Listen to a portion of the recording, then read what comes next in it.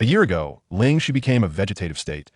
In order to cover medical expenses, the Ling family exhausted every means. Her parents sold land and collected scrap, while her sister dropped out of school to work, leaving the entire family burdened with debt. At this moment, Ling Xi suddenly awakened, endowed with powers alien to this world.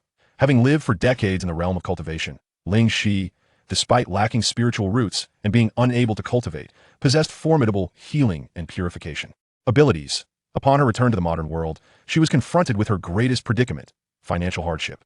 Thus, she rolled up her sleeves and returned to her former profession. From that point on, the Ling family's life underwent a radical transformation, propelling them forward against all odds. Chapter 1. Awakening. At the People's Hospital of City A, Ling, she had been awake for a day. "Call me in 15 minutes, the nurse instructed as she inserted the needle. "Sister," Ling Xi's voice was soft, her large, sparkling eyes gazing at her. The nurse's heart softened. "What is it? Could you lend me 100 yuan? The nurse was taken aback. "Do you need something? I can fetch it for you." Ling, she shook her head, blinking her eyes innocently and endearingly. The nurse couldn't help but feel an urge to pamper her. With the money she had just received, Ling, she expressed her gratitude to the nurse's kindness and quietly left the ward. 15 minutes later, the nurse returned to find the bed empty, the sheets neatly arranged. She looked around. "Where is she?" "I just saw her go downstairs," said a young man from the adjacent bed. The nurse hurried downstairs, searching the first floor, but finding no sign of the girl. Dr. Wang immediately stood up, asking, "Bed 15? "Yes." Dr. Wang's expression changed. "This is bad." He rushed to the monitoring room, and indeed, half an hour prior, the girl had left the hospital alone. "Dr. Wang, Dean Fan, is asking for a blood sample from the girl in bed 15. Ling Xi, clad in an oversized blue and white striped hospital gown, was slight of build and somewhat frail as she slowly made her way outside the hospital. At the hospital entrance, Bai Han Yuan slammed on the brakes, his heart racing at the sight of the small girl before his car. Whoa! In the passenger seat sat a handsome, aloof man, his brow slightly furrowed as a bead of sweat trickled down from his forehead, soaking into his white shirt. He endured a searing pain in his mind, his vision hazy, his throat a bit hoarse. What happened? Nothing. Bai Han Yuan breathed a sigh of relief. "Second master, we have arrived at the hospital." The man lowered his eyelashes, pulling out a tissue to wipe his forehead. Outside the car, Ling, she pursed her lips, her deep almond eyes fixed on the vehicle just a finger's breadth from her knee, and without uttering a word, she walked on. She left. Bai Han Yuan was astonished. The girl seemed quite kind-hearted. She attempted to hail several taxis, but none would stop. Finally, she arrived at the bus station. As a child raised in a county town, she found City A to be utterly unfamiliar. She glanced at the bus stop sign, unable to comprehend it. When a bus passed, she joined the crowd at the back, asking the driver if it went to Omping County. The driver shook his head, prompting her to disembark. An elderly woman smiled warmly. "Little girl, are you lost?" Ling, she nodded, her large, dark eyes fixed intently on her. The woman felt a chill run down her spine, sensing something amiss. The girl was beautiful, but her expression remained unchanged. Could she be simple-minded? Dressed in a hospital gown, was she perhaps an escapee from a mental institution? Mental patients aren't held accountable for murder. The woman's imagination ran wild, and she quickly took a step back. "You might ask someone else, I have things to attend to." Ling, she wished to inquire of others, but upon seeing her frail appearance, people tended to steer clear. Ling, she sat beside the bus stop, feeling somewhat lost. Alas, were the people of the city so cold-hearted? They were far less warm than those in the realm of cultivation, who had treated her with such kindness. After leaving the hospital, Bai Han Yuan spotted the girl at first glance. "Second master, look, it's that little girl." After receiving some treatment, Yan Chen's headache had lessened slightly. Irritated, with a cold tone, he remarked, "Are 17 or 18 girls not enough for you?" Bai Han Yuan protested, "It's the one we almost hit just now." Yan Chen turned his gaze to observe. There she was, the slender girl, forlornly sitting at the bus stop, anxiously rubbing her brow. Her round, glistening almond eyes watched the passing vehicles before she lowered her head in despair. As if sensing something, her gaze shifted in their direction, and suddenly, her eyes sparkled with life, shimmering like pure spring water. Yan Chen's previously restrained gaze lingered for a moment before a subtle smile graced his lips. Chapter 2. Suddenly, a little girl appeared, prompting Bai Han Yuan to slam on the brakes. "Damn it," he exclaimed, leaning out of the car window. "Aren't you afraid of getting hurt?" Ling, she blocked their path, blinking her eyes as she looked at him with anticipation. "I remember you. You almost hit me outside the hospital." Bai Han Yuan couldn't help but think, she is not trying to extort money from us again, is she? Upon closer inspection, he realized the girl was quite lovely, with a delicate face the size of a palm and doe-like eyes that were enchanting. Bai Han Yuan was immediately captivated. "Second master?" Yan Chen, with his dark, piercing gaze, glanced at the girl once more but remained silent. turning his attention to the scenery outside. As the vehicle traversed the road, Bai Hanyuan, filled with curiosity, inquired, "Little girl, why are you wearing a hospital gown? Where are your parents?" She shook her head, closed her eyes, and remained silent, perhaps lost in thoughts of her parents, uncertain if they still resembled her memories. Bai Hanyuan felt a twinge of unease. It seemed odd for a child to approach strangers and then doze off so lazily. As they entered Omping County, Ling Xi opened her eyes, recognizing the familiar streets and buildings, her breath quickening and her heart aching, yet still bearable. A single tear escaped from the corner of her eye, unnoticed by Bai Hanyuan, who continued driving. It was Yin Chun, however, who, with his long fingers, offered her a tissue, his voice low and soothing, "Don't cry." It was then that Bai Hanyuan realized the little girl was indeed crying, and he found it perplexing that Yin Chun, usually so reserved, was showing such kindness to her, especially since she seemed to ignore him. In a moment of distraction, he nearly crashed the car into a telephone pole, resulting in his third emergency brake. Due to inertia, Ling Xi's petite frame lunged forward, colliding with Yin Chun, who was looking back. Her soft, delicate lips accidentally pressed against his cheek.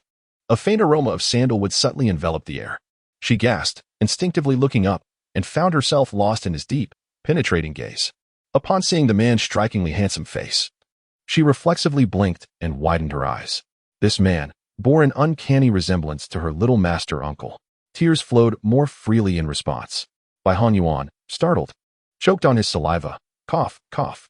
Yin Chen shot a lethal glare in his direction, causing the car's internal pressure to plummet. "It's my fault." Bai Hanyuan surrendered, raising his hands. "I shall drive with more caution next time." Ling Xi took her seat, vigorously wiping her lips. "I want to get out." She repeatedly reassured herself. It was an accident, merely an accident. It was all the fault of the driver. Bai Hanyuan remarked, "Young lady, I acknowledge my mistake. But we haven't even reached your village yet." She flung open the car door and sprinted away. Yin Chen observed her through the rearview mirror, maintaining a stoic demeanor while absent-mindedly fiddling with his prayer beads, one by one, striving to dismiss the peculiar sense of familiarity stirring within him. Ling Xi crouched in a corner, tears cascading down as she watched her parents beside the garbage bin. "Mom and Dad, why are you picking up trash?" Memories flooded back. Her family owned a vast expanse of land, and they could hardly finish their work. There was no time to collect refuse. Could it be because of her? Ling Xi dared not dwell on the thought, wiping her tears and sniffling as she slowly approached. Her parents, bent over, filled their burlap sack with plastic bottles. As the two individuals prepared to embark on their next destination, a soft and delicate voice resonated behind them. "Daddy, Mommy." They remained oblivious to the fact that the voice called out to them until a gentle little hand grasped theirs. Turning around, their bodies froze in disbelief. She? How is this possible? Their daughter, who should have been at the hospital at that moment, stood before them, gazing at the familiar yet aged visage. Ling Xi embraced her mother tightly, weeping. "Mom, I have awakened." Ling's mother tentatively replied, "Shishi? It's me." Ling's father stood helplessly to the side, yearning to embrace his daughter, yet hesitating due to his unkempt appearance. "Daddy." Ling Xi reached out again to hug her elderly father. "Ah." His eyes reddened as he caressed his daughter's hair. Yet, an unwelcome interruption occurred. "Not so fast. I see where you think you're going today." Ling's aunt, accompanied by 3 or 4 others, obstructed their path. Chapter 3, Bullying? Ling's father's countenance shifted dramatically as he shielded his wife and daughter behind him. "Sister, what do you intend to do?" Ling's aunt sneered. "What do you think? I want money." "I never said I wouldn't repay you," Ling's father retorted, glancing at the individuals behind her, signaling for his wife to take their daughter away. Ling's aunt kept her gaze fixed upon them. As soon as Ling's mother made a move, she caught sight of Ling Xi. "What do you think you're doing? If you don't hand over the money today, no one is leaving. And who is this little girl in your arms? Surely, she is not the one you've abducted?" Ling's mother scoffed. "Nonsense. This is my own daughter." Ling's aunt mocked. "Who doesn't know your eldest daughter has become a vegetable, and your 2 younger daughters are working outside? Where did this daughter come from?" Ling Xi lifted her gaze towards the arrogant woman before her, suddenly recalling that this was her aunt. Her parents owed her a considerable sum, prompting such a throng to come demanding repayment. Clearly, this was not a peaceful request. The sweet and innocent young girl displayed an unsettling coldness that belied her age, casting a frosty glare at the group across from her. "Deji, do not blame your elder sister for lacking compassion," her aunt signaled to those behind her. As if to say, after all, You have debts that remain unpaid. A few thugs gradually closed in, wielding clubs in their hands. Sister, have you completely disregarded any semblance of mercy? Ling's father was taken aback by the ruthless demeanor of his own sister. Yet, a mere 20,000 yuan, initially promised to be repaid after a year, was now being demanded after only 6 months. Despite his imposing stature, he found himself outnumbered. The thugs suddenly attacked. He was ambushed, receiving a brutal blow to his back, and shouted to Ling's mother, "Call the police and take Cece away." Ling's aunt glanced over, astonished. Cece? The girl standing beside Ling's mother indeed bore an uncanny resemblance to her niece, though she appeared even more beautiful and, consequently, more valuable. You're awake? Just in time. Your parents owe a substantial amount, and it's only fitting you witness this. You must not forget your filial duty. Ling's mother was also intercepted by a thug, shoved to the ground, and a slap was poised to land upon her. Her phone was snatched away, leaving her unable to call for help. Ling Xi clenched her fists tightly. Though her face remained calm in the face of her parents' oppression, a volcano simmered beneath, as if ready to erupt and incinerate those before her in the next moment. She raised her hands, about to form a gesture, only to realize with a start that this was not the realm of cultivation, and she could not wield her primal power. A fleeting thought crossed her mind. Suddenly, a familiar force surged through her limbs.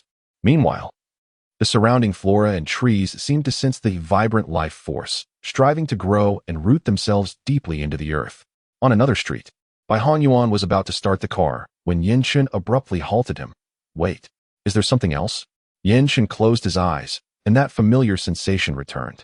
Majestic palaces and towering mountains appeared before him, with a group of people engaged in competitions reminiscent of exquisite ink paintings unfolding. Just as he was about to observe closely, he was distracted by distant shouts. The scene vanished in an instant. He furrowed his brow, his expression darkening. Bai Hanyuan glanced outside the car. It seems someone is calling for help. Yin Shun, with an indifferent demeanor, replied, "Let's go." Bai Hanyuan shrugged and drove away. As they passed an alley, he inadvertently looked up and was taken aback. My goodness! Throughout the journey, Yin Shun was increasingly annoyed by his startled exclamations. His voice low, "What now?" "Second master, there's a little girl." He pointed towards the alley. Yin Shun rubbed his temples, lifted his gaze, and took a glance. Without hesitation, he exited the vehicle and walked towards the alley. Bai Hanyuan called out, "Wait for me." Chapter 4, Blood Extraction. As the two approached, they saw a little girl standing in the center, surrounded by people sprawled on the ground. Bai Hanyuan exclaimed, "So, the ones who were shouting for help were these rascals? They deserve it for bullying a little girl." He stepped forward and kicked a few of them. "Are you all right?" Yin Shen asked quietly, standing tall beside Ling Xi. Ling Xi shook her head, and with a slight movement, her body limply fell backward. Before losing consciousness, the scene from a year ago resurfaced in her mind. She was accosted by 4 individuals in an attempted robbery, and as a large vehicle approached, she was forcefully shoved into its path. Had the driver not been exceptionally skilled, she would have undoubtedly been thrown into the air. However, her heart was unable to withstand such a shock, and she collapsed, unable to rise. The perpetrators merely watched, remaining completely still. These two scenes intertwined in the minds of Ling's parents, and their faces paled. Shi, Yin Shun, supporting the young girl's arm, realized how thin she was, her bones pressing against his hand. "Are you her parents? Allow me to take care of your daughter. Thank you." The 3 spoke in unison. Ling's father, filled with anxiety, said, "I'll take her to the hospital." Yin Shun immediately lifted the girl in his arms, feeling as light as a wisp of cotton. "My car is nearby. Let's go." Ling's parents, observing the expensive luxury car before them, hesitated slightly. However, their concern for their daughter compelled them to follow. "Sir, we are truly grateful to you." Ling's mother, supporting her daughter's shoulders, expressed her gratitude once more. Without this man, they would have struggled to find transportation to the hospital in their current state. Yin Shun retrieved a bottle of water from the car compartment and handed it to Ling's mother. Moisten the young girl's lips. Prompted by his suggestion, Ling's mother noticed that her daughter's lips were already chapped. She quickly took a cotton swab and gently moistened her daughter's lips. Ling Xi instinctively extended her small tongue and licked them. Bai Hanyuan, observing Yin Ye's meticulous and thoughtful actions in the rearview mirror, remarked to himself, "I never imagined that an iceberg could possess such a gentle side, especially towards a young girl he's just met." In the People's Hospital of City A, Dr. Wang entered the ward, only to find the young girl once again in a state of unconsciousness, his brow furrowing in concern. What is happening? Why has she fainted again? Mother Ling's voice trembled with emotion. She was perfectly fine, and we cannot fathom why she suddenly collapsed. After a thorough examination, they awaited the results, which revealed that the girl had merely exhausted herself. This knowledge brought a measure of relief to Ling's parents, as long as she rested adequately. There was no grave issue at hand. Ling's father rubbed his aching shoulders, preparing to seek out the doctor, when he noticed a tall man nearby. "Why are you still here?" Yinshin replied, "This is the first time I have been asked to leave, and my feelings are beyond description." Bai Hongyuan coughed discreetly. "We will leave once we ascertain that the young girl is safe." Ling's father nodded. "Allow me to escort you downstairs." Yinshin cast one last glance at Ling Xi, and, almost involuntarily, pulled out his phone to capture a photograph. In the car, Bai Hongyuan expressed his sympathy. "I never imagined that the young girl had previously been in a vegetative state." Yinshin gazed at the image on his phone, where the girl appeared serene and gentle, resembling a charming little cat. Strangely enough, it seemed that the presence of her image alleviated his headache. The following day, upon awakening, Ling Xi discovered her parents resting by her bedside. They wore the same clothes as yesterday, their hair somewhat tidier, yet streaked with numerous grays. Their faces bore the marks of aging, undoubtedly a testament to the hardships endured over the past year due to her condition. Mother Ling had gone out to fetch breakfast. Ling Xi turned to her father. "Father, how much do we owe to Annie?" Ling's father regretted allowing his daughter to witness the previous day's events. He poured himself a glass of water, but remained silent. Noticing her father's reticence, Ling Xi pressed her lips together. "I shall not inquire further." Then, cherishing her family, she endeavored to live well. After breakfast, her parents pushed her to undergo a medical examination. She was subjected to the extraction of 6 vials of blood, causing Ling Xi to frown in discomfort. Something felt amiss. During her previous tests, she had only ever had 3 vials drawn at most. The nurse glanced at the chart and confirmed that it was indeed prescribed by the doctor. Ling Xi had not paid much attention initially, but upon closer inspection, she noted that there were additional tests, including one for high blood sugar. How could someone of her delicate stature possibly have high blood sugar? Ling Xi remained vigilant and, upon her next encounter with Dr. Wang, inquired about her blood sugar levels. Upon learning that everything was normal and did not require special testing, her suspicion deepened. Why had she been given such a blood draw order? Chapter 5. The inexpensive necklace in the stillness of the night. The hospital room was eerily quiet. Ling Xi awoke from a deep slumber and surveyed her surroundings. Her mother and another patient were sound asleep. Feeling reassured, she recalled the mysterious force she had sensed earlier. Extending her right hand from beneath the covers, she concentrated her energy, and a thin veil of white mist began to materialize in her palm, gradually solidifying. A luminous orb of ethereal white light emerged in her grasp. Ling Xi's eyes sparkled with realization. It was indeed the source of her innate power. This primordial energy had been acquired during her time in the realm of cultivation. In that world, individuals could absorb spiritual energy, comprehend the principles of heaven and earth, and attain a transcendent existence. Yet, she alone could not directly harness this spiritual energy. Her master had informed her that she possessed a pure and untainted body, and her junior master had sought out this source of energy for her, which held the power of healing and purification. It could heal all living beings and cleanse a myriad of toxins and herbs. She had also successfully embarked on her path through the use of elixirs. Perhaps it was due to her having faced death once. Her internal reservoir of primordial energy had been severely depleted, leaving her with less than 1%. Fortunately, this primordial energy had the capacity for regeneration. As she pondered, she gently placed her hand upon her chest. A soft, white light gradually permeated her being, and the sharp, needle-like pain in her heart began to subside. The flowers and plants on the windowsill seemed to sense the surging vitality, straining to extend their branches and leaves. After half an hour, she finally paused. The source of her power, already scant, had diminished by more than half. She continued to manipulate this primordial energy as a significant amount of spiritual essence slowly gathered around the orb of light in her hands, being purified and absorbed. Yet, the primordial energy did not increase in the slightest. It was not until dawn approached that she ceased her actions. Aunt Ling was oblivious to what had transpired that day and fainted to the ground. Unyielding in her disbelief, she returned to the hospital with her husband, Chen Fei, and her younger brother-in-law, Chen Qi, choosing a time when Ling's father was absent. "Sisters-in-law, you are truly formidable," Aunt Ling declared from her chair, exuding arrogance. For she had managed to render 4 or 5 of us unconscious. Upon hearing this, Ling's mother immediately realized she had misunderstood the situation. The reasons behind those individuals fainting were unclear to her and Deji. Fortunately, they had lost consciousness. Otherwise, it would have been uncertain how badly they would have fared. This is a hospital, not a place for unruly behavior, Ling's mother warned with a wary expression. Aunt Ling chuckled. What have I done? Why shouldn't I come? Ling's mother's expression darkened. Knowing full well that she, who suffered from congenital heart disease, could not withstand any agitation. Aunt Ling still insisted on causing a commotion in the ward. It was evident she was determined to disrupt their family's peace. Aunt Ling then produced a necklace, asking, "Does this look familiar?" Ling's mother wiped her neck, realizing why she had been unable to find the necklace. Even a worthless trinket had been stolen. Once the time came, we would certainly repay both the principal and interest. Aunt Ling chuckled dismissively, unconcerned with the passage of time. She produced a piece of paper, glancing at it, and stated that if it was acceptable, she would sign. Ling's mother took the document, her expression growing increasingly grim. Ling Xi caught sight of its contents, a staggering 30% monthly interest. It was akin to usury. She tore the IOU apart, declaring, "We will not sign this." Aunt Ling then pulled out a stack of IOUs, fiddling with her necklace, saying, "And there's this as well. Who knows if it holds any value?"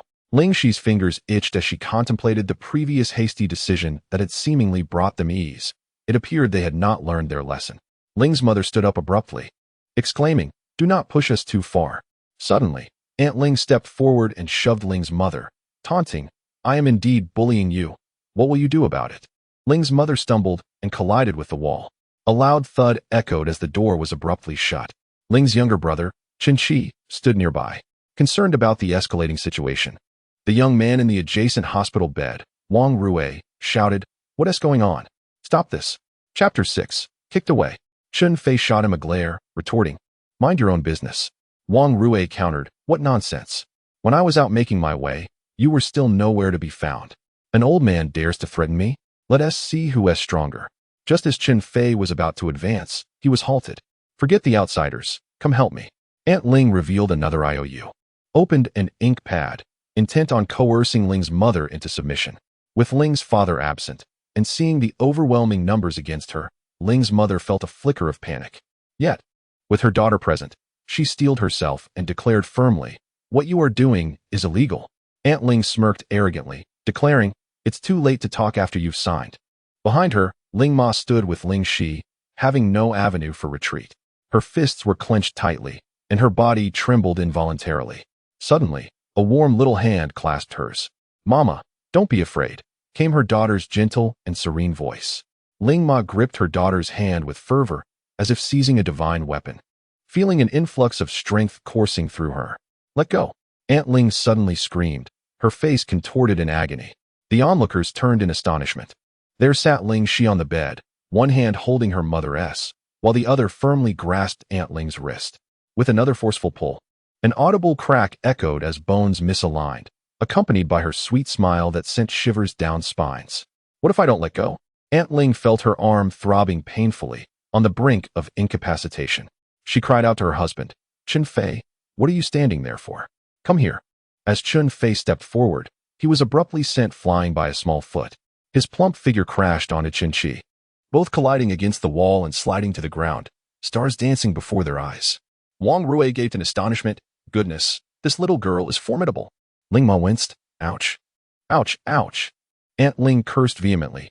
"You wretched girl, is this how you treat your elders? Let go of me." Ling Xi's lips curled into a slight smirk. "I want to let go. So what?" Those words rang familiar. Aunt Ling truly could not endure any longer. Pleading in pain, she, "I am your aunt. I won't dare anymore. You don't need to pay me back. Just let go, please." Ling Xi scoffed, dismissing her words as mere wind. "Hand over the necklace." Ling Daegu endured excruciating pain, while with her other hand, she hurriedly offered the necklace, repeatedly insisting, "Take it, take it." Ling Xi gently scratched her mother's palm, prompting Ling Ma to finally realize and accept the necklace. "The money will be returned to you on time." Ling Xi then released her grip, her voice icy. "If you dare to cause trouble again, Daegu will assess whether she can withstand it."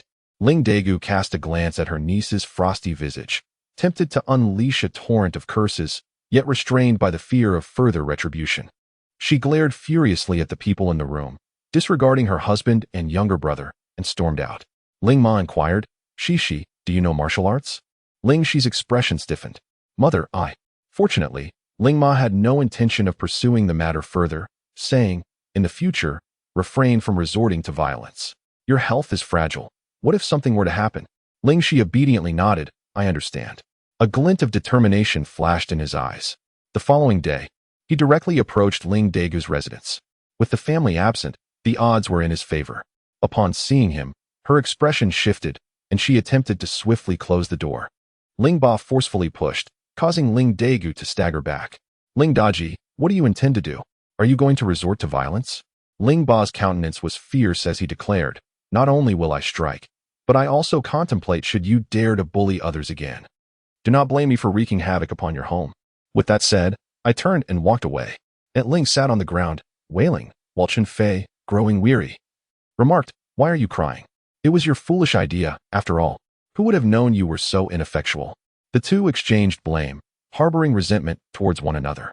Chapter 7. Revival Elixir. Ling Xi recalled the moment she awoke to see her parents and inquired about the family's circumstances. The land we contracted. Ling father stammered, his gaze evasive.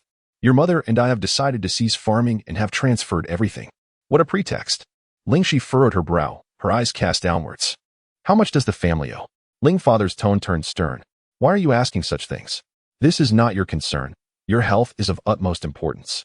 Ling Xi pressed her lips together, her dark eyes calm, yet stormy. The pressure mounted within Ling father as he glanced around, falling silent. After a prolonged 10 minutes, he could no longer bear it. Focus on your recovery and refrain from thinking about anything else, all right? It seemed they were in considerable debt. She needed to devise a plan to earn money. Her gaze shifted toward the medical texts nearby. Should she return to her old profession? With no option to be discharged, it was indeed her only choice. She picked up a book and began to peruse it at a pace of several minutes per volume. Seeing his daughter no longer inquiring, Ling father swiftly exited the room. After some time had passed, she had gained an understanding of the current state of medical knowledge. Wang Rui had been holding back all day and finally could not contain himself. Little sister, where did you learn that skill of yours? It's impressive, he exclaimed. He had not anticipated that the seemingly delicate girl possessed such prowess. He then inquired, could you perhaps teach me?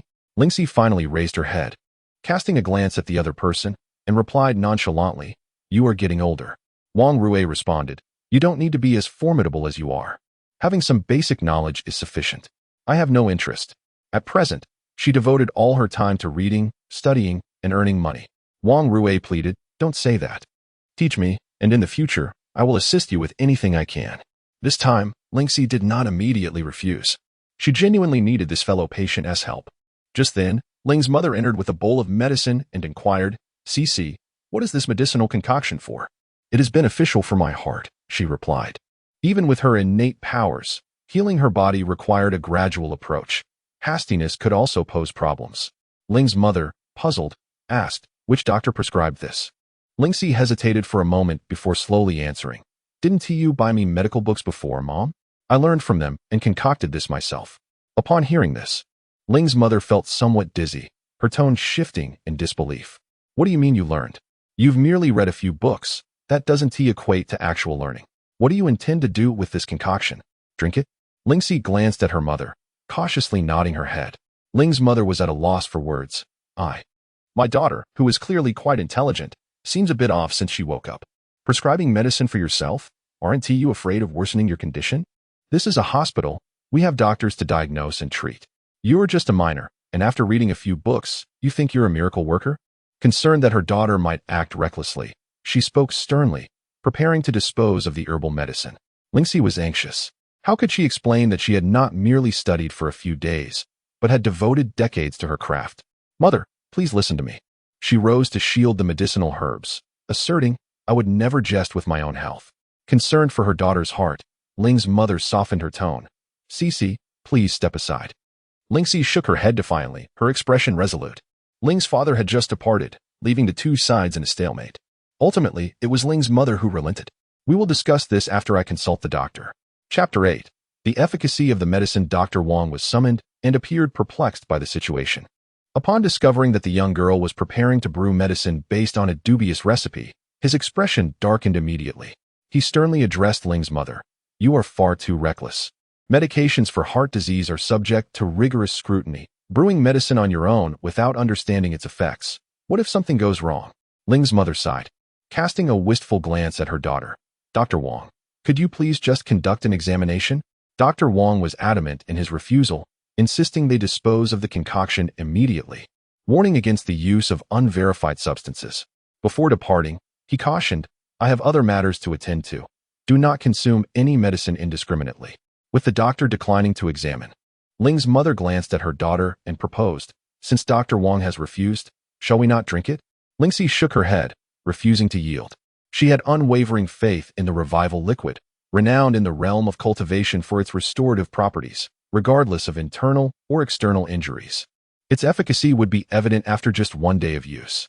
It was merely the average quality of the herbs she procured that would likely delay noticeable results by 3 or 4 days. I will find a way, she declared. Ling's mother replied, then you must not consume it without permission.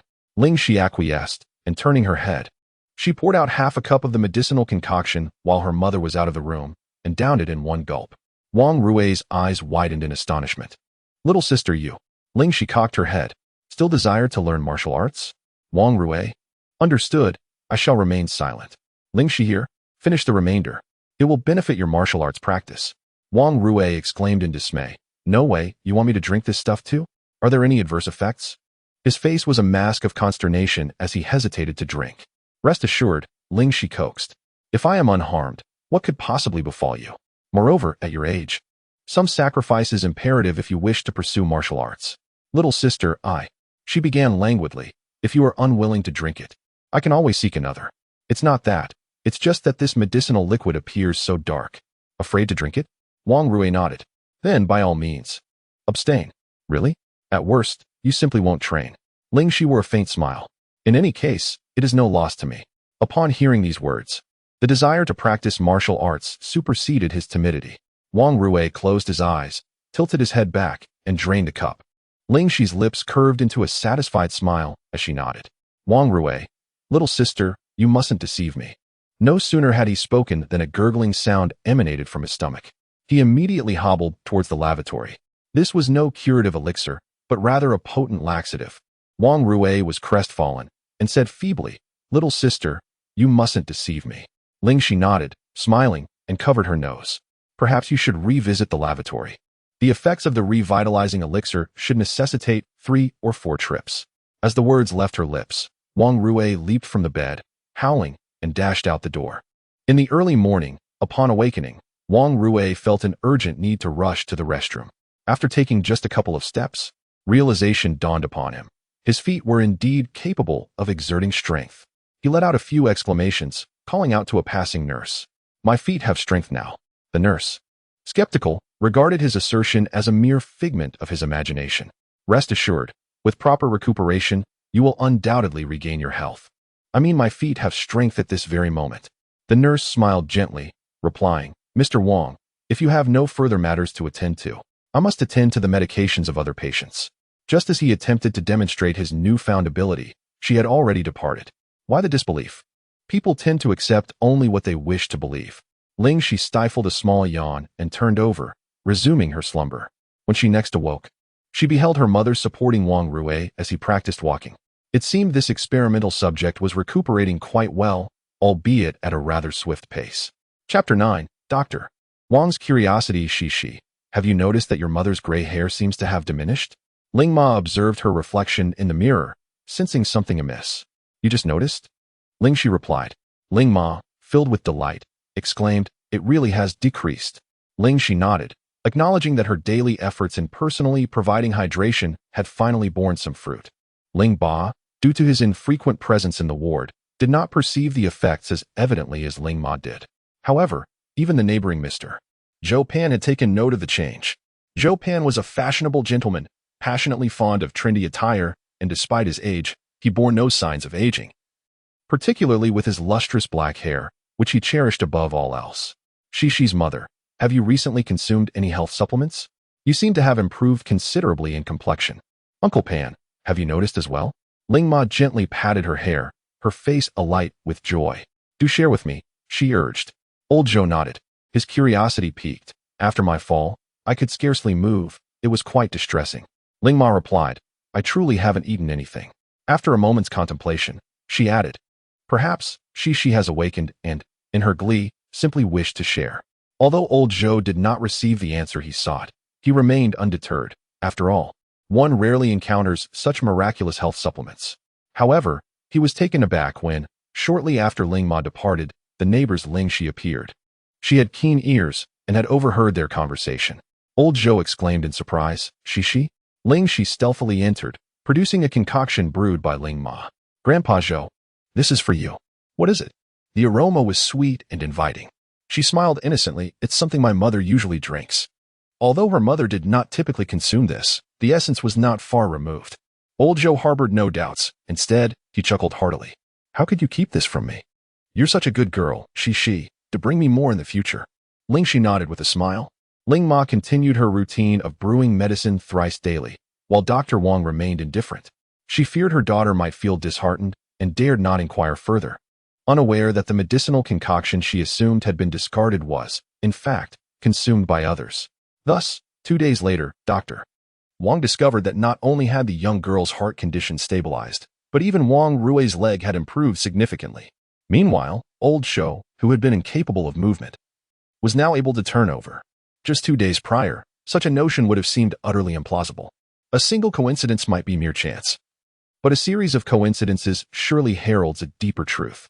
Dr. Wang was struck by the unusual behavior of the little girl, who had just awakened and was able to dash out of the hospital, a feat unbecoming of a typical patient.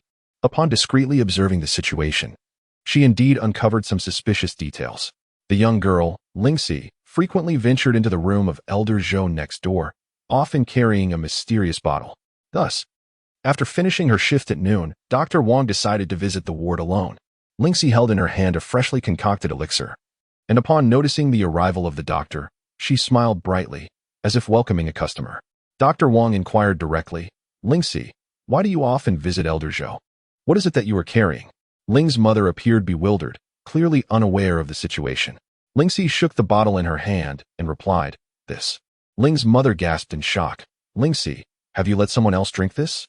Dr. Wang, puzzled, asked, what is this substance? It's the medicinal concoction that Ling Xi asked me to brew. She even wanted you to examine it earlier, came the response. Dr. Wang inhaled sharply, exclaiming, you not only didn't dispose of it, but you actually consumed it? Ling Xi nodded her little head and smiled at them, then took another sip from the bottle. Ling Xi. Ling's mother, alarmed, rushed forward to make her spit it out. She patted her chest, asserting, it's perfectly fine. The dark liquid slid down her throat, imbued with a hint of sweetness. Indeed, it was the purified potion, which was even more palatable. Ling's mother, enraged by her daughter's actions, reached out to scold her. Ling Xi quickly ducked beside Wang Rui, peeking out with her little head. Mom, I promise, the medicine is truly safe. Wang Rui raised his hand in assurance. Auntie, this is a wonderful thing. Ling's mother, torn between anger and concern, lamented, what should we do, Dr. Wang? Dr. Wang too was taken aback by the little girl's audacity. Anything can be consumed without hesitation. However, observing the lively demeanor of the young girl, it seems that the medicine poses no issues. Leaning down to catch a whiff of the medicinal brew, a delightful sweetness fills the air. The flavor is rather pleasant, and moreover, Dr. Wang has proclaimed it to be a remarkable remedy. Could it truly be linked to the improvement in their ailments? Unable to quell his curiosity, he lifted the vial and departed. Chapter 10. The medical prodigy. After Dr. Wang's departure, Mother Ling, concerned for her daughter's well-being, incessantly inquired, does your heart hurt? Ling Xi shook her head in response. Are you uncomfortable in any way? Ling Xi continued to shake her head. You are becoming increasingly disobedient. It's all your father's indulgence. Ling Xi, at a loss for words, decided to alleviate her mother's anxiety by performing a few spins, demonstrating her robust health. Yet, Mother Ling remained unconvinced. For every minute that passed since Dr. Wang's exit, she lamented, leaving both Ling Xi and Dr. Wang drowsy from her incessant chatter. After lunch, the door to the ward was flung open with vigor. Dr. Wang entered, visibly excited, clutching several sheets of paper. Where did you obtain this formula? He inquired. Mother Ling, puzzled, responded, is there a problem? Dr. Wang nodded emphatically, a significant issue. Mother Ling's immediate concern was, is she in any danger? Not only is she unharmed, But she is thriving, he assured her. He finally comprehended why Dr. Wang and old Master Zhou had experienced such swift recoveries. To his astonishment, this medicine proved to be far more effective than the finest remedies available on the market. Ling Xi was acutely aware of the efficacy of the revival liquid. Fortuitously, she posed a direct question, Dr. Wang, do you require this medicine? Dr. Wang nodded fervently, I desperately need it. Not just for myself, but for many patients who are in even greater need. This medicinal solution is no longer limited to a single ailment. Should it be introduced to the market, it would undoubtedly become an indispensable foundational remedy in every household. However, at present, mass production remains unattainable. Ling Xi cautioned. Dr. Wang responded with a sigh, his expression tinged with disappointment. If you require it, I can sell it to you privately, Ling Xi offered, though she hesitated, but I lack the necessary documentation. I will take care of that, Dr. Wang promptly replied. Does this solution have any other side effects? Ling Xi shook her head, assuring him that it bore no adverse effects. Purified by the primordial force, it retains no impurities whatsoever. Although no harmful substances had been detected, Dr. Wang felt a greater sense of reassurance with her guarantee. The young girl's heart condition was improving. He pondered whether to allow his cousin to try it. By the way, I hope you can keep this confidential for the time being, he requested. Dr. Wang nodded in agreement, recognizing the immeasurable value that this medicine could yield once it became available. The young girl had informed him beforehand, and he would not be ungrateful. Furthermore, considering her youth and her remarkable discovery of such a foundational remedy, one could only imagine her potential as she matures. After Dr. Wang departed, Ling Ma turned to her daughter with a hint of skepticism. Xi, is this formula truly effective? Ling Xi nodded confidently. The revitalizing liquid, recognized within the realm of cultivation, possesses an extraordinary capacity for bodily restoration. You've only read a few books and discovered this formula? Is it some sort of celestial manuscript? Ling Ma's gaze shifted to the medical texts, flipping through them with a hint of disbelief. Yet, she found nothing comprehensible. Mother, I am inherently intelligent, you know. She spoke with unabashed confidence, unashamed. Ling Ma playfully chided her, and after a brief moment, she turned to her daughter once more for confirmation. Xi, this is truly your work? Isn't it? Ling Xi nodded her little head and sighed. Mother, how could you doubt me? I assure you, in this world, there is no other source for this formula. Overjoyed, Ling Ma leapt with excitement, exclaiming, wonderful. I never imagined my dear would turn out to be a medical genius. Saying this, she affectionately kissed her daughter's cheek, leaving Ling Xi's face flushed with embarrassment. Chapter 11. The Prophet. The following day, at 5 in the morning, as dawn broke with the characteristic mist of early autumn and a gentle breeze wafted through the air, Ling Ba arrived at the hospital bearing a lovingly prepared breakfast. Dr. Wang, carrying the traditional Chinese medicine that Ling Ma had brewed, had taken a special leave to visit his cousin. The two encountered each other at the hospital entrance. Ling Ba greeted him, Good morning, Dr. Wang, with a cheerful nod. Dr. Wang observed the lunchbox in Ling Ba's hand. Another meal for Xi, I presume? Indeed, she simply adores my cooking, Ling Ba replied, inadvertently boasting. He was about to open the lunchbox for Dr. Wang to see, but the latter waved him off, stating he had other matters to attend to. Before departing, he expressed enviously, You truly have a wonderful daughter. You are quite fortunate. Ling Ba, taken aback by the unexpected compliment, was momentarily bewildered. It was only after Ling Ma explained the events of the previous day that he came to a sudden realization. Xi is a medical genius? Surprised, are you? Ling Ma teased. He merely smiled, gazing at his daughter's innocent and endearing face, resembling that of a child. No matter how he looked at her, she seemed far removed from the image of a medical prodigy. He scratched his head, hesitated, and murmured, Wife, you surely haven't just awakened, have you? Ling Ma glared at him, enunciating each word, Ling Daji. Ling Ba chuckled awkwardly and quickly added, I was just joking. Dear, please don't take it to heart. Dad, come here. Ling Xi beckoned to her father, a smile gracing her lips. Ling Ba hurried over, receiving a pristine bank card handed to him. He inquired with curiosity, Whose is this? Oh, it's mine. I've given it to you, Ling Xi whispered. There are 70,000 in it. Dr. Wang contributed 50,000. And Grandpa Zhou and Wang Rue each gave 10,000. What? Ling Ba exclaimed, astonished, realizing he had been rummaging through garbage too often lately. His first reaction was, Where did you find it? A resounding slap echoed through the air as a powerful hand struck him. Unsurprisingly, Ling Ba would likely bear a large red mark on his back. Ling Ma, irked, lowered her voice. You go find one for me to see. This is what Xi earned through her own efforts. Without thinking, Ling Ba retorted, what skills does she possess? Upon hearing this, Ling Xi let out a deep sigh. It was not merely skepticism regarding her earnings, but rather a doubt in her abilities. It was exhausting. She elongated her tone, pouting, Dad. Aware of his misstep, Ling Ba cleared his throat and awkwardly shifted the topic. All right, I believe you earned it. My clever daughter is indeed quite capable. You haven't had breakfast yet. You mustn't go hungry. Come, let's eat. He swiftly adorned the entire table with a lavish spread of breakfast. Translucent wontons, soup dumplings, red bean and barley porridge. Heart-shaped fried eggs, triangular dumplings, an assortment of fruit yogurts. All of these are delicacies cherished by Ling Xi, along with delightful desserts crafted by her father. Ling Ba. As the mother and daughter savored their breakfast, Ling Ba sat alone nearby. The calm demeanor of his wife and daughter seemed genuine, leaving him to wonder if there truly was 70,000 yuan involved.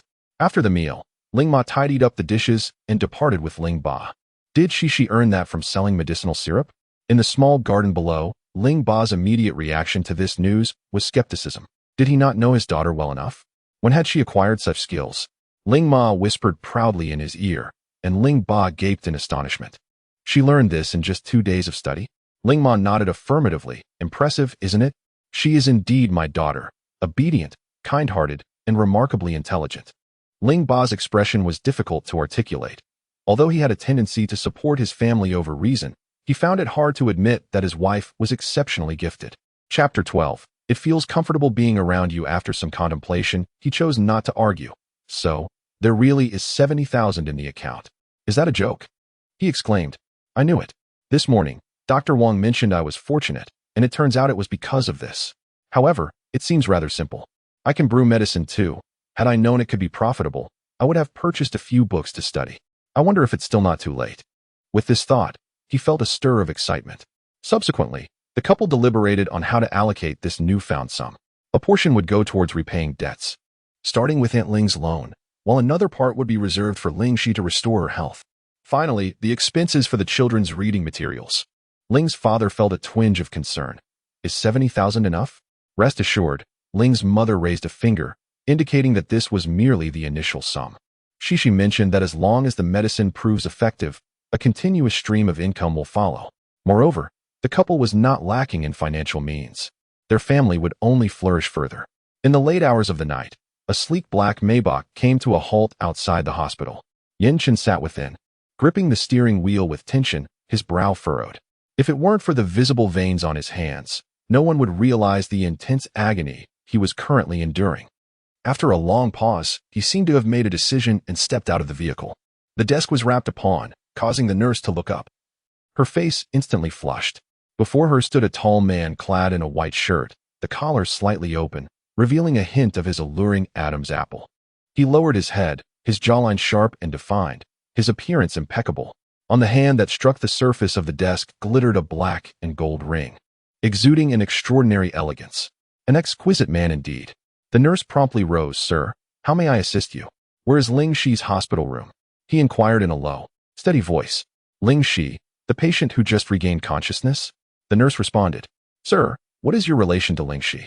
Yin Chun suppressed the pain swirling in his mind. Maintaining a stoic demeanor, a friend. She was quietly engrossed in her reading, and others dared not intrude. It was only when the door swung open that her gaze lifted from her book. Upon seeing the visitor, her mouth fell open in surprise. What brings you here? If memory serves her right, they had only met once. Now, at 11 o'clock at night, what could be his purpose for coming here? The man, exuding an aura of cold indifference, pressed his thin lips together, his visage as frigid as ice. He approached the bedside, seated himself, and remained silent. Ling Xi widened her eyes in surprise. Is he here to meditate? The headache is not as intense as before. His expression was shrouded in ambiguity. Were it anyone else whose presence affected him so profoundly, he would have kept a vigilant watch over them.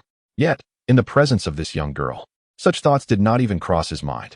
10 minutes later, Ling Xi surrendered, rubbing her weary eyes. Do you have something to discuss? She raised an eyebrow, gesturing towards the clock. At this hour, you come to express gratitude? Yin Chen lifted his gaze to scrutinize the girl closely. Bai Han Yuan had not exaggerated this time. The girl was indeed quite beautiful. Her complexion had improved significantly, and her face was beginning to fill out. It seemed her recovery was progressing well. He spoke softly. Being near you is quite comforting. Ling Xi wrinkled her nose in response. And, if possible, I would like to visit you often. At the very least, it would alleviate my headaches when they strike. For Yin Chun, known for his disinterest in women, to utter such words to a young girl was no small feat. If the people of Kyoto were to learn of this, they would surely be taken aback. Chapter 13. Changing wards. Ling Xi pointed to herself, exasperated and amused. Look at me. You find comfort in my presence? Were it not for the striking resemblance to my little master uncle, I would have thrown you out long ago. Listen to this. Speaking such words to a stranger seems almost predatory. Yin Chen lifted his eyelids. His tone earnest and sincere. You may not believe it, but I truly need it. Do you need it, or should I provide it? Ling Xi cast a glance at him, remarking, if you're unwell, perhaps you should consult a physician. A burst of laughter echoed from outside the door. Yin Chen's cold gaze narrowed slightly as he rose to his feet. Bai Hanyuan leaned against the wall, struggling to suppress his laughter.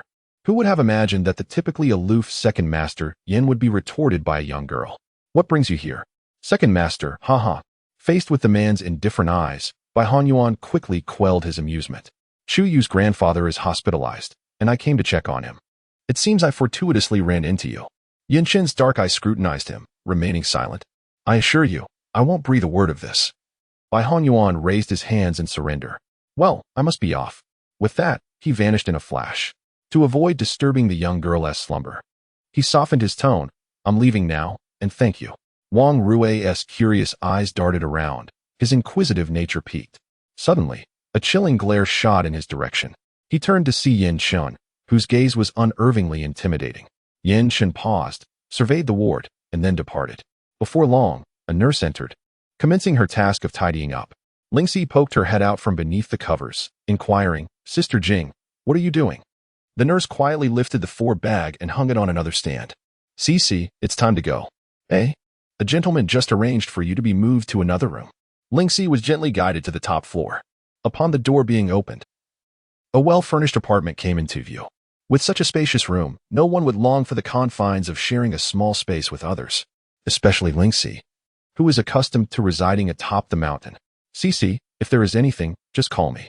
After the nurse departed, Ling Xi reclined on the plush, comfortable bed, her large eyes darting about. That man is rather peculiar. Could it be that he truly is ill? And does her inherent power make her feel at ease in his presence?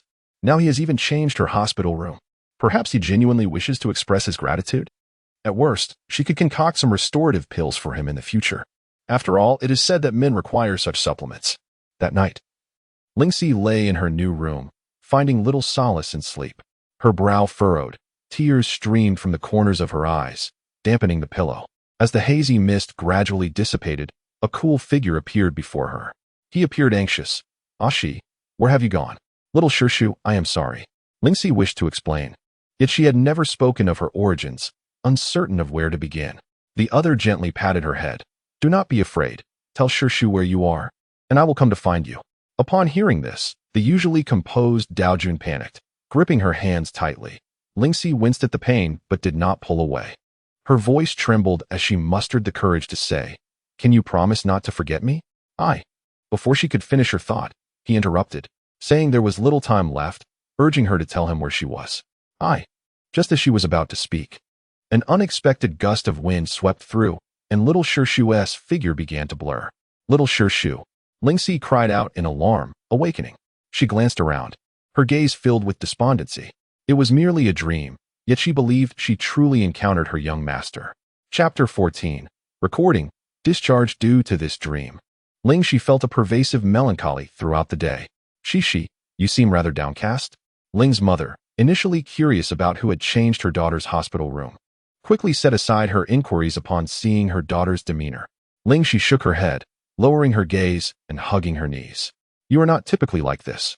Please tell me, what troubles you? The gentle and soothing tone of her mother reminded Ling Xi of the caring nature of her young master. Axi, be cautious on your descent. Safety is paramount. Axi, the jade pendant contains my spiritual essence, capable of resisting a 9th-level adversary. Axi, come here. Allow me to tend to your wounds. Tears began to fall, an effort to suppress them proving futile. However, Ling's mother noticed and approached, embracing her daughter. Darling, if something is amiss, cry it out. Do not keep it bottled inside. In truth, Ling's mother had long perceived that. Although her daughter appeared as obedient and sensible as ever after awakening, the maternal instinct allowed her to discern the unspoken burdens weighing on her daughter's heart. Ling Xi leaned in, wrapping her arms around her mother. A faint sob escaped her lips as she murmured, "I miss him." Ling's mother, unable to hear her clearly, gently patted her daughter's back. "It's all right. Do not fear. I am always here." It was not until Ling Xi exhausted herself from crying that she finally drifted into slumber. Ling's mother gazed at her daughter's reddened eyes, her heart aching as she wiped her face tenderly. A week passed, and Ling Xi regained her strength and mobility. With the doctor's approval, she was set to be discharged today, and Dr. Wang expressed his excitement, for his cousin was now able to walk with vigor. Ling Xi fiddled with her newly acquired smartphone, a smile gracing her lips as she noticed a text message from the bank. Another income had been deposited. Grandpa Zhou and Wang Rui arrived at the rooftop. Ling Xi pondered for a moment, contemplating whether her father could deliver the medicine daily. Upon hearing that there was more medicine, Grandpa Zhou's spirits lifted immediately, exclaiming, "Wonderful." He then leaned in closer and whispered, "I have a friend who, like me, suffers from back issues. Do you think you could sell it?" Ling Xi found herself in a dilemma. If not for her knowledge of the medicine's efficacy and the financial strain at home, she would never consider selling it without proof. Although she currently had only 3 clients, her financial situation was not as dire as before. "Grandpa Zhou, She began to decline, but was interrupted. Dr. Wang produced a document. "Your credentials. Just received yesterday. If it weren't for my connections, it would have taken at least a year and a half to obtain." With this, the issue was resolved. And Ling Xi nodded in agreement. "All right." In the office of the dean, a female janitor knocked and entered. Fan Shuilin rose swiftly, inquiring, "How did it go?" The janitor respectfully handed over a package, stating, "Dean, everything has been recorded." Fan Shuilin's face lit up with joy. He was about to open the voice recorder, but paused. "You may leave now." The janitor hesitated. "What about my daughter's job?" "Do not worry." Once she exited, he locked the door and began to listen to the recordings. The fragmented audio documented a week's worth of events, and indeed, it aligned closely with his suspicions. He had sensed something amiss when they tested the comatose man's blood previously. Upon listening intently, it became evident that not only was the young girl involved, but also Dr. Wang's cousin. Moreover, they were all connected to a new medication. Fan Shuilin bowed his head in contemplation, realizing that the young girl harbored a secret. Upon leaving the hospital, Ling Xi smiled contentedly. Outside, a familiar Rolls-Royce was parked by the roadside. Bai Honyuan looked up and saw it had arrived. Yenshin stepped out of the vehicle and approached. Chapter 15. Our family will never be short of money. Ling Xi pressed her lips together, her hands clasped behind her back. Upon seeing the visitor, she felt puzzled. Why had this person returned? Yanzhong carried a box, offering congratulations for her discharge. Yet he did not accept any gifts. Ling Xi declined, stating it was unnecessary. Ling Ma readily agreed, expressing delight at the previous car made for them and eagerly anticipating another. Bai Hongyuan gripped the steering wheel with utmost seriousness, unwilling to take any chances. The young girl's parents sat in the car, and he feared a repeat of the previous incident. Inside the vehicle, silence prevailed initially, with no one daring to speak. Gradually, however, Ling Dad and Ling Mom could no longer contain themselves. The couple began to admire the car's interior decor. Ling Ma nudged Ling Dad with her elbow, exclaiming, "Deji, look at this leather." Ling Dad stroked the seat, enviously remarking, "It's truly comfortable. When can our family afford one?" He chuckled heartily. "Haha, stop dreaming." Ling Ma retorted, "Don't tempt me." Ling Xi observed the gleam of affection in her parents' eyes and resolved that once their debts were settled, her next goal would be to save money for a car. Yenshin seemed to grasp something significant. In Qingfeng village, a Rolls-Royce drove into the village, instantly igniting a whirlwind of gossip. "What did you say? How much does the car cost?" "My goodness, over 10 million.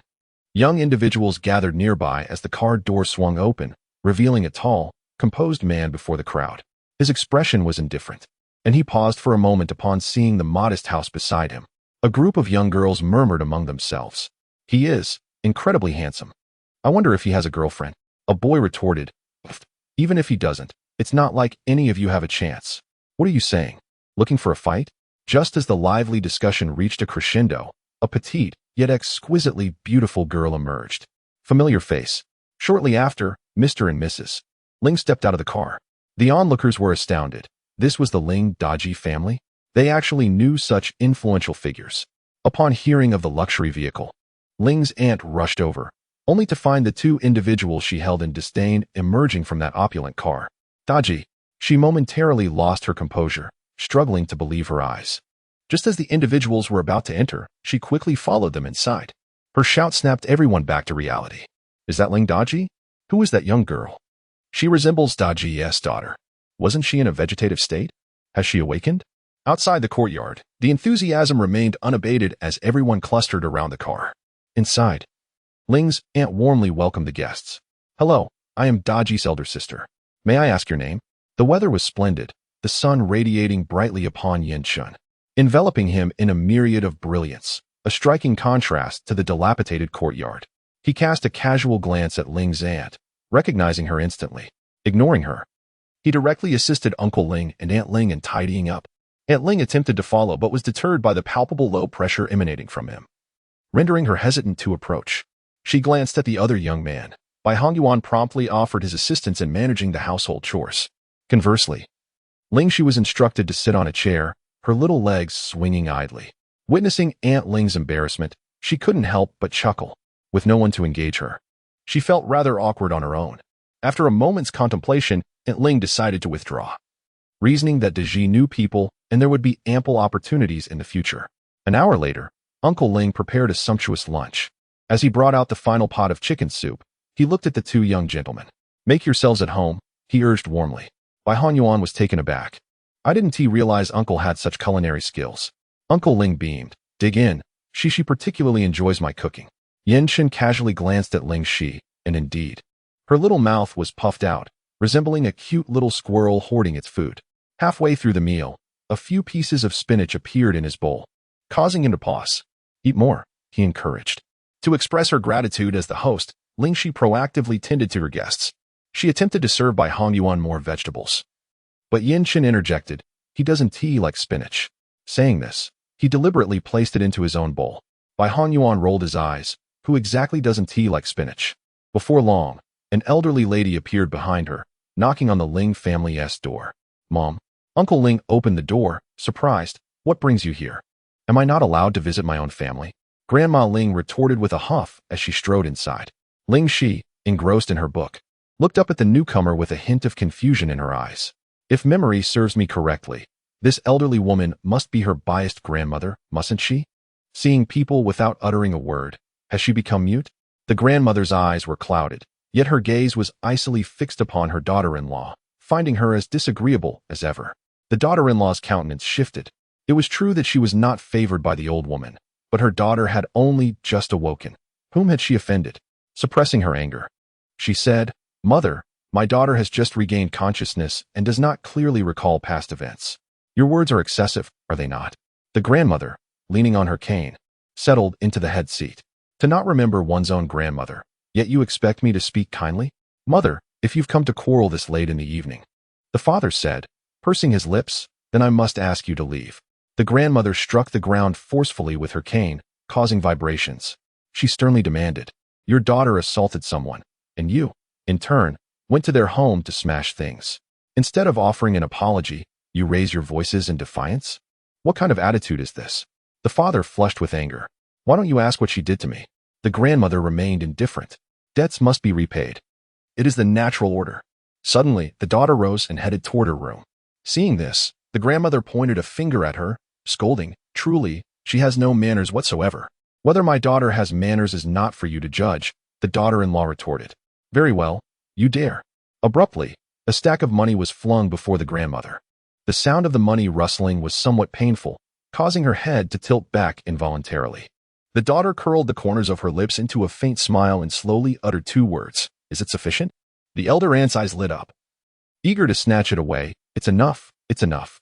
Ling Xi evaded, her gaze scrutinizing them, an ominous premonition stirring within her heart. Grandmother, doesn't Aunt Ling still owe you money?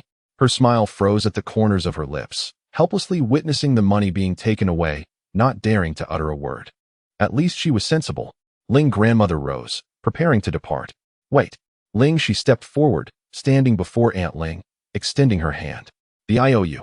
Reluctantly, Aunt Ling produced the note, declaring, "Do not come to me for money again." Ling Xi's expression remained composed. "Rest assured, our family will never lack for funds in the future." As if she had heard a particularly amusing joke, Aunt Ling erupted into laughter. Suddenly, a small hand gripped her arm. A jolt of recognition surged through her as memories flooded back. "Let go." Ling Xi slowly shook her head, her demeanor chillingly calm. "It is only right to repay debts. But what about the injuries my father sustained? How should I know? Release me." Aunt Ling's fear began to surface as she anxiously glanced at Ling grandmother. Ling grandmother stepped forward, her gaze icy, admonishing, "Release her." Ling Xi complied, but her other hand clenched into a fist, striking out towards her opponent. The blow appeared light, yet it was imbued with a powerful force, sealing in the air. "Oh!" Aunt Ling staggered and fell to the ground, perspiration beading her forehead, her body curling in on itself, her voice weak. "It hurts." Chapter 16. Qingyu Temple. Ling grandmother hurried to assist Aunt Ling, then turned her steely gaze towards Ling Xi, her brows furrowed in disapproval. "This is insubordination. Apologize." The elderly lady, petite and slender, wore a stern expression that was rather intimidating. Ling Xi couldn't help but reflect on her former self. Every time she passed by her uncle's house, she dreaded the possibility of her grandmother suddenly emerging to chastise her. She strived to appear more obedient, refraining from informing her parents for fear of provoking further trouble. In hindsight, such apprehension seemed unnecessary. It was not that the old lady despised her. Rather, she harbored a deep-seated animosity. Ling Xi did not possess such formidable influence. The grandmother's voice was soft and gentle, yet her gaze lacked any warmth. A mere punch from her was trivial compared to the injuries inflicted by her father. Grandmother Ling glared at Ling Ba. "Are you merely going to stand by while she bullies your elder sister and your mother?" Ling Ba rolled his eyes. "What has she done to you? Is 20,000 yuan considered bullying? As for my elder sister, I would gladly applaud her departure. She is undoubtedly my daughter." Feeling for her father, Ling Ba rolled up his sleeves and began to usher Aunt Ling out. "What are you doing?" Grandmother Ling pursued him, insisting, "Stop. Your sister is injured." Aunt Ling was expelled from the Ling household, and Grandmother Ling hurried to support her. "Mother, since you look down upon me, I shall not come here anymore." "Unfilial child." Ling Ba scoffed. "Indeed, I cannot measure up to my elder brother's success or his filial piety. You may live well with him. I shall not see you off." With a resounding bang, the door slammed shut. Grandmother Ling, seething with rage, recalled Ling Ba's words and inquired, "What did you do to De Ji previously?" Aunt Ling, feeling guilty, lowered her head, remaining silent. "Speak."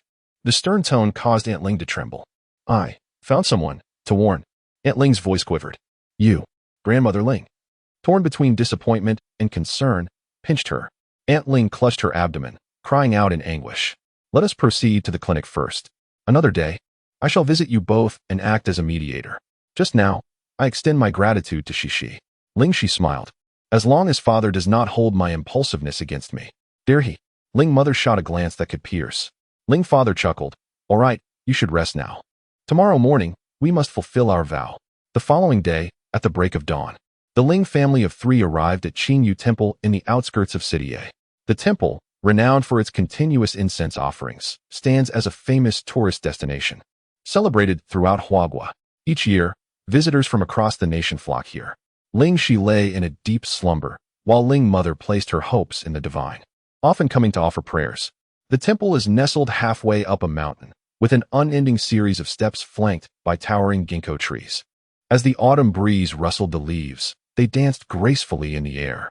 Sunlight filtered through the gaps, casting a warm glow upon Ling Xi, accentuating her delicate and exquisite features.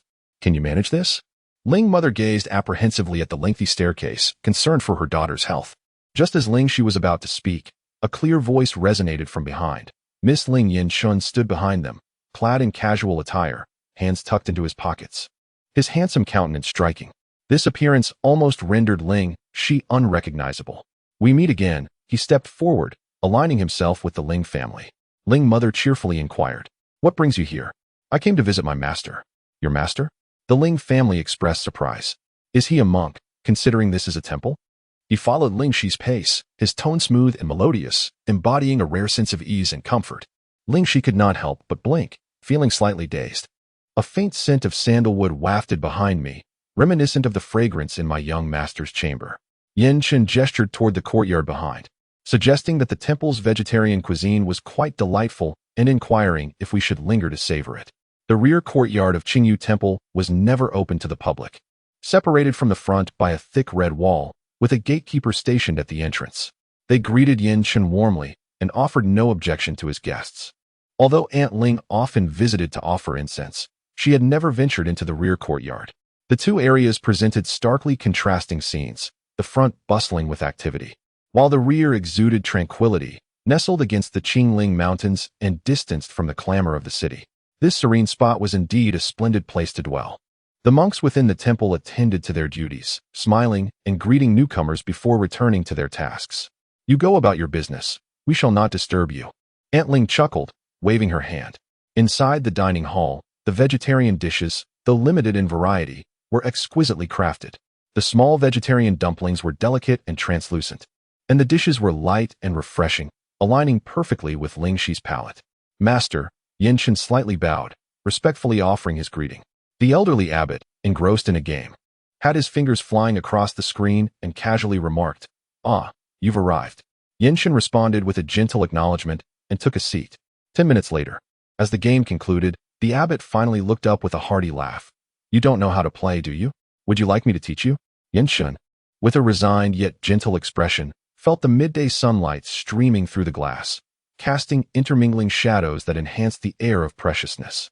He replied slowly, "My headache seems to have found relief." The abbot, taken aback, inquired, "What?"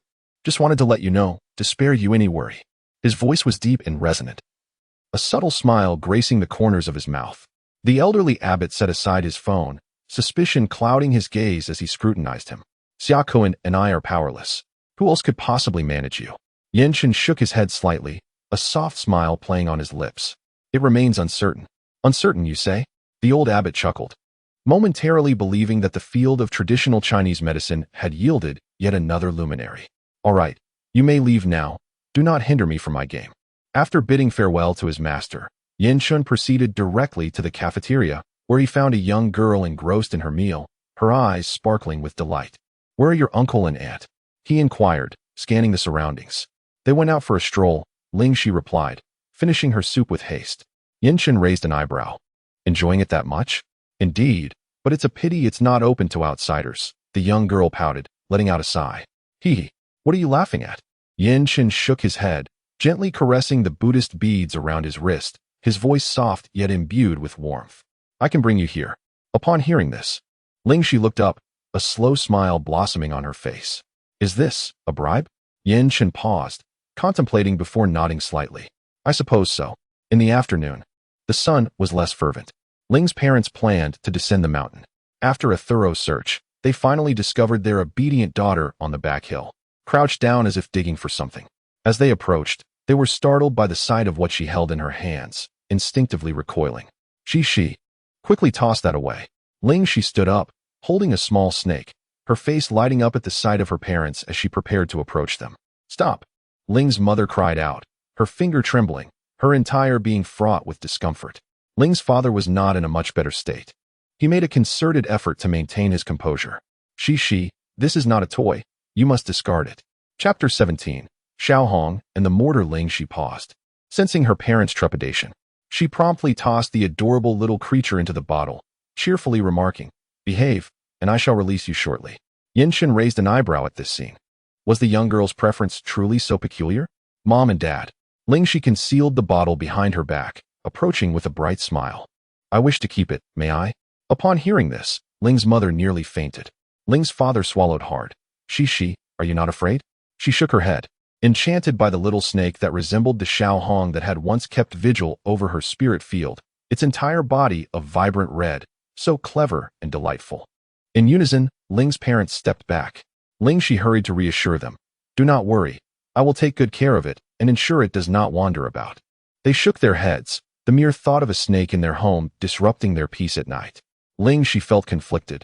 The snake radiated a faint aura, and she felt no aversion towards it. If it could be by her side, it would be a rare companion. The little snake curled up within the bottle, utterly still, as if it comprehended human speech, its two round eyes gazing at everyone. Finally, Yin Chen suggested it could stay with him.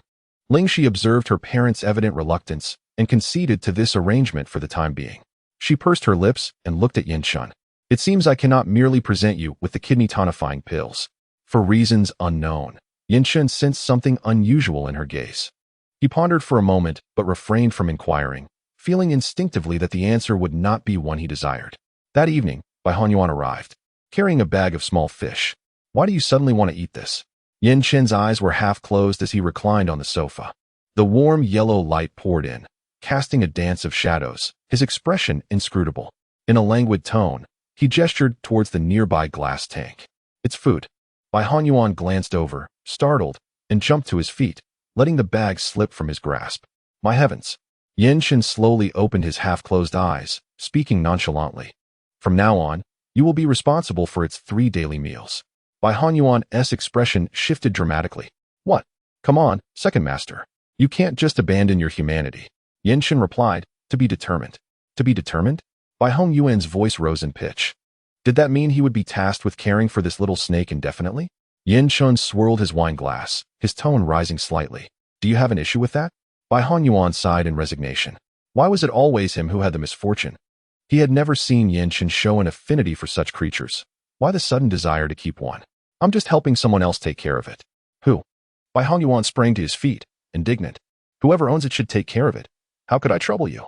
Yin Chen merely smiled, saying nothing. With trepidation, Bai Hanyuan proceeded to feed the little snake.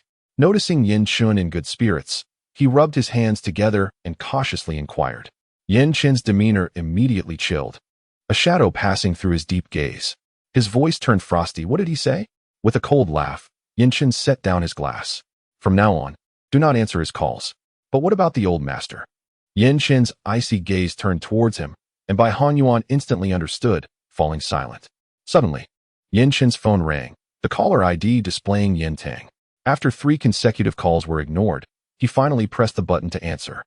From the other end came a voice filled with fury. Yin Chen. I'm not deaf. His tone was calm, his expression unfazed.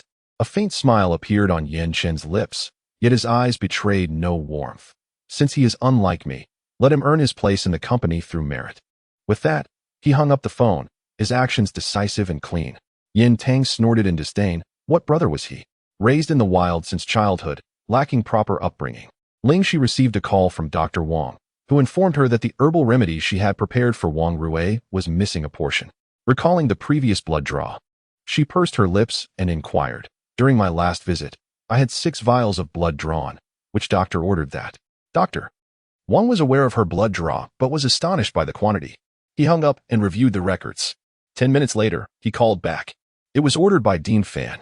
However, as the dean, he had never taken note of Ling Xi before. Why had he suddenly issued such an order? It was perplexing. Ling Xi lowered her gaze and thought, I understand now. After hanging up, she opened her phone to search. Fan Xuelin, a renowned cardiologist, highly esteemed by scholars both domestically and internationally. Moreover, he held multiple presidencies in various associations. His knowledge, status, and position belonged to the upper echelons of society, a realm entirely separate from her own. The only thing about her that warranted his attention was a singular matter. It seemed her medication had likely been disclosed. Ling Xi paced her room, contemplating her next steps. All she wished for was to settle her family's debts and live a tranquil life with her loved ones. As for others and their affairs, it would be best if they did not intrude upon her peace. In this quaint village, living out the latter half of one's life in tranquility is indeed a luxurious endeavor. The following day, Ling Xi informed her parents of her intention to step out. Mounting the family's small electric scooter and heading towards the largest traditional Chinese medicine shop in the city, Xian Hall. After half an hour, she emerged with a bag full of herbal remedies, setting her sights on her next destination, the antique street of City A. City A is steeped in rich historical and cultural ambience, with many ancient buildings lining the streets. The antique street, entirely renovated from these historic structures, features shopkeepers who often don traditional attire, captivating the attention of numerous tourists. As Ling Xi strolled along the narrow path, she encountered not only shops, but also a variety of vendors displaying an array of trinkets. Stopping at a small stall, she found the proprietor lazily basking in the sun. Beautiful lady, if you find something you like, I can give you a discount, he beckoned. Ling Xi, disinterested in the wares on display, pointed to an object beside the vendor. That one, Is it for sale? The vendor, following her gaze, spotted the pestle next to him and was taken aback. You want this? Ling Xi nodded affirmatively. The pestle appeared dark and worn, resembling a piece of rubble from the street. The vendor picked it up, his expression a mix of confusion and surprise, as he had acquired it from the countryside, assuming it would remain unsought. To his astonishment, someone actually desired it. I'll sell it for 1,000 yuan, fixed price, he declared, holding up a finger. As Ling Xi grasped the pestle, she allowed her innate power to gently probe its essence, detecting a subtle wave of spiritual energy within. A faint smile graced her lips, revealing that this pestle had indeed resided in a place of significance. Ling Xi took out her phone to make a payment. Where did you acquire it? In the countryside. After inquiring about the specific name, Ling Xi glanced at the sky. It was not yet late. Just as she took a couple of steps, a voice called out from behind. Wait, little girl in yellow. Ling Xi lowered her head, noticing the yellow top, and instinctively turned around. The newcomer paused momentarily before approaching with an air of nonchalance. Ling Xi narrowed her eyes. If she was not mistaken, she had searched for this person's information just yesterday. Fan Shuelin. What was he doing here? And what did he want with her? Hello, little girl. Fan Shuelin feigned ignorance of her identity. Ling Xi offered a smile, though her heart was on high alert. Hello. Fan Shuelin pointed to a nearby stall. The pestle you just purchased, I happen to really like it. Would you consider giving it to me? So, it was for the pestle. Ling Xi understood his intentions and shook her head, preparing to decline. Sensing her reluctance, he quickly added, money is not an issue. It is not about the money. Ling Xi replied, ready to leave. Wait. Fan Shuelin exclaimed, urgently grasping her arm. Ling Xi frowned and pulled away. Fan Shuelin continued to chatter. The pestle is for making medicine. It serves you no purpose. Why not give it to me? I am a doctor and desperately need it. How about 10,000? Chapter 18. Fan Shuelin, the persistent individual, proved to be a nuisance, and a flicker of irritation crossed Ling Xi's almond-shaped eyes. Just as she intended to break free, a hand reached out from the side, pushing Fan Shuelin aside. Yen Chun emerged from a friend's shop. Witnessing the scene and initially believing that Ling Xi was being harassed. Miss Ling, are you all right? Ling Xi gently rubbed her arm and shook her head slightly. Fan Shuelin, having held a prominent position for many years, was accustomed to receiving respect wherever he went. If it were not for the medicinal pestle, why would he bother to be courteous to a young girl? Now, not only was he rejected, but he had also been pushed away forcefully. This was intolerable for Professor Fan, who was used to being above others. Teacher, Dr. Wang had been waiting anxiously in the shop, and upon stepping out, he found the professor sitting on the ground. He hurried over. Are you all right? Fan Shuelin's face darkened as he shrugged off Dr. Wang's hand. Casting a glance at Yin Chun, the young man was indeed handsome, but what was the use of that? At least within the circles of City A. He had never encountered this individual before. Youth, this is City A. It is best not to meddle in others' affairs when you are alone.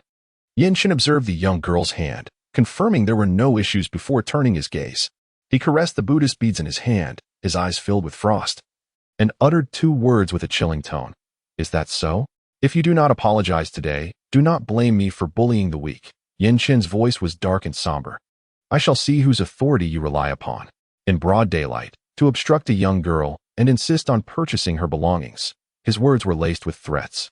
If he were not present today, would her possessions not be forcefully taken from her? Yin Chun's expression grew even colder, his gaze concealing a hint of fury.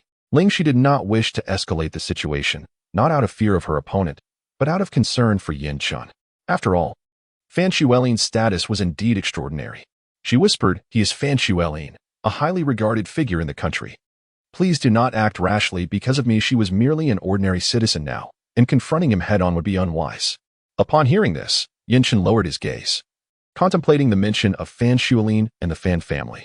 He spoke in a subdued tone, his voice softening. It's of no consequence. It was then that Dr. Wang noticed Ling Xi and expressed surprise.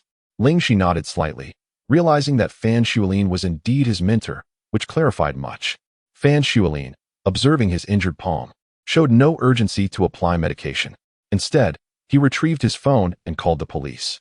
Ling Xi glanced at Yin Chun, who gave a slight nod, encouragingly patting her shoulder. Do not fear. Ling Xi felt a sense of helplessness. It was not fear that gripped her, but a reluctance to involve others. Thus, she silently sighed within. Having stepped out without consulting the almanac, she found herself entangled with Fan Shuelin. Yet, Thoughts of the small medicinal pestle offered her some solace. After hearing the account of events, Dr. Wang appeared perplexed. What sort of pestle warrants such a commotion, compelling a teacher to involve the police and abandon President Kai? After examining the injuries, it was evident that Fan Shuilin was not seriously harmed, especially considering Yin Shen's actions had justification. The police merely requested Yin Shen to cover a small medical expense before allowing him to depart. At the entrance of the police station, Fan Shuilin, having not achieved his objective, cast a glance laden with threat. Ling Xi, is it? I will offer double for that pestle. If you do not act soon, it may slip through your fingers. Yin Shen pulled the young girl protectively behind him, his eyes growing colder by the moment. Fan family. Who are you? Upon hearing the mention of the Fan family, Fan Shuilin's expression turned serious. Who I am is of little importance, Yin Shen replied flatly. What matters is how the Fan family intends to address this matter. With those words, he took Ling Xi's hand and departed, entering a nearby black vehicle. Upon seeing the emblem, Fan Shuilin initially displayed little reaction. Yet, upon noticing the individual emerging from within, his expression swiftly transformed. It was Bai Hongyuan, the youngest scion of the Bai family. That young man, astonishingly, was acquainted with members of the Bai clan. Teacher? Dr. Wang ventured cautiously. President Kai is still awaiting you on Antique Street. What do you think? However, he had not anticipated the retaliation would arrive so swiftly. Upon hearing that old master Yin had been taken into custody, Bai Hongyuan's first instinct was disbelief. Once he confirmed the veracity of the news, he could not help but admire that unfortunate soul, who in their right mind would dare to report old master Yin, as if they were some cunning fox. The vehicle glided into Huading courtyard, halting 10 minutes later before a villa perched on a mountainside. Ling Xi surveyed her surroundings, blinking in surprise. She mused internally. I never imagined this Mr. Yin possessed such wealth. If I were to produce more kidney tonics, might I not garner further profit? Lost in her thoughts, Ling Xi entered the villa's grand hall, where her gaze was immediately drawn to a glass tank on the right. Inside resided her little red companion. She lifted her delicate face, approaching and extending her hand. Bai Hongyuan inhaled sharply. Is this yours? Indeed, she affirmed with a nod, turning to Yin Shen. Do you have a small vial? Yin Shen beckoned to a servant, and shortly thereafter, a small white jade bottle was presented. Ling Xi opened the mouth of Little Red, gently tapping a specific spot on its body, allowing drops of verdant liquid to flow into the jade vial. This time, even Yin Shen's countenance shifted. Bai Hongyuan swallowed hard. What are you planning to do? Gently patting the little creature's head, she whispered, Be good, do not harm anyone, and I shall bring you delicious treats next time. Yin Shen remained silent, contemplating whether he should dispose of that snake. In the antique street, there lies a tea house on the second floor, facing the street. The atmosphere is serene and refined, yet the flow of customers is sparse. So it is settled. After negotiating the procurement price of the medicines, Fan Shuilin let out a sigh of relief. Kai nodded slightly, and the two agreed to sign the contract the day after tomorrow before parting ways. That evening, upon arriving home, he received a call from his elder brother, Fan Shuessen. The voice on the other end was fraught with suppressed anger. Did you go to the police station today? While holding the phone, Fan Shuilin handed his clothes to the servant. How does the elder brother know? How would I know? Fan Shuessen snorted coldly. When will you learn to curb your impulsive nature? At over 50 years of age, it had been a long time since anyone had lectured him in such a manner, inciting a surge of irritation within him. What have I done? The elder brother should clarify. You dared to offend the Yin family, and it even escalated to the police station. Forget about Kai's business. You must apologize in person another day. If forgiveness is not granted, your position as dean might be at stake. With that, the call abruptly ended, leaving Fan Shuilin in a state of shock. The Yin family from the south and the Xia family from the north. No matter how haughty he was, he had heard those four characters before. Was it that Yin family? The young man was actually a member of the Yin family? How could he not have received notice of their arrival in City A? A cold sweat broke out as he sat down heavily on the sofa. Chapter 19. Refusal to apologize. At the Huading courtyard, the doorbell of the Yin family villa rang. Sir, a guest claiming to be Fan Shuilin wishes to pay you a visit. Inside the dining room, a large table was laden with an abundance of sumptuous dishes, both Western and Chinese cuisine, along with assorted pastries and fruits. Ling Xi could not help but reach out with her small hand. Yin Shen cast a sidelong glance, his dark eyes sparkling with amusement. Shall we meet him? He inquired, only to see the other shake his head in response. Yin Shen uttered a few words with a faint tone. He is not here. Outside the villa. Madame Fan sat anxiously in the car, occasionally glancing inside. Before long, a servant emerged and announced, "Gentlemen, Mr. Yin is not present. You may visit another day." Upon hearing this, Fan Shuolin's face flushed with anger. How could it be that he was not here when the villa was ablaze with lights? "What shall we do, Shuolin?" Madame Fan fretted, fearing that if Mr. Yin mentioned her daughter's engagement to the Bai family, it would surely fall through. Proud and haughty, Fan Shuolin was ready to depart. But Madame Fan hastily stopped him, insisting they wait a little longer. They could not leave matters concerning Shiner and the Bai family to chance. They waited for an entire hour. Suddenly, the villa doors swung open, and a sleek black Maybach rolled out through the iron gates. "Look, Shuolin," Madame Fan urged, nudging her drowsy son. Startled, he opened his eyes just in time to see that the car undoubtedly contained members of the Yin family. However, he was reluctant to step out and apologize to a young man, as it would be humiliating. Yet, recalling his elder brother's request, he slowly pushed open the car door. "Mr. Yin, I am Fan Shuolin," he said, approaching the Maybach's window, his voice subdued. "I sincerely apologize for today. It was my fault." Inside the car, Bai Hongyuan recognized this individual, the father of his cousin's fiancée. He was taken aback. "Second master, did Professor Fan report this?" Yin Chen replied with a low hum. "Lower the window," he instructed. As the window gradually descended, Fan Shuolin continued, "Mr. Yin, might you be so gracious as to—" Yin Chen raised his gaze, his tone indifferent. "The one who owes an apology is not me." Then, slightly turning her body, she revealed Ling Xi beside her, rubbing her eyes in a state of drowsiness. With her hair casually tied in a low ponytail and strands falling naturally on either side of her face, she appeared astonished. "Apologize to Fan Shuolin?" Given the other party's air of indifference, how could that be possible? Sure enough, the expression on the other person's face grew even darker. "Mrs. Fan pinched his back lightly, her face adorned with a smile. "Dear young lady, this is a small token from my husband and me. We hope you won't take offense." As she spoke, she extended an antique wooden box through the car window. Ling Xi stifled a small yawn, shook her head, and murmured, "No need." Though she lacked wealth, she had no desire to forge unnecessary ties with the Fan family. Yin Chun twirled the Buddhist beads on his pale wrist, his expression impassive, drive. "Mr. Yin." Mrs. Fan became anxious, nudging Fan Shuolin's arm, urging him to apologize quickly. Yet, until the vehicle had vanished from sight, he uttered not a word of contrition. Mrs. Fan, filled with frustration, exclaimed, "Old Fan, you promised to apologize. What are you doing now?" Fan Shuolin also felt a twinge of regret. He had failed to fulfill his elder brother's request. Life ahead would likely be arduous. However, when faced with the option of apologizing to a young girl, he would gladly choose the former. Upon returning home, Ling Xi quietly concealed the small jade bottle. The following day was the weekend. Early in the morning, she began tidying up the house. Taking advantage of her parents' absence, with a swift sweep, the home was instantly revitalized. Ling Xi sidestepped and washed her hands, preparing to cook. "I'm not tired. This afternoon, Huan Huan, Xiao Yin, and I will have a holiday, so I'll take care of dinner today." Upon hearing this, her parents were momentarily taken aback. It seemed they had forgotten to mention it. In moments of laughter and joy, she remained blissfully unaware. The couple exchanged glances before silently retreating into their room. With their backs turned, Ling Xi detected nothing amiss. It was not until Ling Yin tossed aside his backpack and swiftly rushed to embrace Ling Xi that she realized the boy before her, standing tall and poised, was none other than the diminutive Ling Yin she had known a year ago. Ling Xi blinked in astonishment, unable to contain her curiosity. "Is that really you, Xiao Yin?" Ling Yin retorted. "Who else could it be? It's truly my elder sister who, after such a long absence, doubts my identity." Ling Xi recalled, "I remember. You were this tall, quite sturdy too." As she spoke, she gestured to indicate her previous height, which barely reached her nose, and her former stature, which was 2 or 3 times her own. Now, he resembled a tall and elegant poplar tree, a transformation so stark it was almost surreal. "Where are your second and third sisters?" Ling Xi inquired, glancing behind him but finding no one. Just as Ling Ba and Ling Ma were about to intervene, Ling Yin explained, "They are in H City."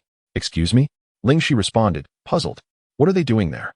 Ling Yin realized that his eldest sister was still unaware of their sister's circumstances and discreetly looked to their parents for guidance. "Mom, what is the situation with Xiao Xiao and Huan Huan?" Ling Xi sensed that her parents were concealing something from her. Ling Ba and Ling Ma averted their eyes. unable to meet their daughter's gaze. After a prolonged silence under her scrutiny, Ling Ma finally spoke up.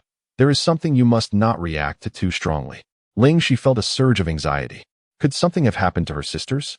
Her mother then whispered, "They have gone out to work." Ling Xi stood frozen in disbelief.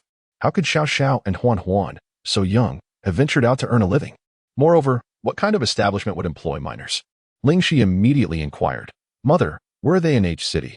Just as Ling's mother was about to respond, the phone rang unexpectedly. "Mom," a bright, youthful voice echoed from the other end. "Is that you, Xiao Xiao?" Ling's mother asked, her face lighting up with joy. "Where are you now?"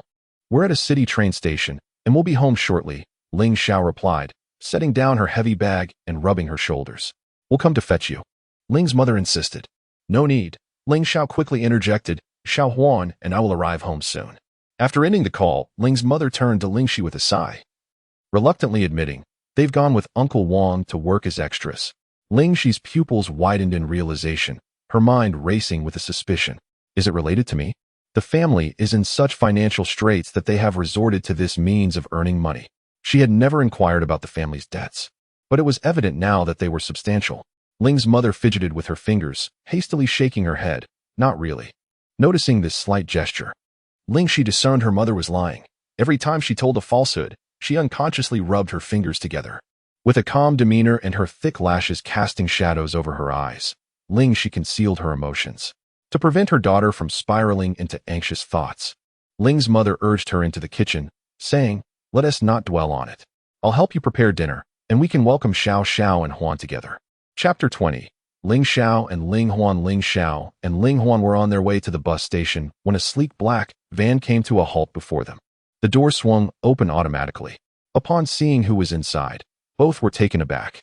The van stopped at a city people's hospital, and a casually dressed man, adorned with dark sunglasses and a hat, stepped out. He instructed the driver, "Ensure they arrive home safely."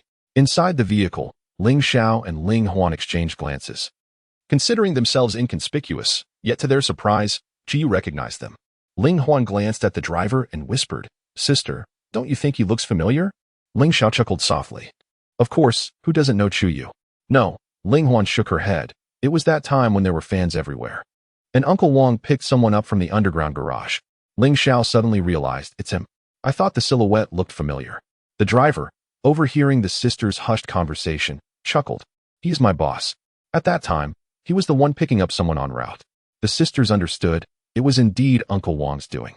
The car came to a halt at the Ling residence, and the driver retrieved 2 small gifts from the trunk. A token of appreciation from the boss. The sisters shook their heads in refusal, reasoning that it was not they who had made the pickup.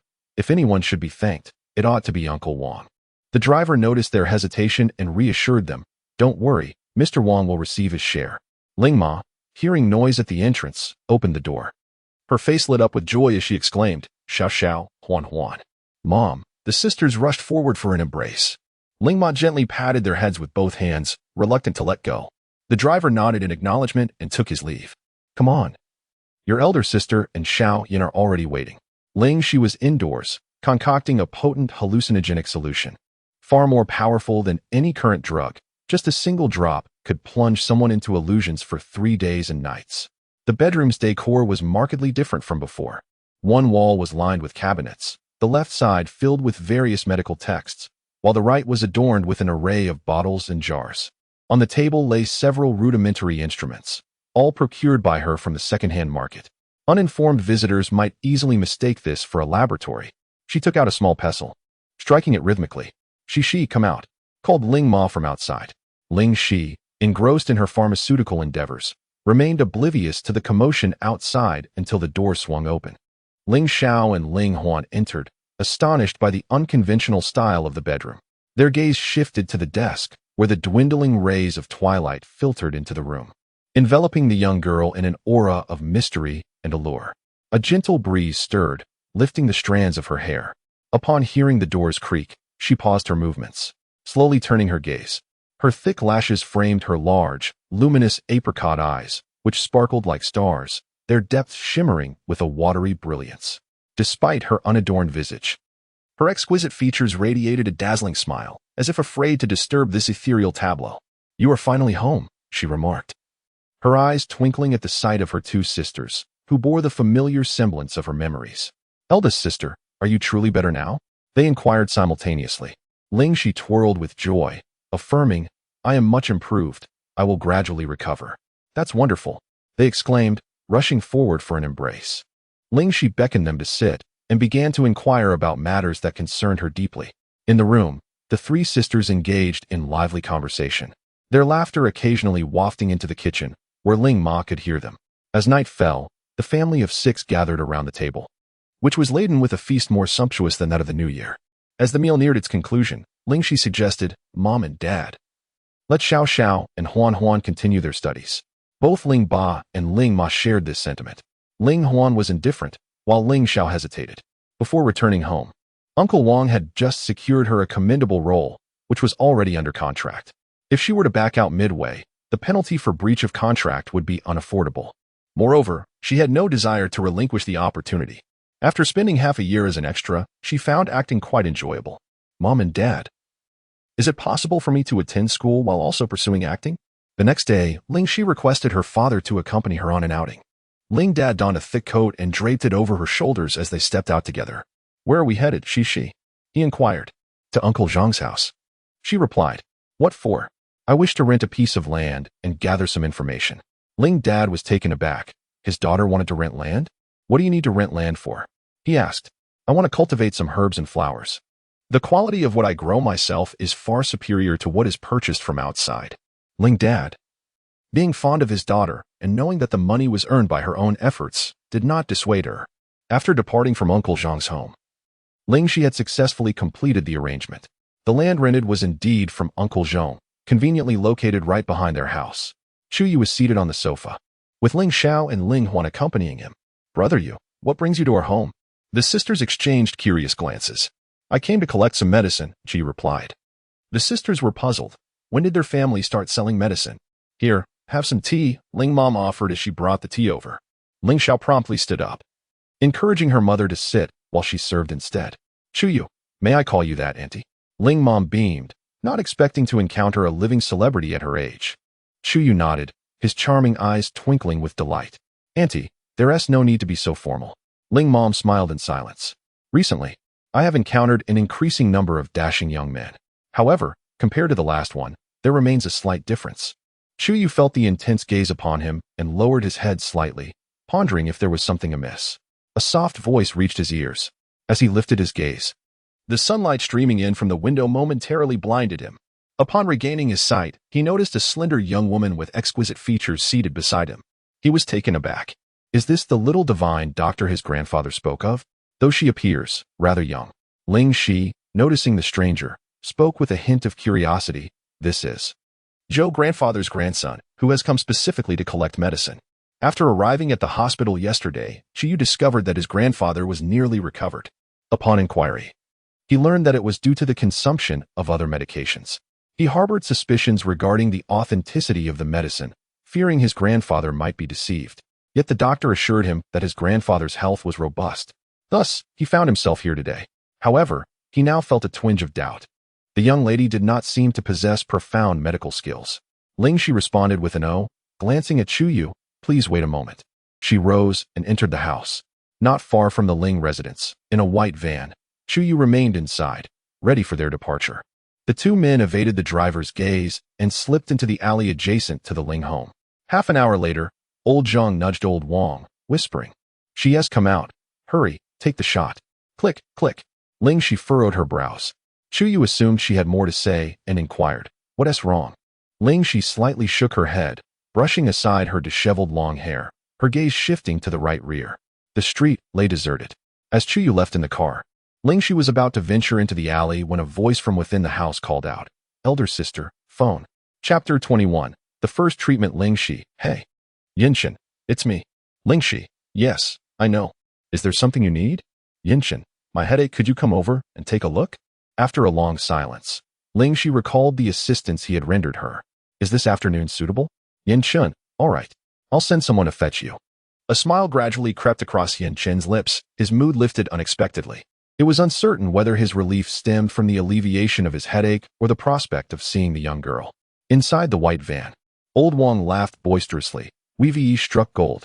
Let me see. Old Zhang, distracted, glanced over while driving.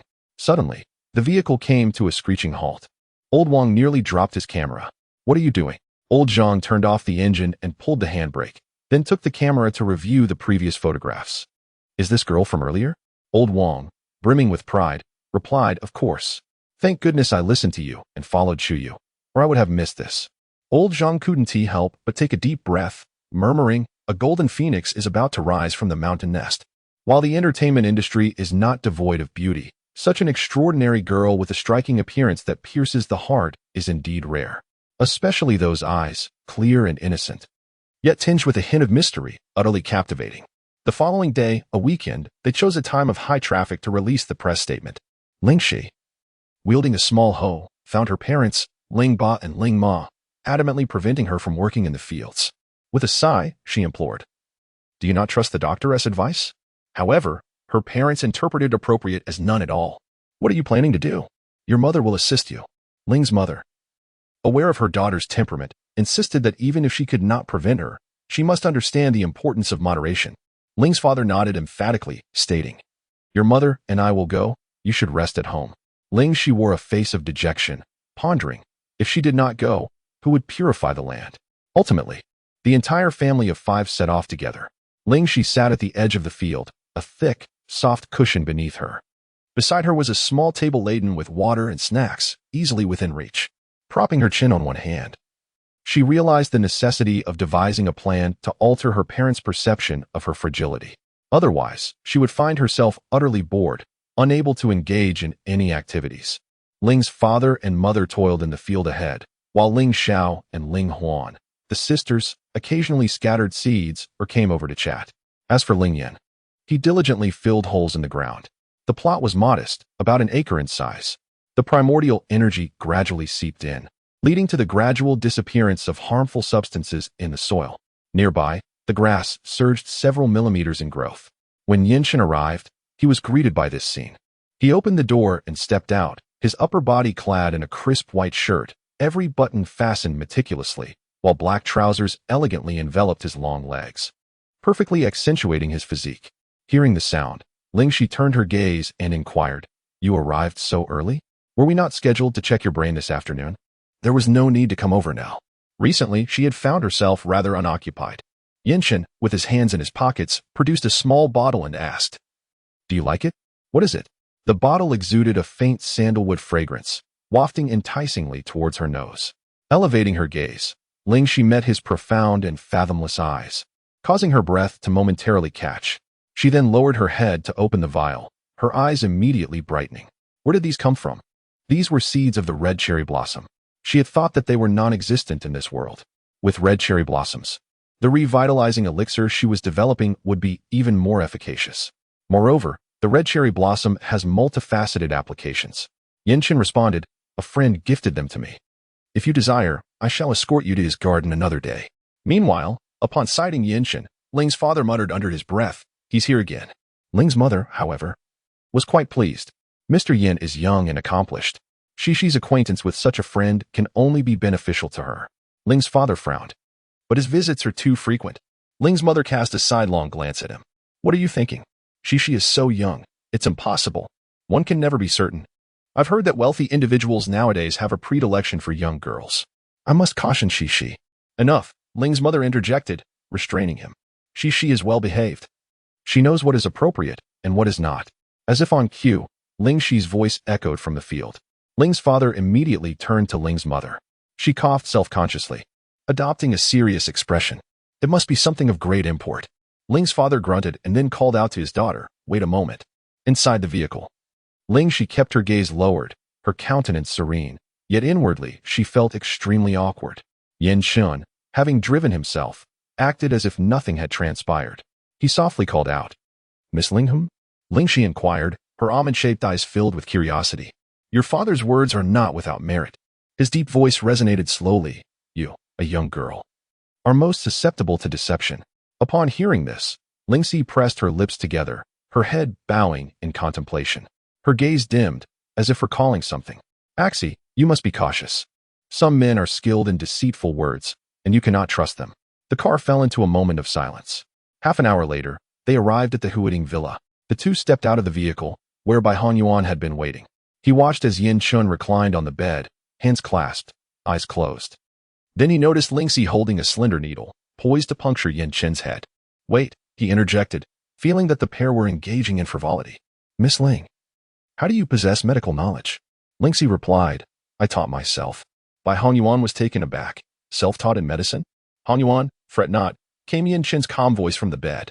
The silver needle was slowly inserted into his head, akin to a slow-motion scene.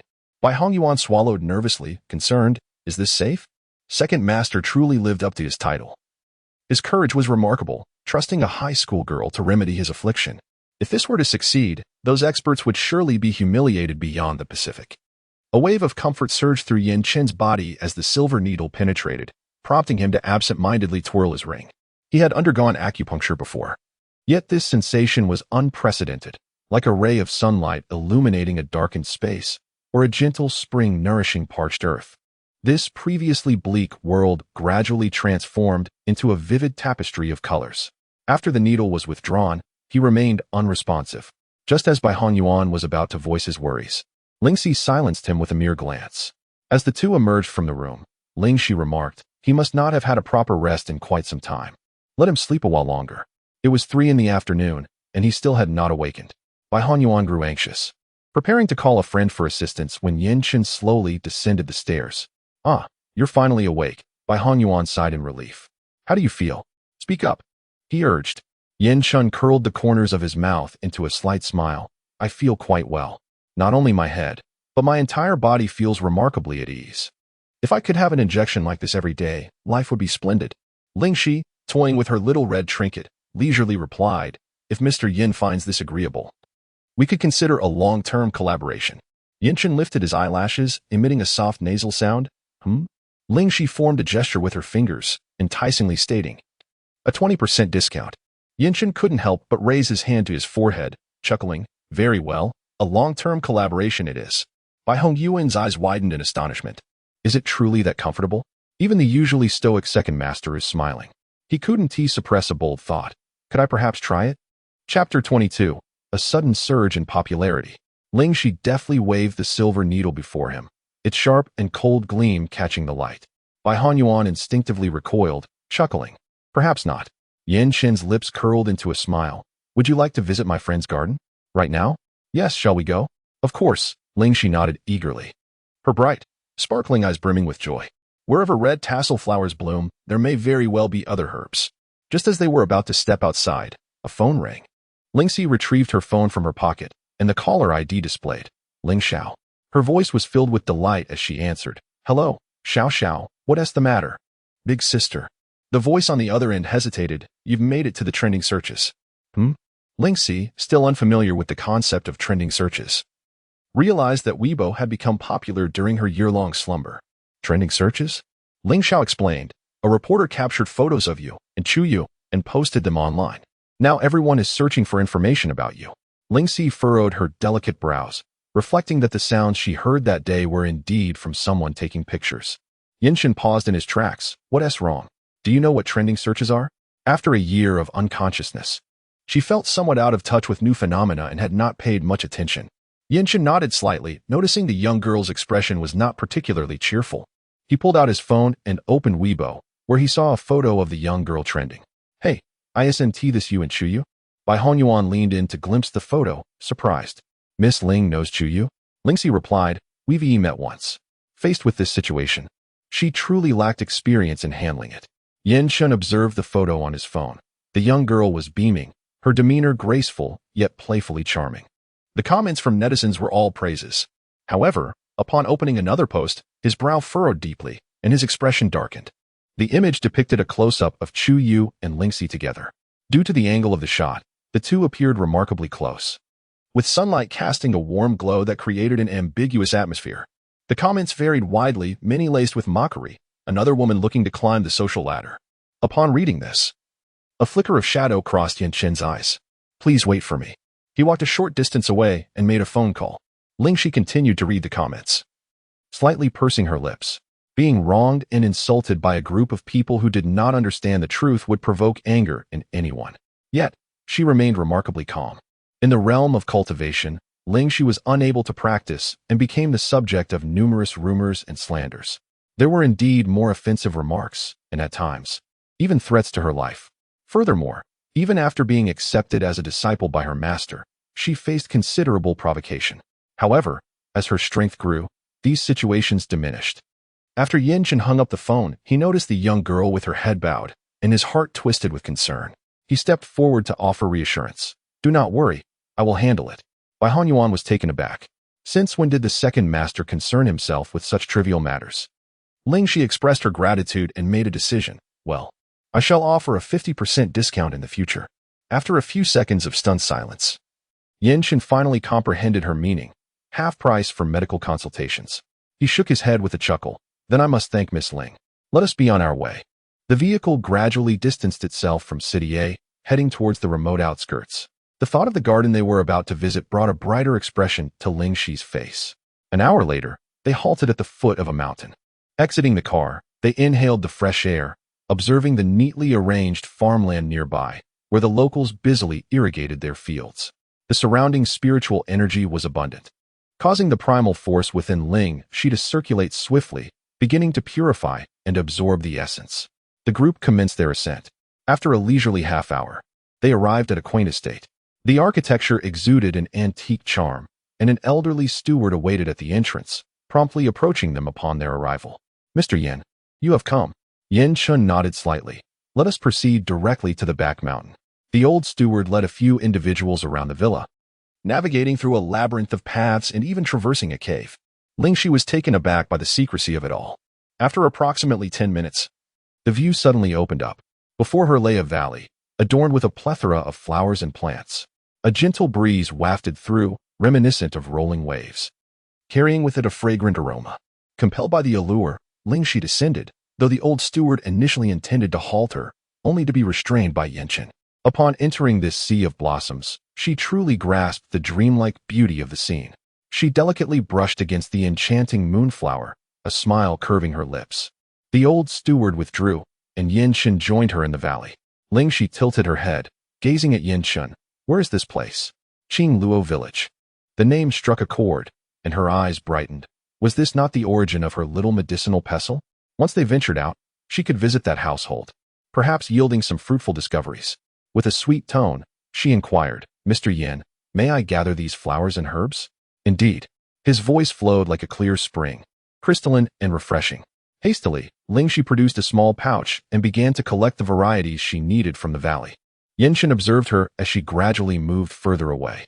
Simultaneously, a similar image surfaced in his mind, a little girl clad in a pink dress, carrying a small basket, bustling amidst a field of flowers. As the girl grew, she turned around, joyously exclaiming, "Little master uncle, I have cultivated an 8th-grade spirit herb." Just as Yanchen was about to discern her features, the vision vanished instantaneously. His brow furrowed slightly. This imagery had manifested 3 times recently. Initially, he had dismissed it as mere hallucination. Yet each time, the same scene unfolds, causing him to doubt whether he has lost his memory. In the outskirts of City B, amidst a mountainous forest, a mist lingers, resembling a celestial paradise. A residence is nestled on the hillside, with a gentle stream cascading down from the summit. Meandering through the courtyard, where a few mandarin ducks glide gracefully across the tranquil lake. Pavilions and corridors wind elegantly through the landscape. The inhabitants here are either affluent or aristocratic. As one approaches the courtyard, the sight of rockeries and flowing water, along with lush trees and vibrant flowers, captivates the senses. The servants methodically tend to the cleaning, while the gardener prunes the fallen branches. Inside the living room, a striking young woman, adorned in a bespoke LV outfit and embellished with Bulgari jewelry, is engaged in a phone conversation, her voice playfully melodic. "Grandpa, I do not wish to pursue medicine." On the other end, Xia Kuan sighs upon hearing his granddaughter's words. "Sha, I do not impose the study of medicine upon you, but you must focus your thoughts on more pressing matters. Yin Heng is not worthy of your time and effort." Sha pouts in response. After all, Yin Heng is the future head of the Yin family. Should she successfully wed him, she would become the matriarch of the illustrious Yin clan, a prominent family in Z country. Does she truly need to study medicine? She picks up her tablet, intending to check if Hanggu has posted anything on Weibo recently. However, she inadvertently clicks on a post. Just as she is about to close it, her finger hesitates midair. Suddenly, she zooms in on an image. A familiar face piercing her consciousness. Startled, Shasha feels her heart momentarily cease, holding her breath. Once she confirms that the person depicted is indeed someone she knows, her complexion pales, and she swiftly rises, accidentally colliding with the furniture. She disregarded the pain in her knees and rushed outside. Xiaokuan heard a cacophony on the other end of the line and anxiously inquired, "Sasha, what is happening?" Taking a deep breath, Shasha endeavored to maintain her composure. "Grandpa, I have matters to attend to. I must hang up." The call was abruptly terminated, and Xiaokuan sighed. This child. He dialed a number he knew by heart. The phone rang incessantly, yet no one answered. Shasha was in a state of desperation. It felt as though an eternity had passed before someone finally picked up. Unable to contain herself, she shouted, "How did you handle things back then? Let me tell you." "Ling Xi has awakened. You figure it out." The person on the other end was taken aback. "How can that be?" "Fool, check Weibo," Xiaoshasha retorted, "and remember, if success was achieved once, it can be achieved again. Do you understand?" With that, she hurled her phone away, her expression fierce and her gaze dark. "Ling Xi, oh Ling Xi. How fortunate you are to have awakened. If you hadn't, you could have continued to lie peacefully in bed. But alas, you have awakened, and I cannot be held responsible." Chapter 23. Acquaintances? A large truck, accompanied by a black Rolls-Royce, came to a halt in front of the Ling family home. Ling's mother asked, "What is going on?" Ling's father pointed to the car behind the truck. "Ling Xi is getting out." She waved at her parents and instructed the truck driver to proceed further. It finally stopped beside the patch of land she had rented. Ling Xiao and her siblings rushed out to witness the commotion. Several workers began unloading potted plants, transferring them to the soil. Ling's parents were astonished. Where had their obedient daughter acquired such an abundance of flora? 2 hours later, darkness would descend. The workers finally completed their tasks, weary yet satisfied. Ling Xi, with a beaming smile, expressed her gratitude and presented each of them with a small token of appreciation, minuscule vials of revitalizing elixir. The laborers, uncertain of its nature but intrigued by its appealing packaging, some imbibed it on the spot, feeling an immediate lightness envelop them.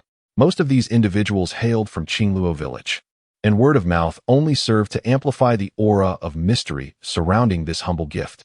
Yin Shun, sensing the moment was right, decided to take his leave. "Wait a moment," Ling Xi called out, her voice laced with urgency. Startled, Ling Ma shouted as she emerged, holding a small vial in her hand. "Here." Yin Shun raised an eyebrow, inquiring, "For me?" "Yes, keep it safe. It will ensure your happiness in the future," she replied, lowering her head and stifling a giggle.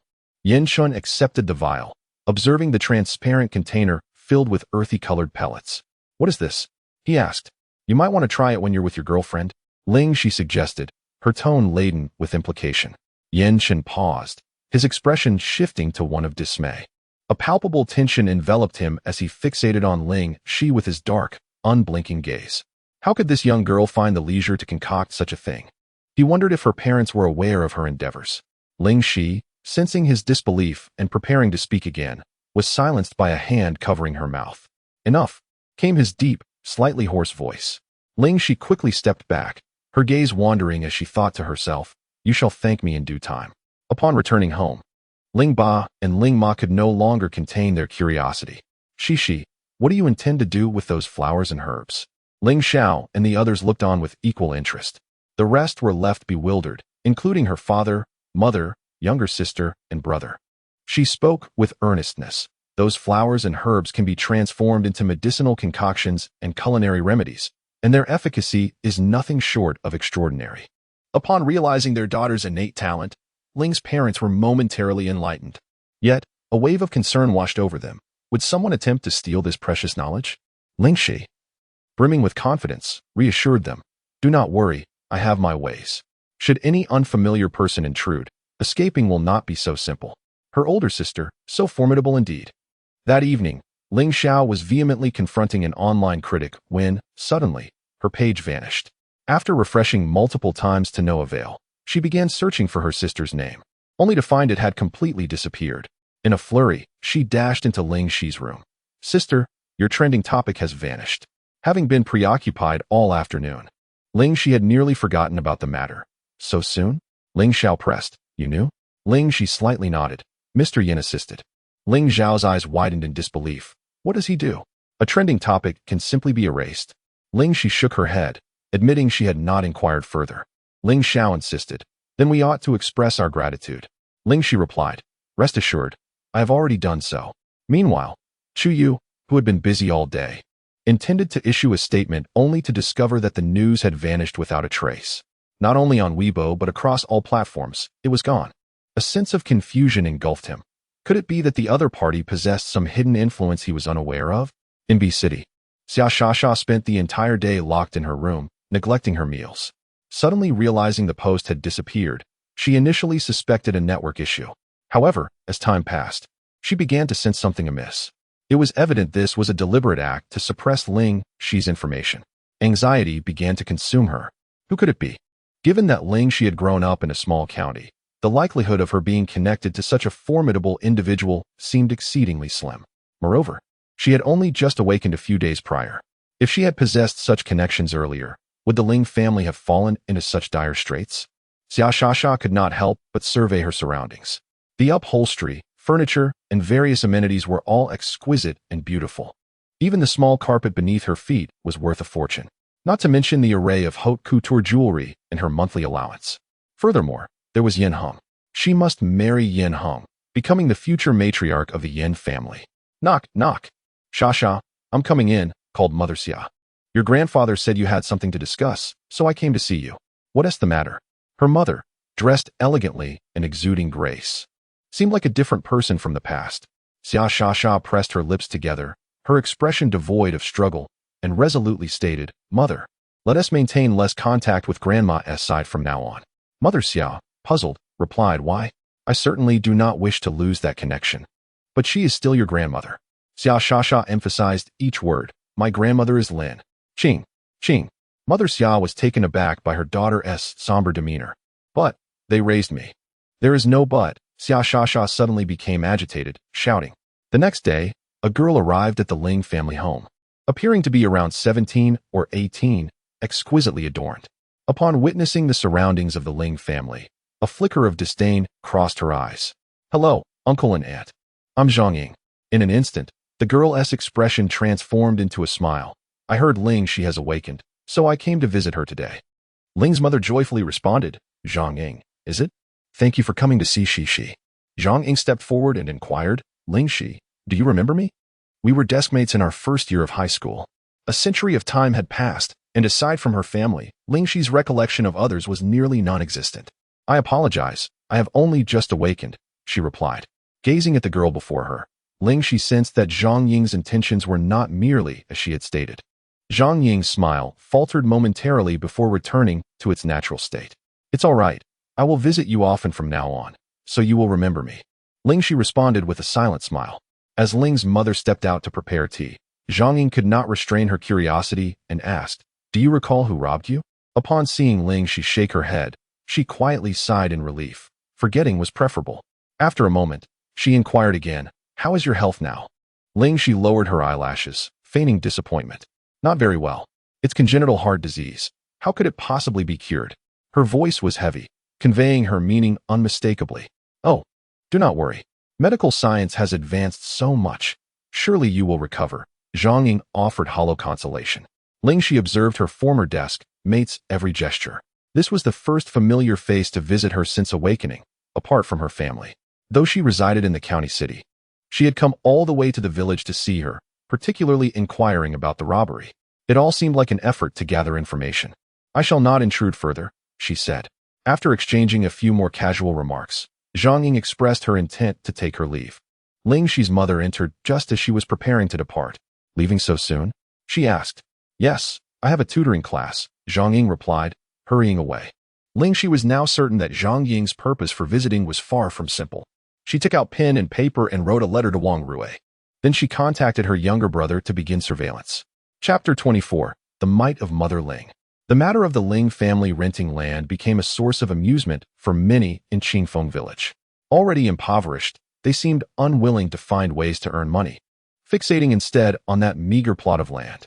It would likely be years before the children grew up and could repay the debts. However, Ling father and Ling mother remained undeterred, stepping out each time with unwavering determination, akin to warriors preparing for battle, exuding an extraordinary spirit. After all, they had a daughter to be proud of. One day, a special guest arrived at the Ling household. In the living room, Ling father glanced at the youth beside Gao Hai, his complexion slightly pale, resembling someone recovering from a serious illness. "Mr. Gao, who is this?" Gao Hai replied. "This is my son, Gao Feng." "Hello, uncle," Gao Feng greeted politely. Ling father was taken aback. "You're allowed to go out?" Gao Hai nodded with joy. "If it weren't for the medicine brought by my nephew, my son would still be suffering." The youth, Gao Feng, was tall and slender, possessing an attractive appearance. Yet he seemed overly quiet. It was understandable, considering he had suffered from a heart condition since childhood. Maintaining emotional stability was crucial for his survival thus far. It was precisely because he did not give up that he witnessed a miracle. Gao Feng turned to the girl beside him, sincerely saying, "Thank you." Ling Xi's almond-shaped eyes curved into a smile. "No need for thanks. Dr. Wang has also helped me greatly, and your improvement signifies that my medicine is quite effective." "Not just effective, it's nothing short of a miracle," Gao Hai exclaimed excitedly. Having worked at the Pharmaceutical Regulatory Agency for many years, he had encountered countless medications. Yet he had never witnessed such remarkable results. Gao Hai's visit was twofold. Firstly, to express gratitude with his son, and secondly, to inquire about the revitalizing elixir. Currently, the elixir was only available to a select few acquaintances. Upon hearing about his son's improved health, Gao Hai's friends were eager to know the reason behind it and wished to purchase the elixir, for who among them did not have a few ailing relatives? As Gao Hai gazed at Ling Xi, he marveled at her youth and the remarkable discovery she had made. Her future was undoubtedly bright. "Dear girl, do you sell the revitalizing elixir to others?" "Yes," Ling Xi replied. Her passion lay in the art of pharmacology, although she was not yet engaged in large-scale sales. Word of mouth among acquaintances had already resulted in notable transactions. In the future, should she encounter a suitable company, mutual collaboration could be a possibility. Gao Hai, accompanied by his son, arrived with enthusiasm and left in a contemplative mood. On their journey home, he noticed his son keeping his head down and asked with concern, "What is the matter?" Gao Feng shook his head in silence. Gao Hai understood that his son, typically proud, was subdued due to his health issues. Despite his consistent academic excellence, the emergence of such an exceptional young lady like Ling Xi could easily evoke feelings of inadequacy in others. Gao Feng nodded. "I am thinking." He contemplated his health, feeling hesitant yet hopeful. The presence of the revitalizing elixir at least promised he would not faint at random anymore. "By the way, there is something you might not know." Gao Hai recalled his nephew's words. "That young lady, Ling Xi, also has congenital heart disease." Gao Feng was taken aback. "How could that be? She runs and jumps, appearing even healthier than those without ailments. Thus, you too shall enjoy good health in the future, shining brightly in the fields you cherish." Not long after Gao Hai and his son departed, Grandma Ling arrived at the door. Ling's father wore a faint expression as he inquired, "What brings you here?" Ling's grandmother scoffed. "What? Am I not allowed to visit my son's house?" She continued, "Did you not claim I lacked filial piety towards your eldest brother?" Ling's father thought to himself, "If that's the case, why do you come here seeking discomfort? Do you think I take pleasure in this?" Ling's grandmother rolled her eyes. "It's all for you, isn't it?" Ling's father chuckled dryly. "For me? Speak plainly. I have matters to attend to shortly.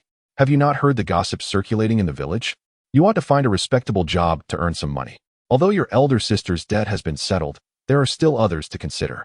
Upon hearing this, Ling's father immediately understood her meaning and her concerns.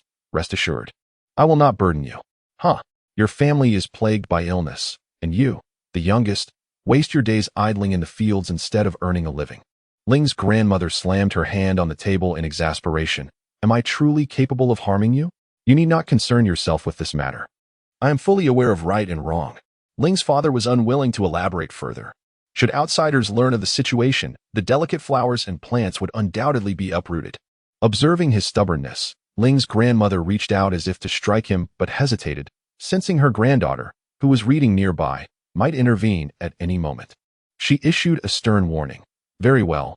When the time comes for you to regret your choices, do not seek me out." Ling's father nodded solemnly.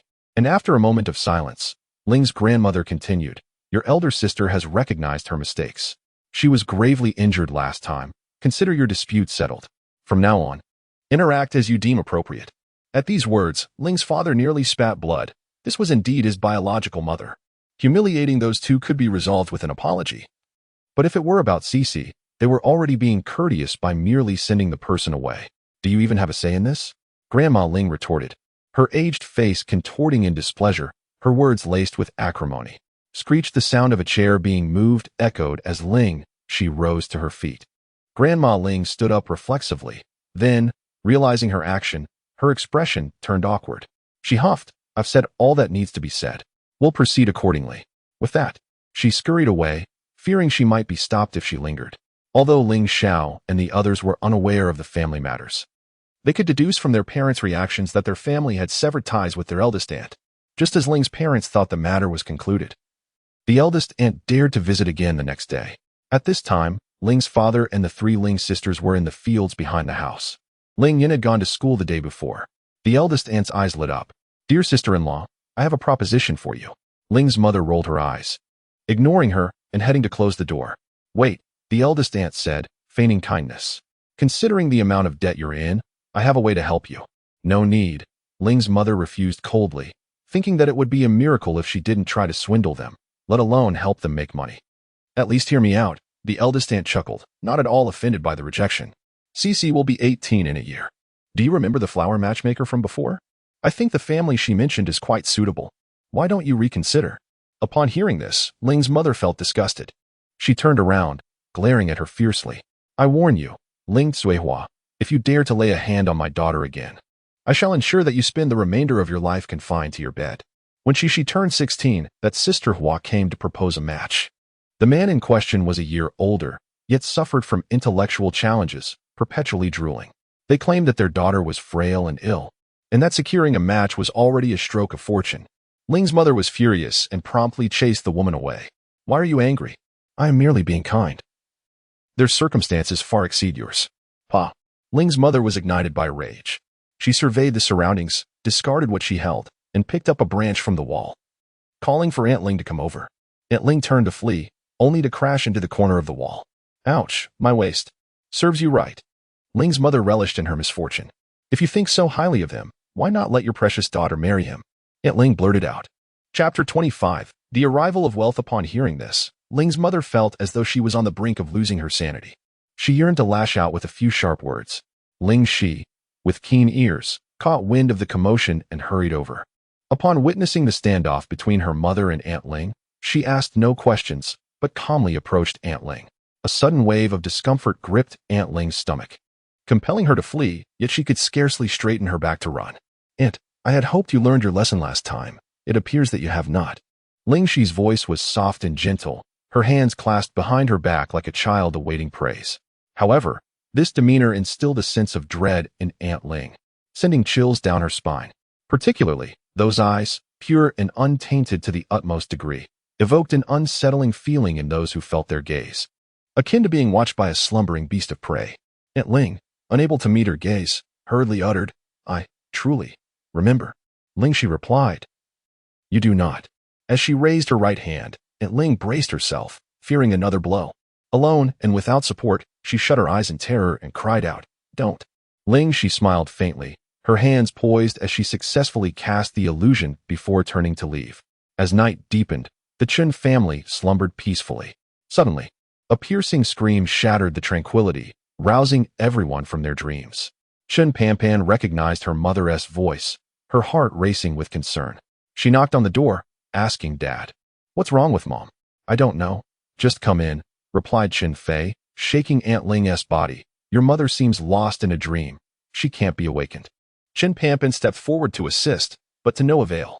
After 15 minutes of fruitless effort, fatigue overtook them, and they reasoned that her slumber was merely deep. With that, they returned to their beds. Half an hour later, Aunt Ling's screams erupted once more, still lost in her dream. Chen Fei, vexed, kicked her, demanding, Get up. Yet, she remained unresponsive. Frustrated, Chen Panpan covered her head with a blanket, tossing and turning. That night, the Chen household endured the cacophony of Aunt Ling's cries. The following day, aside from Chen Tian, who was still away, the three remaining family members appeared haggard and devoid of vitality. Upon hearing the news, Ling Ma found great amusement, thinking, Heaven has eyes, Such a person deserves to be haunted by nightmares. On that day, several individuals from the Ling family arrived seeking medicine. They were relatives of the workers who had transported the plants. Many were weary from years of toil, suffering from aches and pains, while one elderly woman had nearly become semi-paralyzed. Though the efficacy of a single vial may be subtle, one is intimately familiar with their own corporeal form. Several discerning individuals from other establishments have also recognized its value, dispatching emissaries to inquire about its provenance. Upon learning that the Ling family was the source, they arrived en masse. The revitalizing elixir is not inexpensive, a mere 10 milliliters constituting a small portion, yet a single vial suffices for a day's consumption. In the alley adjacent to the Ling residence, several elderly individuals were engaged in conversation. Observing the lively gathering, they transported their small stools to investigate.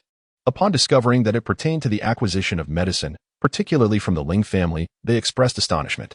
A portly woman, approximately 60 years of age, residing adjacent to the Ling household, and also a relative, approached the courtyard with her stool, curiously examining the herbs adorning the shelves. Daji, what are these? Ling Daji, preoccupied with packaging, was attended to by Ling's mother, who assisted the elder onto a bench. Second aunt, what brings you here? The elder's husband and Ling's grandfather were siblings, though the latter had passed away prematurely. Ling's grandmother, of an overbearing disposition, found amicable relations elusive, save with her eldest son. This second aunt, having borne children later in life and possessing only one son who worked in the city, frequently visited the Ling household, maintaining cordial relations. The second aunt gestured towards Ling's father, inquiring in hushed tones, "Are those the herbs you're drying? When did you embark on this venture?" Ling's mother responded with a smile. "It's not a formal enterprise, merely a formula that has found favor, allowing us to earn a modest sum." The second aunt, understanding, produced a 100 yuan note, expressing her desire to contribute.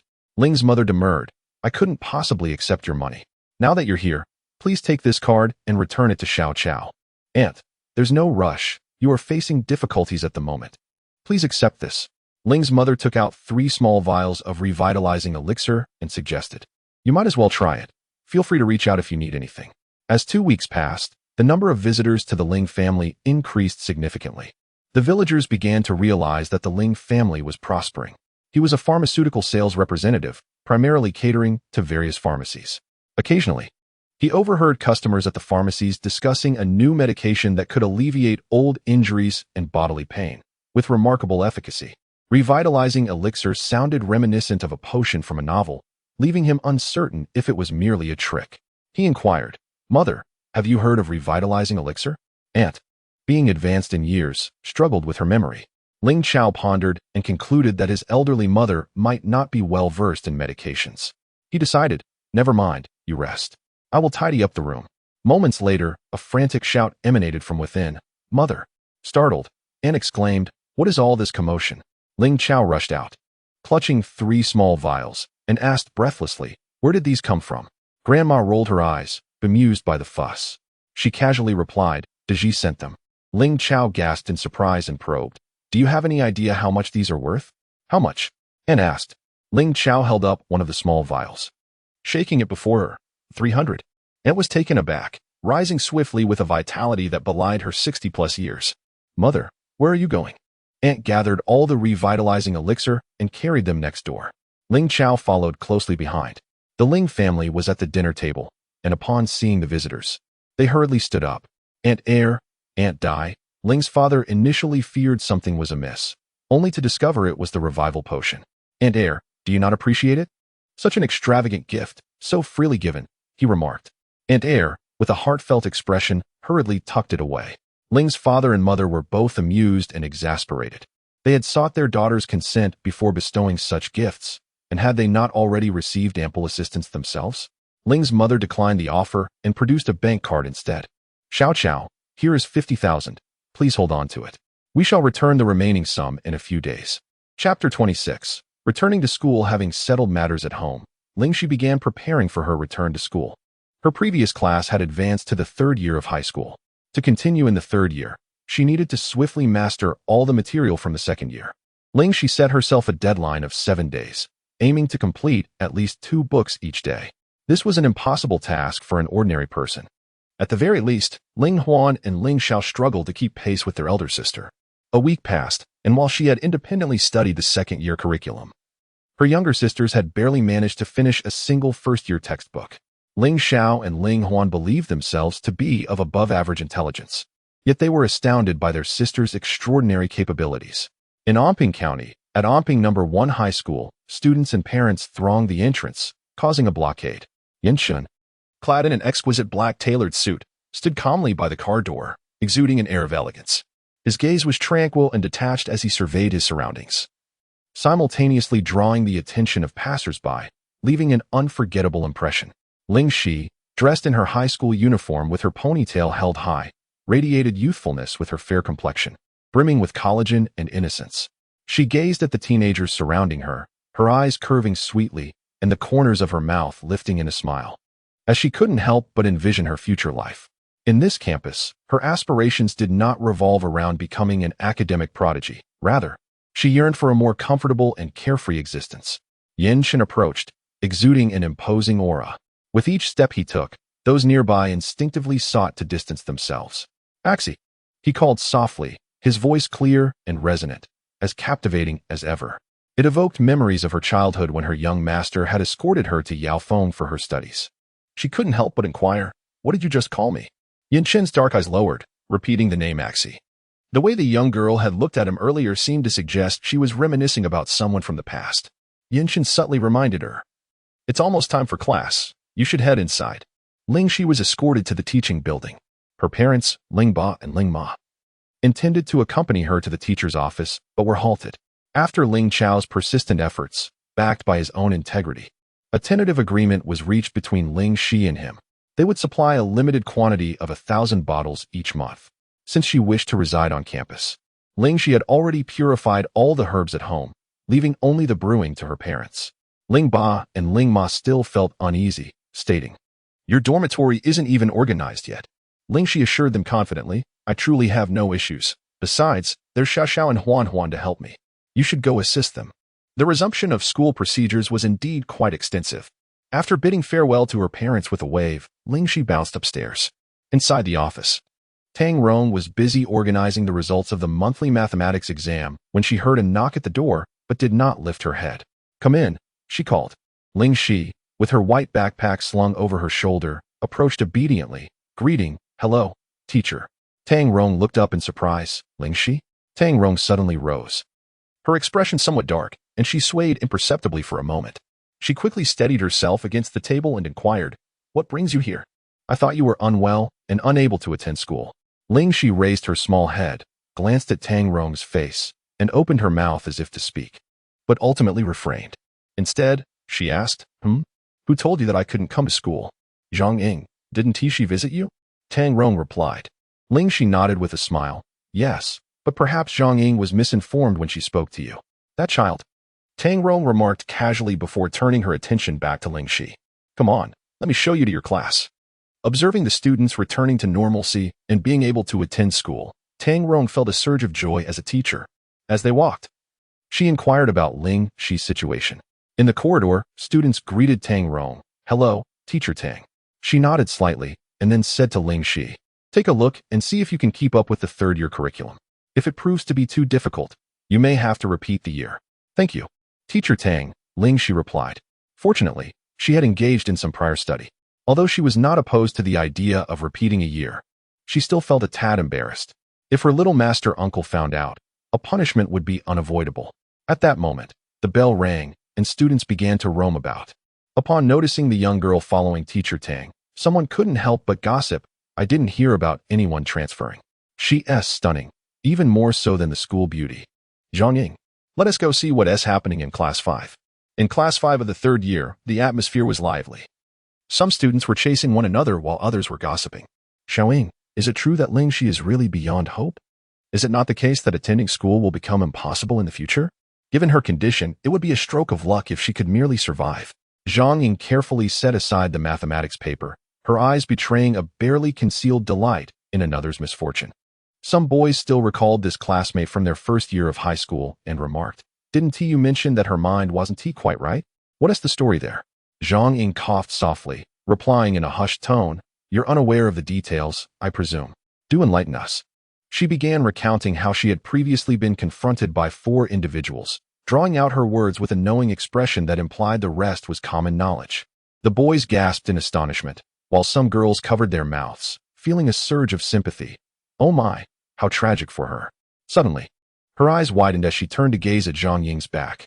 Zhang Ying, slow to comprehend, spun around, her face registering shock. She leapt to her feet, exclaiming, "What are you doing here?" Ling Xi narrowed her almond-shaped eyes, her voice sweet yet her demeanor imposing. "I was unaware that Zhang Ying held such an opinion of me." She pulled a chair towards her, adopting a commanding posture. "Please, continue. How exactly did 4 individuals treat me? No need for subtlety. I can handle it." Her gesture of invitation left Zhang Ying in a precarious position. The classmates had long been aware of Ling Xi's presence, initially assuming she and Zhang Ying were friends. Yet, upon hearing those 2 statements, astonishment rippled through the room. Is this truly Ling Xi, the one they referred to as a vegetable? Had she always been this beautiful? And why had they no recollection of it? To speak ill of someone only to be confronted directly, a predicament indeed. Zhang Ying averted her gaze just as the bell rang, a wave of relief washing over her. Zhang Ying believed that attending class would spare her from such an awkward situation. Little did she know that the forthcoming scene would render her even more uncomfortable. Ling Xi remained motionless, continuing to occupy the aisle. Tang Rong, having been called away moments before, instructed Ling Xi to step forward. As the class bell rang, she entered the classroom and inquired, "What is the matter?" "Ling Xi, please take a seat in the empty spot. The teacher will assign seats after class." Obediently, Ling Xi rose and raised her small hand to ask, "Teacher, I have a crucial question. May I take up 10 minutes of class time?"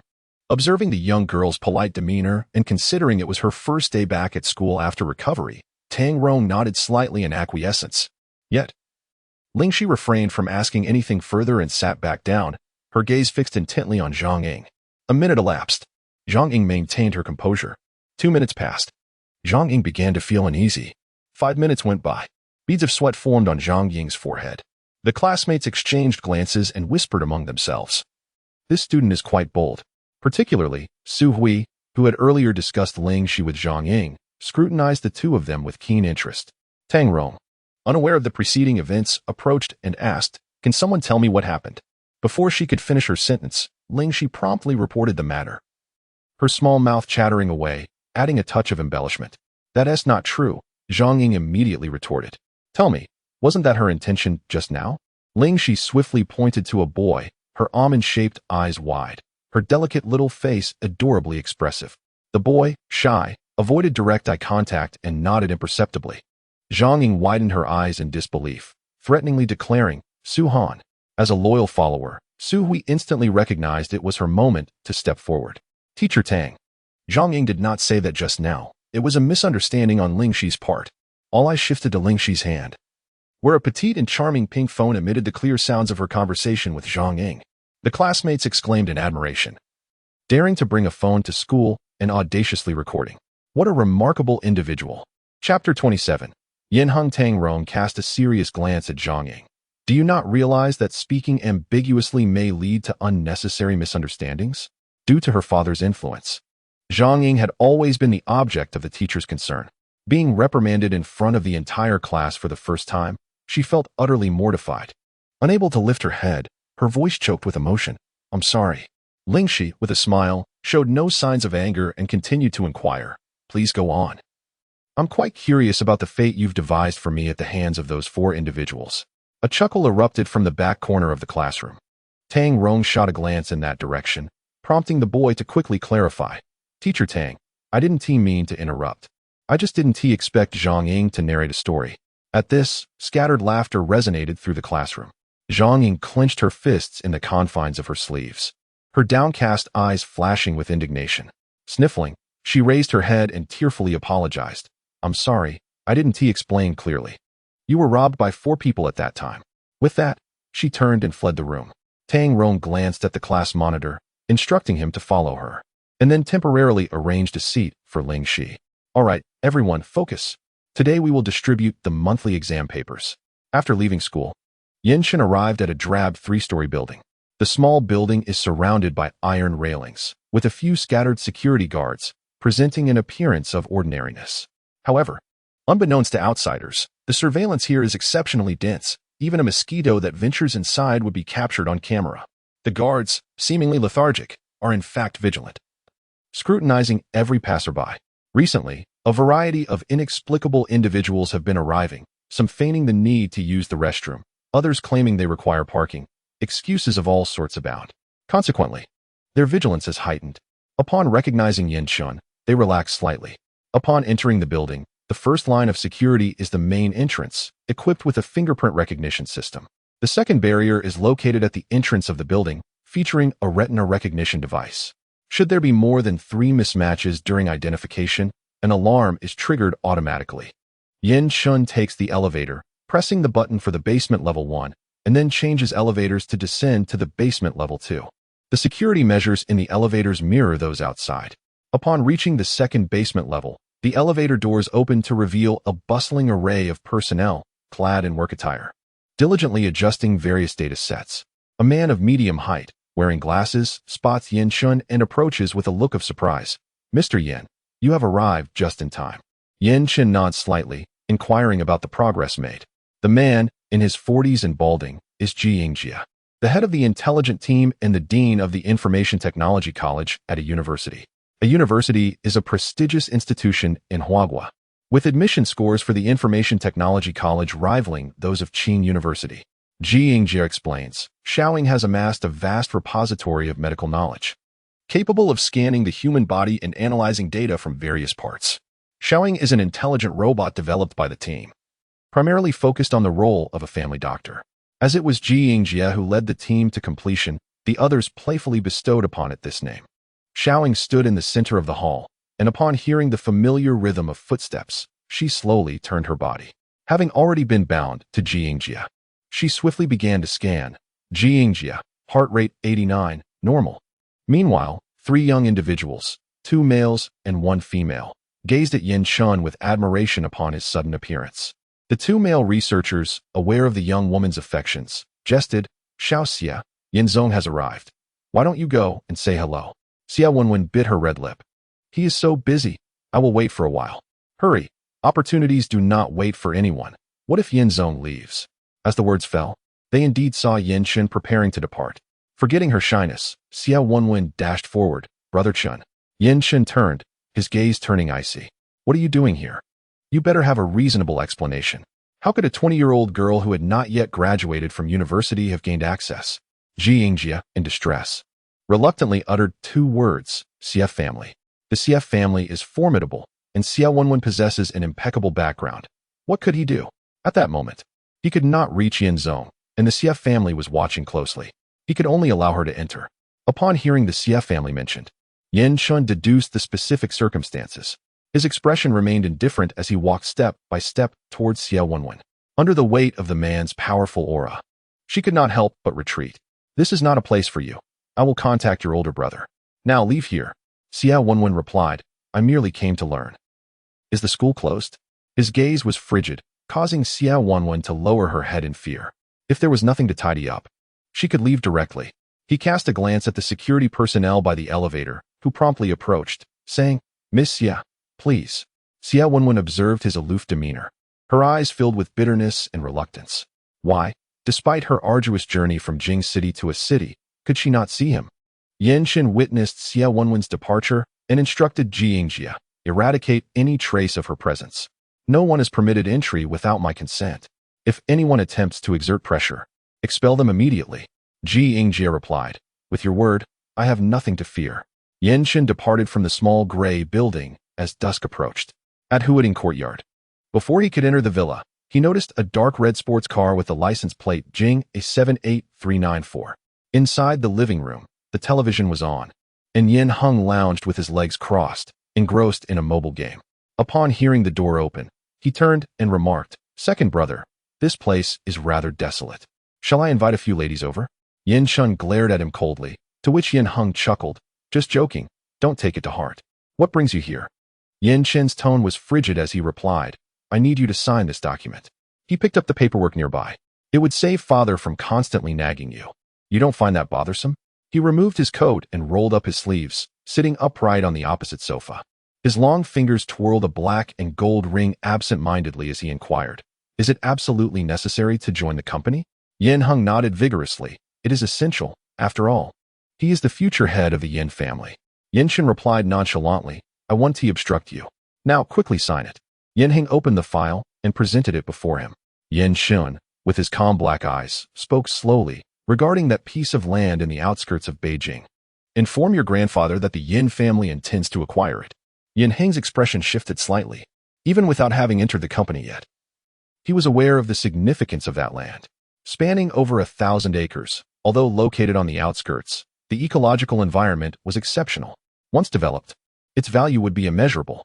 Yin Shen stood up and patted his shoulder. Remember, you bear the surname Yin. Once this matter is handled, the company will be ready to proceed at any moment. Yin Heng felt conflicted. He understood that his elder brother desired that land, yet his words held truth. As for matters concerning their grandfather, Chapter 28 indeed. Ling Xi initially contemplated staying on campus, but considering her health, the school recommended she commute daily. Thus, Ling's father began to pick her up and drop her off every day. At the school entrance, Ling Xi called out, Dad, over here. Ling's father was already eagerly awaiting her arrival. How was your day? Everything is fine, Ling Xi replied cheerfully. I'm keeping up with the courses. Let us go? Get in the car. Upon arriving home, Ling Xi hurried into her small laboratory to commence her work on a new medicine. The following morning, she bid farewell to her father and made her way to the office. Inside, the other teachers were occupied supervising the students during their morning self-study, leaving only Tang Rong, who lay motionless at his desk. Ling Xi was alarmed and rushed forward, channeling a thread of her intrinsic energy. Teacher Tang, I'll take you to the hospital. Tang Rong felt the pain subside somewhat and lifted his head, his complexion still ashen. Ling Xi, you should head to the classroom. I'll be fine shortly. Ling Xi stubbornly shook her head. Teacher, if you refuse to go to the hospital, I will call for an ambulance immediately. As she spoke, she took out her small mobile phone. Tang Rong smiled and said, Child, it's just that the teacher skipped breakfast and has a stomachache, but I feel much better now. Ling Xi prepared to press a key, but Tang Rong hurriedly stopped her. Recently, the frequency of her stomach pains had increased. Yet as the head teacher of the senior class, her time was consumed by work, leaving her unable to find a moment to seek medical attention. Ling Xi insisted on taking her to the hospital, and Tang Rong shared this sentiment. She took a leave of absence, initially intending to go to the hospital alone. But Ling Xi was concerned. Thus, the two of them took a taxi to the hospital together, where Tang Rong underwent a series of examinations. Sitting in the waiting area, she gently held Ling Xi's small hand, feeling its warmth. Due to the urgent nature of her visit, the results came swiftly. The doctor called out, Tang Rong. An hour later, outside Omping County Hospital, Tang Rong appeared pale, her legs weak and lacking strength, supported by Ling Xi as they made their way out. He Qing, the English teacher, was aware of Ling Xi's situation and assumed she had skipped class due to illness, but he could not resist the subtle insinuations from the class representative. Zhang Ying. Therefore, upon seeing Ling Xi and Tang Rong together outside the office, he became angered. Ling Xi, why didn't you request leave for missing class? He Qing then noticed her ashen complexion. Teacher Tang, are you unwell? Tang Rong slowly nodded. Ling Xi just accompanied me to the hospital. I'm sorry, Teacher He. I forgot to inform you. He Qing replied. Your health is of utmost importance. When Ling Xi and Tang Rong prepared to leave, they did not remember to say goodbye. Observing this, He Qing's expression grew stern. After Tang Rong had walked for a while, he suddenly recalled something and called out, Teacher Tang. The director of the Academic Affairs Office, Zhang, would like to see you. Tang Rong waved her hand, indicating her understanding. Ling Xi assisted Tang Rong in lying down, then poured a glass of water, adding a small bottle of rejuvenating elixir. A sweet fragrance instantly filled the air. Teacher, have some sweet water. With the advancement of modern medicine, and given that your condition is in its early stages, recovery is certainly possible. Very well, please rest well, teacher. Ling Xi grasped her hand, seemingly imparting boundless strength to Tang Rong. A sense of confidence inexplicably blossomed within Tang Rong. In Class 5, as soon as Ling Xi entered, the atmosphere felt as though it had hit a pause button. Despite having spent several days together, each time her classmates beheld her, they remained utterly captivated. Her fair, exquisite visage, sometimes gentle, at other times playful and charming, exuded an aura of resilience even in the face of adversity. Lowering her gaze, she noticed the chairs had been smeared with copious amounts of glue. Ling Xi pursed her lips, her dark eyes scanning the room until they settled on Zhang Yang. Zhang Ying let out a contemptuous snort, offering a taunting smile. No matter how many times you look at me, it's futile. You have no evidence. Furious, Ling Xi turned to leave. Zhang Ying reveled in her misfortune, thinking, without the teacher's support, let us see how you fare. The classmates assumed Ling Xi was going to report the incident, but unexpectedly, she glanced outside and firmly shut the classroom door. She advanced step by step, pulled out a chair, and positioned herself next to Zhang Ying. Zhang Ying instinctively recoiled, yet continued her reckless provocation. You better sit straight. Discipline must be observed during self-study. In a swift motion, Ling Xi grasped Zhang Ying by the collar, forcefully pressing her into the chair. What are you doing? Zhang Ying screamed, her body firmly restrained, rendering her immobile. Ling Xi smiled lightly. I have no desire to engage in your petty tricks. In the future, whatever you do, it would be wise to consider whether you can bear the consequences. She then lifted Zhang Ying's chair and moved it to her own seat, beginning her studies. Ling Xi's deskmate, Shi Yu, was also a gentle soul, though timid. As soon as class began, she noticed the glue on Ling Xi's chair and wanted to clean it off. But under Zhang Ying's watchful gaze, she hesitated to take action. Unexpectedly, Ling Xi exhibited such bravery, earning Shi Yu's admiring glance. Ling Xi set down her pen and turned to ask, Is something the matter? You were incredible just now, the girl replied, her eyes sparkling. But you should be cautious. Zhang Ying's father is the director of the Academic Affairs Office. Ling Xi nodded slightly. Thank you, Shi Yu. Shi Yu reassured her. But I'm sure you won't face any trouble. Shi Yu blushed. I meant your body. Ling Xi chuckled, realizing that this body had inadvertently become her shield. At that moment, Zhang Ying was utterly trapped in her chair. If she attempted to leave, her pants would surely tear. How could she maintain her dignity then? She began to feel frantic. Sui found herself at a loss. What should we do? Zhang Ying's eyes reddened, her resentment towards Ling Xi deepening. After this incident, her reputation was utterly ruined. Ling Xi, just you wait. I'm going to my father's office. She instructed Su Hui to assist her in moving the chair, and the two quietly slipped away to the Academic Affairs Office while the other students were occupied with class. As they departed, a wave of subdued laughter erupted in the classroom. After all, Zhang Ying had often wielded her father's authority to bully her classmates. Now, witnessing her misfortune, several students whom she had previously bullied were filled with delight. As the bell rang signaling the end of class, Ling Xi had just risen when she was summoned to the Academic Affairs Office. Zhang Wenbao, father of Zhang Ying, was comforting his weeping daughter. Upon noticing the young girl who entered, he momentarily appeared taken aback, feeling an uncanny familiarity, yet deemed it inconsequential. What mattered was that this girl had bullied his daughter. Are you Ling Xi? He inquired. Ling Xi nodded politely. Hello, Teacher Zhang. I called you here to discuss a matter, he said, gently patting his daughter's shoulder to reassure her. Zhang Ying claims you made her sit on a chair coated with glue. Is that correct? Yes, Ling Xi replied. Zhang Wenbao was instantly rendered speechless. She did not even attempt to defend herself, but rather admitted it outright. Such a forthright student was a rarity in his experience. Chapter 29. Retribution in kind. Clearing his throat, he stated, students should assist one another. Ling Xi, this time you were in the wrong and need to offer an apology. Ling Xi asked, have you ever heard a saying, teacher? What saying? Zhang Wenbao replied, an eye for an eye, a tooth for a tooth. Ling Xi said earnestly, surely you must have heard it. Zhang Wenbao was momentarily at a loss for words, glancing at his daughter, quickly comprehending the implication. You're speaking nonsense. I didn't do anything. Zhang Ying, wiping her tears, inadvertently cast a glance at Su Hui. Su Hui, you saw it too. The moment Ling Xi entered the classroom, she pinned me to my chair, preventing me from getting up, and even threatened me. Su Hui promptly nodded. Teacher Zhang, what Xiao Ying said is entirely true. Ling Xi cast a silent glance at her. After all, you are merely her little follower, naturally advocating for her. Su Hui's face flushed crimson as she insisted. I am merely stating the facts. Oh, Ling Xi elongated her tone. So when Zhang Ying previously mentioned that you weren't lying either. Su Hui's complexion deepened with embarrassment. Ling Xi rolled her eyes and turned to Zhang Wenbao, her small mouth chattering. Teacher, you ought to discipline your daughter properly, so she understands the principles of integrity, beauty, and love. Otherwise, others might think the accolades posted at the school gate are undeserved. Having said that, she lowered her head slightly, adopting an expression of a diligent student, and added, if there is nothing further, I shall take my leave. Farewell, teacher. The office of the Academic Affairs Director was devoid of others. leaving Zhang Ying feeling utterly unrestrained. "Dad, look at her audacious demeanor. I'm nearly suffocating from the frustration," she exclaimed, stamping her foot. "I won't let this go. She must learn her lesson, especially since Miss Xia has instructed me." Su Hui's ears pricked up at the mention of Miss Xia. She had never heard of her before. Once the office was left with only the father and daughter. Zhang Wenba reprimanded sternly, "Speak without restraint, and do not utter the name of Miss Xia in front of outsiders."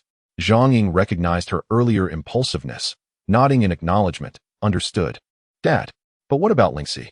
Zhang Wenba interjected. "In a few days, you shan't see her any longer." Upon hearing this, Zhang Ying's expression brightened. In the afternoon, as school dismissed, Ling Xi stepped outside to find a familiar vehicle awaiting her. Curiously, she inquired, "Are we not having treatment tonight?"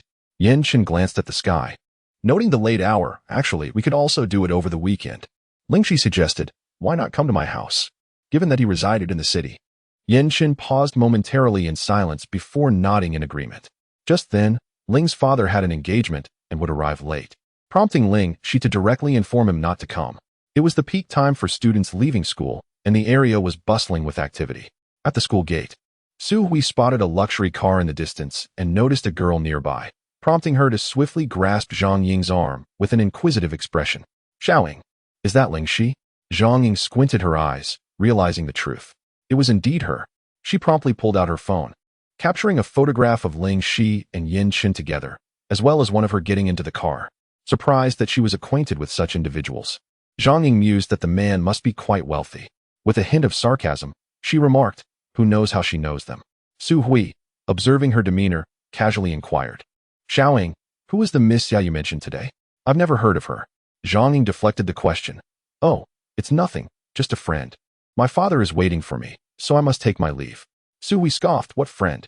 I've never seen her." At the People's Hospital in City A. In the director's office, a knock echoed softly. Fan Shuilin, weary and leaning back in his chair, replied, "Come in." His assistant, Wang Ming, entered and announced, "Director Fan, here is the report you requested, and there are results regarding the previous inquiry." Fan Shuilin's eyes widened. "Is there any connection to Changjian?" Wang Ming responded, "Currently, no connections have been found." Sighing in relief, Fan Shuilin accepted the report. "Who is the seller of the prescription?" he inquired. "It originated from a small village. Rumored to be a family secret recipe," Wang Ming replied. Fang Shuilin frowned. A family secret recipe posed a challenge. He glanced at the report and resolved to proceed immediately, prepare the vehicle. Upon hearing the news of his hurried departure from the hospital, Chang Jian could not help but chuckle, pondering how one could offend that young man yet still expect to comfortably retain the position of hospital director. Such a notion was utterly preposterous. In Qifeng village, Fang Shuilin sat in the car, observing the bustling entrance of the Ling family. "Is this the place?" he inquired. "Indeed," Wang Ming replied. "The Ling family's medicinal concoction has gained considerable renown in Anping County, even attracting the attention of certain individuals in City A." Fang Shuilin, eager to secure the formula, declared. "Let us proceed." The two approached the Ling residence, attempting to bypass the queue. "Hold on, someone is cutting in line," a voice called out, blocking their path. The crowd quickly surrounded them, exchanging a few sharp words. When a worker inadvertently bumped into Fang Shuilin, his expression soured. "I am not here to purchase medicine. Kindly step aside. If you're not buying, then why are you here?" Hearing the commotion outside, Ling Ba rushed out. "Mr. Ling." The crowd parted to make way for him. Ling Ba regarded the neatly attired middle-aged man before him and inquired, "And you are?" Wang Ming stepped forward, presenting a business card. Upon receiving it, Ling Ba glanced down, astonished and delighted. "You are Director Fang?"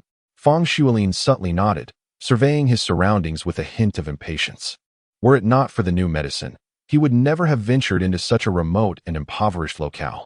Aware of his family's circumstances, Ling Ba called out, "Dear, come out here." Ling Mama bid farewell to a guest and, having washed her hands, hurried out. "What's the matter?" "This gentleman is Dr. Fan Shuilin," Ling Ba introduced. Ling Mama's eyes sparkled, yet a fleeting thought crossed her mind before she quickly regained her composure. She addressed Ling Ba. "Dinner isn't prepared yet. You go in first." "All right," Ling Ba replied cheerfully, then turned to Dr. Fan Shuilin, saying, "My wife is here. You may speak with her." He preferred not to involve himself in such complicated matters. In the small pharmacy of the Ling family, Yinshin lay on a small bed. finding it difficult even to turn over. Ling Xi was joyfully playing with Xiao Hong when she heard footsteps and hurried to conceal Xiao Hong. Dad, what brings you here? Have those people left? Chapter 30. Suggestion to retain your Ling Ba shook his head and looked towards Yanchen, inquiring about his condition. He plopped down with a sigh. Ling Xi approached him from behind, discreetly letting Xiao Hong go, and began to massage her father's shoulders. Father, you've worked hard. She smiled, adding, please don't sigh. Our family is doing better and better. What is there to be unhappy about? Ling Ba couldn't help but say, our family's medicinal liquid has caught someone's attention. They are individuals of considerable stature. How can they ensure its protection? Ling Xi was not surprised. She had anticipated this day since she first crafted it. If you don't wish to sell, then don't sell. After all, we are not short on money at home. It's not that simple. No sooner had he finished speaking than a piercing scream from Ling Mama pierced the air. What are you doing? Put that down. Ling Ba immediately sprang to his feet and rushed outside. Ling Xi also hurriedly followed suit. Upon seeing the newcomer, her anger flared instantly. Last time, there was an attempt to seize her small mortar and pestle, and now there is yet another attempt to snatch the revitalizing elixir from her home. Truly, it seems that the tiger does not roar, leading others to perceive it merely as a sickly cat. She stepped forward and snatched the potion from the other person's grasp. Director Fan, we meet again. Fan Xuelin's pupils contracted in shock. Is this your place? Ling Xi responded, certainly not yours. Fan Xuelin touched the recording pin he always carried, realizing that this elixir was likely the new medicine they had discussed previously. To his surprise, it all circled back to the same individual. His expression brightened. Little girl. You seem well. Fan Xuelin hesitated, striving to maintain a smile. Little girl, do not speak so definitively. He produced a check and handed it over. Upon seeing it, Ling's parents could not help but swallow hard. Goodness, 5 million. They had never encountered such a sum in their lives. The esteemed director, a figure of prominence, appeared to have lost his senses. Regardless of ownership, if he desired something, he felt entitled to obtain it. If he could not buy it, he would resort to theft. What kind of upbringing produces such a brigand? However, her belongings were not for the taking by just anyone. Though Fan Xuelin felt anger rising at the rejection, thoughts of the Yin family compelled him to restrain himself. Since you are unwilling to sell the formula, I shall return another time. He signaled to his assistant and departed. The assistant approached, prepared to continue persuading the family. Ling Xi extended 2 fingers and grasped his collar. Apologies, but our home does not welcome Director Fan and his associates. The assistant, feeling the pressure on his throat, could not suppress an eye roll and coughed. Ling Xi released her grip. Please leave. He was taken aback by the astonishing strength of the young girl, despite her tender age. With a heavy heart, he could only leave in a dejected manner, the dean's orders weighing heavily on his mind. Once back in the car, Wang Ming pointed to his throat and opened his mouth, producing a hoarse voice before Fan Xuelin could even inquire. Dean, there is nothing I can do. Cici, how do you know Dean Fan? Inquired Ling's parents with curiosity. Ling Xi nodded, holding a significant grudge against him, for soon no one would dare to covet his belongings again. He was truly a malevolent individual. Really? She recounted the earlier incident in detail, causing her parents to slam the table in indignation. Hypocritical scoundrel. How could we have trusted him so much, even considering him for your treatment? Ling Xi concurred. If he comes again, we shall drive him away immediately. Her parents, being so naive, risked falling victim to his schemes. Ling's mother pondered further. His connections are vast. What if he deliberately creates trouble? Suddenly, a deep and clear voice resonated behind them. No need to worry. Ling Xi looked up. Oh, you're awake. Yanchen nodded, stating, I will inform the Fan family about what transpired with Fan Xuelin. If they fail to discipline him, they should not blame me for taking matters into my own hands. He had found himself a justifiable reason to act. Given the young girl's capabilities, she deserved such treatment. Ling Xi remained skeptical. Will he actually listen? Yanchen hesitated. What are your thoughts? We should strike first. Ling Xi clenched her small fists, ready to take action. A sudden gust of cold wind swept past the three. Meanwhile, in the academic affairs office of Onping No. 1 Middle School, Tang Rong wore a grim expression, his tone resolute. I disagree. She had observed Ling Xi for several days and found no indication that she was struggling to keep up. In fact, the young girl demonstrated a commendable grasp of high school knowledge, actively participating in class and studying diligently. The notion of being held back had never crossed her mind. Now, however, Director Zhang had directly instructed her to inform the students of their retention, which was akin to a bolt from the blue. How could they possibly endure such news? Director Zhang chuckled. Teacher Tang, do not be upset. I am only considering the best interests of the students. He rose, gesturing toward the senior year's schedule. Look, Ling Xi has just awakened. Can she truly adapt to such an intense academic routine? Moreover, this is her final year of high school, with the pressure of impending college entrance examinations. If her health deteriorates, everything will be for naught. Tang Rong replied, Director Zhang, I understand your concerns. However, Ling Xi is currently adapting quite well. There is no indication that. Director Zhang raised his hand to interrupt. The most critical factor is that she has never studied the second-year material. How can she possibly keep pace with the current curriculum? Ling Xi, standing outside the door, understood the reason for her summons. She knocked, poked her head in, and immediately said, Teacher, I can keep up. Tang Rong quickly gestured for her to enter. Once inside, Ling Xi closed the door, her small face composed as she walked step by step to stand before Director Zhang. She inquired, Teacher Zhang, if you have doubts, you might as well ask your daughter about my performance in class. Director Zhang adopted a stern demeanor, stating, We are discussing your academic performance. Then shouldn't you ask me why you are so resolutely convinced that I cannot keep up? Is it possible that classmate Zhang Ying has informed you? She looked at him, her eyes filled with skepticism. Nonsense, Director Zhang replied, his expression darkening as he scolded her sharply. Do you require me to remind you how you managed to pass through your second year? Only those who can keep up have the right to complain, Tang Rong asserted. Director Zhang, I assure you, Ling Xi is truly dedicated. She fully engages in class. Upon receiving a direct notification of her demotion, Ling Xi's anger surged. She slammed her hand on the table, momentarily losing control of her strength. Crack. The table splintered. Director Zhang wore an expression of disbelief. Tang Rong grasped her small hand. Expressing concern, are you all right? Embarrassed, Ling Xi shook her head, wriggled free, and concealed her hand behind her back. She fixed her resolute gaze on Director Zhang, declaring, I refuse to be held back. If you doubt my academic capabilities, let my performance in the upcoming monthly exam speak for itself. With that, she turned and departed. Director Zhang, astonished, shifted his gaze between the damaged table and her retreating figure, ultimately addressing Tang Rong. Look at the student you are teaching, disrespectful and impolite. And can she afford to compensate for this table? Just as he finished speaking, Ling Xi re-entered the room. Assuming she had overheard his previous remarks and was displeased, Director Zhang instinctively took a step back. Ling Xi retrieved a stack of cash from her pocket, placing it on the table. Teacher, I can afford it, she stated. Her tone calm yet assertive. Her seriousness suggested that, were it not for her straightforward nature, one might misconstrue her words as a subtle mockery of his condescension. Director Zhang exhaled sharply through his nose, his lips pressed tightly together. I shall see what results you can achieve. If you fail to meet the standards, you will still face demotion. Chapter 31. The tactics are too lowly. Second update. In City A, at the Fan residence, Fan Shueson was diligently writing in his study. The butler knocked on the door. Sir, the Yin family is on the line. Come in. Fan Shueson set down his pen and answered the phone. It's me. A minute later, his expression subtly shifted. I understood. Rest assured, Mr. Yin. After hanging up the phone, he furiously hurled his device, shattering it upon impact. His countenance darkened. I was acting for the sake of the Fan family, yet you remain oblivious to the extraordinary nature of the Ling family's medicine, Fan Shueson coldly remarked.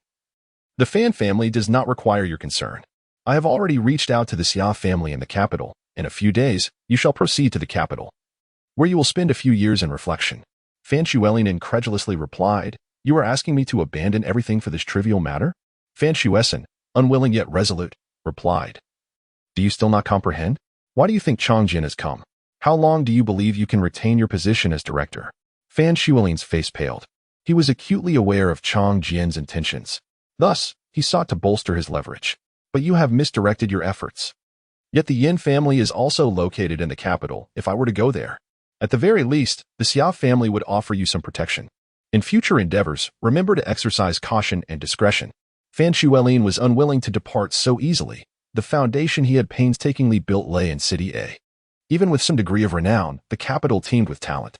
Restoring his current status would not be a simple feat the following day, in the stillness of the night. Qingfeng village was enveloped in tranquility, with the villagers soundly asleep.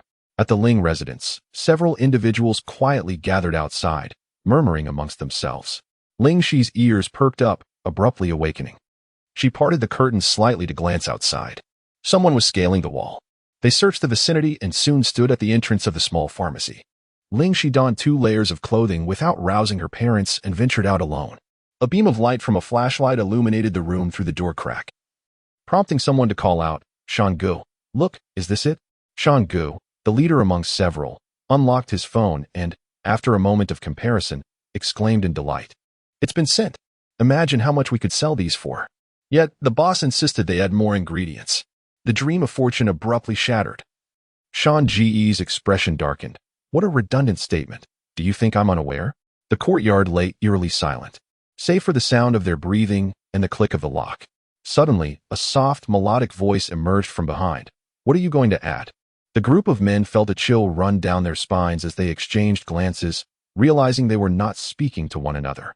Slowly turning, they beheld a girl with flowing hair and a white dress swaying gently in the breeze. Her delicate face, with its fair complexion and crescent-shaped eyes, held a smile that was both mysterious and playful. A piercing scream erupted. Linba and Linma were jolted awake, hastily switching on the lights. Upon emerging, they breathed a sigh of relief. Their obedient daughter stood in the yard, while several unfamiliar men lay sprawled on the ground. Ling Xi pointed at the men, urging, "Mom and Dad, call the police. They intend to rob and harm us." Without hesitation, Linma dialed 110, while Linba quickly grabbed a rope to securely bind the intruders. Shi, why did you come out here alone? You should have woken us." "I suddenly heard a noise and had no idea it would be," Lin Xi replied, rummaging through Shan Ji's belongings and producing a packet of materials. "This is it."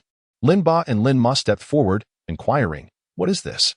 "Ling Xi, they are the raw materials for their schemes to harm others." Brother Shan, in excruciating pain, curled up and lamented, "We had no intention of causing harm for profit. This powder, once added, is indeed a means to inflict harm for financial gain." Ling Xi pointed to the revitalizing potion beside her.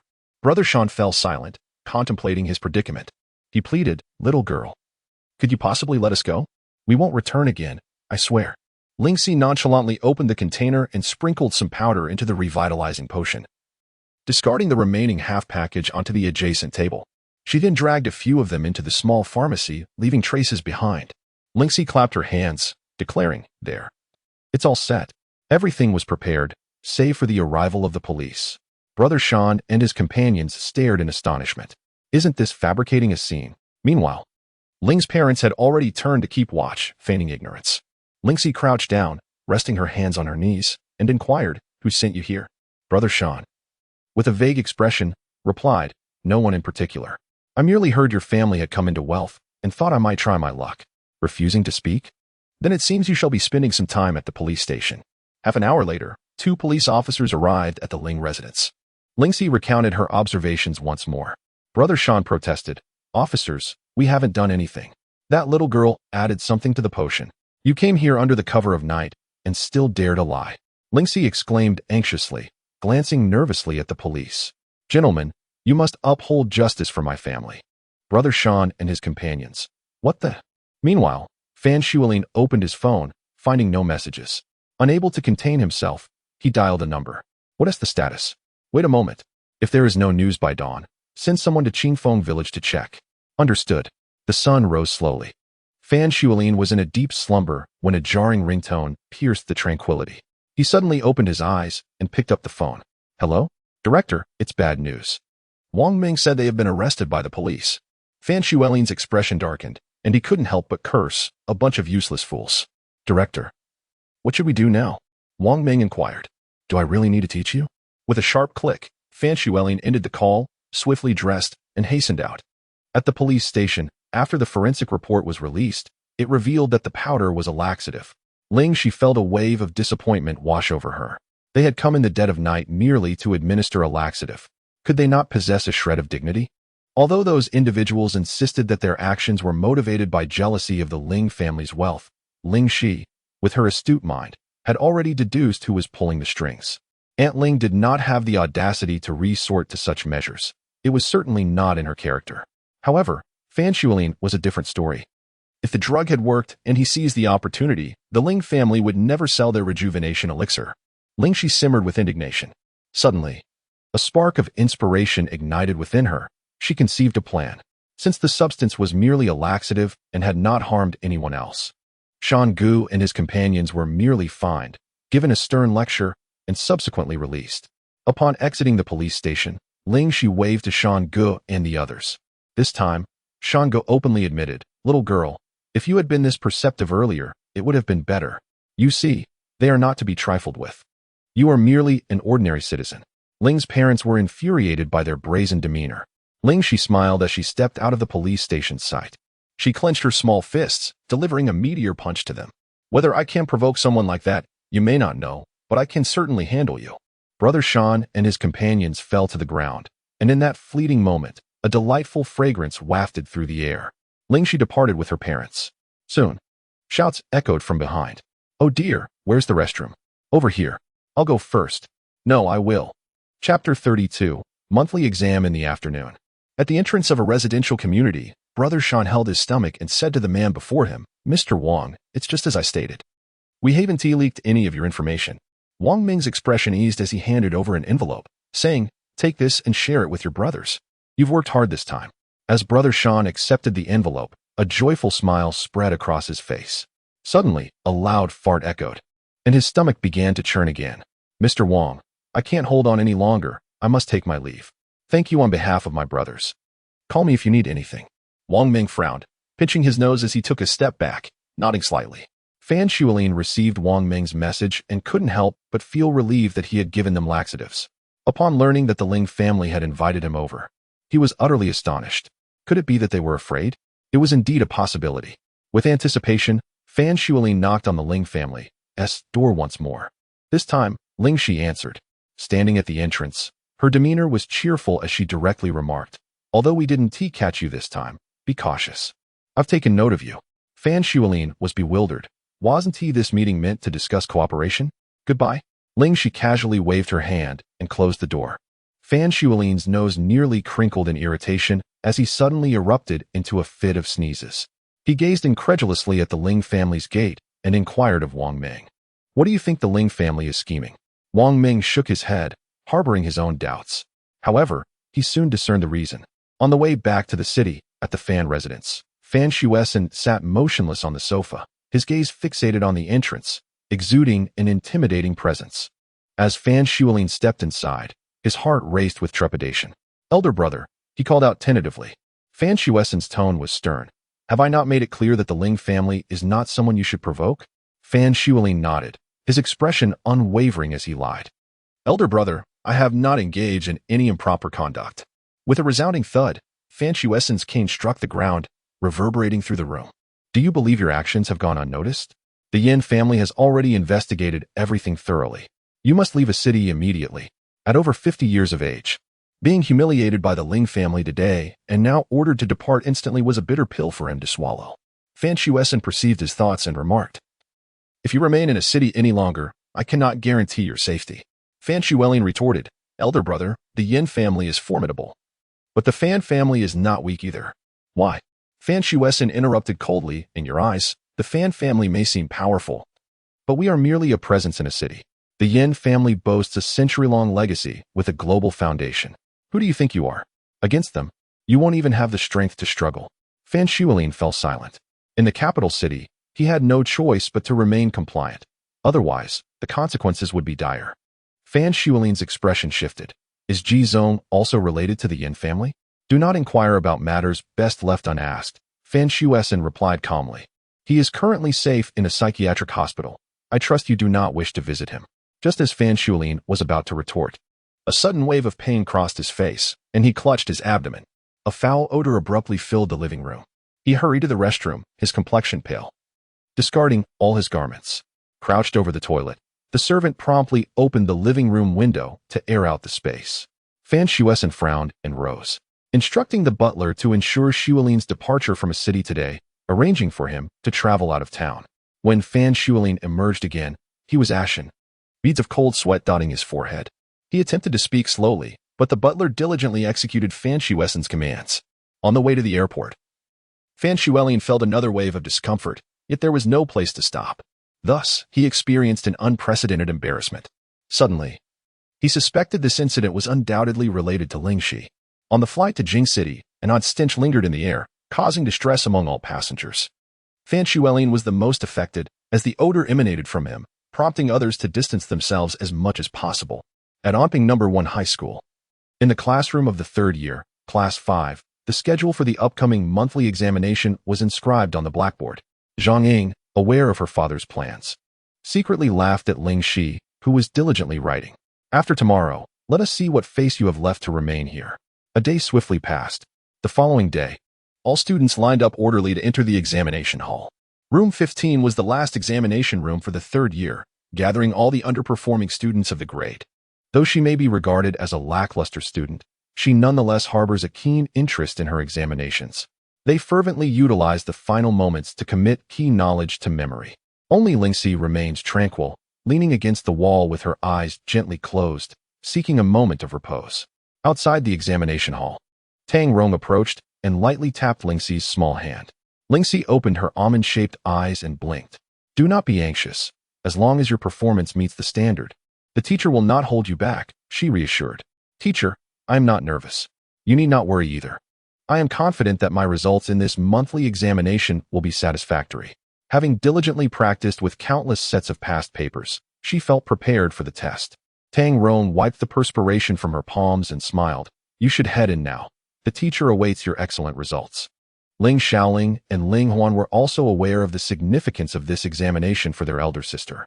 They accompanied her to the third-year building, standing at the stairway and gesturing words of encouragement to Ling Xi. Just then, Ling Xi glanced up, saw them, and responded with a smile before turning to enter the examination room. Su Han and Ling Xi were the only two students from Class 5 present. Su Han sat behind Ling Xi, poking her back and whispering, if you find yourself struggling, feel free to copy my answers. Although the matter of Ling Xi potentially being held back had not been officially announced, some students in Class 5 were privy to this information and understood the weight of this examination for her. No need for that. Ling Xi gently declined his offer. Just focus on your own exam. Su Han replied, all right then, just let me know if you need anything. Despite his own lackluster performance, he had at least spent an extra year in study, making him somewhat more prepared than Ling Xi. As the bell for the examination rang, the once lively classroom fell into silence, and everyone began to answer the questions with utmost seriousness. Ling Xi, with remarkable ease, swiftly progressed to the final question, the essay. She relaxedly lifted her head and twisted her neck. The girl was admonished not to look around and to focus on the exam paper. A man's voice echoed from the back of the classroom. Ling Xi turned to see a male teacher standing, his gaze unfriendly as it fixed upon her. Su Han whispered, what's wrong? Do you need the answers? Ling Xi, with a furrowed brow, shook her head slightly. She pinched her neck, lowered her gaze, and began to scrutinize the essay topic. An hour passed swiftly. Ling Xi set down her pen and obediently remained seated, refraining from glancing around. Noticing her lack of engagement, the male teacher found it peculiar and approached her. Upon inspecting her completed paper, he was astonished. You finished this already? Other students had barely managed to answer half of the questions. Ling Xi raised her eyes, her almond-shaped orbs shimmering, and quietly inquired, Teacher, may I submit my paper early? The male teacher cleared his throat and advised her, be sure to double-check. Oh, the implication being, I have already checked thoroughly. Seeing her apparent nonchalance, he dismissed her with a wave, indicating she could leave. Chapter 33. Cleaning up. Ling Xi joyfully gathered her belongings, placed her exam paper on the podium, and departed with her small backpack. The other examinees looked up in astonishment, perceiving her actions as surrender. Su Han assumed Ling Xi had simply given up writing, entirely unaware that she had completed her work. This misconception led him to inadvertently undermine his own performance. The female teacher at the podium, upon examining the handwriting on the paper, was taken aback. The elegant, poised small characters displayed a maturity and depth that suggested years of calligraphy practice. Even she could not produce such spirited and graceful handwriting. Reflecting on her recent concerns, the female teacher diligently noted the name and class of the student. As Ling Xi descended the stairs, she spotted Yin Shun in the distance and approached him with surprise. Mr. Yin, what brings you here? Yin Shun replied with a slight smile. A friend is here for an inspection, so I thought I would come by to see you. What about you? You finished so quickly?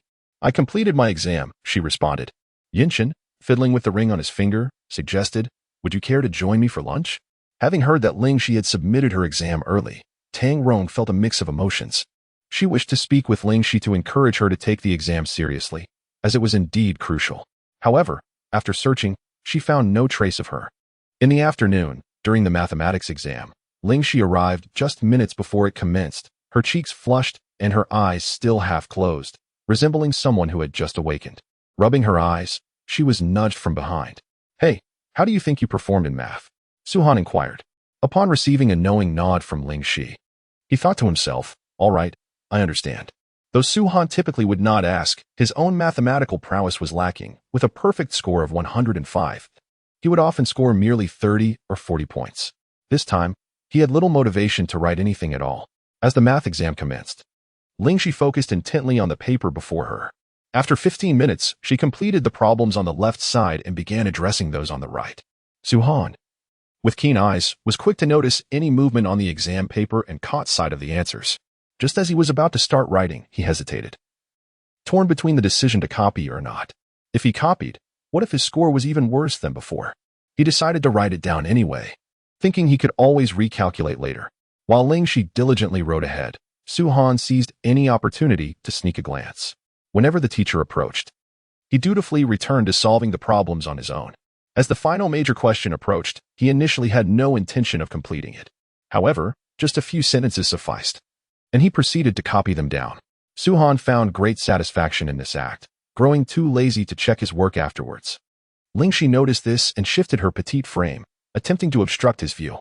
Once the mathematics examination concluded, she advised Su-Han against copying her answers, as it would be easily detected.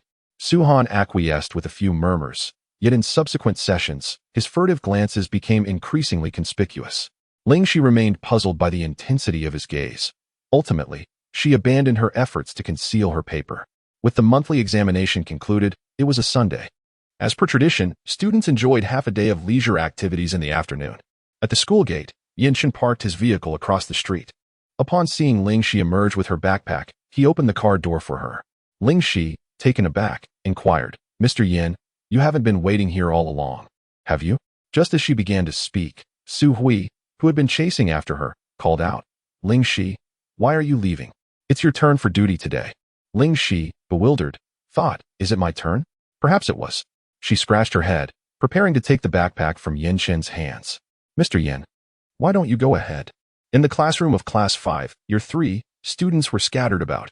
Only a few top scholars remained engrossed in their studies, while others had ventured outside to relax. Yinshin followed Ling Xi into the classroom. The aftermath of the monthly exam left the floor littered with scraps of paper. A chaotic sight. Ling Xi had been assigned to sweep the floor. Yinshin furrowed his brow and quietly instructed, "Don't move." He picked up a broom nearby, intending to clean. "No, I can manage this myself," Ling Xi insisted, grabbing another broom. Yinshin intercepted her, his voice low and firm, "Be obedient." Although the little girl's heart has improved significantly, it is still advisable to avoid such activities. The classmates couldn't help but glance over. "Is this Ling Xi's brother?" Su Hui followed them and stood at the classroom door, taking out her phone to send a text message. Ling Xi sat in her chair, feeling a bit shy. As she stood up, Yinshin noticed her.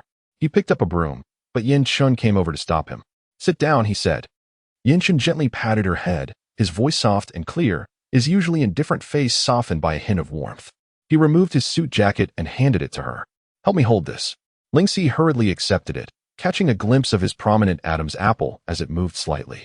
His skin was as cool and pale as ancient jade, his brows and eyes serene yet imbued with a touch of warmth. An unavoidable contact ensued. Their palms and fingers brushed against one another unconsciously. Though their expressions remained unchanged, both felt a surprising warmth in that touch. Ling Xi took a deep breath. This man truly was irresistibly captivating, especially with a face identical to that of her little master uncle. Zhang Ying received the message and rushed over, leaning against the doorframe, breathless. Su Hui quickly said, shouting, "Look." She pointed at Yinshin's back, her eyes sparkling with admiration. "Isn't he incredibly handsome?" The man was tall and dashing, clad in a suit, helping Ling Xi sweep the floor. Zhang Ying whispered, "What is his relationship with Ling Xi?" Su Hui shook her head, unsure. Zhang Ying bit her lip, ready to approach, but as the man turned around, she caught sight of his face. She murmured, "Isn't this the person who came to pick her up that day?" Su Hui nodded in affirmation. Yinshin brushed off the dust from his attire and addressed Ling Xi. "Let us be on our way." Ling Xi, tousling her hair, rose and proposed, Mr. Yin, allow me to treat you to a meal." Observing the troubled expression on her face, Yinshen could not help but smile. Very well. As they prepared to leave, he cast one last glance at the classroom, his attention drawn to the ceiling fan. Ling Xi took a couple of steps forward, but noticing his hesitation, she called out to him. At the entrance, they were obstructed. "Classmate Zhang Ying, could you please make way?" Her voice rang clear and melodious. However, Zhang Ying appeared oblivious, her gaze fixated on the man. From a distance, she had not scrutinized him closely, but now, at such proximity, she discerned that this man undoubtedly hailed from a distinguished background. He stood there, exuding an air of haughty elegance that instantly captivated everyone's attention. Having previously shed his coat while cleaning, it now rested casually on his arm. The elegance of his handsome and refined features was accentuated by beads of sweat trickling down his neck. His once pristine white shirt was now slightly disheveled, revealing a perfectly defined jawline. Particularly striking was the depth of his gaze fixed upon Ling Xi, which was profoundly intense, evoking a yearning in others to be the object of his attention. For the daydreaming high school students, the mere presence of such a man was a considerable shock. Ling Xi waved her hand once more in front of Zhang Ying. "Classmate Zhang, please clear the way." His eyes were a deep, impenetrable black, akin to a mysterious vortex. Unpredictable, enigmatic, and perilous, dissuading anyone from meeting his gaze. Zhang Ying promptly bowed her head and stepped aside. A delightful fragrance wafted into her nostrils, and she committed this scent to memory. Holding her phone tightly within her pocket, she recalled the photos of Ling Xi and this man contained within. The previous thought vanished in an instant. Chapter 34. Cheating. The two walked together through the campus, drawing the attention of many. Ling Xi couldn't help but quicken her pace, inquiring, "Mr. Yin, do you enjoy spicy hot pot?" Yinshen paused, taken aback by the question. "Spicy hot pot?" Ling Xi continued. "There is a delightful little shop next to the school. The spicy hot pot is particularly delicious. Would you like to go?" Her bright, expressive eyes turned to him, and Yinshen nodded. "Sure." Although the shop beside the school was modest in size, it was well-equipped and impeccably clean. A considerable number of people were already queued inside. After a while, a spot finally opened up, and Ling Xi hurried over, urging, "Come on." After selecting their ingredients and flavors, they sat facing each other. Ling Xi rested her chin on her hands, stealing glances at him from time to time. Yinshen took out a disinfecting wipe and handed it to her, asking, "Why are you looking at me like that?" Ling Xi wiped her small hands and replied, "I think you resemble a friend of mine." Upon hearing this, Yinshen felt a pang in his heart and casually asked, "What friend? May I meet him?" Ling Xi shook her head and sighed, "I'm afraid not. He is no longer with us." Noticing the somber expression on the young girl's face, Yinshen raised an eyebrow and asked, "What happened?" Ling Xi, lacking enthusiasm, responded, "I don't really know. Ever since I dreamt of my junior martial uncle getting injured, he has not appeared in my dreams again. This worries me a bit." Yinshen offered a casual consolation. "If it's meant to be, you will meet again. Perhaps your lack of meeting is simply a matter of insufficient fate." The spicy hot pot soon arrived at their table. Ling Xi, petite yet possessing a hearty appetite, polished off an entire bowl. She had a peculiar habit of ensuring that every morsel of food in her bowl was consumed completely. At times, one must endure and finish what is set before them. As the numbing yet spicy flavors danced upon her palate, her eyes glistened with moisture, causing a few crystalline droplets to cling to her elegantly curled lashes. Yinshen instinctively raised his hand, his thumb gently brushing the corner of her eye. The warmth of his palm enveloped Ling Xi, causing her breath to hitch, and she instinctively turned her head away. Ling Xi subtly shook her head, choosing to remain silent. Above, a fine drizzle descended from the heavens. It was Monday, the first day of school. Ling Xi held an umbrella, skillfully avoiding the small puddles as she made her way to the institution. Not far from the school, a commonplace black sedan stood, within which Yin Chun gazed absently in the direction of the school. Bai Han Yuan, filled with curiosity, inquired, "On a rainy day, what brings you to this place?" He offered no response, merely whispering, "Let us go." A suspicion stirred within him, prompting Bai Han Yuan to swiftly glance out the window, where he faintly discerned a familiar silhouette that vanished in an instant. He uttered a name. "Is it because of Ling Xi?" Yin Chen's gaze turned frosty as he lifted his eyes. Bai Han Yuan promptly silenced himself, yet turmoil brewed within him. Good heavens! Could it be that the second master had deliberately come to see that young lady? A peculiar notion surfaced. Was it possible? In classroom 5 of the 3rd year, as Ling Xi entered, an immediate hush fell over the class, all eyes drawn to her with palpable curiosity. Ling Xi set down her umbrella, blinking in puzzlement as she looked towards her deskmate. "Sure you wondering what had transpired. Shiryu, with admiration in her eyes, pointed towards the chart affixed beside the blackboard. You should take a look. It was only then that Ling Xi realized the results had been released. Upon seeing her score, astonishment washed over her. Out of a perfect score of 750, she had achieved 732, securing the top position in her grade. Except for her Chinese and English scores, she had excelled in all other subjects. Suhan hurried into the classroom, his backpack slung over his shoulder, only to be met with an eerie silence. As he pondered the cause of this unusual atmosphere, his deskmate, Meng Tian, remarked, Ling Xi has secured the top spot in the grade. Suhan casually responded, is she that remarkable? However, Meng Tian whispered that some alleged she had cheated. Ling Xi's ears perked up, yet her expression remained unchanged. In stark contrast, Suhan's countenance shifted dramatically. His grades. Oh, Ling Xi, please don't let it be true. He silently prayed as he approached the results sheet, too afraid to open his eyes. Finally, he dared to crack them open just a sliver, only to see the name at the top, and his heart sank. Then he spotted his own score, second in the class, fifth overall in the grade. At that moment, a singular thought struck him. It's over. Suhan's legs felt weak, and he hastily leaned against the wall. How could mere copying of a test yield a fifth-place finish? He had written the Chinese exam himself. Ling Xi's performance was simply extraordinary. Congratulations, my foot. He muttered under his breath. What's wrong? When have you ever seen me score above 300? Meng Tian conceded, that is true, which is precisely why I congratulated you.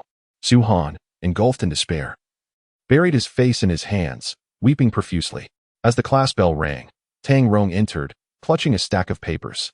In this month's exam, our class's average score has improved compared to the last, but her gaze shifted to Ling Xi, who sat calmly and obediently in her seat. Then she looked at Suhan, who was too embarrassed to raise his head. Tang Rong sensed an opportunity. Throughout the lesson, she said nothing, merely distributing the exam papers and calling Ling Xi to the front to explain the answers, particularly focusing on the final question. Of the entire grade, only she and Suhan had managed to solve it, employing calculus formulas from university studies. It was inevitable that her classmates would harbor suspicions regarding Ling Xi's grades. However, as she elucidated her methods, their doubts gradually dissipated. Yet, Zhang Ying remained unconvinced, positing that someone must have furnished Ling Xi with the answers. Consequently, after class, clutching the recent senior year monthly exam grade sheet, he pointed to Ling Xi's name and questioned. A student who has only completed 1 year of her freshman studies has surpassed all the seniors, securing the top position in the grade. Surely, she must have cheated. Tang Rong retorted, what explanation do you seek from me? Director Zhang procured Ling Xi's scores from various subject teachers and arrayed them on the desk, exclaiming, is this truly the result of her own abilities? Why not? Do you possess any evidence to substantiate your accusation of Ling Xi cheating? Director Zhang scoffed. I not only suspect her of cheating, but I also suspect someone of assisting her.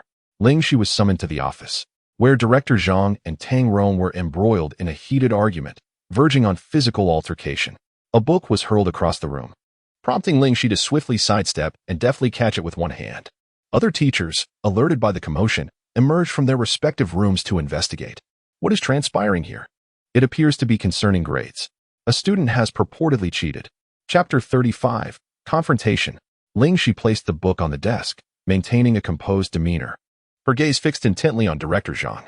Previously, you asserted that I was lagging behind and thus compelled me to repeat a year. Now, with the release of the monthly exam results, you accuse me of cheating. I am curious, on what basis do you so readily make such unfounded accusations? The atmosphere in the room grew tense, with all the teachers' gazes converging on Director Zhang. Indeed, the student's assertion was not without merit.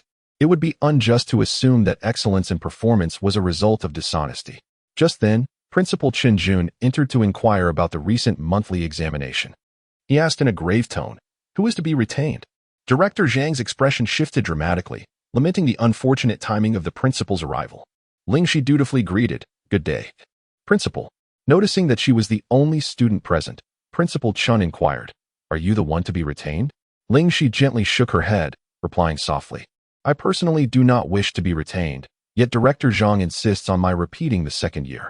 Wiping the cold sweat from his brow, Director Zhang pondered his words before voicing his concerns. Principal Chen, the situation is as follows. Ling Xi has been in poor health, and I fear she may struggle to keep pace with the demands of the third year. Thus, I recommend she repeat her second year. Otherwise, should she fall ill again, her academic progress will be further jeopardized. His heartfelt plea seemed to imply that any rejection of his suggestion would be a betrayal of his good intentions. Tang Rong, witnessing his duplicitous demeanor, felt an urge to retch. She promptly picked up the monthly examination results from the table, stating, "Principal, I was just about to report to you. Here are the results of the recent monthly examination for the third year. Although Ling Xi has not repeated the second year, her performance is outstanding." Upon seeing her name at the top of the list, Principal Chun raised his eyebrows in surprise. "She is quite remarkable," he mused. After reviewing the results, he inquired further, "What was that about cheating?" This time, Director Zhang appeared considerably calmer, harboring genuine suspicions that Tang Rong had divulged the examination questions and answers to Ling Xi. Thus, he expressed his conjectures, elucidating the cause and effect with both thoroughness and detail. Tang Rong's complexion turned ashen, and her stomach began to ache from the anger. Ling Xi quickly stepped forward to assist her in sitting down, retrieving a small vial from her pocket. This was a specially formulated qi-enhancing pill tailored for Teacher Tang, roughly the size of a sugar cube. "Teacher, please do not be upset. I will resolve this matter," she said, offering a qi-enhancing pill that could help regulate her stomach. "If you trust me, please give it a try." Observing her earnest and concerned gaze, Tang Rong harbored no doubts about the authenticity of the pill and swallowed it without hesitation. The other teachers, unaware of Tang Rong's ailment, approached with concern. Tang Rong slightly shook her head, wishing to avoid excessive explanations. Ling Xi turned to Principal Chen. Her tone calm, yet pointed. "Director Zhang lacks evidence and has slandered both Teacher Tang and myself. Principal, do you find this appropriate? Director Zhang, do you possess no proof?" Principal Chen was taken aback. He had assumed that Zhang Wenba's calm demeanor indicated he had solid evidence, only to discover it was mere speculation. "Principal Chen, though I lack proof, consider this. Could a normal person achieve such results?" Director Zhang remained composed, firmly believing in his conjecture. Some teachers were indeed perplexed, as Ling Xi's recent performance was astonishing. Having only been at the school for a few weeks, she had secured the top rank in her grade. While her first-year grades were commendable, they had not reached such extraordinary heights. Ling Xi, undeterred by the skeptical gazes, maintained her composure and proposed a sensible solution. "Principal Chun, should I manage to prove my innocence, I would hope that Director Zhang would publicly apologize to both myself and Teacher Tang during the Great Assembly, in front of the entire school faculty and students." Director Zhang's expression darkened. Even if it were a pretense, he was reluctant to acquiesce. Yet, unexpectedly, Principal Chen agreed, saying, "Very well. Director Zhang, what is your stance on this?" Initially intending to decline, Director Zhang found himself acquiescing instead. "All right." The moment the words left his lips, a sense of regret washed over him. What if Ling Xi truly had not cheated? Would he genuinely have to take the stage to apologize? "Ling student, how do you intend to prove this?" Principal Chen inquired. "You may administer an exam on the spot. I will answer the questions, under the scrutiny of numerous witnesses. Should anyone still claim she had cheated, the fault would lie with them." For an entire morning, Ling Xi remained within the office until she completed the final examination. The teachers graded the papers on the spot. She lost 7 points in Chinese, achieved a perfect score in mathematics, and lost 3 points in English. Director Zhang could not help but hold his breath. "How swiftly you agreed." Tang Rong's demeanor brightened significantly as he turned to Director Zhang this time. "You wouldn't suggest that some teacher had leaked the questions to Ling Xi, would you?" The gazes of the other teachers converged sharply upon him, as if daring him to utter a word that would invite their ire. Director Zhang struggled to speak. Principal Chen shot him a stern look, incredulous that he would dare to make baseless accusations so brazenly. Now, he was being confronted with the truth. Principal Chen openly acknowledged the error. "Ling Xi, the school has wronged you." "It's all right," Ling Xi replied with a sweet smile, hoping Director Zhang would not forget his earlier words. Director Zhang, breathless, made a decision in that moment. "Ling Xi, it is the teacher's fault. Can you forgive me?" Ling Xi nodded her small head and smiled with squinted eyes. "I can. But not right now." Director Zhang, initially feeling guilty, was increasingly embarrassed by the girl's repeated reminders about the apology. "The teacher has already said sorry. Why must you be so stubborn?"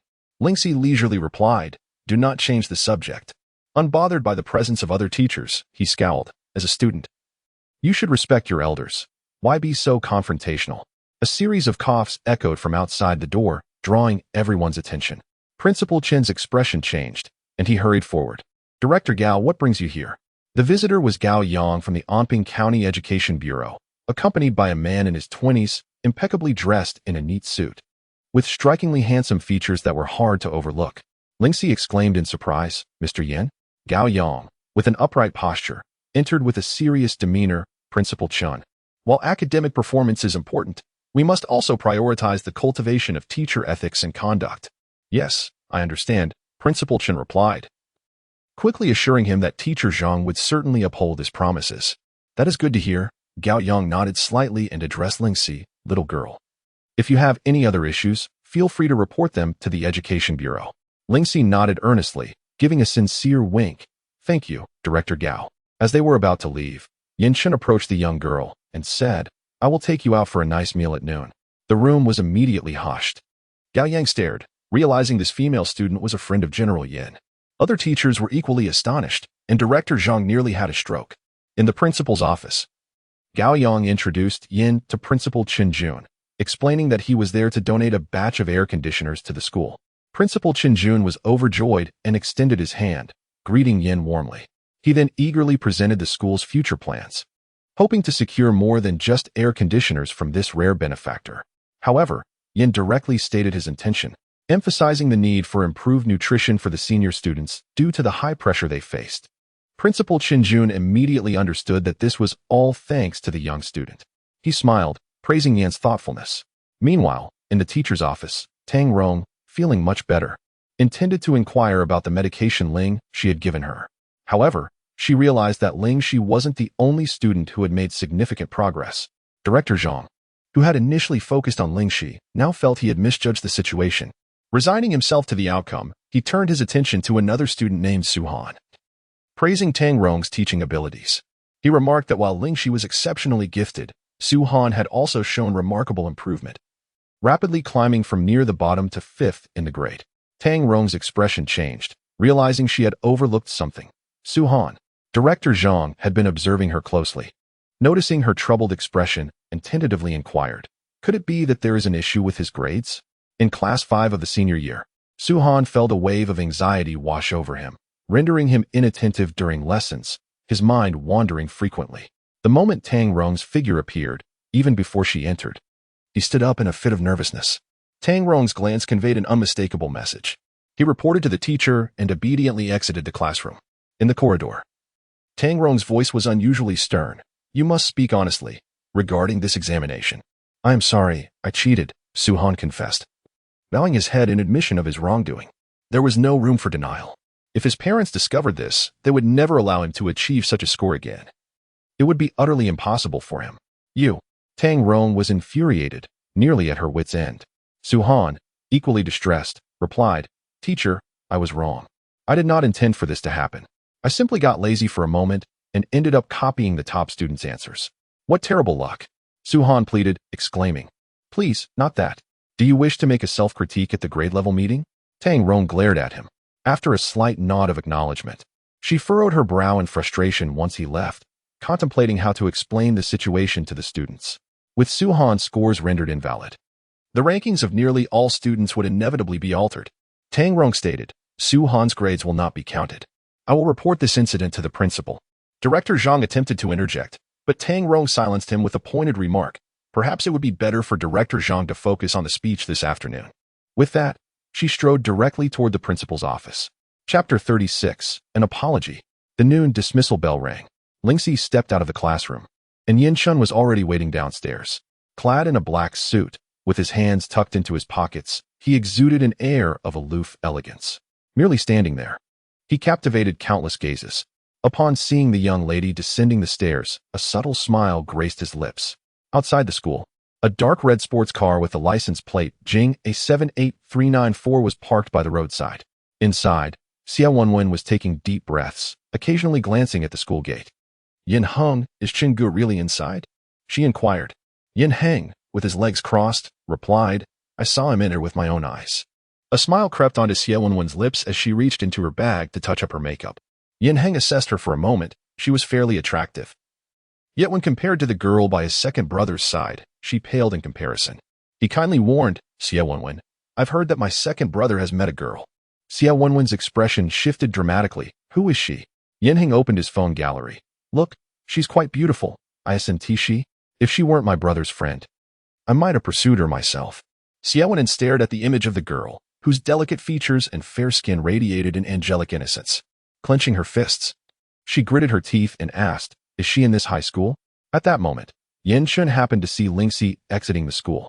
Observing this, Yan Heng wore an expression of anticipation, pointing outside. See for yourself. Xiao Wenwen looked up to find Chun Gu standing beside a girl in school uniform, around 17 or 18 years of age. It was indeed the same person from the photograph. The two were engaged in light-hearted conversation, and Chun Gu even gently opened the car door for her.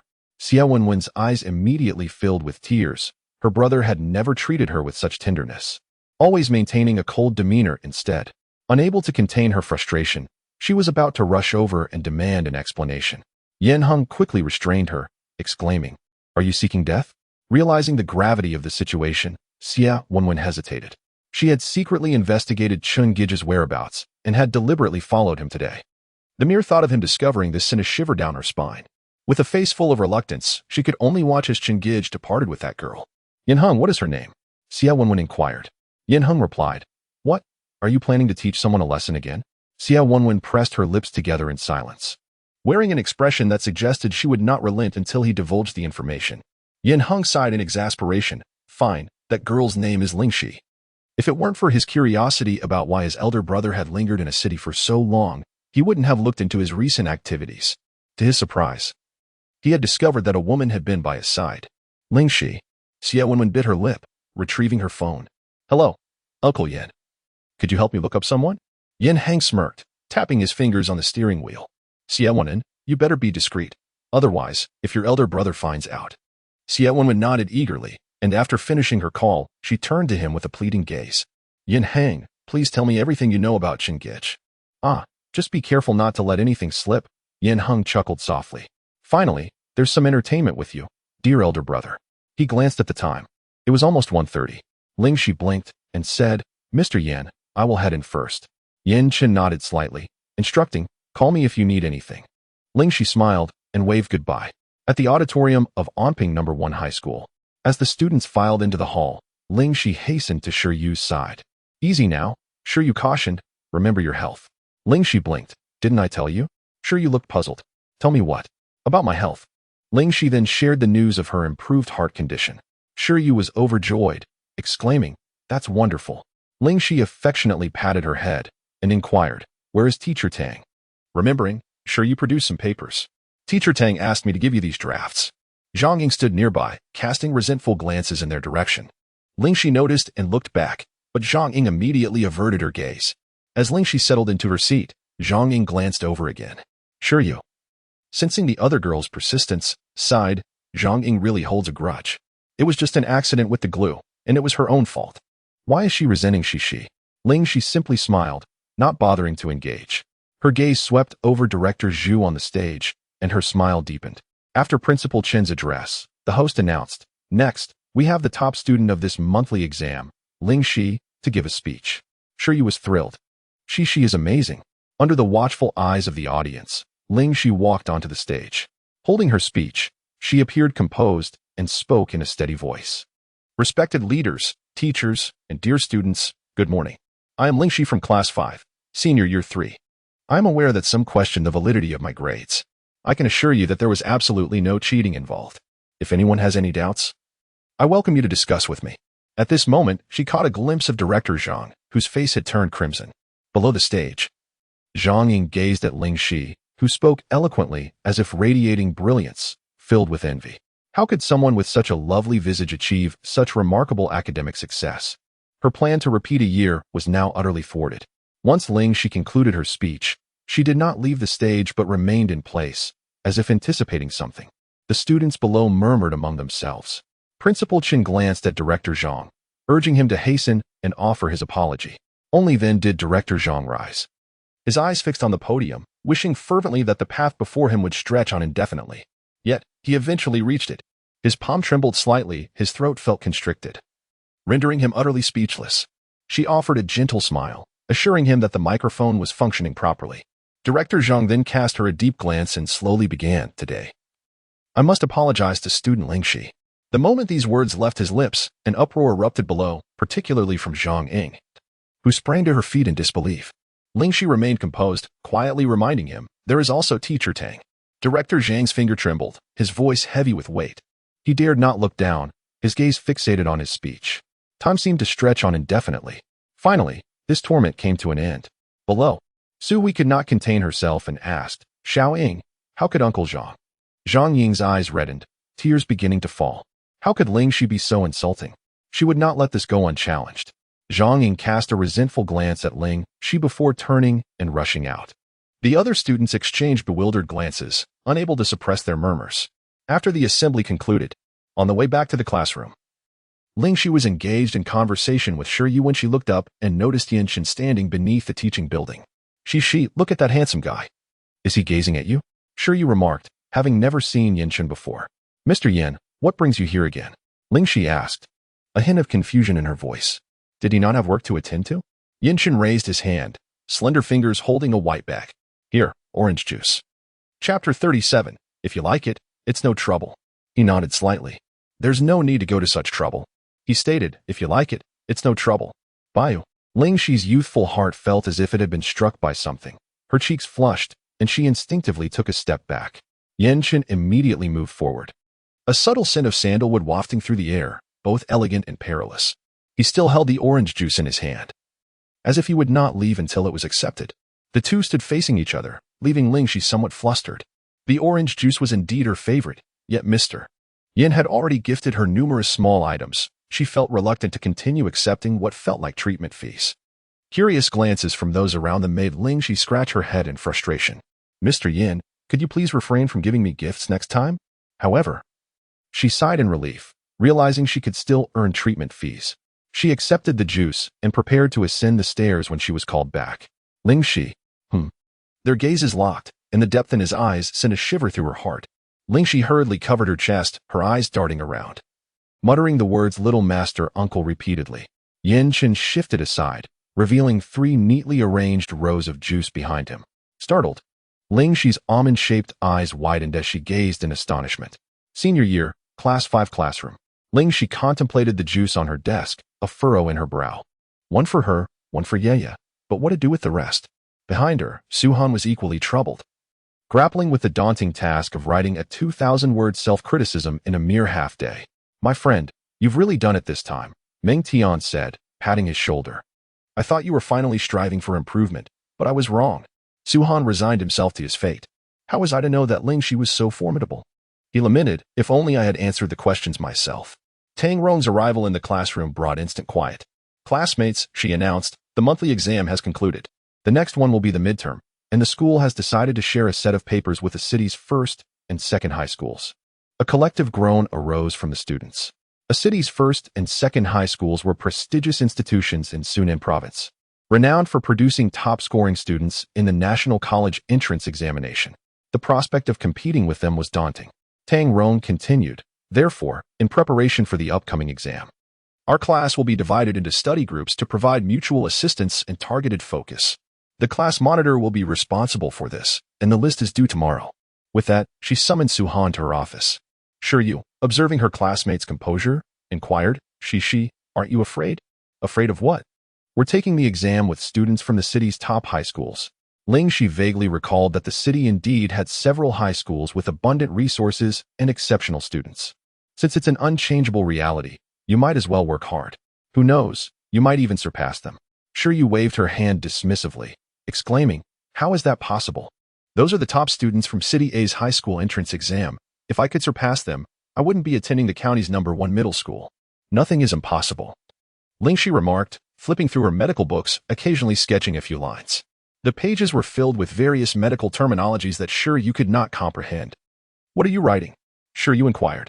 I am preparing a paper, Ling Xi replied. Shi Yu, incredulous, asked, you can write a paper now? What is it about? Pharmaceuticals. Do you aspire to become a doctor? Not necessarily, Ling Xi answered, lifting her gaze to meet Shi Yu's. What about you? Shi Yu's interest was piqued as she leaned closer to Ling Xi, asking, how do you think I look? Ling Xi assessed her for a moment before smiling gently. You is very adorable. In hushed tone, Shi Yu confided, I wish to participate in a talent show. Ling Xi gasped in surprise. Why? I love singing. Sure you said, her eyes sparkling with excitement at the thought of standing on stage, radiating under the lights, a feeling that must be utterly magnificent. The two young girls envisioned their futures, their words innocent yet resolute. The following day, Ling Xi arrived at school early due to her duty. At the school gate stood two figures. The weather was foggy, obscuring their features. Upon stepping closer, she recognized one girl as her classmate, Zhang Ying, while the boy's profile seemed vaguely familiar. When Zhang Ying looked up and saw Ling Xi approaching, her expression shifted. What's wrong? Zhang Hai queried, puzzled. Ling Xi continued to walk towards them. Step by step, her footsteps light, yet quickening Zhang Ying's heartbeat. She hastily exclaimed, We must leave. Ling Xi is coming. This name was not unfamiliar to Zhang Hai. Initially, his sister had entrusted him and a few close friends to teach the other party a minor lesson. He swiftly handed the items in his possession to Zhang Ying and departed in haste. Ling Xi watched as the boy vanished like smoke, her heart filled with confusion. Was he in a rush to meet his fate? Zhang Ying maintained her composure and cleared her throat. You've arrived. Ling Xi blinked in surprise. Was she initiating conversation? Although the two harbored animosities, she nodded in acknowledgement and inquired, Who was that boy just now? Nobody, Zhang Ying casually replied. Turning away before Ling Xi could utter another word, her steps betraying her unease. Ling Xi, exasperated, stuck out her tongue in annoyance. Just as she was about to leave, someone called out to her. Upon seeing the newcomer, her eyes lit up. Is there news? Wang Rui, having been entrusted by Ling Xi, was keeping a watchful eye on Zhang Ying while investigating the identities of those who had robbed her. The surveillance footage from the incident had been destroyed. Wang Rui had visited several establishments before finding one willing to restore the video. However, due to the passage of time, the restoration proved challenging. Thus, he brought along the other information he had gathered. Ling Xi opened the dossier, revealing several photographs. With confidence, Wang Rui asserted, a year ago, under different circumstances, one might uncover nothing. But I am different. Ling Xi interjected, Do you know their identities? Wang Rui hesitated, chuckling awkwardly. Well, that will require some more time. After the morning study session concluded, Zhang Ying produced a stack of invitation cards. She distributed invitations to her classmates one by one. On October 30th, if you have time, you are warmly invited to my birthday party. When she reached Ling Xi, she handed over an invitation, saying, Ling Xi, you should come too. The birthday celebration will be held at the Wunberman Grand Hotel. I am certain you have never been there, so why not experience it this time? Ling Xi stared at the invitation in her hand, feeling that the name Wunberman sounded vaguely familiar. Here, take it, Zhang Ying said, placing the invitation card on her desk with an air of condescension. The card was exquisite, adorned with golden edges. However, Ling Xi had little interest in her birthday celebration. I might not have time that day. It happens to be a weekend, and Mr. Yin may come to give me acupuncture. Zhang Ying pursed her lips. Feigning a pitiful expression, Ling Xi, is it because I offended you before that you refuse to give me any face? Ling Xi's lips curled slightly. Casting a calm glance at her as she replied, Do you believe you still hold any esteem in my eyes? Zhang Ying's face flushed, leaving her speechless. Su Hui began to persuade her, Ling Xi, we are all classmates. Xiaoying specially invited you, so just come. Ling Xi, wishing to ignore them, took out her book to study. Yet, these two buzzed around her like persistent flies, chattering incessantly. She looked up irritably and said, I will come if I have time. Now can you both leave? Zhang Ying smirked triumphantly, then it settled. You must come. Su Hui echoed, We will all be waiting for you. Chapter 38, Reporting Itinerary Class 5 of the senior year established a study group, with Ling Xi appointed as the group leader. By coincidence, Su Han was also in her group. One day after school, Su Han scratched his head in frustration as he stared at the mathematics problem before him. He simply could not fathom the purpose of such an integral formula. Meanwhile, Ling Xi, tasked by teacher Tang, was determined to elevate Su Han's mathematical performance.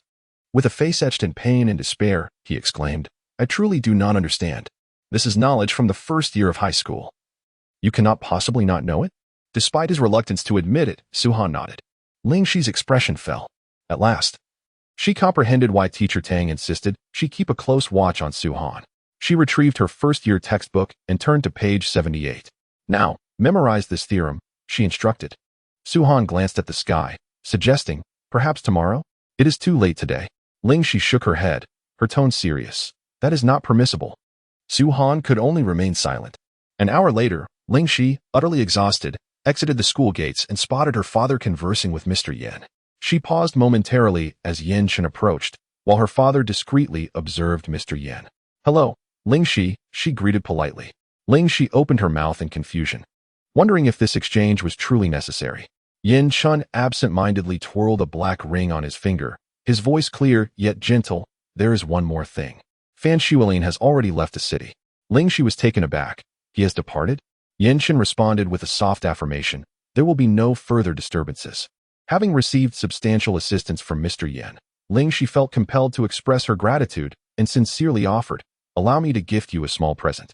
"No need." Yin Chen quickly declined, recalling the small pill she had previously given him. Ling Xi felt a twinge of embarrassment. Is it possible that the quality of my gift is so lacking that it warrants such a swift rejection? The October air has begun to carry a hint of chill. A sudden gust of wind swept through, causing Ling Xi to shiver involuntarily. Unexpectedly, a thick coat enveloped her, infused with a subtle fragrance of sandalwood that lingered around her. Ling Xi momentarily froze, raising her gaze, her eyes clear yet tinged with a gentle perplexity. Yin Chen lowered his eyes, his expression harboring an enigmatic depth that was difficult to articulate. The two exchanged a silent glance, the atmosphere serene and harmonious, imbued with a faint warmth.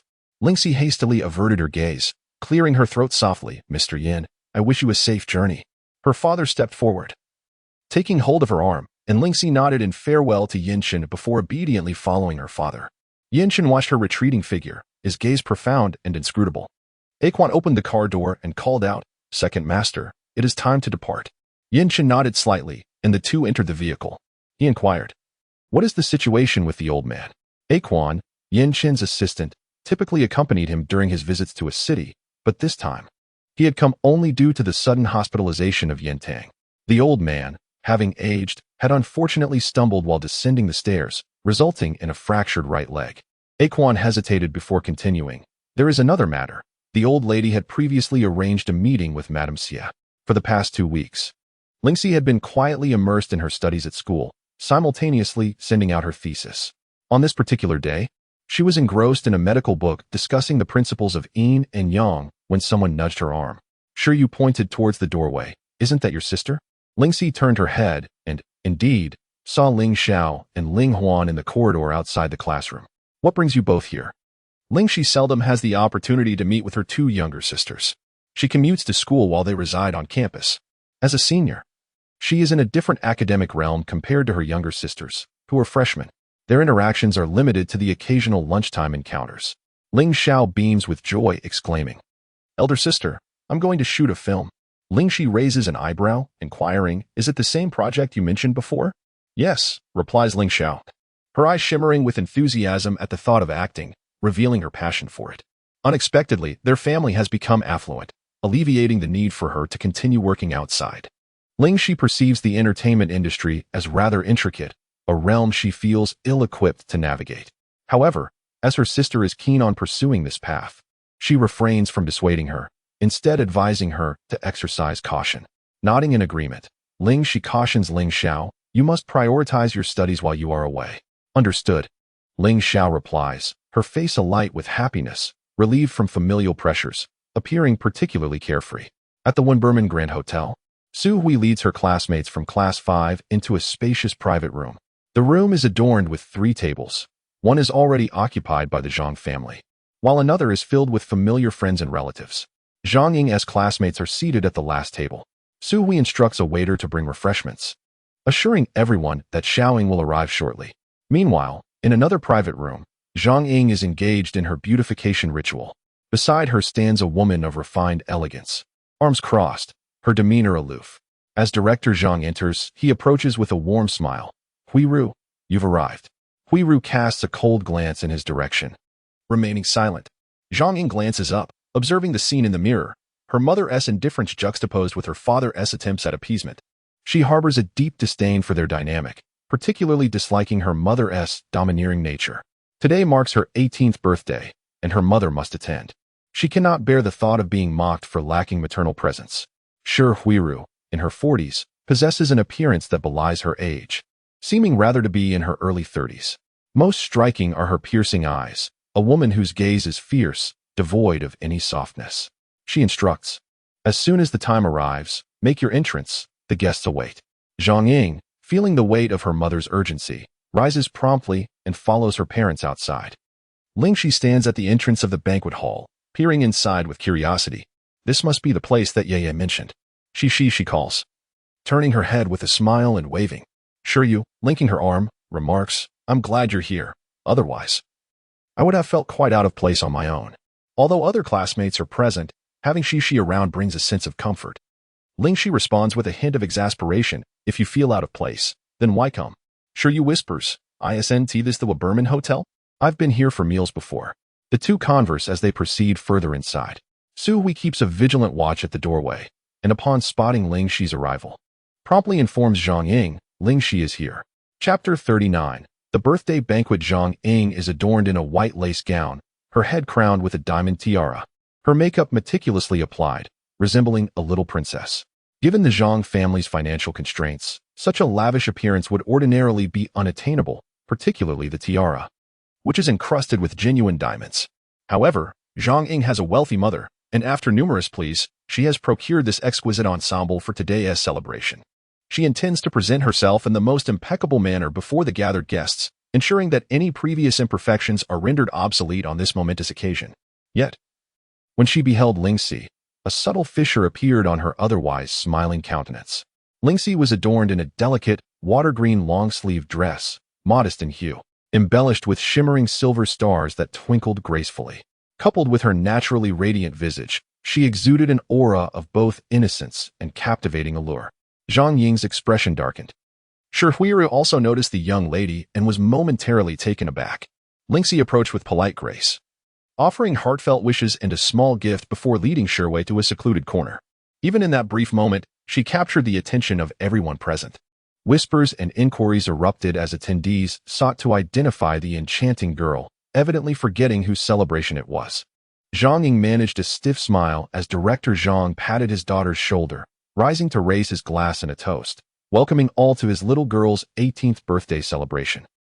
Gradually, the guests redirected their focus, exchanging jovial banter and extending birthday wishes to Zhang Ying, as the atmosphere grew increasingly lively. Intentionally, Zhang Ying avoided gazing at Ling Xi, who behaved impeccably, greeting the elders with utmost respect, a stark contrast to her usual domineering demeanor at school. Shi Hui sat quietly in the main seat, observing the father-daughter duo and the Zhang family with a cold smirk. As the birthday banquet reached its midpoint, Su Hui approached Ling Xi, calling out, Ling Xi. Ling Xi looked up, a ring of milk adorning her lips, which she daintily licked with her small tongue.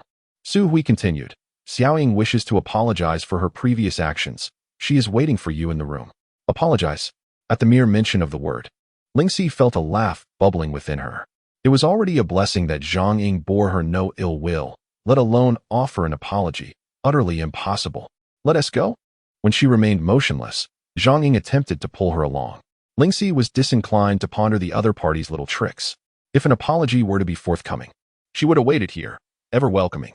Su Hui, feeling vexed, stamped her foot and remarked, It is her birthday today. Can't you show a bit of understanding? Ling Xi responded with a sweet smile, leisurely uttering a single word, cannot. Su Hui was at a loss for words, her frustration only intensifying. If she failed to lure Ling Xi away, Xiaoying would undoubtedly scold her. Suddenly, Ling Xi paused, catching a glimpse of a familiar profile through a crack in the door. She promptly rose, disregarding her handbag, and followed the figure. Seeing her depart, Shi Hui, unwilling to remain alone, hastily trailed behind. Ling Xi, Xiaoying is waiting for you. Su Hui thought of pursuing Ling Xi, but then recalled something. Her steps faltered as she turned to spot Ling Xi's bag. Xiaoying had instructed Ling Xi to go over. Now that she had sent her away, the bag remained. Surely, that would suffice. She surveyed her surroundings. Everyone was indulging in food and drink. Quietly, she retrieved a small item from her pocket and placed it inside the bag. As Ling Xi exited the private room, she caught sight of that fleeting face. Ling Xi's gaze sharpened. It was him, the very individual who had been involved in the robbery a year ago. Over the course of a century, she had nearly forgotten the appearances of these people. Unexpectedly, Wang Rui's investigation revealed a connection between them and Zhang Ying. Now, she was utterly convinced that Zhang Ying was indeed linked to her injury.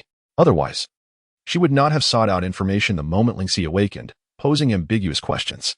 Zhang Hai remained oblivious to the fact that he had been spotted. After scanning the vicinity and finding no one, he stepped into the private room. Upon hearing the sound of the door opening, Zhang Ying initially assumed it was Ling Xi, only to be surprised by the appearance of her elder brother. Elder brother, did you not say you wouldn't come? Why are you here now?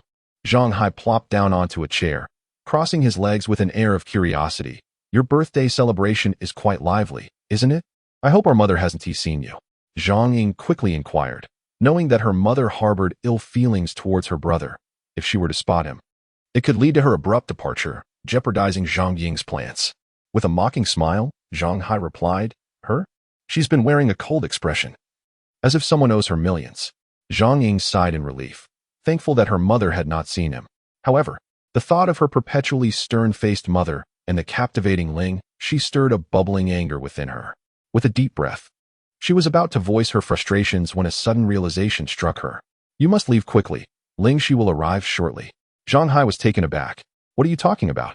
In a flurry of panic, he stood up, but just as he took a step forward, someone knocked on the door. He held his breath, feeling as though his heart might leap from his throat. There was no time left. Glancing around the room, he noticed that besides the table, there was no cover for concealment. Zhang Ying hastily lifted the tablecloth and waved urgently, Quick, come here. Zhang Hai immediately ducked beneath the table. Zhang Ying quickly arranged the tablecloth and sat down, her ears perking up as she detected the presence of a third person's breathing. She cast a glance towards the dining table, her heartbeat quickening involuntarily. You're here. She feigned calmness as Ling Xi nodded slightly, gracefully taking a seat beside her. With an air of composure, Ling Xi remarked, Weren't you going to apologize? Go ahead. This was merely an excuse for Zhang Ying to summon her. She seemed as if her mouth had been sealed, unable to utter a word. With the arrival of Zhang Hai, Zhang Ying remained restless, stealing glances beneath the table, fearful of being discovered. Remaining here any longer could indeed lead to unforeseen consequences. She stood up and said, It's a bit chaotic here. Let us speak outside. Ling Xi, with a faint smile gracing her lips, gently shook her head, declining the suggestion. Having trapped someone here, how could she possibly leave? A knock resounded at the door. It was Shiryu. She entered, taking a seat beside Ling Xi, and inquired with concern, What did you see just now that has you so anxious? Zhang Ying's heart raced unexpectedly. Shiryu elegantly gathered her bag and made her way to the restroom. Upon exiting, she beckoned a waiter over. Excuse me, miss. How may I assist you? She asked. Is there any surveillance in the private room? The waiter shook her head, apologetically responding, I'm sorry, miss. Shiryu contemplated the nature of the Zhang family's character and began to suspect they might be involved in the theft.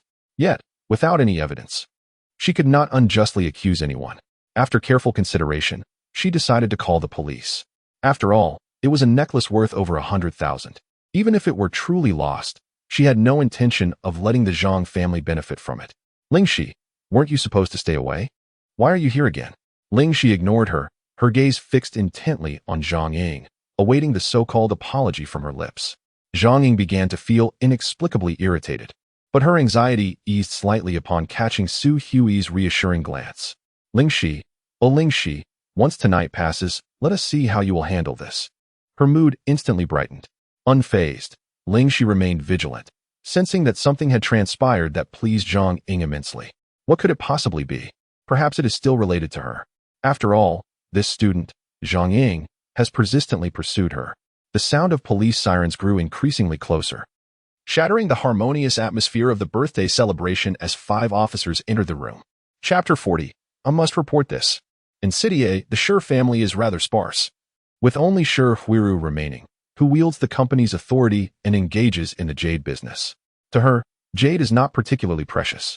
Nevertheless, she chose to report the incident, for the necklace held significant value.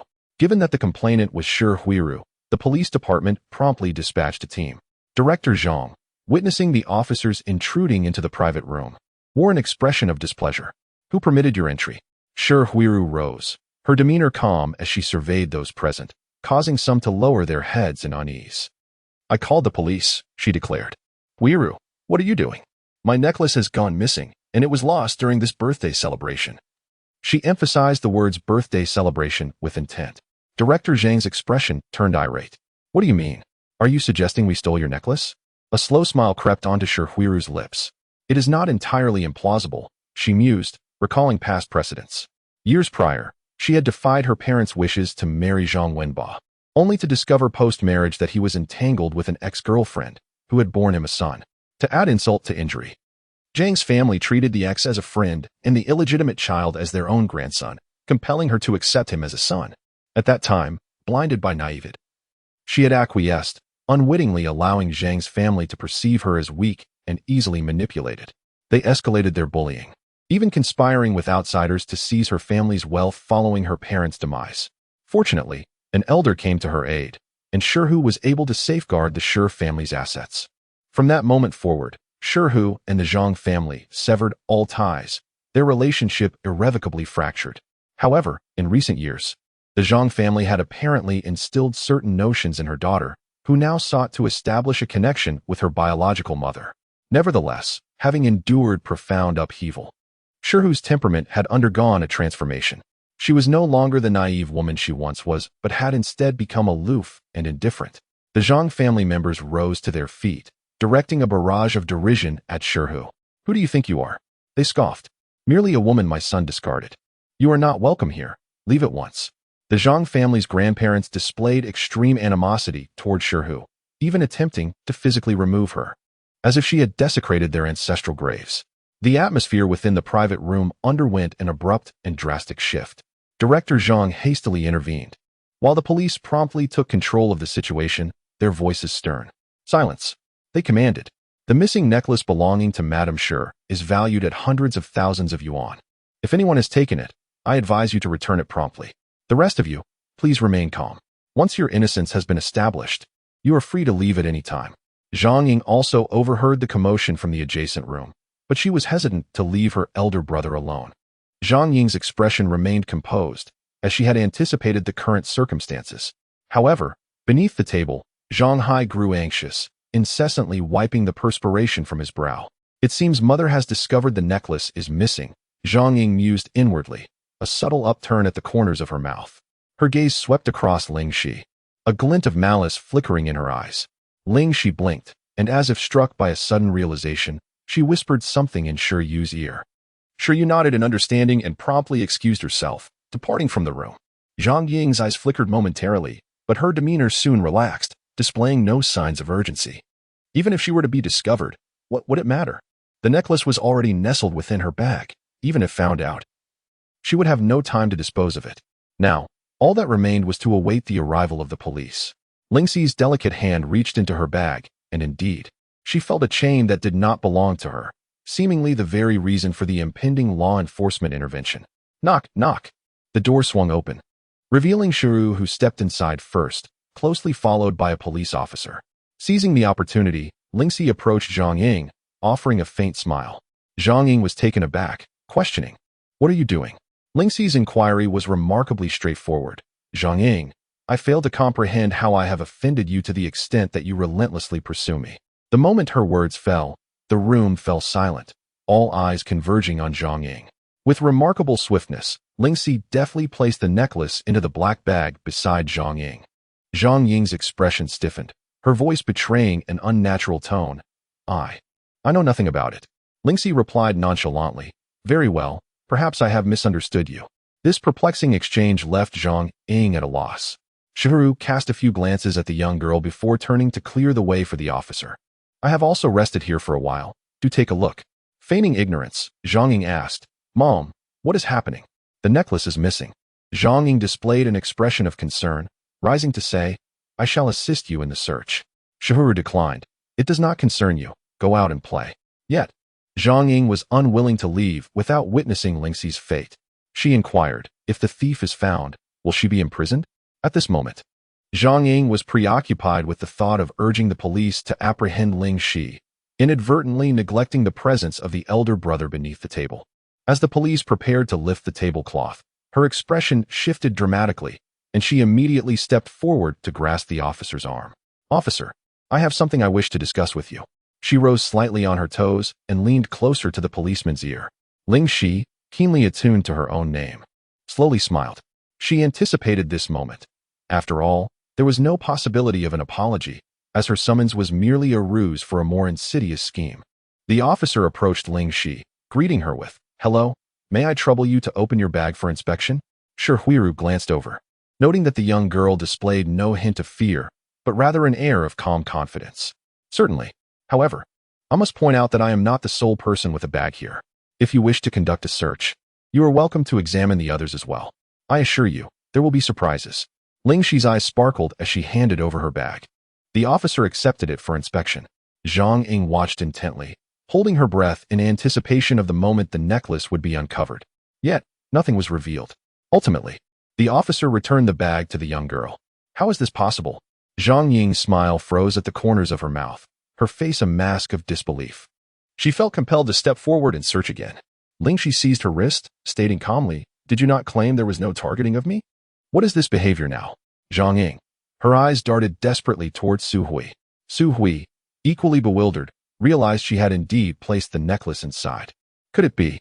Her voice rose several octaves. "Sure you touched this bag earlier." "I have never seen any necklace." "Sure you," retorted, her complexion paling. Ling Xi grasped her small hand, her demeanor composed. "Do not be afraid." Then she lifted her head to gaze at the police officer, saying, "For the sake of fairness, you might as well check the other bags as well." The officer, not lacking in perception, noticed the competitive tension among the young ladies and casually unzipped the nearby black bag. A diamond necklace was extracted, causing Shi Huiru's pupils to constrict, her piercing gaze turning towards Zhang Ying. Zhang Ying's complexion paled, and she instinctively took a step back. How could this necklace possibly be in her bag? The officer, recognizing the gravity of the situation, inquired, "Miss Shi, what do you have to say?" Shi Huiru tightly shut her eyes, took a deep breath, and reopened them. "I apologize. My daughter can be quite mischievous. We did not mean to trouble you." "No problem, as long as we have found it," the officer replied, preparing to wrap up and depart. Suddenly, a soft voice interrupted, "I want to report a crime." Young lady, what seems to be the issue?" Ling Xi decisively pulled aside the tablecloth, revealing the person hidden beneath. "A year ago, I fell into a vegetative state due to him and his accomplices." Chapter 41. Mr. Zhang, you must remain at ease. Zhang Hai, dozing under the table, was abruptly seized and momentarily bewildered. As realization dawned, he struggled. "Nonsense, let go of me. Do not move." Ling Xi coldly fixed her gaze upon him, her small hand pressing firmly on his shoulder. Naturally, Zhang Hai resisted, arching his back in continued struggle. Upon seeing Zhang Hai, Shi Huiru's expression darkened significantly. She cast a deep glance at Zhang Ying, who, unable to meet her mother's gaze, lowered her head in silence. With the police being alerted, Zhang Hai would inevitably face an investigation. Upon witnessing the scene, the classmates of Class 5 mistakenly believed that Ling Xi had been apprehended by the police, leading them to suspect that she had pilfered the necklace. Meanwhile, Director Zhang's countenance shifted dramatically the instant he saw Zhang Hai and Ling Xi appearing together. He promptly retreated to the adjacent room. Inside the private chamber, only Shi Huiru's mother and Su Hui remained, the latter feeling too intimidated to stay any longer and quietly slipped away. Once she departed, Shi Huiru's gaze became chillingly composed, instilling a profound fear in those around her. Zhang Ying, too, was quick to defend herself. "Mother, I did not take the necklace." Shi Huiru approached her daughter and delivered a fierce slap. "In your youth, you were oblivious to right and wrong. Now that you are older, you have become audacious beyond measure, framing others and covertly causing harm. Such vile behavior is indeed a reflection of your father. From the moment you forged a bond with Zhang Hai, you ceased to be my daughter." At the mention of her brother's name, Zhang Ying trembled with dread. What should she do? Her brother had been recognized by Ling Xi. Tears streamed down her face as she sobbed uncontrollably. Seeing her mother attempt to leave, she panicked and pleaded, "Mother, I was wrong, but my brother is innocent. Please help me. Rescue him." The mere mention of Zhang Hai ignited a fierce resentment within Shi Huiru, who wished nothing more than for him to remain imprisoned forever. After all, her first child had been deliberately lost due to Zhang Hai's actions. How absurd. "You want me to save a foe? I am powerless. Mother, I implore you."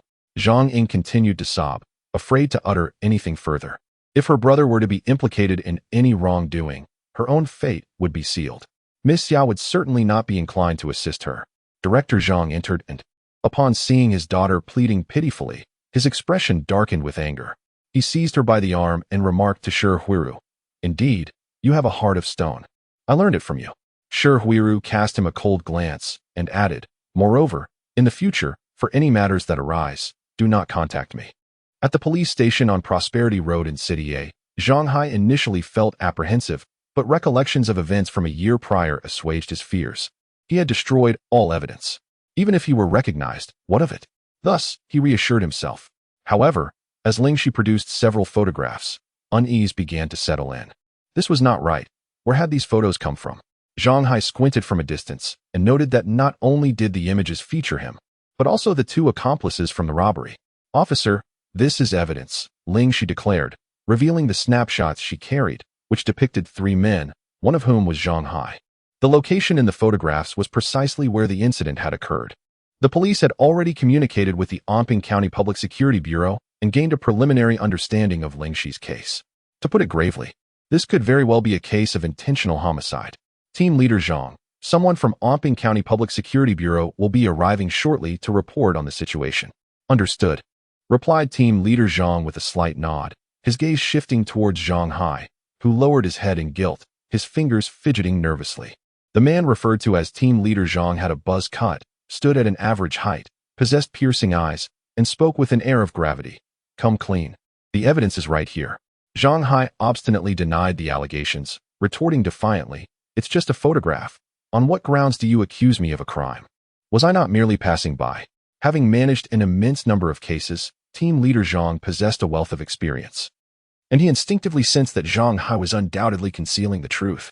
However, with only a few photographs, it was indeed impossible to prove that he had harmed Ling Xi at the time. Ling Xi pursed her lips, contemplating the use of a single truth spell would reveal everything. Yet, with so many people present, she hesitated to take the risk. Just then, her phone chimed with a new WeChat message. Wang Rui, little sister, there's progress. Watch this video. Ling Xi hastily tapped on the video. The image was somewhat blurry, but faces were still discernible. A small smile graced her lips, arriving just in time. She handed the phone to Team Leader Zhang. Take a look. The video depicted the 3 men from the photos, along with Ling Xi. They not only snatched Ling Xi's backpack, but, upon seeing a truck approaching, immediately shoved her toward the road. Fortunately, the truck driver's skillful maneuvering prevented a collision. Nevertheless, they leisurely departed only after witnessing her unconsciousness, all the while chatting and laughing with carefree delight. Wang Rui had toiled for a long time to locate a small shop with surveillance cameras in the vicinity, but the shop's surveillance system had long been broken. He then devoted another day to repairing it.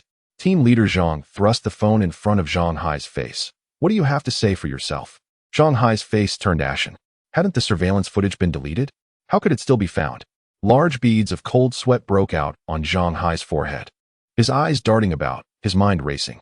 Director Zhang, accompanied by Zhang Ying, arrived at the police station, just in time to encounter Ling Xi emerging with a joyful smile on her face. Ling Xi, what have you done to my elder brother? Zhang Ying forcefully grasped Ling Xi's arm, her gaze fixed intently upon her. Ling Xi twisted her wrist, breaking free from her opponent's grasp. Confessing to the law is only natural, she asserted. Director Zhang's eyes blazed with fury. On what grounds? My son is innocent. He then pointed an accusing finger at her. As for you, slandering my son so casually, I believe the police should be arresting you. Sure you had been by Ling Xi's side, having witnessed the content of the video. She retorted loudly. It is clearly Ling Xi who is the victim. Zhang Hai is the true criminal, having attempted to murder her. Thankfully, heaven has shown mercy and allowed Ling Xi to awaken. Ling Xi grasped her hand gently, offering solace. Do not be upset. She then addressed Director Zhang. The law is just. The truth is evident. Mr. Zhang, you must remain at ease. Upon hearing the word murder, Director Zhang's expression shifted dramatically. The insincere comfort from Ling Xi nearly caused him to choke on his own rage. As he watched Ling Xi walk away, Zhang Ying felt a surge of fear. Dad, what should we do? Suddenly, a woman collapsed in the distance. Curious onlookers approached, yet none dared to assist her, opting instead to call for an ambulance. Ling Xi furrowed her brow. Rationality urged her to avoid trouble, but her compassionate heart refused to remain idle. Sure you followed her into the crowd, and upon seeing the woman on the ground, exclaimed in surprise. Isn't that Zhang Ying's mother? Although Ling Xi harbored no fondness for Zhang Ying, she bore no ill will towards her mother, having met her previously. Kneeling down, Ling Xi examined the woman closely. There were no visible injuries, yet a faint metallic scent lingered in the air. Grasping her pulse, Ling Xi sensed a chill and stagnation in her blood flow. Could it be menstrual pain? A voice from the side urged, little girl, Be cautious not to be deceived. Indeed, help would arrive shortly.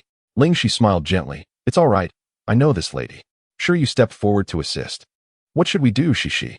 Ling Xi glanced around and noticed a pharmacy 100 meters away.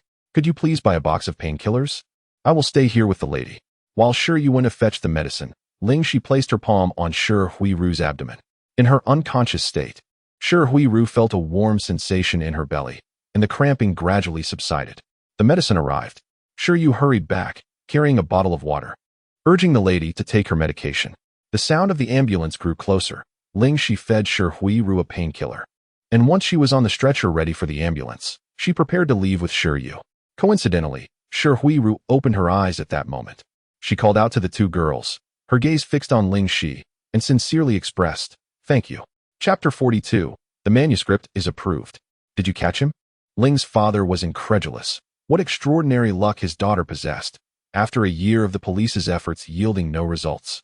She merely attended a classmate's birthday celebration and managed to apprehend the culprit. Ling Xi nodded her head, picking up a handful of sunflower seeds as she chatted. You might not know, but he is actually the elder brother of my classmate. When I saw him at the birthday party, something felt off. He entered my classmate's room. So I followed him in, only to discover they were siblings. Humph, neither of them are good people. Siblings? Ling's parents were even more astonished. Ling Xi continued, do you recall Zhang Ying, who visited me earlier? The couple nodded in acknowledgement.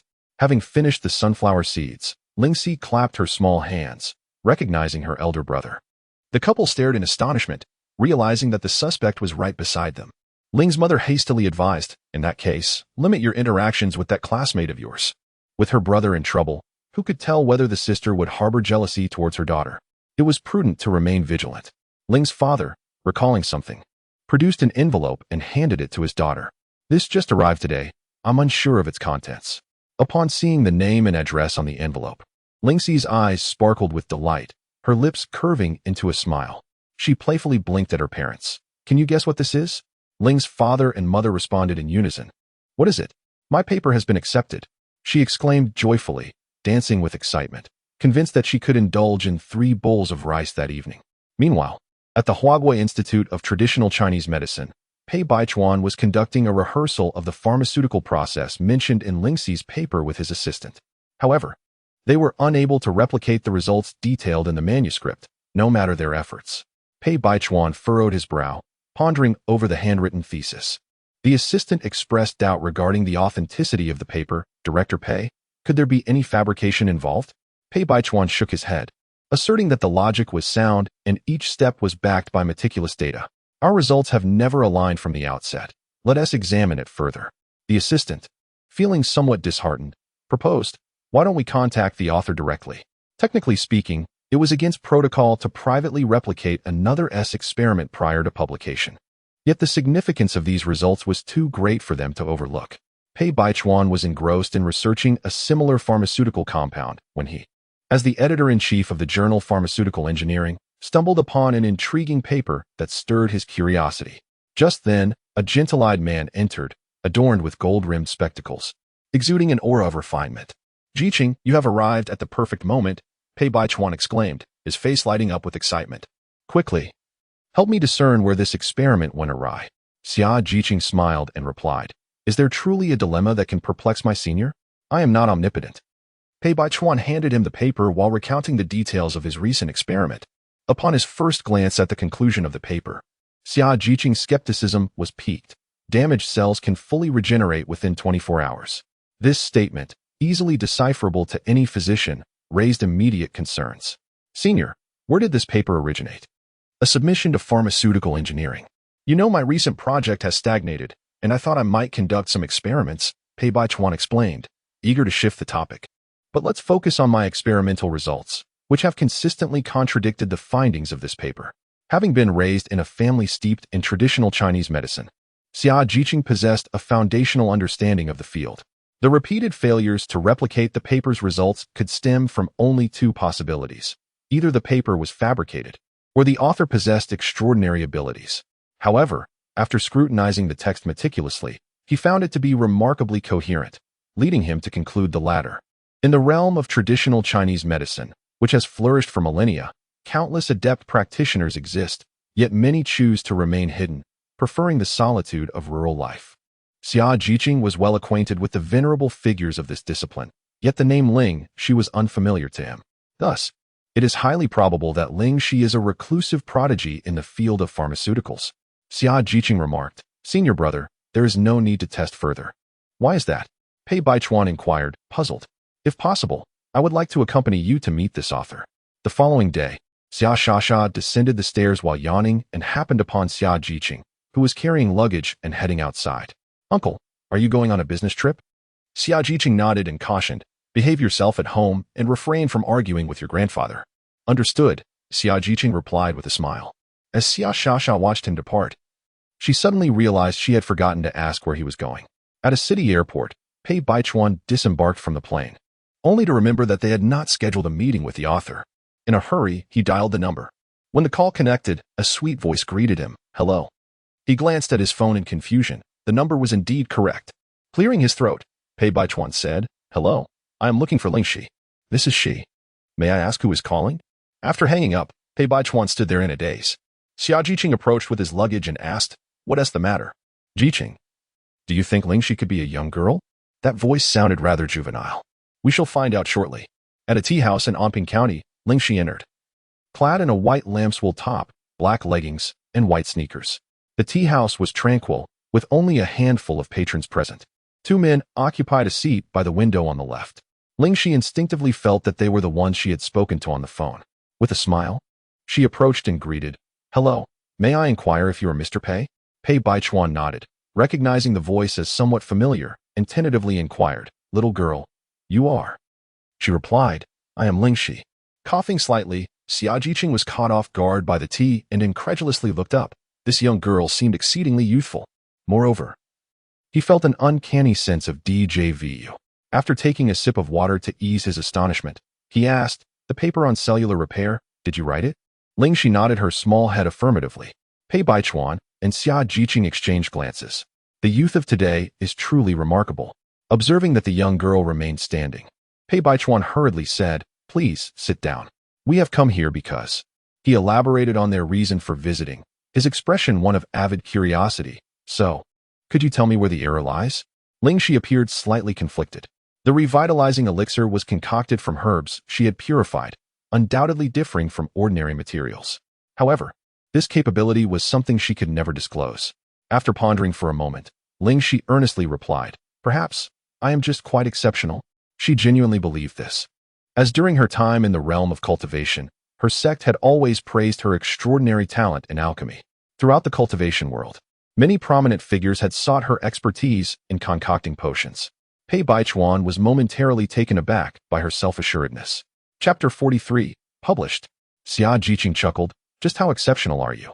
Ling Xi pointed to the paper on the table, blinking her eyes. "This, you would not be able to replicate." Xia Jiqing. In the end, Pei Baichuan proposed that she conduct the experiment herself. As long as the outcome remained unchanged, he would accept it. The paper would be expedited for publication without delay. In Laboratory A, Ling Xi completed the final step, applying the revitalizing solution to the injured little mouse and clapping her hands. "It's done." Pei Baichuan began to doubt himself. "Jiqing, do you think I am truly aging?" Despite following the identical procedures, he felt inferior to a mere girl. Xia Jiqing, due to familial circumstances, had encountered several extraordinarily gifted children. These individuals, endowed with talent, had honed their skills through years of diligent study, ultimately emerging as elites in their respective fields. Yet, Ling Xi, an ordinary high school senior from a modest background, evidently unrefined by meticulous training, exhibited such rare abilities. One could not help but wonder about her lineage. The tone was one of both admiration and envy. This girl is too remarkable. Her talents must not be squandered. Pei Baichuan formulated a plan. "I have decided to utilize this year's special recruitment quota." Xia Jiqing glanced over, inquiring, "Are you certain?" Pei Baichuan nodded emphatically. "Encountering such a child necessitates earnest cultivation." Indeed, in addition to serving as the director of the Chinese Medicine Research Institute, Pei Baichuan was also the dean of the medical school at Jing University. Each year, Jing University allocated a few spots for special recruitment, and students accepted through these channels were invariably outstanding individuals. Upon returning to the capital, Pei Baichuan promptly contacted the editorial department. Within 3 days, the paper was published. On the first day, it caught the attention of numerous peers. The phone in the editorial office rang incessantly, overwhelming the staff, who even took on the role of operators during the busy period. Meanwhile, Pei Baichuan, as the chief editor of the journal, was summoned by the relevant authorities that very day. The following day, as Pei Baichuan made his appearance at the office, he was intercepted by an experienced journalist. Director Pei, would you be amenable to discussing the paper on cellular repair with us? Pei Baichuan responded with a smile, agreeing to the conversation. On the third day, a flurry of news articles inundated the media. Pei Baichuan received calls from familiar friends, hospitals, and enterprises, all inquiring about matters related to cellular repair. Upon learning that tangible results had been achieved, they began to seek the address of the paper's author. Xia Kuan, witnessing the excitement, could not help but ask, "What has brought you such joy? Dad, have you heard of the revival solution?" Xia Jiqing set down his briefcase and sat beside his father. Xia Kuan waved the newspaper in his hand, remarking, "Isn't this what you're reading about?" Xia Jiqing replied, "Baichuan and I specifically traveled to City A to meet with the developer of the revival solution." Nearby, upon hearing the mention of City A, Xia Shasha suddenly interjected, "Second uncle, did you go on a business trip to City A?" "Indeed," Xia Jiqing chuckled. "Did you not see me off that morning?" Xia Shasha nodded slightly, contemplating. "I suppose we wouldn't have crossed paths." "And then?" inquired Xia Kuan. With a proud smile, Xia Jiqing responded, "We finalized the collaboration." Initially, the young lady had no intention of a widespread sale of the revival solution. It was only after Baichuan and I engaged in extensive discussions, spending 3 days in Anping County, that she agreed to grant us the authorization. The profits will be divided 60-40, with us receiving 40 and the young lady 60. However, even so, the production of the revival solution is not an easy endeavor. Xia Kuan chuckled softly. "Not bad. Do you currently possess the revitalizing elixir?" Xia Shasha quietly ascended the stairs, glancing at her grandfather and second uncle engaged in lively conversation below, her lips pressed together in contemplation. She entered her room, swiftly closed the door, and retrieved an old mobile phone, dialing a number etched in her memory. "What is the current situation with the Ling family?" she inquired. Zhang Ying had been anticipating Xia Shasha's call. Upon hearing the familiar ring-tone, her initial reaction was that her elder brother was saved. She hurriedly responded, "Miss Xia, something has happened to my elder brother." Zhang Ying promptly began to relay the details. When she learned that Zhang Hai had been captured, a fierce glint emerged in Xia Shasha's eyes. "So, Ling Xi is aware of your relationship now?" "Yes," Zhang Ying nodded, an overwhelming sense of dread consuming her. "If my brother claims he was under her orders, will I also face imprisonment?" "Miss Xia, what should we do now?" Xia Shasha's expression darkened with irritation at such foolishness. "Thank you, Miss Xia." She then pressed, "What is the current state of affairs with the Ling family?" Zhang Ying felt a twinge of guilt. Fortunately, she had not disclosed her ignorance in front of Miss Xia. Over the past few days, her focus had solely been on dealing with Ling Xi, leaving her oblivious to the Ling family's circumstances. Nevertheless, she assumed they were still mired in their previous state of destitution. Xia Shasha felt a slight sense of relief. "You remain at ease. I shall contact you should anything arise." Director Zhang paced anxiously in the living room and spotted his daughter emerging. "What news? Did Miss Xia agree to assist us?" Wiping her tears, Zhang Ying nodded slightly. Miss Xia said she would find someone to handle it. Upon hearing this, Director Zhang exhaled a sigh of relief. For the sake of his son, he had been unable to eat or sleep these past few days, searching for help to no avail. Now that Miss Xia has agreed to assist, it could not be better. On this day, Ling Xi received a call from Captain Zhang, who informed her that, in addition to Zhang Hai, the individuals who conspired to harm her that day had also been located. Before Ling Xi could fully rejoice, she learned that these individuals adamantly denied knowing about her heart condition at the time, claiming it was merely an unfortunate accident. Captain Zhang further explained that although they had acquired the video evidence, it lacked persuasive power. If they could locate the driver who had rendered assistance that day to identify these individuals, it might lead to a conviction. Ling Xi inquired, "Officer Zhang, if we cannot find a witness, will it be impossible to secure a conviction?" Captain Zhang fell silent for a moment, having understood Ling Xi's situation. He felt a twinge of pity for the young girl. It was evident that this was a deliberate assault. With a deep sigh, he slowly spoke. "There is one more thing. Zhang Hai has been released on bail." A long silence ensued over the phone. "Please do your utmost to locate that driver." Captain Zhang was aware that, as a victim, hearing such news would be difficult for Ling Xi to bear. His only course of action was to uncover the truth and ensure that no criminal escaped justice. Over a year had passed since the incident, and the driver had left after delivering Ling Xi to the hospital, where her parents arrived. Now, amidst the vast sea of people, where could they possibly find him? Ling Xi's parents were distressed, regretting not having obtained the driver's contact information at the time. Suddenly, an idea struck Ling Xi, and she dialed Wang Rui's number. "Hello, could you do me a favor?" Chapter 44. The Ink Aroma Cup. Meanwhile, Fan Shuilin, residing in the capital city, felt a wave of regret upon seeing the news. He had suspected that the medication was indeed formidable. If the Fan family were to acquire it, they would undoubtedly ascend to greater heights. However, at this juncture, it is too late to speak of such matters. Fan Shuilin dialed his brother Fan Shuesen's number. "Brother, have you heard the news?" Fan Shuesen set aside his newspaper, rubbed his weary eyes, and was still unclear about what his younger brother was alluding to. It's the revival elixir. Ling Xi has composed a paper detailing its efficacy and even applied for a patent. Should we consider discussing a collaboration with her? Fan Shuilin, at this moment, maintained an air of superiority, completely oblivious to whether the other party would be interested in collaborating. Fan Shuesen couldn't help but chuckle in exasperation. It was he who had aggressively pursued the deal initially, and now it was he who sought collaboration. Did he truly believe the Fan family was invincible? Though he too had heard of the revival elixir and felt a stir of interest, the Fan family was currently devoid of the necessary qualifications. "I warn you, stay put in Jing City and do not stir up trouble. If anything goes awry, you will bear the consequences," he concluded, raising his voice. "How could you confront the Ling family like that?" "It actually pertains to the Xia family," Fan Shuilin hastily explained. "I happened to see the ancestral mortar of the Xia family, and I've heard the pestle went missing years ago. It bears a striking resemblance to that of Ling Xi's." Fan Shuesen furrowed his brow in contemplation, and after a moment, he responded, "I understand. I will handle it accordingly." In Qingfeng village, the usually smooth road began to experience traffic congestion. The villagers inquired about the purpose of the visitors, only to hear the name Ling Xi. "Who is that?" Someone immediately recalled. "Ling Xi is the eldest daughter of the Ling Daji family." Instantly, the spirit of gossip was ignited.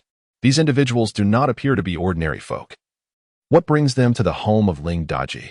At the entrance of the Ling residence, several vehicles are already parked, with villagers gathering to witness the commotion. Someone inquires with Grandma Ling, "Your second son hasn't offended anyone, has he?" "Humph, I can't be bothered with him." Grandma Ling's tone is frosty.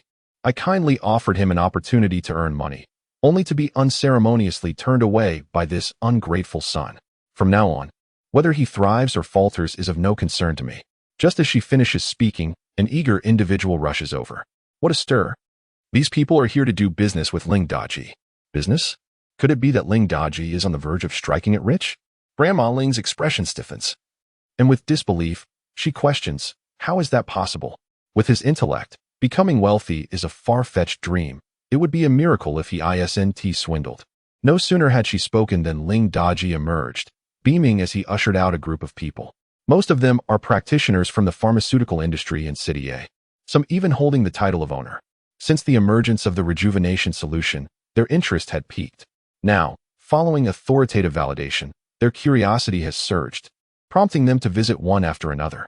Ling's father never anticipated such fortune. He seldom encounters such individuals.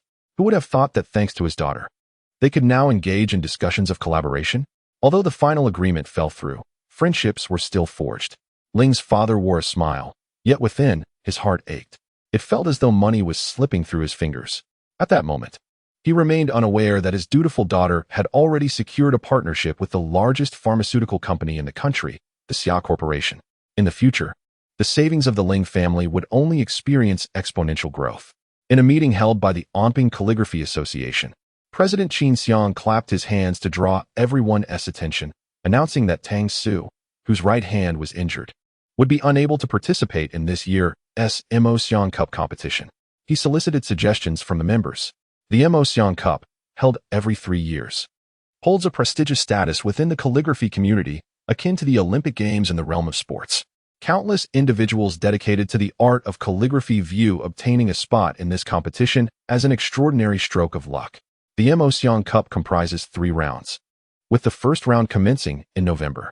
Present in the meeting were the core members of the association, each of whom had several disciples, including Tang Su, Who was the president's apprentice? With a competitor suddenly incapacitated, the other members either lacked the requisite skill or did not meet the eligibility criteria. To ensure that the spot would not go to waste, the association decided to select an external candidate. President Qin had already contemplated an ideal participant in his mind. Today's gathering aimed to demonstrate the fairness of the selection process. Shall we hold a competition? One member proposed. Qin Xiang sighed. I fear time is not on our side. With less than a week remaining to register, organize the competition, and arrange for expert evaluations. We simply do not have enough time. As silence enveloped the room, he cleared his throat, since there appears to be no better solution. I do have a potential candidate in mind. Before he could finish, a middle-aged woman interjected, there is a girl at my school whose calligraphy is exceptional. Perhaps we should invite her to try? As she spoke, she took out her phone, opened the camera, and displayed the examination paper, saying, look at her small regular script. It's quite impressive, isn't it? As all the onlookers gathered around, they couldn't help but express their astonishment. Qin Xiang also caught sight of the inscription in the photograph, his expression subtly shifting as he silently regretted his delayed response. He chuckled and remarked, what a coincidence. Since Gu Yun also has a candidate, let's invite her over another day and give it a try together. The young lady named Gu Yun looked up in surprise and inquired, President, do you have a candidate as well? Qin Xiang nodded slightly, as you all know. Fei Fei has been studying calligraphy under my guidance for over a decade and has never participated in a competition. If it weren't for the lack of candidates this time, I might not have thought of her. He continued, Fei Fei's calligraphy is indeed quite impressive. Yes, let them all have a go. This opportunity must not be squandered. Laughter erupted as someone interjected, don't be foolish. You haven't even won a trophy and you're counting on a child. With a confident stride, he entered through the school gates. Just as Qin Fei Fei stepped out of the car, she spotted a familiar silhouette ahead and could scarcely believe her eyes. She rubbed them and couldn't help but exclaim, Gao Feng, you actually came to school. Hurriedly, she approached him, concern etched on her face. How is your health? Have you recovered? Gao Feng couldn't help but think of the talented young girl, a smile gracing his lips. Qin Fei Fei was momentarily stunned, her heart racing. That is truly wonderful. By the way, she opened her backpack and retrieved a keychain, intending it as a small gift to celebrate his recovery. However, she heard Gao Feng say, I have something to attend to. I must leave now. Taken aback, Qin Fei Fei hurriedly followed him, only to see Gao Feng pause beside another girl, engaging in conversation with a smile. Her heart tightened as she recognized the identity of the young girl. Chapter 45. Gao Feng returns to school. When did Gao Feng come to know her? Wasn't he in poor health, confined to bed for years? Qin Fei Fei watched the two of them leave, laughing and chatting, her expression darkening. Fei Fei. As Zhang Ying entered the school, she noticed her friend lost in thought. What are you looking at? Following her gaze, she inquired. Isn't that Ling Xi? Who is the boy beside her? Qin Fei Fei replied, a touch of anger in her tone. Gao Feng. What? Zhang Ying couldn't help but widen her eyes. Two ailing individuals, together? Qin Fei Fei stared at Gao Feng's retreating figure, muttering, he is unwell yet still attracts girls. Fei Fei. You don't still have feelings for him, do you? What is there to like about someone who is destined to have a short life? If she had a county magistrate for a father, she wouldn't even glance at Gao Feng. Qin Fei Fei, flustered and indignant, retorted, like him? What a joke. I pity him. Gao Feng never imagined that the little prodigy was also studying at the first high school, in the same grade as him, though not in the same class. Gao Feng had always admired talented individuals, and Ling Xi was his savior, which made him irresistibly drawn to her. Sometimes, when he visited Class 5 to see Ling Xi, he would find her diligently engrossed in her studies, sunlight cascading upon her shoulders, creating a scene of leisurely serenity. Gao Feng felt his heart skip a beat. However, he was aware that the midterm exams were approaching, so he merely glanced inside each time he passed by, careful not to intrude. Ling Xi was diligently focused on her 4 group members, particularly on Su Han. After a fortnight of guidance from Ling Xi, he no longer harbored such an aversion to mathematics. Ling Xi produced a complete set of notes and distributed them among the group members. When Shuriwei opened her copy, she was captivated by the meticulous handwriting and illustrations, resembling a comic strip, which imbued it with a delightful charm. With an expression of awe, she exclaimed, Cici, did you create all of this? Throughout these tutoring sessions, Su Han had already recognized Ling Xi's remarkable prowess, yet he remained profoundly impressed. After a year of hiatus from studies, she still maintained her position at the top of the grade. This, perhaps, epitomized the chasm between a genius and himself. However, with the support of such a prodigy, he was confident that he would make significant progress in the upcoming examination. The other two group members included a class representative and another student who consistently ranked within the top 10 of their class. Upon witnessing the notes in their hands, both expressed genuine admiration for one another's abilities. Ling Xi, rubbing her temples, acknowledged the considerable effort she had invested in compiling these notes. Were it not for her innate power, she might have succumbed to sleep for 3 days and nights. You all must diligently memorize this material. It contains some problem types that I have summarized, which are likely to appear in this major examination, she advised. Understood. The four of them eagerly began to delve into the notes. Is Ling Xi in here? A stranger. A female classmate stood at the classroom door. I am. Ling Xi turned to face her. What can I do for you? Teacher Tang would like to see you in the office. Knock, knock. Come in. Ling Xi pushed the door open to find Teacher Tang engaged in conversation with another teacher. Teacher Tang, did you call for me? Tang Rong smiled and introduced Ms. Gu is looking for you regarding a matter. Teacher Gu, this is Ling Xi. Teacher Gu nodded with a smile, indicating he understood. Ling Xi looked at Teacher Gu in confusion. Ling Xi, it is as follows. Teacher Gu began to express his intentions. If you are interested, I will come to pick you up this Friday to visit the association. Ling Xi, who had little interest in calligraphy, hesitated, saying, I might. Sensing her inclination to decline, Teacher Gu promptly interjected, This competition is of great significance. Consider it a favor for your teacher. Tang Rong added, I have seen your handwriting, and it is truly exquisite. This presents a perfect opportunity. Why not give it a try? Indeed, you may not yet be acquainted with the Mo Xiang Cup competition. Achieving a ranking and winning a trophy would greatly benefit your university applications.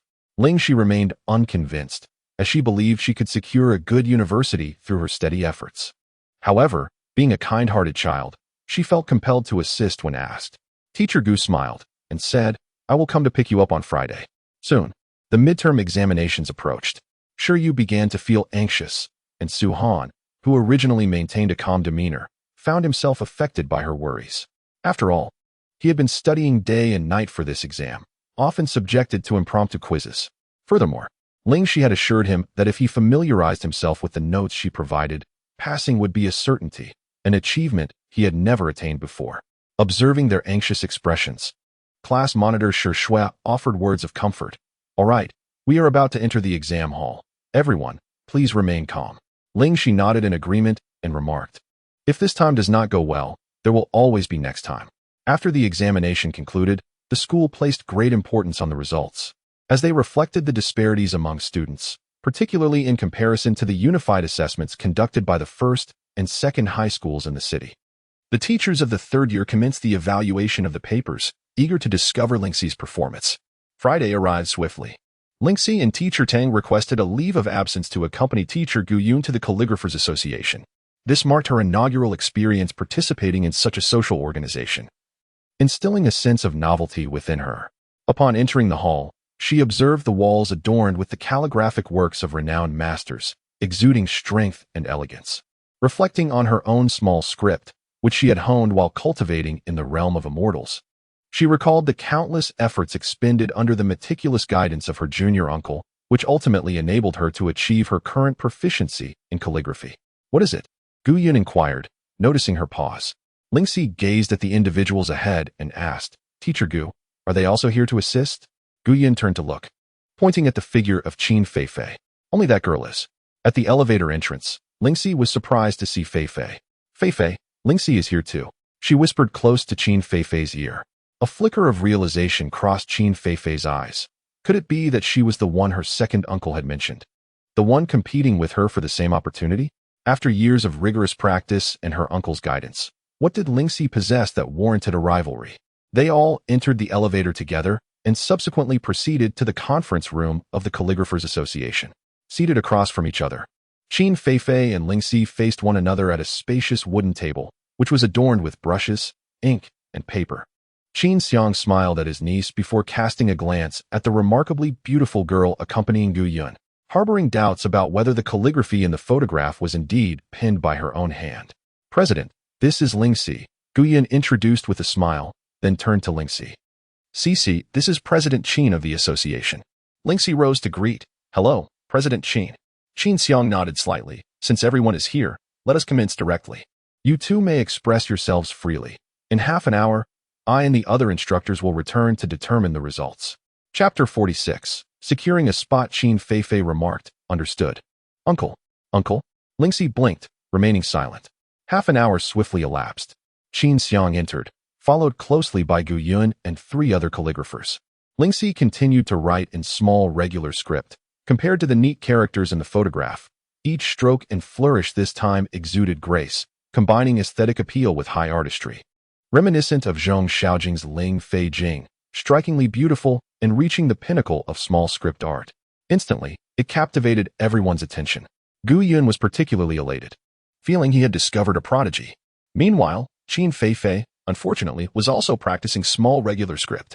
Her writing was neat and steady, yet it lacked a certain spirit, failing to convey the subtleties of the art. As she observed the crowd gathered around Ling Xi, it was the first time in her calligraphy journey that she felt so thoroughly overlooked. Reluctantly, she approached Ling Xi, glancing down. In just one look, she felt somewhat dazed. With years of calligraphy training, she could easily discern that Ling Xi's small script surpassed her own by far. What would this mean for her chances in the competition? Qin Xiang noticed his niece and cleared his throat. Feifei, come, let uncle see how you are writing today. Qin Feifei's face flushed with embarrassment. In comparison to Ling Xi, her calligraphy was utterly insignificant. Not wishing to further humiliate herself, she turned and rushed to the desk, crumpling the paper haphazardly before stuffing it into her backpack and sprinting outside. Just before exiting, she shouted, I concede. Zhang Ying had been waiting outside and hurried after her as soon as she emerged. Feifei, why are you running? Upon entering, she noticed Qin Feifei's reddened eyes, a telltale sign of tears. Feifei, what happened in there? Choking on her words, Qin Feifei embraced Zhang Ying, feeling a mixture of shame and indignation as she reflected on her years of study, realizing that she had been bested by Ling Xi. Xiaoying, I lost. I won't qualify for the competition.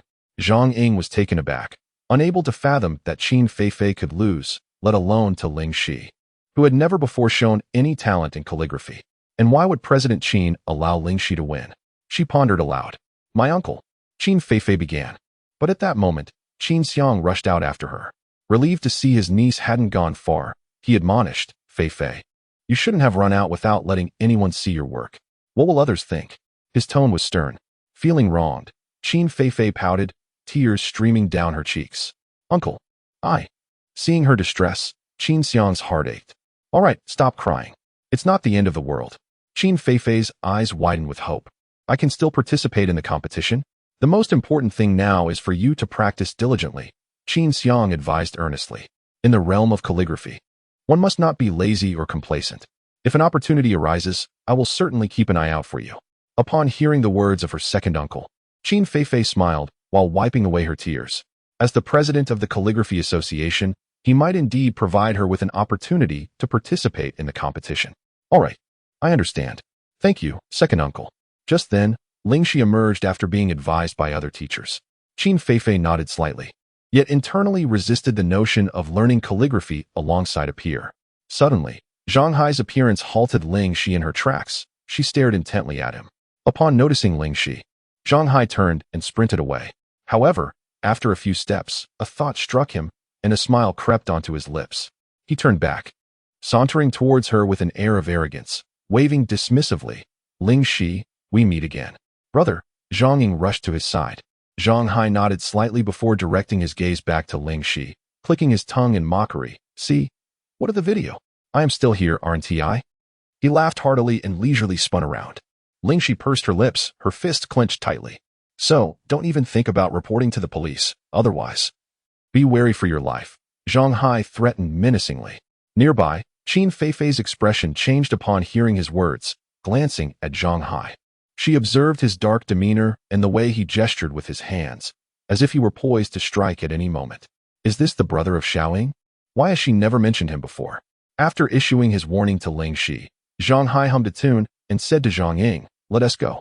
Zhang Ying was taken aback by her brother's audacity after his emergence, especially given Ling Xi's resolute demeanor, indicating she was not about to back down. Provoking the other party further could lead to unforeseen troubles, and Miss Xia might not necessarily come to her aid. Ling Xi, I implore you to show magnanimity and forgive my elder brother. Observing her silence, Zhang Ying intended to speak again but was tugged away by her brother, departing in haste. Qin Feifei, glancing at Zhang Hai's intimidating demeanor, abruptly stated, Xiaoying, I've just recalled that I have questions for my second uncle. You all may go ahead. I shall ascend now. With that, she turned and pressed the elevator button, making her way upstairs. Ling Xi's gaze remained fixed on Zhang Hai's retreating figure, constantly reminding herself that this is a society governed by law. Yet, Zhang Hai's arrogance was overwhelming. The absence of witnesses mattered little. Ling Xi clenched her fists, preparing to make him experience the consequences of his actions. Just then, Wang Rui's phone call interrupted her thoughts. Have you found him? Excellent. I shall head over immediately. In an aged residential complex.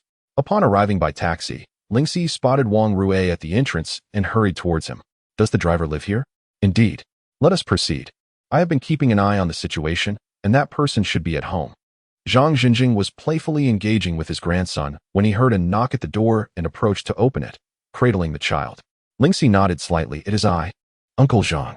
In the living room, Zhang Jinjing, puzzled, inquired, What brings you here? He had escorted the young girl to the hospital previously, but had not followed up on her situation. A year had passed since then. Why was she seeking him now? Ling Xi elucidated her purpose for visiting. Do you recall the appearances of those individuals who pushed me before? Zhang Jinjing nodded, his memory somewhat stirred. In particular, the leader among them had even cautioned him to be careful and avoid meddling in everything when he got out of the car to rescue people. Asked with earnest eyes.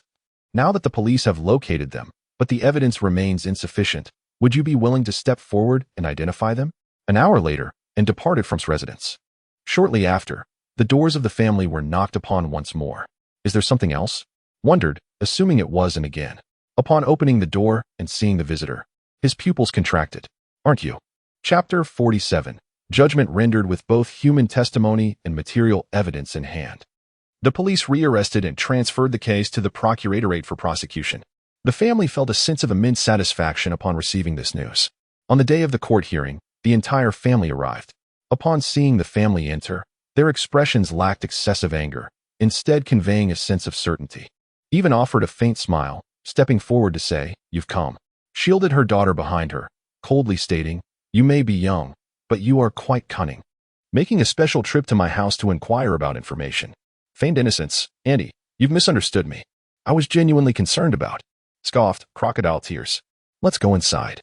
As they passed each other, smiled smugly. I hope you won't be too heartbroken later. Frowned slightly, and immediately called to inquire if he had arrived. But there was no answer. The family's confident demeanor made her wonder if something had happened to. She immediately sent a message to, asking her to check on's home. As time gradually elapsed, Zhang Zhun remained absent. Zhang Hai grew increasingly arrogant, already plotting how to teach the Ling family a lesson once he emerged. Where could Uncle Zhang be? Ling's father began to worry, fearing he might not show up at all. Ling's mother frequently glanced outside, urging his arrival. Outside the courthouse, Zhang Zhun hastily descended from the police vehicle, rushing inside. Dad, wait for me. I'll go with you, he called out. Officer Zhang quickly stepped forward to support him. Zhang Zhun, clutching his waist, struggled to ascend the steps. That day, after Ling Xi and Wang Rui departed, Zhang Hai swiftly learned of the incident. He directly gathered a few individuals and went to issue a warning to Zhang Zhun. Having driven extensively for many years, Zhang Zhun was not known for his mild temperament. A confrontation ensued, and in a moment of carelessness, he collided with the edge of a table, exacerbating his pre-existing lumbar disc herniation. After collapsing to the ground, Zhang Hai and his companions hastily fled. Ultimately, it was his young grandson who awakened and handed him a phone, enabling him to contact his son. The courthouse doors swung open. Zhang Jin stepped inside, and the expressions of the Zhang family immediately shifted. Zhang Hai, in particular, turned pale, his hands trembling. Upon seeing the man beside Zhang Zhan, he trembled even more violently. Officer Zhang cast him a cold glance. Resolute in his determination to ensure that those who threatened his father and dared to injure him would face consequences. An hour later, the Ling family exited the courthouse. Grandfather and grandmother Zhang rushed forward, their intentions to strike evident. Ling Xi reacted swiftly, pulling her parents aside, her gaze icy. This is the courthouse entrance. And there are police right there. If you wish to enter to accompany your grandson, feel free to come forward. Grandma Zhang scolded furiously, You little wretch. How dare you send my grandson to prison? Just wait, our family will not spare you. Grandpa Zhang threatened menacingly, from now on, your entire family should not expect to live in peace. Provoked by the insults and threats, Ling's mother could no longer contain herself. She rolled up her sleeves and exchanged a glance with Ling's father as they advanced step by step. Ling's father's eyes blazed with an uncontrollable fury, akin to an enraged lion, formidable and intimidating. Ling's mother declared, "I am not one to be easily frightened. Let me tell you, if you dare to lay a finger on my daughter, we will not care who you are. We will strike down anyone who crosses our path." Ling's father flexed his fists before them. Director Zhang and Zhang Ying emerged, their eyes red-rimmed, their expressions filled with indignation upon seeing the Ling family. Zhang Ying rushed forward, her eyes brimming with hatred. "Ling Xi, are you satisfied now? My brother has been sentenced." Ling Xi smiled slightly and replied with 2 words, "Satisfied." With that, she departed with her parents. Director Zhang fixed a venomous gaze upon Ling Xi's retreating figure, his eyes glinting like a sinister snake, waiting for the right moment to strike. "Ah, Xi, you are incredible." As soon as Ling Xi entered the classroom, she was tightly embraced by Shi Yu. Confused, she asked, "Yu, what's wrong?" Xi, the results of the midterm exam are out, and you are still first." Shi Yu exclaimed excitedly. "Aren't you happy?" Ling Xi smiled gently, nodding slowly, happy. The class bell rang, and Tang Rong entered the classroom, wearing a joyful expression. This time, one student had made remarkable progress, climbing 20 ranks in the class standings. There is a fellow student who has outshone all others from the city's top 2 schools, securing the first place in this examination. The gazes of the students inevitably fell upon Su Han and Ling Xi, who spontaneously began to applaud. "Impressive, indeed," remarked Meng Tian, filled with envy. "Even I have surpassed my past performance this time." Su Han smiled triumphantly. "Fortunately, I had Ling Xi. She predicted more than half of the math problems correctly." Meng Tian exclaimed, "Is that so remarkable?" "Absolutely," Su Han replied, patting his shoulder. "From now on, stick with me, and I'll share all the questions that Ling Xi has predicted." After class, several classmates gathered around Su Han, inquiring about the remarkable improvement in his performance. Upon learning that it was all thanks to Ling Xi, they caught sight of the notes and predictions she had gifted him, their eyes lighting up with excitement. Su Han scoffed, "Some people just can't appreciate what they can't have." Duan Fei interjected, "Who are you talking about?" "You, of course. What's wrong with being proud of my own results?" Duan Fei approached him, threateningly stating, "Say that again, I dare you." "Some people just can't appreciate." Meng Tian hurriedly covered his desk mate's mouth, fearing a confrontation. Duan Fei crossed his arms and sneered, "If it's merely luck, then so be it. You lack the capability anyway." Su Han, incensed, pried Meng Tian's hand away, retorting, "With your grades, how dare you claim I lack ability?" Duan Fei's expression darkened as he boldly challenged, "Dare to make a bet? I will certainly outperform you in the next exam. What is there to be afraid of?" With Ling Xi present, he firmly believes that he cannot possibly regress. This is the perfect opportunity to avenge Xiaoying and see if he dares to mock her again in the future. The wager between the two in Class 5 quickly spread throughout the senior year. Duan Fei nodded reassuringly. "Xiaoying, rest assured." Tang Rong also perused Ling Xi's notes, gathering opinions from the class and promptly compiling them into a booklet to distribute among the students. In the office, Tang Rong retained Ling Xi's presence. With a gentle smile, she inquired, "Ling Xi, I have a personal question I'd like to discuss with you." Ling Xi could surmise her intent. The teacher was likely inquiring about the medicinal pill. "The medicinal pill?" "Yes, the small pill I gave you during your last episode," he replied. Tang Rong nodded eagerly, asking, "Indeed, where can I purchase more? I would like to acquire some." Chapter 48. Journey to the capital city. In the Yin family's villa in the capital city, Yin Ming visited his cousin Yin Tang, bearing gifts. "Cousin, how are you feeling now? Is your leg still in pain?" Yin Ming, a distant branch of the Yin family, had grown up alongside Yin Tang, fostering a bond that transcended mere kinship. "That's good to hear. Alas, as we age, we must be more cautious," Yin Ming said with a slight nod. However, Yin Shun has persistently barred Xiao Hong from entering the company. This situation has escalated to the point where even he finds himself constrained by the other party, needing their consent to arrange for someone to join the company. Yin Tang's expression turned icy. "Let him in." With resolute strides, Yin Shun entered the living room, followed by Quan, who set down the items he carried. "Chairman, these are tonics specially procured by Yin Corporation from the Xia family for you." Yin Shun approached without altering his expression. "Father." Yin Tang retorted coldly, "Don't call me that. I'm sick, and my son doesn't even bother to visit." I don't have a son like you. Had it not been for the plaster cast on his leg, one might have thought he was in perfect health. Judging by his spirited demeanor, Yin Shin remained composed, unaffected by his father's accusations, and without offering any explanations. He glanced at Quan, who immediately fell silent. Who told you to leave? Yin Ting commanded sharply. Finalize Yin Hang's matter for me as soon as possible. A hint of a smile played on Yin Shin's lips. His expression one of indifference. I've said it before, if he wants to join, he should do so through his own merit. His eyes gleamed momentarily, and he greeted his father with composure before heading into the villa. Yin Shin paused, his voice clear and cold, warning, if you engage in any more underhanded tactics, you can forget about ever joining the company. He only just managed to wake up today and immediately came to visit the chairman, only to be misunderstood in this way. Quan felt indignant, believing Yin was not being given the respect he deserved. Yin Shin had thought his illness was subsiding, but this time it had returned with a vengeance, and he was struggling to control it. The Yin family's old mansion, a legacy from their ancestors, stretched out as far as the eye could see. Within the grounds, red walls and white tiles stood above the blue brick paved courtyards. Numerous residences dotted the landscape. As the car entered the old mansion, Yin Shin swayed, nearly collapsing. Someone, quick!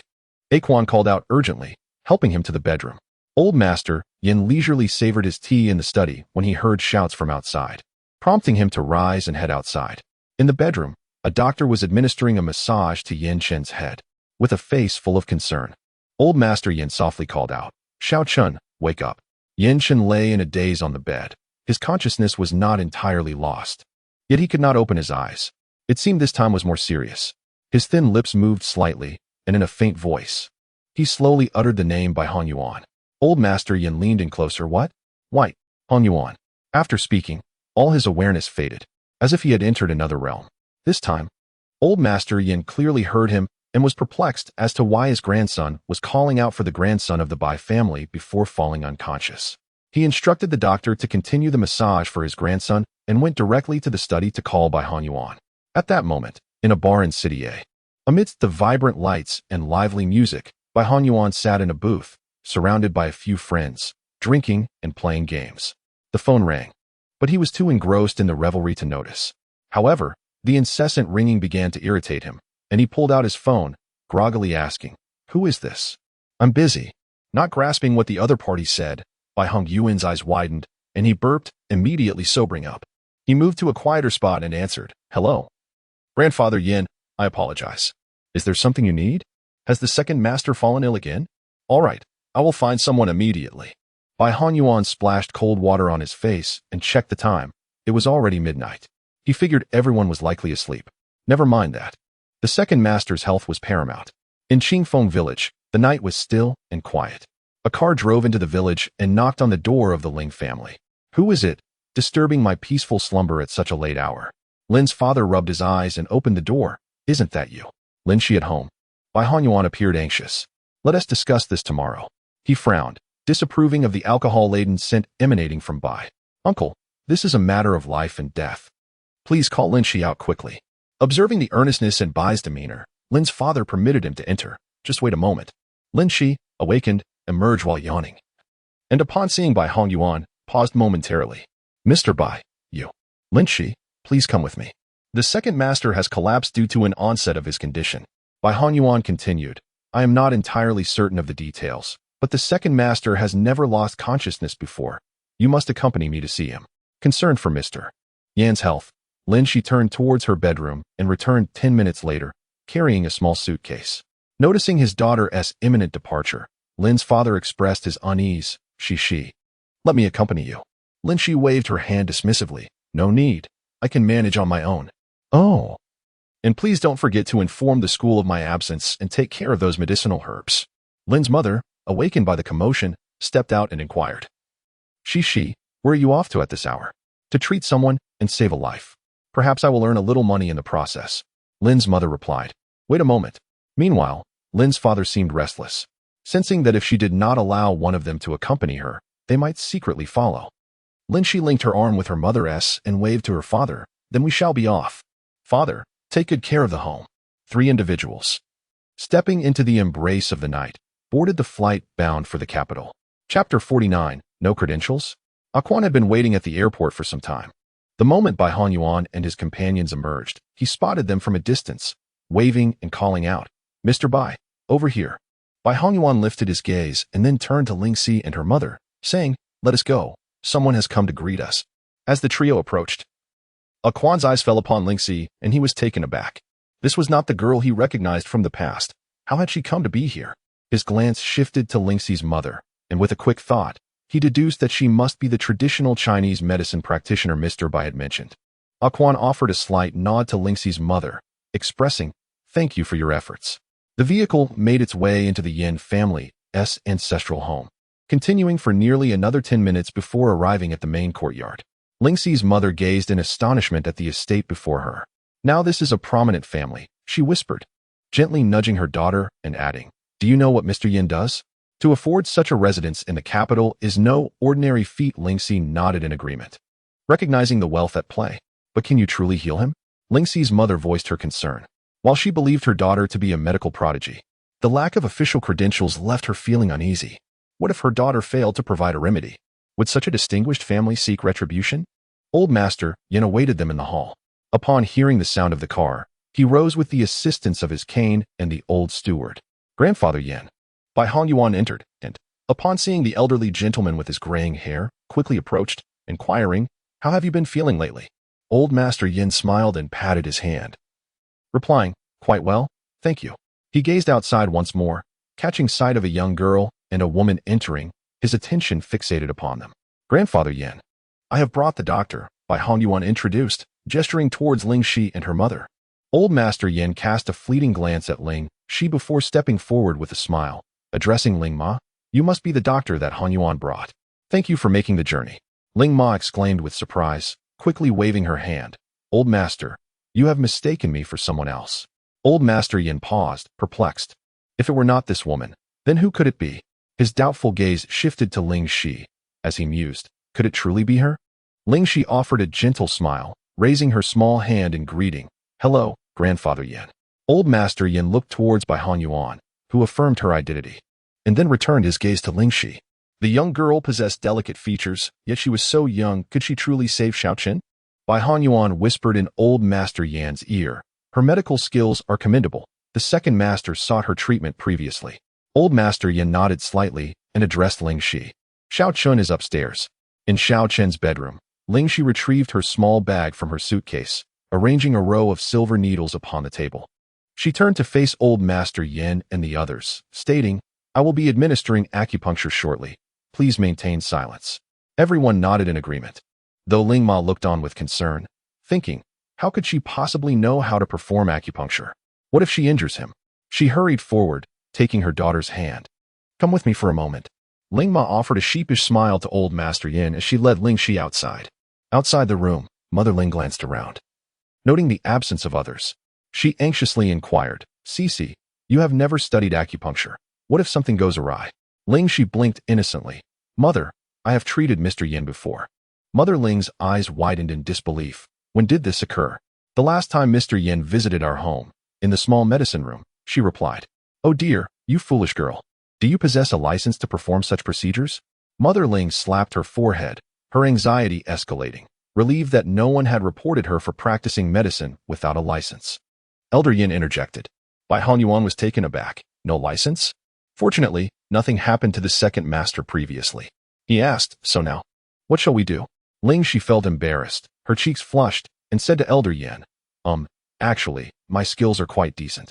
If you trust me, I assure you that everything will be fine." Elder Yin chuckled. "How can I ascertain the veracity of your claims?" "You may summon a few doctors to oversee my work as I perform the acupuncture," she suggested. Elder Yin said nothing further, but summoned the steward. "Is the guest room prepared?" The steward replied, "Everything is arranged." Elder Yin nodded slightly and said to Ling Xi and Mother Ling, "Since you arrived late at night, you should rest in the guest room for now." After they departed, Bai Honyuan gazed at the bedridden second Master Yin, a worried expression crossing his face. "Elder Yin, I truly had no knowledge that Ling Xi lacked a license." The second master sought her treatment, and his headaches did indeed improve. "By the way, have you contacted Master Xia?" Elder Yin shook his head. "Master Xia has gone abroad, and we have been unable to reach Master Xiaoqin. Moreover, before Xiaoqin fell unconscious, he requested that I contact you." I had thought. At this point, he sighed, not expecting to have found a young girl for assistance. When did Xiao Qin become so unreliable? Bai Hanyuan suddenly recalled something and remarked, by the way, Grandpa Yan, Ling Xi has also developed a rejuvenation serum. Of course, old Master Yan had heard of the recently popular new medication. She developed it? Indeed. Bai Hanyuan nodded. I believe since the second master dared to seek her help for his health, she must possess some degree of capability. Old Master Yin responded with a hum, suggesting they first invite old Chun to take a look. If that fails, they would have to let the young girl give it a try. The following day, Chen Ruping, a neurology specialist from the military hospital in Jing City, paid a visit. With Xia Kun absent, Xia Jiqing also came over to see if he could be of any assistance. Yin Chen had suffered from illness since childhood, and old Master Yin had arranged a dedicated medical room for his grandson, fully equipped with the most advanced medical instruments in the world. However, this time, the examination revealed no abnormalities. Chen Ruping inquired, Old Master, did Xiao Qin encounter any unusual incidents prior to his fainting? Xia Jiqing expressed his surprise. Xiao Qin has never exhibited such symptoms before. Old Master Yin nodded. Indeed, this sudden change has caused me great concern. The butler knocked on the door. Master, Miss Ling wishes to come over. What do you think? After a moment of contemplation, Old Master Yin replied, let her come. He then turned to Chen Ruping and Xia Jiqing, stating that Miss Ling had previously treated Xiao Chun and claimed she had a method to awaken him. Oh, the two individuals were filled with curiosity, particularly Chen Ruping, who, as a neurology expert, found himself at a loss, unsure of the other person's identity. Meanwhile, Xia Jiqing, upon hearing the surname Ling, immediately associated it with the young girl from City A. He couldn't help but chuckle, silently chiding himself for overthinking. How could it possibly be her? Yet, when Ling Xi made her entrance, Xia Jiqing's reaction was not one of surprise. Perhaps the impression the young girl had left on him in City A was simply too profound. Ling Xi greeted warmly, Good morning, Grandpa Yan. Old Master Yan, rising with the aid of his cane, wore a benevolent expression. Did you rest well last night? Ling Xi nodded her little head and expressed her gratitude for Grandpa Yan's hospitality. She then turned her gaze to the other two individuals. One, a man of around 50, wearing a pair of black-framed glasses, scrutinized her intently. The other was someone she had encountered before, Mr. Xia. She called out softly, and Old Master Yan, taken aback, asked, Jiqing, do you know her? Xia Jiqing smiled and nodded. Uncle Yan, I met Ling Xi in City A. She is the developer of the revitalizing serum. Old Master Yan was already aware of this fact, and seeing that Ling Xi did not refute it, he felt a surge of trust that she might indeed be able to help little Chun.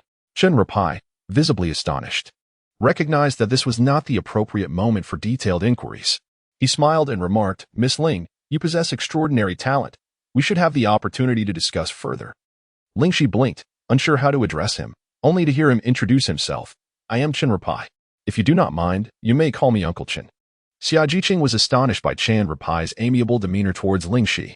It is noteworthy that this prominent figure in the medical field is often referred to as the black-faced Yama. Both students and hospital staff regard him with a mixture of respect and trepidation. Uncle Chun, Ling Xi called gently, to which Chen Ruping responded with a smile. Ah. Yin Chun lay quietly on the bed, his pale complexion rendering him even more frail and weak, while the occasional furrowing of his brow reminded everyone that he was not as tranquil as he appeared. Ling Xi opened her small cloth bag, revealing a meticulously arranged set of silver needles that glimmered with a cold light. Miss Ling, please exercise caution, reminded Old Master Yan, feeling conflicted about entrusting his grandson to her care. I know, Ling Xi waved her hand dismissively. Grandpa Yan, please remain silent, otherwise it may go awry. Old Master Yan immediately fell silent, signaling to Chen Ruping and Xia Jiqing to be vigilant, ready to intervene should anything seem amiss. As time passed slowly, Old Master Yin wiped the sweat from his brow, hesitating to inquire about the situation. Chen Ruping, a specialist in neurology, was well versed in Western medicine, while Xia Jiqing had a profound understanding of traditional Chinese medicine. He watched intently as the young girl deftly inserted silver needles, his heart in suspense. Finally, when Ling Xi produced the thinnest and longest soft needle, gently flicking it as if it were a spring, he exclaimed, Wait. Ling Xi tilted her head. What is it? Xia Jiqing swallowed hard before asking, Is the hardness of this needle sufficient to penetrate? Both Old Master Yin and Chen Ruping gazed at her with curiosity as the young girl gently nodded. a smile gracing her lips as she lightly touched Yin Chen's head. In that moment, the silver needle slowly penetrated his mind under the watchful eyes of the onlookers. Just then, Yin Chen's fingers twitched slightly. Ling Xi noticed this and channeled her primal energy once more, transmitting it through the silver needle into Yin Chen's brain. Previously, she had administered treatment while Mr. Yin was not afflicted, but now she sensed that his consciousness was somewhat compromised, akin to a loss of memory in contemporary terms. Yin Chen's eyelashes fluttered gently before he slowly opened his eyes, brilliant light streaming in, only to close them once more, taking a considerable time to open them again. "Little Chun," old Master Yin exclaimed excitedly, stepping forward to ask softly, "How are you feeling?"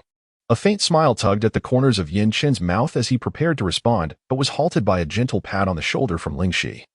"Stay still." Once she had removed the silver needles, she declared, "All right, you may speak now." When Yin Chen first regained consciousness and beheld the figure of the young girl, he thought he was mistaken. To his astonishment, she had truly come to the capital.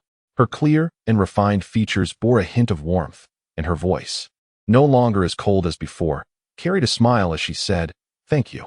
Upon witnessing his grandson in such a state, old Master Yin raised an eyebrow, casting a glance at Ling Xi without uttering a word. Yin Chen turned his gaze back to his grandfather, saying, "Grandfather, I am sorry for causing you worry. It is a relief that you have awakened. We owe it all to little Xi," replied old Master Yin. Old Master Yin gazed affectionately at Ling Xi, his eyes brimming with warmth, and whispered to his grandson, "She rushed here in the dead of night upon hearing of your unconsciousness. You must repay her kindness well." Upon observing his grandfather's demeanor, Yin Chen discerned that he was likely indulging in some fanciful notions. He then turned to Qin Ruping and Xia Jiqing, expressing his gratitude. "I also trouble you, Mr. Qin and Mr. Xia." Ling Xi exited the bedroom, intending to have breakfast before preparing medicine for Mr. Yin. "Ling Xi, wait." Xia Jiqing approached her, hesitating before inquiring, "If it is not too much trouble, could you enlighten me on the acupuncture techniques you employed just now?" Although he hailed from a family steeped in traditional Chinese medicine, with the Xia family being among the elite practitioners, there remained areas unfamiliar to him. The acupuncture method demonstrated today was one he had never encountered before. Ling Xi was aware that showcasing such techniques in their presence would inevitably provoke questions. Yet, the acupressure techniques were not the crux of the matter. The essence lay in the infusion of spiritual energy or her innate power.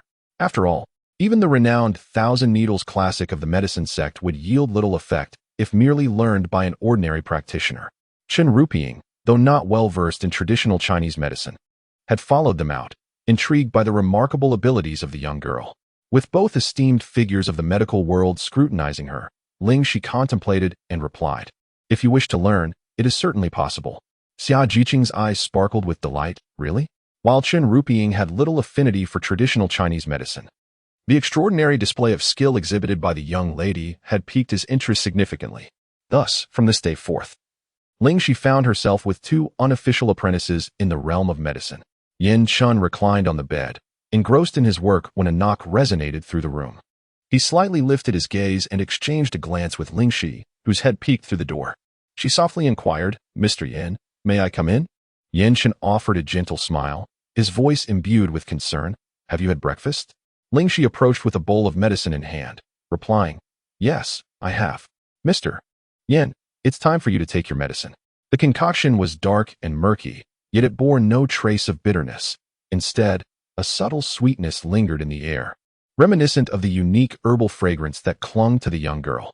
Yin Chen accepted the bowl and drank it in one gulp. Noticing he was about to return to his work, Ling Xi raised an eyebrow and extended her hand. Yin Chen focused his attention on her, uncertain of her intentions. Yet he complied, offering his left hand. Ling Xi's fingers grazed over his pulse. The warmth of her touch sent a sudden flutter through his heart. The temperature was mild, yet it carried an intensity that felt almost scorching. Ling Xi lifted her gaze, blinking as she asked, "Mr. Yin, are you all right? Your heart is racing." "We didn't notice that before." Chapter 51. Xia Wenwen pays a visit. Yin Chen replied, "I'm fine." He slowly withdrew his arm, catching a glimpse of the young girl beside the bed, her head tilted back, revealing her slender neck and delicate features framed by flowing hair. Clad in a blush-pink loungewear, she appeared even more youthful and charming. In that moment, he murmured her name, "Ling Xi." "Yes?" she responded. Yin Chen raised his arm, intending to pat her head. Thank you for everything. Ling Xi abruptly tilted her head, breaking free from his warm grasp, while Yin Chen's arm slid down, brushing against her cheek, hot and fervent. Xiao Chun. Just then, Old Master Yin pushed the door open, and upon witnessing this scene, his eyes widened before a smile broke across his face. Ling Xi quickly rose and called out, Grandpa Yin. Old Master Yin stepped inside, cheerfully nodding. Very well, your recovery is progressing nicely. As he spoke, he retrieved a piece of candy from his pocket, the vibrant red and green wrapper a cheerful sight. He offered it to his grandson. Here, have some. Yin Chen's expression stiffened. He was grown now and no longer needed candies. As a child, he would have candies when he fell ill, but now that he was older, he felt embarrassed by such sweet indulgences. Noticing his grandson's hesitation, Old Master Yin unwrapped the candy and brought it to his lips, insisting, Go on, eat it. Yin Chen's gaze shifted upward, meeting his grandfather's unwavering stare, which seemed to say that refusing was not an option. Then, glancing at the candy by his mouth, he pursed his lips and opened them, allowing the treat to slip inside. Old Master Yin clapped his hands in delight, saying, That's more like it. You loved them so much as a child. How could you possibly give them up now? In his youth, his grandson had secretly hoarded a drawer full of candies, spending an entire afternoon locked in his room, indulging in dozens of them. Now that he was older, he felt too shy to eat in front of others. Yet his old grandfather still cherished these moments. Old Master Yin addressed them. All right then, I won't disturb you any longer. Xiaoxi, thank you for your trouble. Ling Xi smiled in response, pondering to herself. Does Mr. Yin also enjoy candies when he is unwell? Xiaoheng, do you still want that piece of land? The speaker was Qian Kai, the head of the Qian family, and also Yin Heng's maternal grandfather. Of course I want it. However, I do not intend to bridge the way for Yin Chen. I plan to acquire it myself. Qian Kai raised an eyebrow slightly, but regarding Yin Chen, don't you wish to join the company? Qian Kai laughed heartily, then I shall await your good news. After leaving the Qian residence, Yin Heng made a phone call. Manager Fong, I will meet you at Yisei later. Yisei Club is a venue in the capital that hosts various influential figures. Due to its strong privacy, many consider it an ideal place to discuss matters. Upon entering the private room, Yin Heng found Manager Fong already present, who quickly rose to greet him. Third young master. Yin Heng casually tossed a set of car keys to him, to which Manager Fong responded with surprise. What is this? An appetizer, Yin Heng replied, sitting beside him and giving his shoulder a reassuring pat, adding meaningfully, Rest assured, you won't be working in vain. Seeing the markings on the car keys, Manager Fong was astonished by the third young master's generosity, quickly assuring him, You can rest easy. I guarantee that matter will be handled properly. Yin Heng smiled as he poured the drinks. Come, let us first congratulate Manager Fong. Not at all. It should be a congratulations for the third young master. Manager Fong quickly interjected, hoping that the third young master could smoothly enter the company, thus solidifying his own position as well. After a night of revelry, Yin Heng staggered out of the car, noticing the lights still on in the living room, but he paid it no mind. However, as soon as he stepped inside, an apple was hurled at him, striking his head and jolting him awake. Dazed, Yin Heng exclaimed, Dad, what are you doing? What do you mean? How dare you ask me? Yin Tang picked up an apple and tossed it back. You spend your days drinking. Have you forgotten what I advised you? Yin Heng swiftly dodged, his steps unsteady, and clutched his father's arm. I haven't forgotten. Today, I am indeed going out for dinner with Manager Fong. Oh? Then tell me. What have you discussed? I plan to acquire that piece of land myself. When the time comes, I will have my second brother come to plead with me. Yin Heng envisioned a splendid future, only to be abruptly interrupted by a sharp pain. Yin Tang seized his cane and struck him with it. You expect Yin Chen to plead with you? I would be surprised if he even acknowledges your existence. Do you realize your second brother has awakened? What? Wait. Yin Chen has woken up? Yin Heng immediately regained his composure. You better hope he remains unaware of your schemes. Otherwise, your entry into the company will be indefinitely delayed. Yin Heng's expression shifted as he exclaimed, How could he have woken up? The doctors said there was no hope. Father, please help me. I do not wish to remain outside indefinitely. Perhaps you could speak to grandfather and let me in. He's already 20 and hasn't even entered the headquarters. How will the employees ever see him as a leader? Your grandfather has already been bewitched by that scoundrel. If you have the capability, you should try speaking to him. Yin Heng immediately shook his head. I dare not meet grandfather alone. I cannot withstand another beating. Father, why not discuss this with the board members? He suggested. Yin Tang replied, "Do you think I haven't tried?" Uncertain of the benefits that Yin Chun might derive from those individuals, his silence was indeed rather profound. Suddenly, the phone rang, and upon seeing it was Manager Fong, Yin Hung was perplexed as to why there was business to discuss so soon after their parting. Manager Fong, in tears, lamented, "It must be President Yin who has discovered my previous misdeeds. Third young master, you must save me. Where did you hear this?" Yin Hung pondered in dismay, realizing that his father had indeed been correct. His second brother was already aware of the affair between him and Manager Fong. Could it be that his brother's oversight of the company had reached such depths? The thought sent shivers down Yin Hang's spine, for if this were true, even if he entered the company, he would find himself in a perilous situation. The following day, trembling with trepidation, Yin Hung made his way to the family estate. He sat in his car for an extended period, contemplating how to explain to his second brother that he harbored no ulterior motives, and that it was solely Manager Fong who had acted on her own accord. Additionally, he could now persuade his grandfather to relinquish the land in the outskirts of Beijing to the Yin family. After half an hour, he finally mustered the courage to open the car door and walk toward the entrance of the estate. Brother Yin Hung, Xia Wenwen, adorned in resplendent attire, had come to visit Chengij and was surprised to see Yin Hung as well. Yin Hung turned to glance at her, raising an eyebrow. "What brings you here?" If his memory served him correctly, his second brother held a rather unfavorable opinion of this young lady. Xia Wenwen tucked a strand of hair behind her ear, smiling gently as she pressed the doorbell of the Yin family estate. "I naturally came to visit Chengij, and you?" Yin Hung adjusted his tie and cleared his throat. "Of course, I am here for the same reason." Chapter 52, Scenes from a Dream on the Cobblestone Path. Yin Hung persistently sought information from the old steward. The old butler, surnamed Run, had accompanied Master Yin for several decades, possessing an intimate understanding of the Yin family affairs. With a few casual words and a chuckle, he remarked, "The second young master has only just awakened. If he knew of your concern for him, it would surely bring him joy." In the living room, Master Yin leisurely watched television, wiping away tears during poignant moments. Upon the entrance of Yin Hung and Xia Wenwen, they promptly greeted him. "Grandfather, Yin Grandpa." Master Yin sniffled, turned his head, and remained seated, saying, "Ah, you've arrived." Yin Hung had never observed his grandfather in such a state, and couldn't help but wonder if this was the same man who had once scolded him. Xia Wenwen, with a cheerful demeanor, approached. "Grandfather, I heard that Brother Chun has awakened. I came to see him today." Master Yin, wise with age, was well aware of the young lady's affections for his grandson, yet it was rather unfortunate as his grandson had already chosen someone. Xia Wenwen, feeling disheartened, did not wish to make the trip in vain. She glanced upstairs and said, "I just want to take a look. I promise not to disturb Brother Chin's rest." With a sigh, Master Yin replied, "It's not that Grandpa forbids you from meeting him. Little Chin is a light sleeper and will awaken at the slightest noise." Frustrated, Xia Wenwen sat on the sofa, her gaze fixed on the upper floor, as she picked up a piece of apple and bit into it angrily.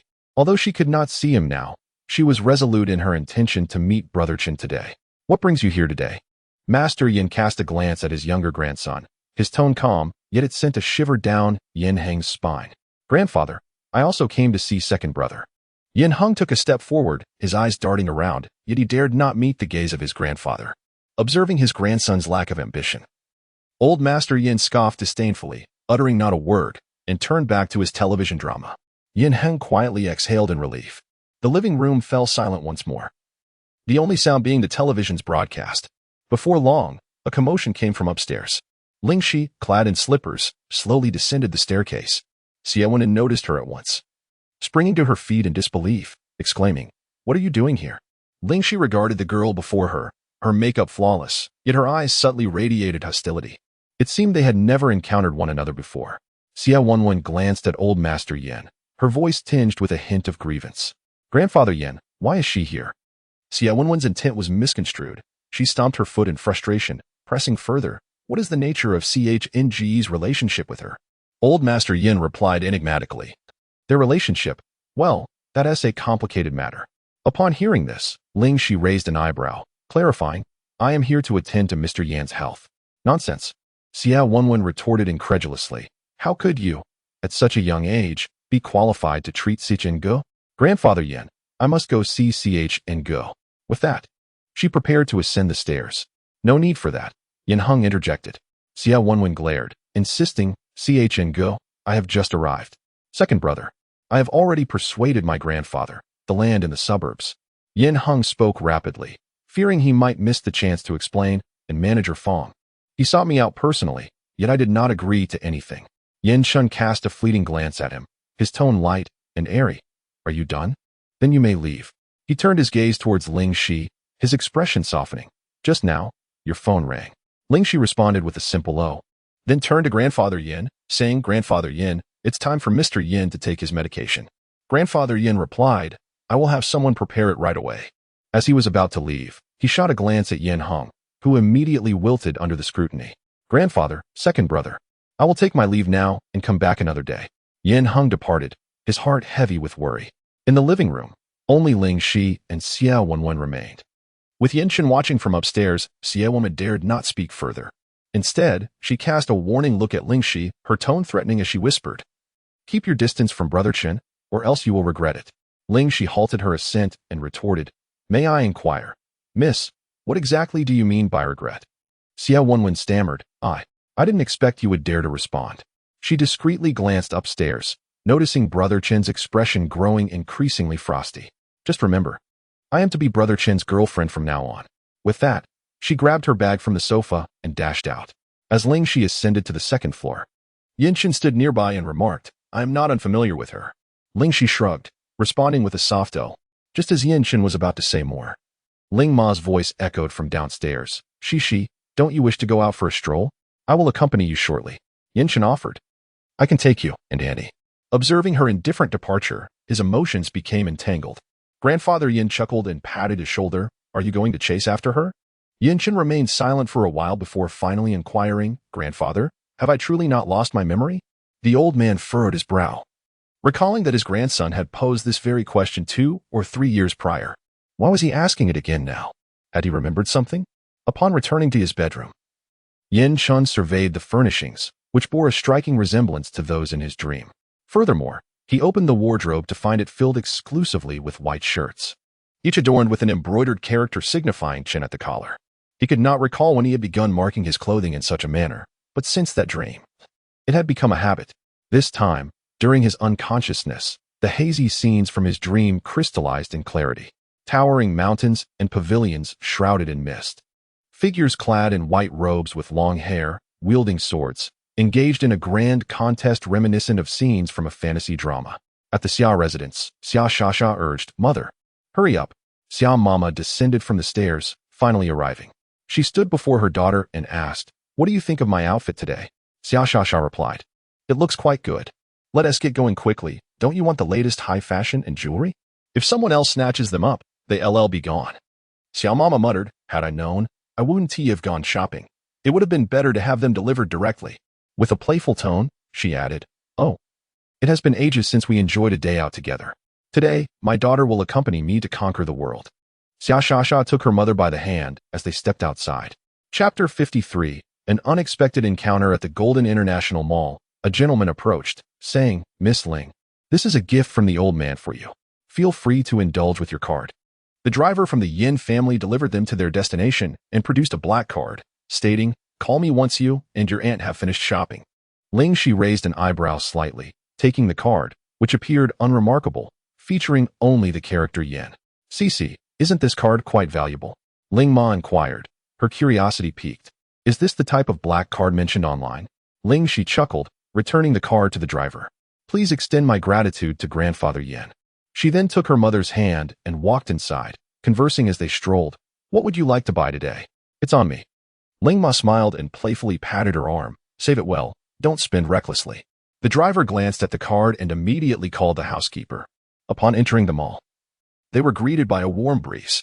The opulent decor was exquisite, and though the crowd was sparse, those encountered were fashionably dressed, adorned with gold and silver jewelry.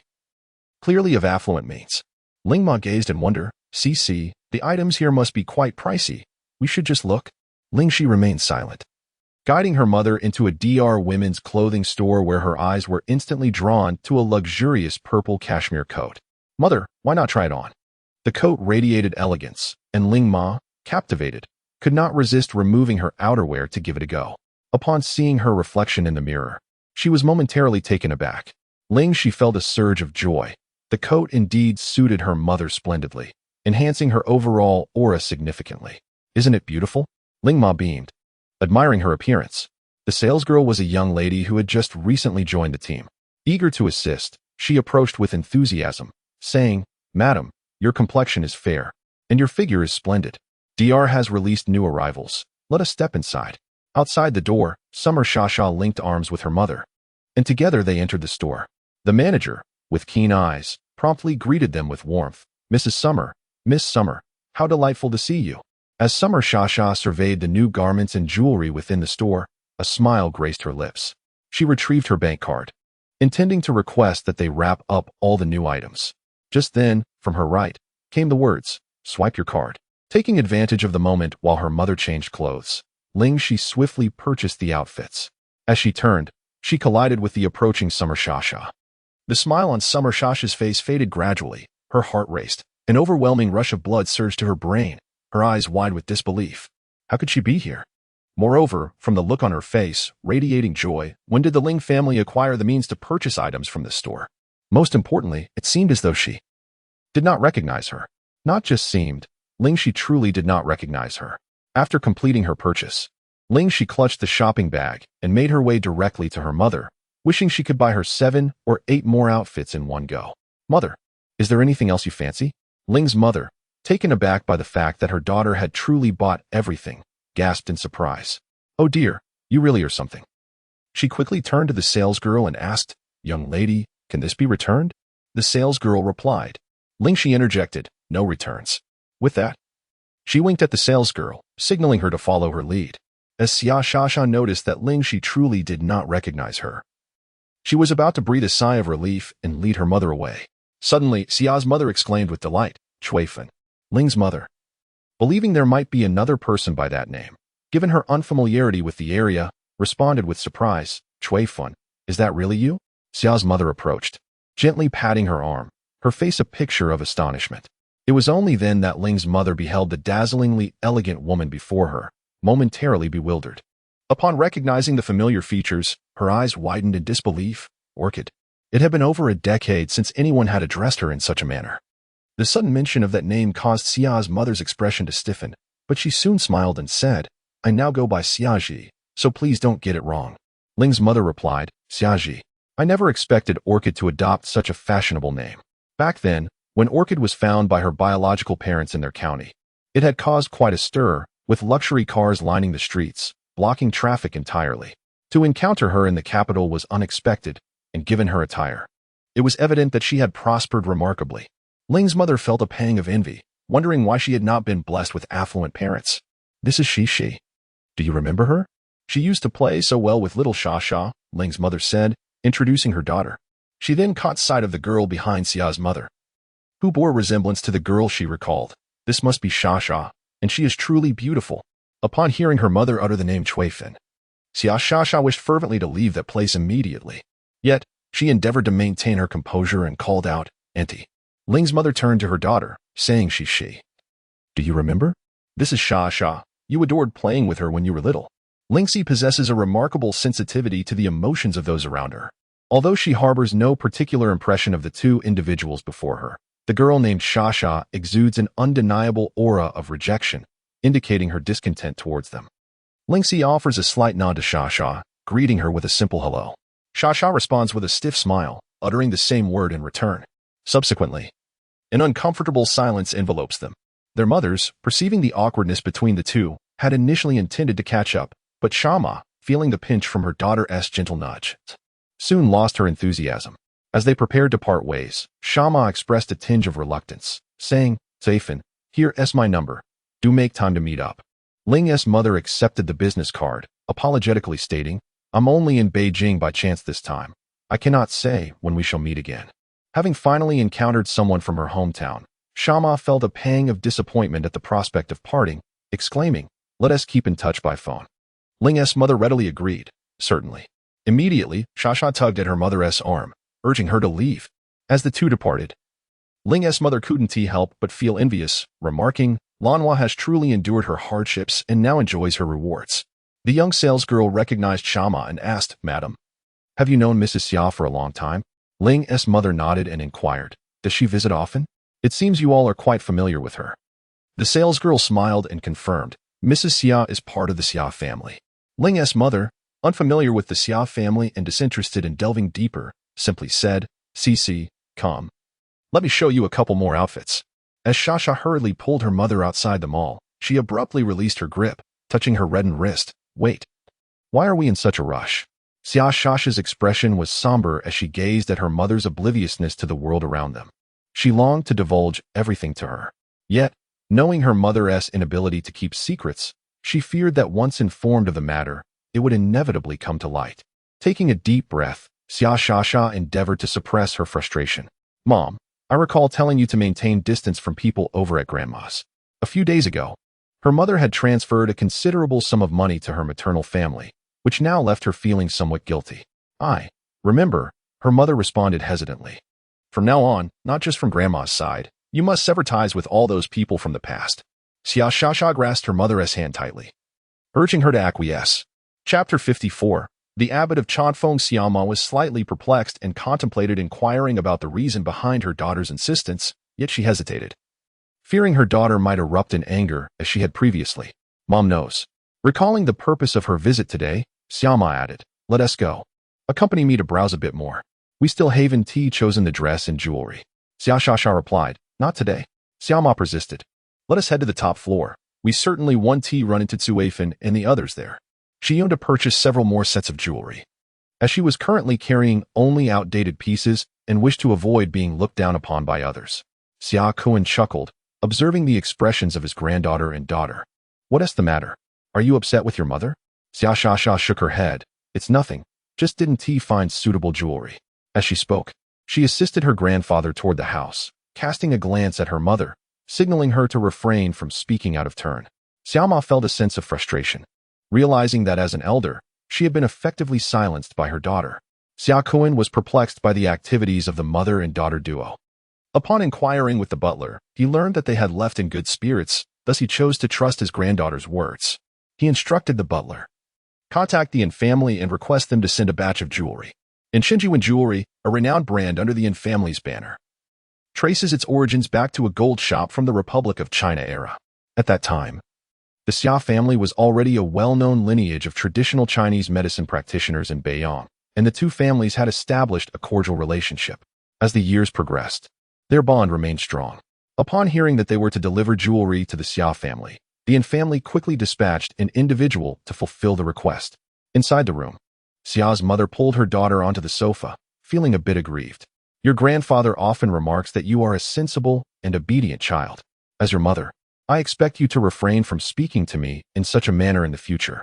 Xia Shasha, thinking her mother had a serious matter to discuss, nonchalantly replied, understood. Xia's mother continued, moreover, your grandfather wishes for you to pursue a medical career. Have you given it any thought? University is approaching, and you must decide on a major soon. Xia Shasha shook her head in refusal. I do not wish to study medicine. It is far too arduous. Having endured considerable hardships in her past life, she preferred to avoid unnecessary struggles now that the Xia family supported her. Furthermore, she had Yin Hang by her side. By the way, mother, has grandfather discussed my relationship with Yin Hang with the Yin family? Xia Shasha asked eagerly. Xia's mother hesitated for a moment. You know your grandfather disapproves of Yin Hang. There are many other talented young men in the capital. Why must it be him? Xia Shasha, with unwavering determination, declared, I want Yin Hang. The Yin family is not one that can be easily compared to ordinary households. In a few years, once their instruments and devices are released, the Yin family's standing will not only be unparalleled within Hua country, but will also be preeminent on the international stage. If one could marry into the Yin family, even the Xia family would have to think twice, regardless of their awareness of her actions. Xia's mother had her sights set on Yin Hang for her daughter and sighed. I shall speak to your grandfather once more. However, you will be taking your college entrance examination next year, and it is imperative that you achieve commendable results. This would surely delight your grandfather and perhaps sway him to agree. Xia Shasha readily acquiesced, though she did not take it to heart. Miss, came the call from the butler outside the door. What is it? Xia's mother inquired. The Yin family has sent over a new catalog. Would you like to come and take a look? Xia's mother, pleased, rose from her seat and tugged at her daughter. It must be your grandfather who reached out. Come. Let us go downstairs and select a few pieces of jewelry together. Understood, Xia Shasha replied, filled with envy. Indeed, grandfather truly dotes on mother. Of course, I am his own daughter. If he does not cherish me, whom shall he cherish? Xia's mother declared with pride. I heard from Jiqing that little Chun is doing well, correct? Quite well, the elder Yin remarked, casting a glance at his grandson, who was jogging nearby, and added leisurely. Is that young lady still around? If convenient, I would like to have a word with her. Ever since hearing that Yin Chun had been saved by a young girl through acupuncture, Xia Kuan could hardly contain his curiosity. Ling Xi is here, but I must ask her first. That would be much appreciated. As Xia Kuan hung up the phone, the name Ling Xi echoed in his mind, striking a familiar chord. He suddenly recalled that she was the one behind the development of the revitalizing elixir. He had not given it much thought until now. Clearly, this young lady possessed remarkable capabilities. Yin Chun paused, wiping the sweat from his brow as he prepared to ascend the stairs. Hey, where are you going? Old Master Yin assumed his grandson found him tedious and continued, Grandfather is only looking out for your best interests.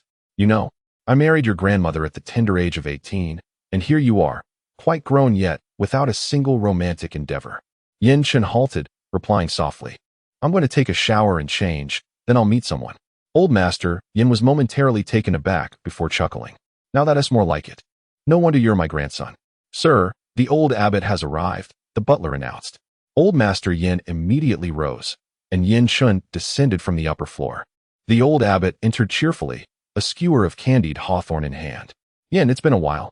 Abbot Changfeng, Old Master Yin greeted, then turned to Yin Chun. Come, sit down, let me have a look at you. 10 minutes later, he released his hold and asked with a smile, Where is that person? What person? Old Master Yin inquired. Yin Chun's gaze shifted to the entrance, where a young girl stood, her face radiating joy, resembling a squirrel that had gathered enough provisions for winter. He couldn't help but smile slightly. The old abbot, noticing this, curiously asked, Who is this? After all, having raised this disciple for 18 years, he had always been indifferent to girls. Yet, since her arrival, his disciple's eyes had not strayed from her. Go on, come down for dinner together in the evening. Old Master Yin waved his hand, and, after the others departed, the old abbot teased. Why not speak to your master about that young lady? Who is she? Chapter 55. The eve of the competition during dinner. The old abbot occasionally cast curious glances at Ling Xi. The young girl, while placing food into her bowl, looked up and asked, Did you call for me? The abbot smiled. I have heard that you revived my disciple. Well done. He gave her a thumbs up. Ling Xi returned a slight smile. You must be the venerable abbot of Qingyu Temple. Ha ha, the young lady knows of me. The abbot chuckled. Ling Xi nodded. My family resides in Amping County. City A. Oh. The abbot raised an eyebrow, so it seems that our meeting today is indeed fated. Ling Xi pursed her lips in a smile, and the abbot continued. If the opportunity arises, might we discuss your acupuncture techniques? The old abbot was quite intrigued. He had devoted his life to the study of ancient Chinese medicine, only to find that a young girl had managed to heal those he could not. Was it possible that she, too, came from a lineage of such knowledge? Ling Xi felt no reservations regarding this subject, yet she wondered if the abbot would be able to grasp it. Before the abbot could respond, Old Master Yin and Yin Chun reacted with surprise. Yin Chun chimed in, You have been in the capital for a few days and have yet to truly explore. You should stay a little longer. Ling's mother shook her head with a sigh. Alas, she is in her 3rd year of high school, and time is of the essence. Once her college entrance examinations conclude, I will certainly bring her here for some leisure. Had she not mentioned it, Old Master Yin would have remained unaware that Ling Xi was still in high school, exclaiming in astonishment, She is not yet of age? She will turn 18 next September. Ling Ma expressed her joy, feeling an inexplicable sense of accomplishment at the thought of her daughter soon reaching adulthood. It was hard to believe that the once fragile little girl was now on the cusp of entering university. The following day, as Ling Xi and her mother prepared to depart from the capital, they received a call from Gu Yun. He informed them that the location for the Mo Xiang Cup competition had changed and would now take place in the capital, with the event scheduled for the day after tomorrow. Gu Yun had called because he was unable to locate her, and by coincidence, it allowed Ling Xi to remain in the capital. Their flight was set to arrive in the afternoon. Old Master Yin, delighted to know that Ling Xi would be staying a few more days, took her for a leisurely stroll around the Yin family estate. Upon reaching a secluded courtyard, Ling Xi gazed at the closed gate and curiously inquired, Grandpa Yin, What lies beyond that door? Inside the courtyard was a martial arts arena. A man cried out in pain, "Second brother, let go, let go." Enduring the discomfort, Yanchen remained unfazed as he stepped forward, grasping the man's shoulder and applying pressure once more. With a crack, the arm was restored. "Oh dear," the man exclaimed, unable to suppress his cries. "You truly show no mercy." Yanchen replied with an air of calm, "Once more." "More?" The man pleaded for mercy. "I can't take it anymore. Let's continue this another day." He had been diligently training in the military for the past 6 months, yet he found himself bested by his second brother once again. Yanchen cast a casual glance at him and moved closer. The man instinctively retreated, catching sight of old master Yin not far away, and urgently called out, "Grandpa, help. If I continue sparring with my second brother, I fear I won't be able to rise from bed for a week." Following his gaze, Yanchen noticed Ling Xi peering over with fervent curiosity, her large eyes gleaming with anticipation. Yanchen momentarily felt awkward, not anticipating her presence in this particular locale. "Grandfather Yin, shall we approach for a closer inspection?" Ling Xi proposed, never imagining this courtyard to be the Yin family's martial training ground. The array of weaponry and Mr. Yan's valiant demeanor reminded her so much of her martial uncle. "Indeed, let us observe," replied Elder Yin, noting her eagerness and leading her forward. "Chen Yao, grandfather." Yin Yao greeted, having arrived earlier that morning to engage in martial practice with Yanchen. He had yet to be acquainted with Ling Xi. "Grandfather, who is this?" he inquired. "A guest of Chen's," Elder Yin responded jovially. Then turning to Yanchen, "Ling Xi will be staying today." A subtle joy radiated from Yanchen's composed expression as he offered to Ling Xi, "Shall I escort you on a tour?" "Ling girl has pressing matters to attend to," Elder Yin interjected, having just learned of her participation in the Ink Aroma Cup competition, a revelation that filled him with both surprise and delight. Throughout the years, the Yin family had consistently been the event's sponsor, and now, unexpectedly, she would be a contestant. It seemed her destiny was deeply intertwined with the Yin lineage. Yanchen was equally taken aback, recalling that she had not engaged in calligraphy since arriving in the capital. Thus, he inquired, "There are writing materials in the study. Would you care to practice?" Ling Xi harbored the same intention, having considered seeking out suitable writing implements earlier that day. Upon observing the quality of the Yin family's collection, she was impressed. "Mr. Yin, thank you," she expressed. On the other side, Yin Yao inquired of the elder Mr. Yin with curiosity, "Grandfather, what is the relationship between that young lady and my second brother?" Yin Yao's eyes widened in sudden realization, his face a mask of astonishment. Hardly daring to believe the conjecture in his heart. Could it be that his second brother harbored affections? As he spoke, he glanced towards the study, finding it truly unimaginable that his second brother, with his icy demeanor, was capable of such sentiment. "Come here, I wish to impart a few words to you." The elder Mr. Yin beckoned, whispering into his ear. Yin Yao recoiled in alarm, hastily declining. "Grandfather, please do not lead me astray." Mr. Yin harumphed softly. "Your father telephoned a few days ago, did he not? I heard you wished to partake in an operation, but your mother forbade it?" Yin Yao's eyes gleamed with sudden interest. "Grandfather, would you assist me?" The elder Mr. Yin shook his head slightly. "Your physical condition is presently inferior to that of your second brother. To participate in such an operation would be to trifle with your well-being." Yin Yao could not help but lament. "My second brother is hardly a normal man. Were he to join the military, there would be no endeavors left for others." "Mr. Yan's tone shifted. "However, I might be persuaded to have your second brother instruct you." Upon hearing that his second brother would be the one to train him, Yin Yao felt a twinge of reluctance, but he suppressed it, saying to the elder Mr. Yin, "Then it is settled, is it not?" Mr. Yin replied, "On the condition that you accede to my proposition from earlier." Yin Yao acquiesced with a sigh. Chapter 56. Chun in the study. Yin Chun retrieved some treasured rice paper from the bookshelf. As he turned, he noticed the young lady gazing intently at him. "What is it?" he inquired, unfurling the paper on the desk and preparing to grind the inkstone. In order to facilitate his martial arts practice, Yanchen deliberately donned a loose-fitting outfit today. Just moments ago, while turned away from Ling Xi searching for rice paper, the distinctive mark on his collar was revealed.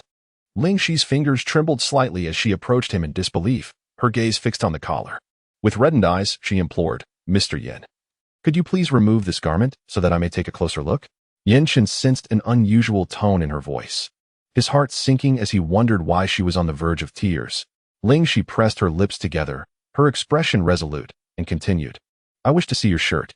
If I am not mistaken, There should be the character Chen adorning Mr. Yan's attire, although he shares the same name. It is not surprising that his clothing bears a mark. However, why does this character bear such a striking resemblance to the one I embroidered on my junior master's robe? At that time, being a novice in embroidery, I had yet to master the craft. The bottom stroke of the character Chen had merged with the curve, forming a single character. Given Mr. Yan's esteemed lineage, it is unlikely that such an oversight would occur even if someone else had embroidered it. Observing her unwavering determination, Yan Chen simply replied, "I will change into another outfit in the adjoining room." In the next room, Yan Chen regarded the shirt in his hands with a complex expression. It was merely an ordinary training uniform. Why had it caused such a dramatic change in the young lady's demeanor? "Mr. Yan, are you finished changing?" Came Ling Xi's urgent inquiry from outside the door. As soon as he emerged, she stepped forward, her gaze fixed intently on the garment he held. Her heart raced as she yearned to inspect it closely, yet she feared it might not yield the results she hoped for. They stood facing each other, neither willing to break the silence. Ultimately, Ling Xi took the garment from him, slowly unfolding it. As she gazed upon the familiar words, tears cascaded down her cheeks. Ling Xi's heart ached as she wept, leaning against the wall, her sobs punctuated by the whisper of little master uncle. At the tender age of 13, during her training in the mountains, her little master uncle had risked everything to save her, his clothes stained by a soul beast attack. In an attempt to repay him, she crafted a garment, which he cherished, leading her to frequently create clothing for him thereafter. She had believed she would never see her little master uncle again, yet now she discerned traces of their past in Mr. Yan's attire. Moreover, Mr. Yan bore an uncanny resemblance to her little master uncle. Suddenly struck by a thought, she lifted her gaze, her eyes ablaze with intensity as she looked at Yan Chen. Concern etched on his face. He hesitated, unsure of how to console her.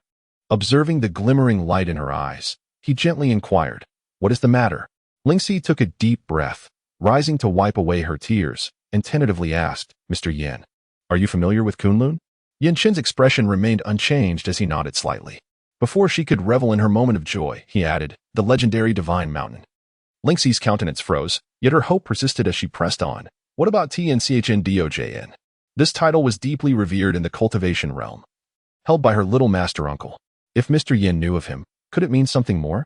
But soon, her hopes were dashed once more as Yan Chen shook his head, his fists clenching as he cautiously asked, "Is this significant to you?" With tears glistening in her eyes, Ling Xi bit her lip, falling into a heavy silence. She felt an overwhelming sense of solitude and desolation, regardless of the splendor and glory that life may offer. Without the presence of the one she yearned for most, the vast journey of life would be traversed in solitude. Yan Chen felt an inexplicable tightening in his heart.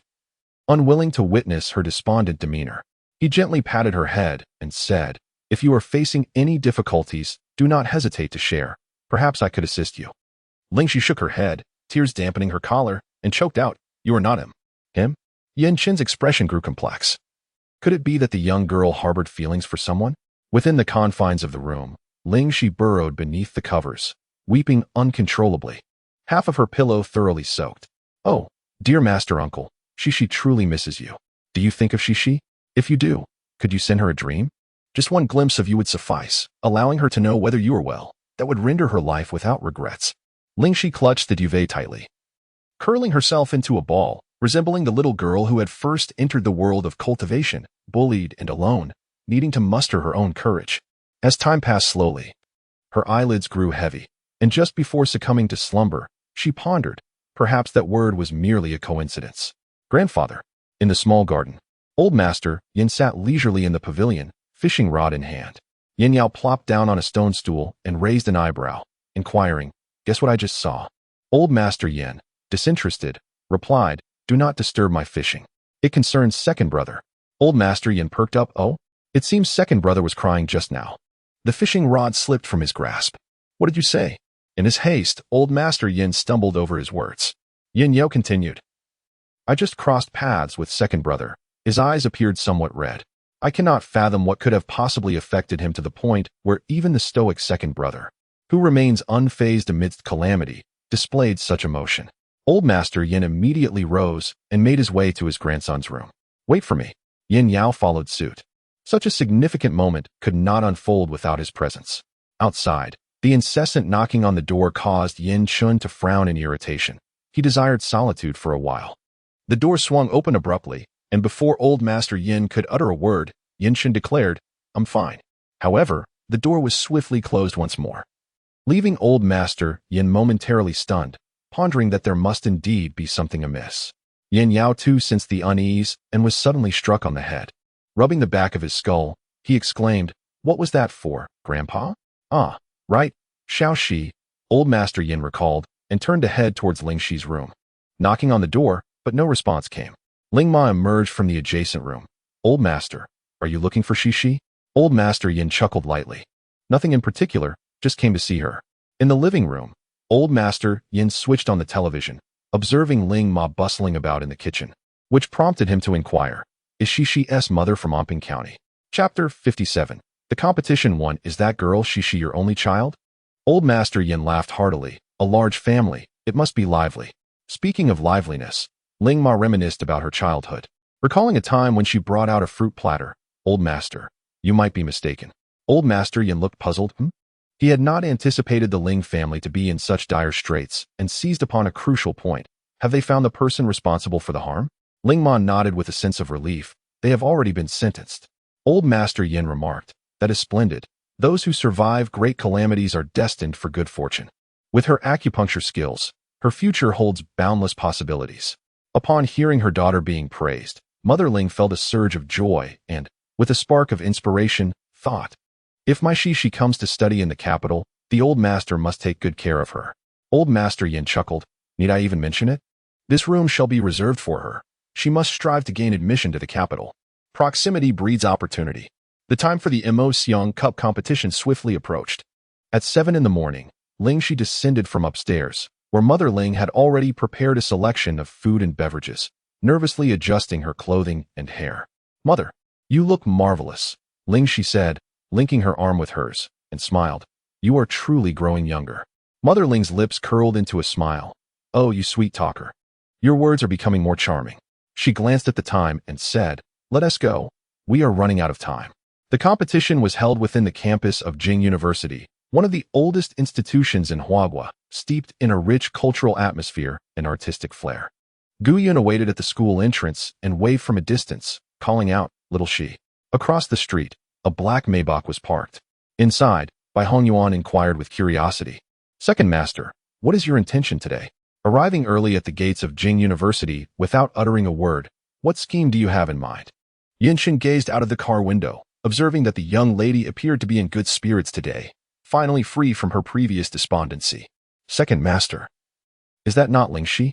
Spotting the young woman at the entrance of Peking University with keen eyes, Bai Hongyuan immediately recognized her.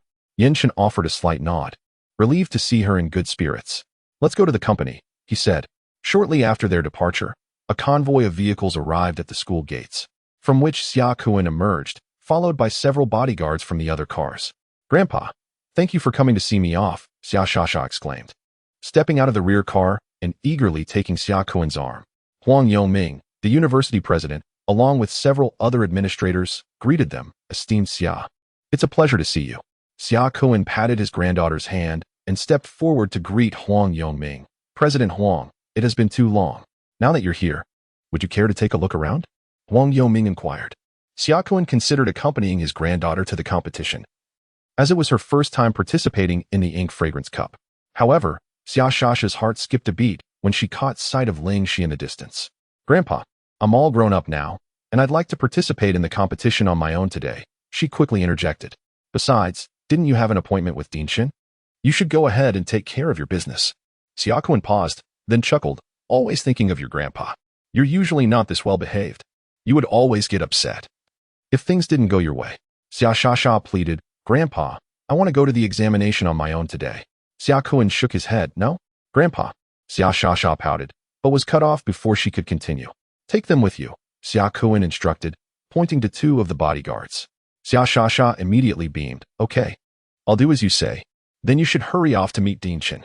Acknowledging Huang Yongming, Xia Kuan offered a slight nod. "President Huang, my apologies. Let's convene at a later juncture." Huang Yongming responded, "Farewell, esteemed elder." As her grandfather's vehicle receded into the distance, Xia Shasha breathed a sigh of relief. Accompanied by her security detail, she and President Huang, along with a group of administrators, entered the hallowed grounds of Jingda University. Passers-by couldn't help but exchange whispers. Who is she? To warrant a reception from the president himself. I find that elderly gentleman vaguely familiar. Ling's mother, overhearing the murmurs, remarked to her daughter, Your Aunt Lan's family is indeed quite well off. Even Xia has bodyguards. They must be quite affluent. Ling Xi nodded subtly. Let's go. No need to dwell on them. Gu Yun escorted the mother and daughter to the competition venue, housed within Jingda's indoor gymnasium. The event drew participants from across the nation, with a mere 100 or so qualifying. Anping County managed to secure 3 slots, thanks to President Qin's connections. His elder brother oversees cultural exchange in the capital. The Mosiang Cup stands as a premier competition in the country. Contestants were grouped based on their calligraphy styles, engaging in a series of 3 rounds. The first round tested hard pin calligraphy, while the second focused on soft pin techniques. Both rounds involved imitation, with the top 30% advancing. The third and final round granted participants a set time to showcase their original work, judged by a panel of experts. The top 3 in each category were awarded trophies and certificates, with the opportunity to garner attention from prestigious universities, effectively serving as a form of competition.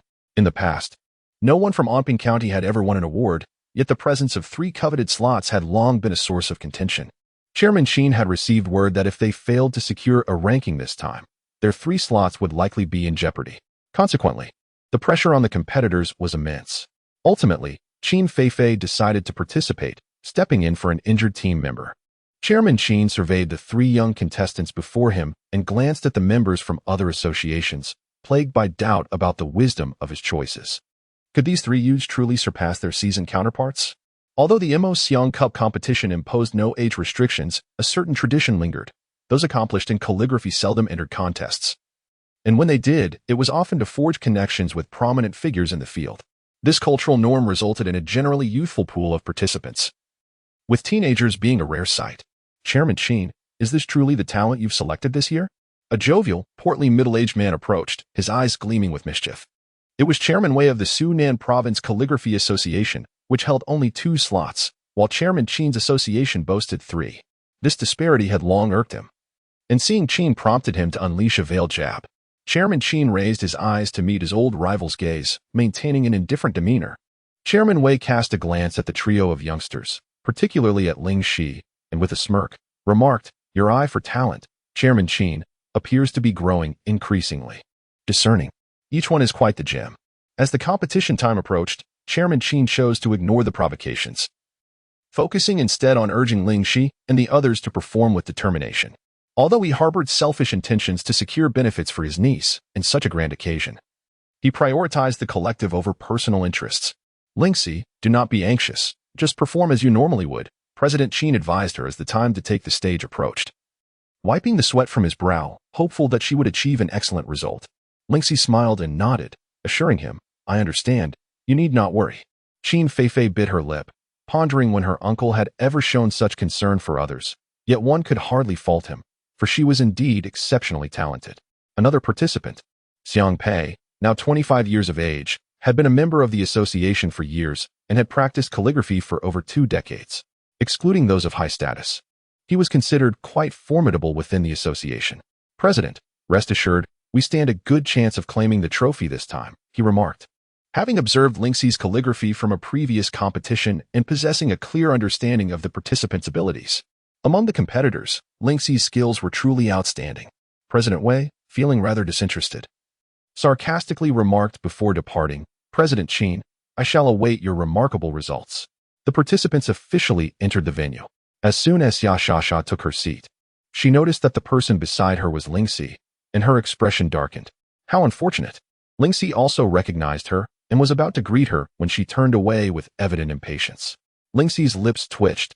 What was so remarkable about her? Time passed slowly, and soon the first round of the competition concluded, with results to be announced in the afternoon. Upon seeing the names on the winners list, the group erupted in joyous celebration.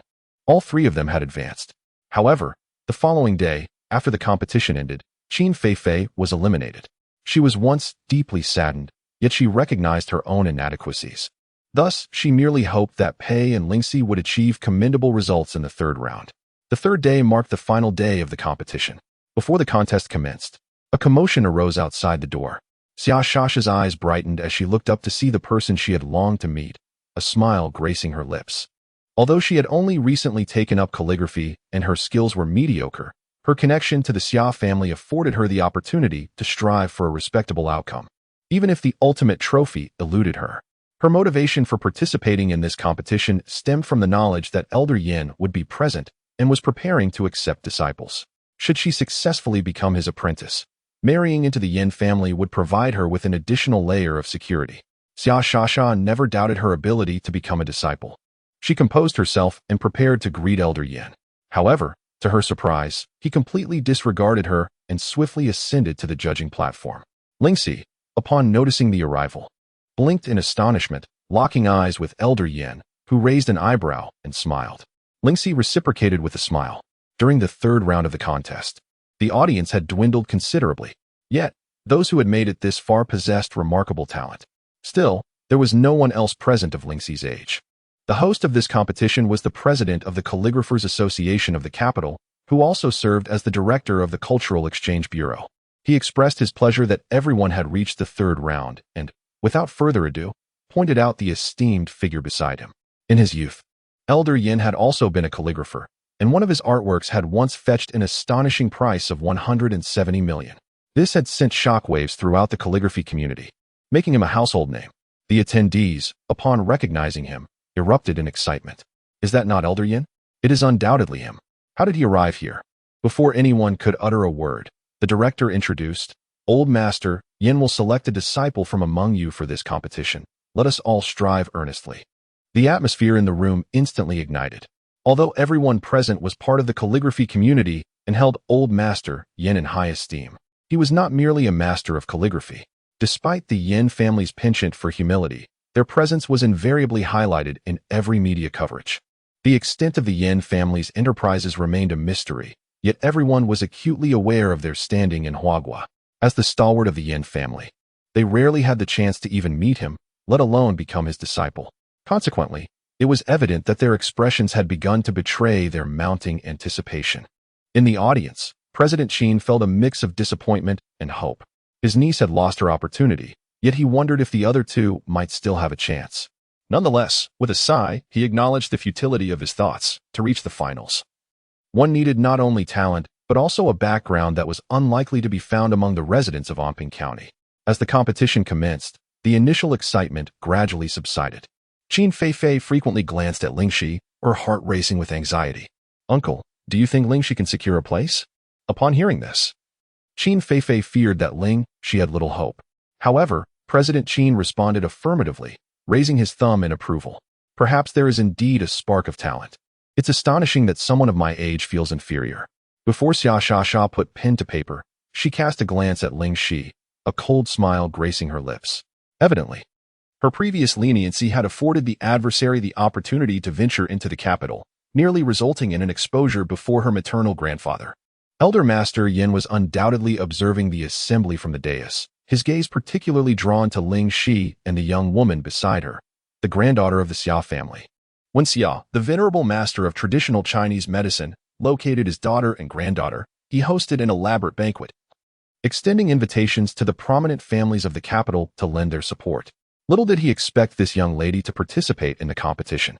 Recalling the matter Elder Master Xia had entrusted to him, Elder Master Yin furrowed his brow slightly.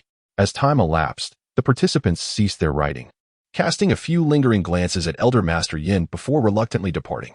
Ling Xi followed suit. Xia Shasha approached, greeting Elder Master Yin. Grandfather Yin, greetings. Elder Master Yin nodded affably. Little Xia, you've come as well. The surrounding judges remained silent, some discreetly noting Xia Shasha's name. Having achieved her objective of gaining recognition, Xia Shasha refrained from lingering. Upon reaching the doorway, she caught sight of Ling Xi, a cold sneer playing on her lips, and proceeded to exit. Ling Xi, ever perceptive, had taken note of Xia Shasha's repeated, ill-intentioned appraisals. On the journey home, she inquired of her mother whether any discord existed between their family and the Xia family. Receiving a negative response from her mother, she grew even more perplexed. It was improbable for one to harbor animosity toward another without cause. Yet no conflict existed between the two families. Moreover, she would soon depart from the capital, precluding any opportunity for encounters between them. Let it be for now, she mused. I shall investigate further should the occasion arise. Chapter 59. Accepting a disciple in the evening, Yinshin arrived at the threshold of Ling Xi's chamber. After a moment's hesitation, he rapped upon the door. Enter, came the reply. Upon Yinshin's entrance, Ling Xi was engrossed in a book, maintaining her commitment to learning despite her departure from formal schooling. Ling Xi. At the sound of the familiar voice, Ling Xi paused, a flicker of emotion crossing her face. This marked their first encounter since her moment of vulnerability before Mr. Yin. After a brief silence, Ling Xi turned, inquiring, Mr. Yin, what brings you here? Yinshin, observing the young woman's composed demeanor, sensed a deliberate attempt to create distance. He advanced slowly, extending a hand. A small token for you. Ling Xi responded with surprise. Why this sudden gift? Consider it a celebration of your successful competition, Yinshin replied, a subtle smile gracing his lips, his voice clear and gentle. But the results are not yet known. The final round's outcome was to be announced the morning after the competition. Yinshin chuckled softly. I am already privy to your ranking. Please accept it. A realization dawned on Ling Xi. Did Grandpa Yin inform you? In a manner of speaking, as the organizers, the Yin family would naturally receive the competition results. With his grandfather's knowledge, it would inevitably reach him as well. Ling Xi remained still. Yinshin unveiled the gift, a family heirloom inkstone, typically unused. Your calligraphy is quite remarkable. It seems a fitting gift. The inkstone, adorned with flowing cloud patterns and a deep black hue, was clearly valuable. Mr. Yin, Yinshin, brooking no refusal, placed the gift in her hands. It is quite late. Rest well. You have an award to receive tomorrow. As he turned to depart, Ling Xi promptly called out, Wait. Uncertain of her own motives, she inquired once more, Mr. Yin, do you truly not recall what I said that day? Yinshin paused, his expression momentarily faltering, before he slowly shook his head. His voice a low, gravelly murmur. No. Ling Xi's delicate face contorted with confusion, and she added, On your clothing, the character Chen. Yinshin did not deceive her. He had indeed dreamt of that character. A dream? Ling Xi's eyes sparkled with intrigue. What kind of dream? Yinshin replied. I cannot recall the details clearly, only that it was not a scene from this era. Upon hearing these words, Ling Xi felt a flicker of hope. She took out her phone, contemplating the prospect of maintaining contact, believing that perhaps a discovery awaited them. Shall we add each other on WeChat? Whether Mr. Yin was indeed her little master uncle remained uncertain to her. Additionally, with her impending departure from Beijing, it would be prudent to establish a connection through WeChat, enabling her to uncover clues more effectively. At the Beijing University Gymnasium, the crowd was less dense than usual. However, the media presence had more than doubled compared to previous days, all drawn by the news of the Yin family's patriarch. As the rankings were announced, the breaths of President Qin and his entourage became tense and shallow. The moment Ling Xi's name was uttered, a fervor erupted among the audience, escalating into screams and cheers. Though Qin Feifei felt a twinge of jealousy, she could not suppress her joy. As for President Qin, one could only imagine his elation. Not only had Amping County never claimed the first place, but they had never even reached the top 3 before. Meanwhile, the disdainful way President spat in contempt. He was the first to express disbelief, yet he dared not voice his objections openly, wary that their association might be expelled from future competitions. Xia Shasha gazed at Ling Xi with an expression brimming with envy. How could this be possible? Having lived in a small county for over a decade, she had never once studied calligraphy. Yet, she had astonishingly secured the first place in the competition. Dismissing her opponent entirely, Xia Shasha had not paid much attention to the competition's outcome, for her sole ambition was to become a disciple of the esteemed elder Yin. Ling Xi, the youngest winner in the history of the Emotion Cup, and the first place holder, garnered significant media attention. The flashes aimed at her were incessant, causing Ling Xi to momentarily squint her eyes in discomfort. Just as the reporters were about to continue their barrage of photographs, a man stepped forward, producing an identification card. Gentlemen, a few photos will suffice. Upon hearing this, the journalists glanced at the young girl on stage and reluctantly lowered their cameras. TSK, another one with connections. Xia Shasha's heart raced with anticipation to hear her name spoken by Elder Yin, but ultimately, it was Ling Xi's name that resonated in her ears, sending the venue into a frenzy. The reporters, now disregarding a quan beside them, knew they had to capture this moment or risk letting the opportunity slip away. Xia Shasha's expression twisted in dismay. That day, due to Ling Xi's presence, she had still failed to summon her grandfather. However, Xiaoma had arrived. Xiaoma believed that her husband had already made arrangements with Elder Yan. Although her daughter had not secured a position, she could still seize the opportunity to gain recognition. Yet, every time she thought about the fact that the child from the Chuifan family had snatched the honor away, she felt a surge of indignation. Your grandfather had promised us. He should have spoken to Elder Yan. This won't do. I must go and inquire. Even if Grandpa had acquiesced. Elder Master Yin certainly had not. Otherwise, why would he have taken Ling Xi as his protege? As such, with Ling Xi now under the aegis of the Yin family, greater caution would be required henceforth. Since her rebirth, her paramount desire had been to marry into the Yin family and secure its protection. Yet Ling Xi, merely by participating in a calligraphy contest, had effortlessly obtained what she coveted. Xia Shasha was naturally unwilling to concede, but the present occasion was hardly the venue to demand an explanation. Should she become openly associated with Ling Xi, and should the latter further ingratiate herself with her grandfather, all her efforts would be rendered futile. Let her revel for the moment, she mused. As for whether this vaunted reputation can be sustained, time will tell. Little did the Xia family mother and daughter realize that even if Xia Shasha had secured a place and been accepted as Elder Master Yan's last disciple, she would have been reviled in this very setting. At that moment, Xia Shasha harbored but one thought: that which she coveted, even if unattainable, must be destroyed. The atmosphere was indeed lively, lingering for quite some time.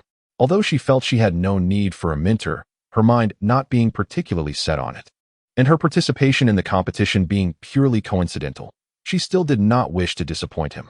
She directly called out from the stage, Master Yin. Elder Master Yin raised an eyebrow slightly. Master Yin? What manner of address was this? Yin Chun, below the stage, wore a rather displeased expression, for he could scarcely believe that his grandfather would accept Ling Xi as a disciple. What sort of seniority was this? Elder Master Yin, too, had not immediately reacted, his sole intention at the time being to shield the little Xi girl and to increase her opportunities to interact with his grandson. Chapter 60. As they later realized, they were left dumbfounded.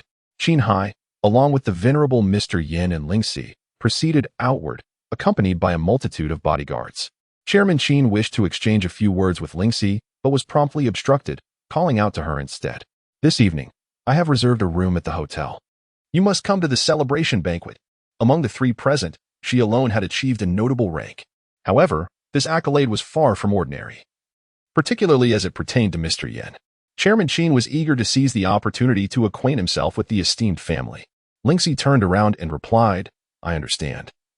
Chairman Qin, observing their departing figures, Chairman Qin felt a surge of joy. He had not anticipated that he would have the chance to meet the Yin family. Gu Yun, who accompanied him, was equally elated.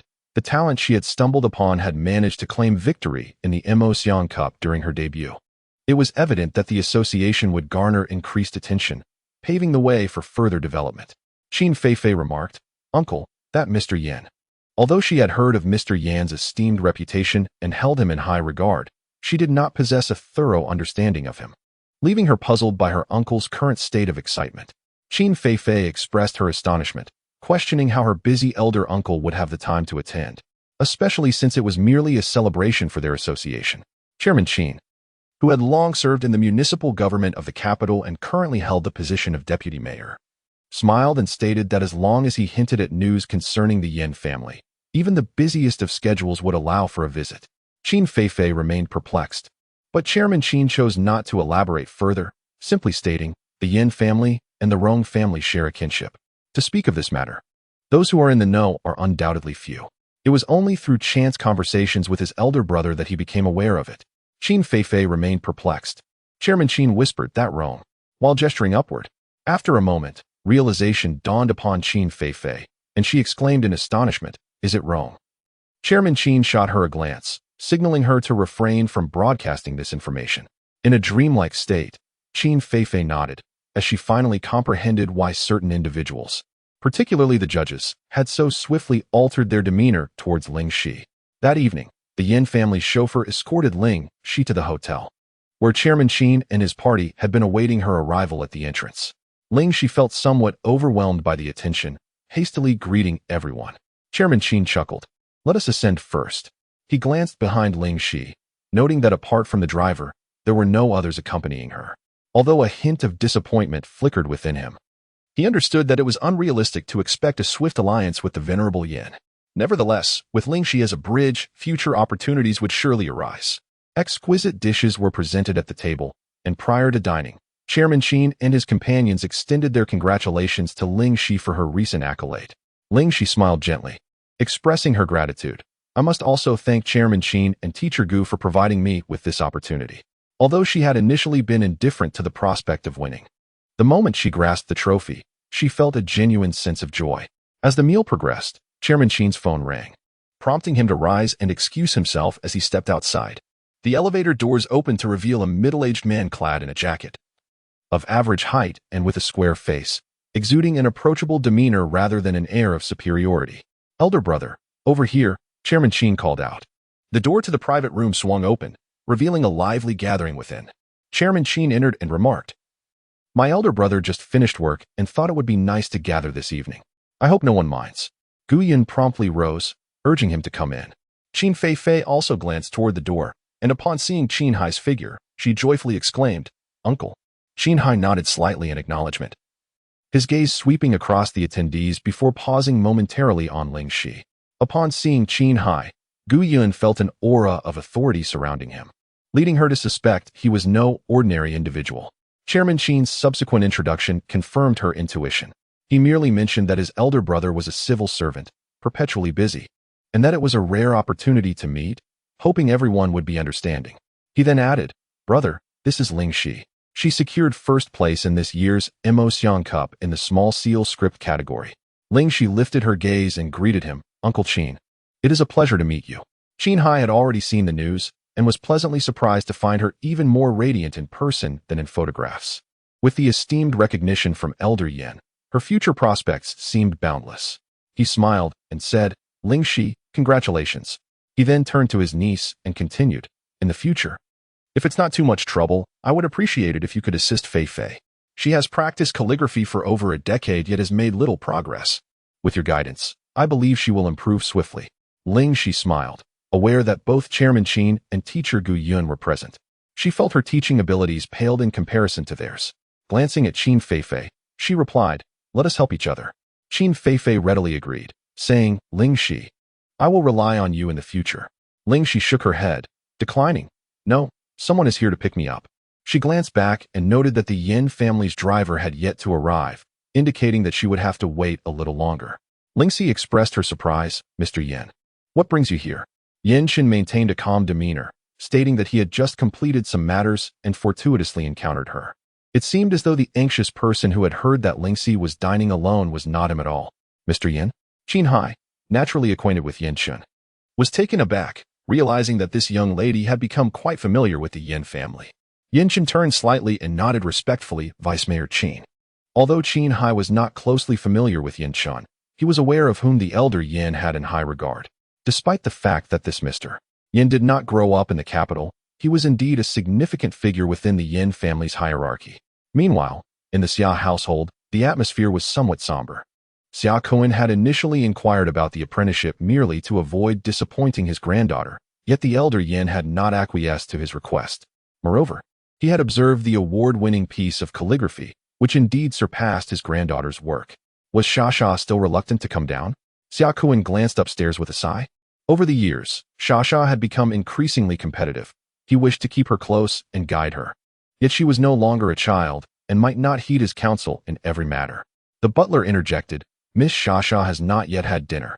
Perhaps you should go up and check on her?" In her room, Xia scrolled through online news with a tense expression. Particularly, the flurry of praise stung deeply. A knock at the door sounded, but she remained silent, continuing to fixate on her phone. Xia Cohen turned the knob and entered with a cheerful smile. "Little girl. Still not in a good mood?" Xia pouted and gazed up at her grandfather. "I am not angry," she declared. "Then why haven't you eaten dinner?" Xia Cohen offered her a glass of milk. "Have a sip. Otherwise, you might fall ill from hunger, and it would be you who suffers." Xia took the milk, drank a few mouthfuls, and set it down. "Grandfather, I still wish to pay my respects to Master Yin. Could you assist me?" At that moment, Xia Cohen caught a glimpse of her phone screen, where a young girl was prominently displayed. Is this the girl who won the award? Standing opposite his granddaughter. He noticed that the photo captured her from an angle that obscured her face. Hastily, Xia Sha pressed the power button to turn off her phone, ensuring he did not see Ling Xi's visage. She feigned nonchalance and said, "Forget it. What is done is done. Let us not speak of the past." Her grandfather rarely paid attention to such matters and seldom ventured online. As long as she remained vigilant, he likely would not encounter Ling Xi. Xia Sha silently admonished herself to exercise caution in the future. Chapter 61. Returning home at the entrance of the Yin family estate. The driver loaded the luggage into the vehicle. Ling Ma bid farewell to the elder Yin, while Ling Xi stood obediently to one side. Yin Chun observed the young girl, longing to express something, yet found himself at a loss for words. The elder Yin glanced at him inadvertently, sighing in disappointment. "Little Xi's mother, come here. There is a matter we need to discuss," he said, leading Ling Ma aside. Just as Yin Chun took a step forward, Yin Yao appeared from the side. "Ling Xi," Yin Yao said cheerfully, "you know me, don't you? I am Yin Yao, and Yin Chun is my second brother." Ling Xi nodded slightly, acknowledging that she was indeed aware of him, though they had yet to converse. "I have a question I would like to ask you," Yin Yao continued. "All right," Ling Xi replied readily. Yin Yao beckoned, "Over here." Ling Xi, perplexed, followed him, enduring the piercing gaze from behind. After moving about a dozen meters away to ensure privacy, she whispered, "Actually, it concerns your second brother." Ling Xi was even more puzzled. Yin Yao scratched his head, recalling his promise to his grandfather, and inquired, "What do you think of my second brother?" Ling Xi was taken aback by the question. After a moment, she nodded and replied, "He's quite good." Yin Yao chuckled, interpreting her response as a positive impression. He added, "Don't take what I'm about to say seriously. I'm just kidding," subtly nudging his second brother. Ling Xi responded with a questioning. Yin Yao took a deep breath to ensure his second brother could hear him and declared, "What do you think of me?" Ling Xi blinked blankly. "You're also quite good." Yin Yao continued, "I think you're quite good too. Could I have your contact information?" Ling Xi acquiesced. Sure." As she passed Yin Chun, she distinctly sensed the oppressive atmosphere around him, as if she couldn't breathe. Receiving a cold glare from him, Yin Yao gave a guilty smile and scurried inside. He knew he would inevitably face a beating. He blamed his grandfather's terrible idea. Ling Xi smiled. "I will." Ling's mother called from the car, Shi, "It's almost time. Hurry up." Ling Xi turned to Yin Chun and said, "Well, I'm leaving." Yin Chun remained silent for a long moment, slowly turning the ring on his finger. After a while, he looked into the young girl's bright eyes and uttered a single word, "Okay." After seeing off Ling's mother and daughter, Old Master Yin received a call from Xia Kuan. He let out a sigh, realizing why he had felt as though he had forgotten something. He had completely overlooked his intention to meet with Xiaoxi. As soon as the call connected, he cheerfully said, "Old Xia, my apologies." Upon hearing this, Xia Kuan assumed he was referring to the matter of not accepting his granddaughter as a disciple. "You have your considerations. I was simply overwhelmed by Xiao Sha's insistence when I called you. If it doesn't happen, then so be it. It might even temper her temperament. By the way, congratulations on taking in a fine disciple." Elder Yin was momentarily taken aback, then responded with a smile, "Thank you. I'll make sure to introduce her to you when the opportunity arises." After disembarking from the plane, the journey continued. And Mother Ling along with Ling, she only arrived home in the afternoon. Father Ling was diligently weeding the garden, accompanied by Ling Yin and Ling Huan. Noticing the house was empty, Ling Xi took a stroll around the back and indeed found them all hard at work. "Dad, Xiao Huan, Xiao Yin." Upon hearing the familiar voices, Father Ling sprang up suddenly, inadvertently twisting himself in the process. "Ouch," he grimaced, clutching his waist and hesitant to move. Ling Xi immediately began to massage the injured area, alleviating some of his discomfort. Upon returning home, when Mother Ling saw his state and learned the cause, she could only feel a mix of exasperation and amusement. "Really, what were you in such a rush for?" Father Ling lay on the bed while Ling Yin used a towel to gently wipe his lower back, and Ling Xi retrieved a small cloth bag, preparing to administer acupuncture. Ling Yin and Ling Huan had never witnessed her performing acupuncture before and curiously asked, "Eldest sister, when did you learn to do this?" They exchanged glances, wondering if she had truly become self-taught and if she might inadvertently harm their father. Casting a worried glance towards Father Ling, she discovered him squinting with a look of sheer enjoyment. Curiously, Ling Yin inquired, "Father, is it comfortable?" Father Ling remained silent, a slight smile gracing his lips, indicating that he was in high spirits at that moment. The tonic he had gifted to Teacher Tang was likely dwindling, and he couldn't help but wonder about her current health. "Big sister," came the call from Ling Yin, signaling that 10 minutes had elapsed. Ling Xi carefully removed the silver needles from Father Ling. During dinner, the ambience was dim, with the walls showing signs of wear. She contemplated and suggested, "Mother and Father, should we consider renovating the house?" Mother Ling surveyed the peeling walls and nodded in agreement, stating, "Indeed, it is time for some renovations. I will go to the county town tomorrow to take a look." Ling Xi then proposed, "What about purchasing the large yard at grandmother's house in the front yard? It's such a spacious area, and it has been unoccupied for quite some time. I have been tempted for a while." Mother Ling questioned, "What do you intend to use it for?" Ling Xi pursed her lips, replying, "I haven't decided yet, but I am sure it will come in handy eventually. Let us secure it first." Considering that their family was not short on funds, Mother Ling agreed. "All right, if your grandmother consents, we will proceed with the purchase." After dinner, Mother Ling shared the news of Ling Xi's award and urged her to bring out the trophy. Father Ling and the others had not heard about Ling Xi's participation in the competition, especially a calligraphy contest. They immediately searched online, and sure enough, Ling Xi's photo appeared. Father Ling remarked, Xi, your calligraphy?" The curious gazes of everyone turned towards her, causing Ling Xi to pause mid-bite as her mind raced. "Well, I practiced during my spare time." She offered a dry smile, and later encountered teacher Gu Yun, who imparted much wisdom to me. The belief in Ling Xi's prodigious talent was unwavering among her parents, Ling Ba and Ling Ma. However, they were taken aback by the breadth of her knowledge. Consequently, when Ling Xi later made any remarkable moves, the Ling family had grown accustomed to it. Within just 2 days, Ling Ma efficiently organized matters. With a renovation team taking up residence in the Ling household, and a small courtyard had been acquired. Due to the ongoing renovations at home, Ling Xi made a bold decision to purchase 2 spacious 3-bedroom, 2-living-room apartments in the county, merging them into one, and the entire family promptly relocated.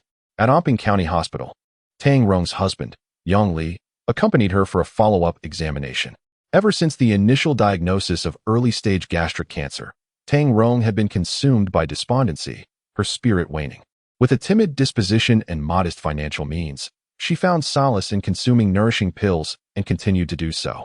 It was Yang Li who, realizing she had not returned to the hospital, promptly brought her in for a full examination. When the results emerged, Tang Rong was too afraid to look at the conclusions, prompting Yang Li to check them himself. "What's wrong?" Tang Rong inquired hastily, fearing the worst. Yang Li held up the 2 examination results. "Look, doesn't it seem smaller than before?" Tang Rong scrutinized the data concerning the area of the shadow, her eyes widening in astonishment.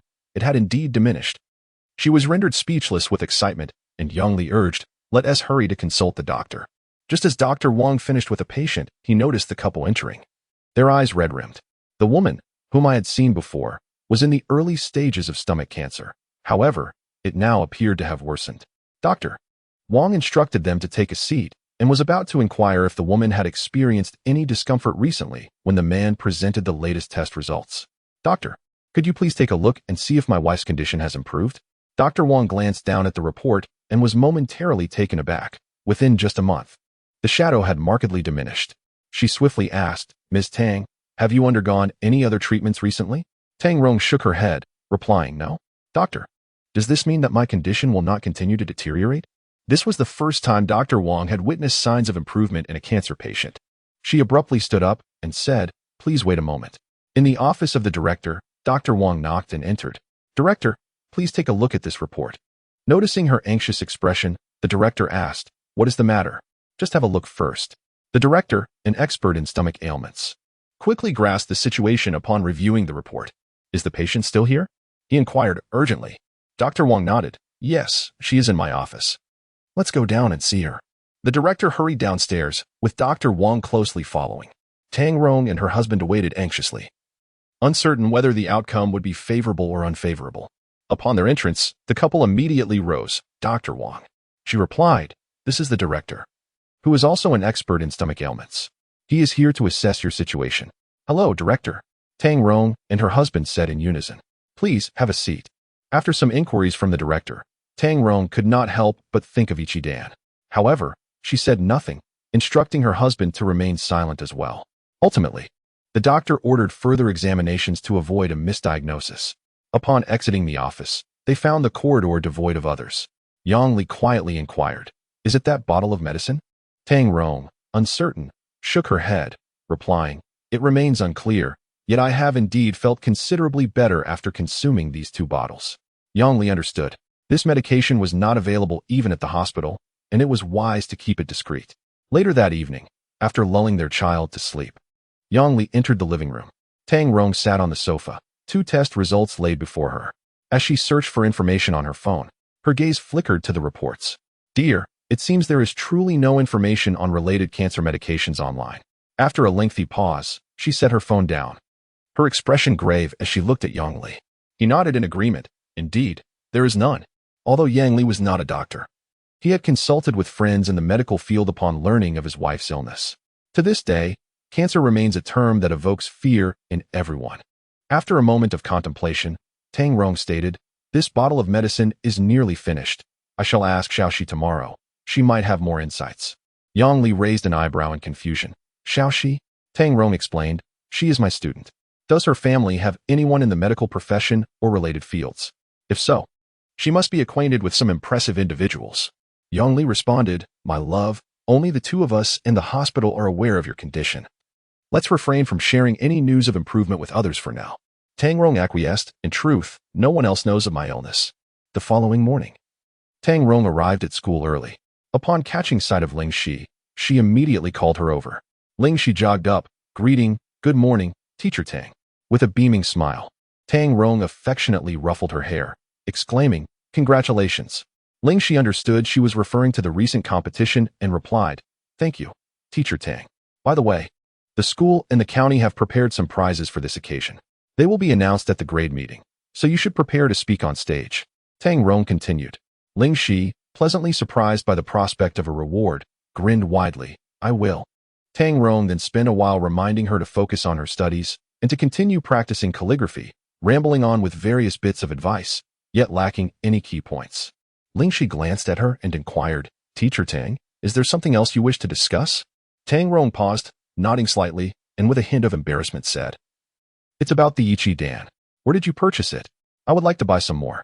Also, I haven't paid you for the previous ones yet. We can settle it all together." This medication could alleviate her condition, and while they were not particularly wealthy, they could not afford to give up hope. Ling Xi immediately understood the matter at hand. With a smile, she retrieved a large bottle from her backpack, containing approximately 100 pills.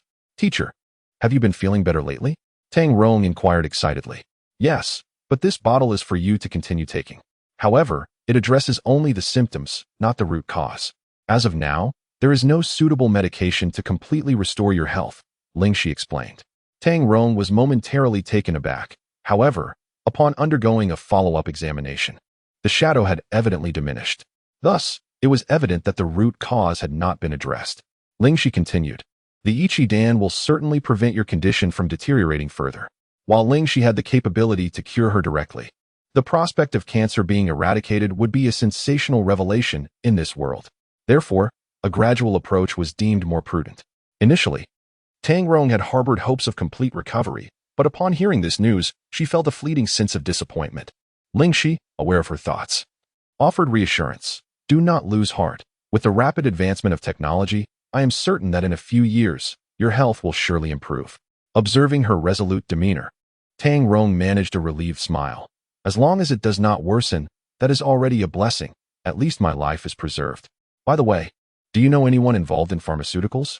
I wish to express my gratitude personally." Ling Xi smiled gently, choosing not to elaborate. She preferred to remain unobtrusive. "If you require anything, Teacher Tang, please do not hesitate to let me know. I can convey your sentiments."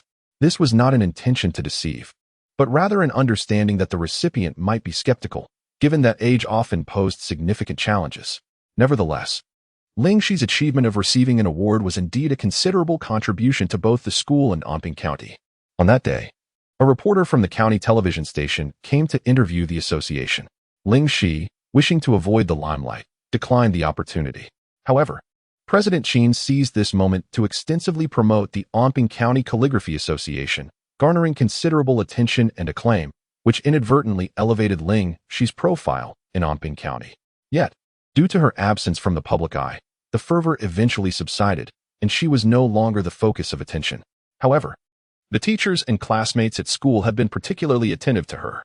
The cafeteria lady, aware of her contributions to the school's reputation, often provides her with an extra chicken leg and generously fills her plate. Sure, you gazed at her lunch enviously, exclaiming, "At this rate, you're going to become the school's very own panda."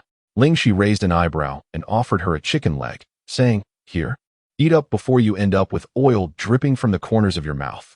Sure, you quickly clarified, "Oh, that's not what I meant." Ling Xi chuckled. "I know, just hurry and eat. You wanted to sing for me, didn't you? You won't have the energy to sing if you don't fill your stomach." Chapter 63, Contracting the Land After Lunch. Sure, you pulled Ling Xi to the school's small garden.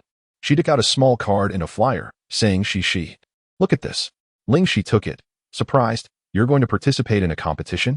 Sure, you nodded eagerly, looking at her expectantly. "Yes, will you come with me?" Ling Xi asked, "Have your parents agreed?"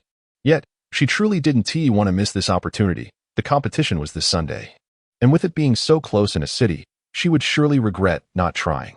After pondering for a moment, Ling Xi replied, "I can accompany you. But it's best to get your parents' consent." Sure, Yu's face lit up with joy, her eyes sparkling. "Don't worry about that." Zhang Ying and Qin Feifei approached from another path, and upon seeing the two of them, Zhang Ying smirked and attempted to pull Qin Feifei away. "Wait, Xiaoying." Qin Feifei stepped in front of Ling Xi and asked, "Ling Xi, do you have time after school? I've written a piece and would like your help reviewing it."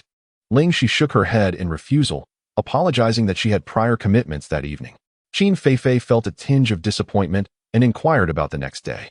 Before Ling Xi could respond, Zhang Ying interjected, "Feifei, why seek her out when you have your second uncle?"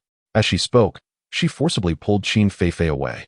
Casting a disdainful glance at Ling Xi, Qin Feifei was aware of Zhang Ying's disdain for Ling Xi, yet she defended her, stating, "Xiaoying, Ling Xi's calligraphy is indeed remarkable. Regarding this competition." "Enough," Zhang Ying suddenly exclaimed. Competition. Everywhere in school these days, it's all about her. Even you, Feifei, seem to admire her. Why not just go to her?" Qin Feifei felt conflicted. "That's not what I meant." Zhang Ying's voice trembled with emotion. "She caused my brother to end up in prison. I absolutely loathe her. If you consider me a friend, then please refrain from associating with her." Qin Feifei's expression darkened visibly. She was well aware of the issues between Ling Xi and Zhang Ying. Yet she knew it was not Ling Xi's fault. After all, she had become a vegetable because of it. With a heavy heart, Qin Feifei turned to leave. "Feifei, someone like Ling Xi is not worth your friendship." Zhang Ying continued her disparagement. "I have told her to stay away from Gao Feng, but she simply ignores me." Unfamiliar with the dynamics of Class 5, Qin Feifei was oblivious to the fact that Zhang Ying and Ling Xi had ceased communication. Upon hearing this, she believed it outright. "I understand," she said, and walked directly towards her classroom, disregarding Zhang Ying behind her. Zhang Ying, on the other hand, smirked. The more people who disliked Ling Xi, the better. As long as Ling Xi felt discomfort, she felt satisfied. After school in the evening, Ling Xi intentionally visited the bank to check her account balance, which stood at a precise 500,000. Although she had signed a contract with the Xia family, the production of the revitalizing liquid had yet to be launched nationwide due to a shortage of raw materials. Ling Xi had already set her sights on a tract of land in the village, intending to lease it for the cultivation of medicinal herbs. At a rate of 500 per acre, for a total of 50 acres, she aimed to secure a 30-year lease. The 500,000 would only suffice for the first 20 years, and with the need to purchase seeds and hire assistants, this sum was far from adequate. Fortunately, she had a few private clients, allowing her to earn a respectable side income. After dinner, Uncle Zhong presented the approval documents, and Ling Xi promptly transferred the funds, which Uncle Zhong would distribute to the landowners. "Deji, I hadn't asked you earlier, what do you intend to do with the land you're renting?" Uncle Zhong inquired. Lingba looked at the documents in hand and chuckled, "Cultivating medicinal herbs." Uncle Zhong could surmise the direction of her plans, but was surprised by the boldness of her approach, which was quite ambitious from the outset. After downing a couple of cups of liquor, he cautiously asked, "Will you need to hire help? You know, those individuals in our village." Ling Ba replied with a smile, "Indeed, assistance will be necessary, and we will count on you, Uncle Zhong." "Not a bother at all," Uncle Zhong exclaimed, delighted at the prospect of contributing to the village's income, which was a boon he eagerly anticipated. Early the next morning, he swiftly distributed the funds, and the recipients, upon receiving such a substantial amount, were elated. As they saw Ling Ba enter the village, they gathered around him. "Deji, impressive indeed. You've really made progress. If you strike it rich, don't forget about us." Ling grandma emerged from Ling Dagu's house, and upon spotting Ling Ba, she hurried over. Come here. Grandmother Ling seized Father Ling from the crowd, intent on pulling him out. As he was engaged in conversation, she exerted force, inadvertently tearing his clothing. With a rip, a gash appeared at the shoulder, allowing a chilling breeze to seep in. Father Ling hurriedly adjusted his attire, exclaiming, Mother, what are you doing? Unaware of the situation concerning Aunt Ling's family, he inquired, what has happened to them? The surrounding crowd began to elucidate, revealing that her son was in debt, reportedly to the tune of nearly 100,000. He must have come to you for a loan, they suggested. Raising an eyebrow, Father Ling responded, a loan. Huh. I have urgent matters to attend to, so I must take my leave. Everyone else should hurry off to work as well. He swiftly extricated himself from the throng and made his way towards Uncle Zhong's residence.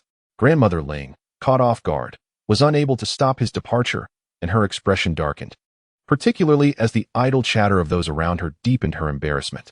Aunt Ling, hidden in a corner, saw Grandmother Ling approach and hurriedly inquired, So, did De Ji agree? With a firm tone, Grandmother Ling asserted, he dares not refuse. Aunt Ling sighed in relief, that's good. At Uncle Zhong's home, Father Ling sought updates regarding Aunt Ling's family. It turned out that Qin Dong had been involved in a brawl, injuring someone. The opposing party demanded an exorbitant sum of 18,000.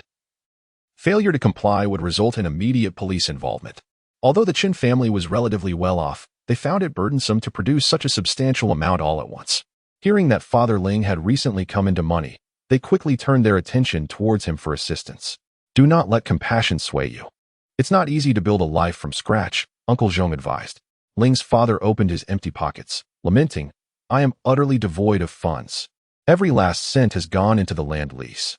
Uncle Zhong, unsure whether to laugh or cry, responded, Wait, I shall fetch some for you. One must sustain oneself. Ling's father hastily interjected, No need, she has money. Just as he spoke, a text message arrived. Ling Xi had sent him a sum of money.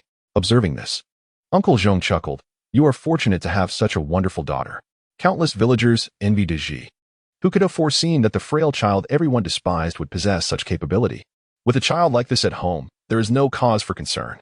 Ling's father beamed with pride. Indeed, she not only has talent but also filial piety, excels in her studies, and practices calligraphy. Upon mentioning his daughter, he could hardly contain himself, prompting Uncle Zhong to interject, I understand, she is a remarkable child. However, you must contemplate how to manage matters at home. Continuing in this manner is not a sustainable solution. Chapter 64. The spell. As the two conversed, a loud knocking resonated from outside. De Ji, I know you are in there. Come out this instant. The voice of Grandma Ling boomed from beyond the door. Ling's father, his face flushed with embarrassment, stammered, Village Chief. Please, this. Then I thank you, Village Chief, he added, realizing that with the acquisition of several acres of land, a visit was indeed warranted. Ling Xi inquired, Father, where is everyone at home? Where are you? Sensing an unusual tone in his voice, she immediately pressed, What has happened? As the door swung open, Granny Ling's demeanor softened upon seeing Uncle Zhong, though her voice remained as loud as ever. Village Chief, I need to speak with De Ji. Please let him come out. Impossible. Someone saw him enter your home. How could he have left? Granny Ling brushed past Uncle Zhong and strode into the yard. Wait. Uncle Zhong hurriedly blocked her path. This is my house, Sister Ling. If you force your way in, do not blame me for being impolite. Faintly, the commotion on the other end of the phone reached Ling Xi's ears, prompting her to frown. Are you at Uncle Zhong's? No. Ling's father was apprehensive about the potential confrontation between the two women and Granny Ling. Upon arriving at Uncle Zhong's home, Ling Xi and her mother found Granny Ling causing a ruckus. Unaware of the situation concerning Aunt Ling, they assumed it was related to land cultivation disputes. Ling's mother, visibly upset, said, You wait here, I'll handle this. If she harms our daughter again, it would break my heart. Ling Xi, however, had no intention of hiding away. Despite her mother's attempts to restrain her, she was unsuccessful. Knowing her daughter was capable, she still felt a pang of worry and promptly followed her. Meanwhile, Aunt Ling, who was hiding on another street, trembled upon spotting Ling Xi and her mother and quickly darted home. Uncle Zhong, Ling Xi called out as she approached. Upon hearing her voice, Granny Ling immediately turned, her eyes lighting up. You're just in time. I heard you've made quite a bit of money for the family. Could you lend some to your aunt?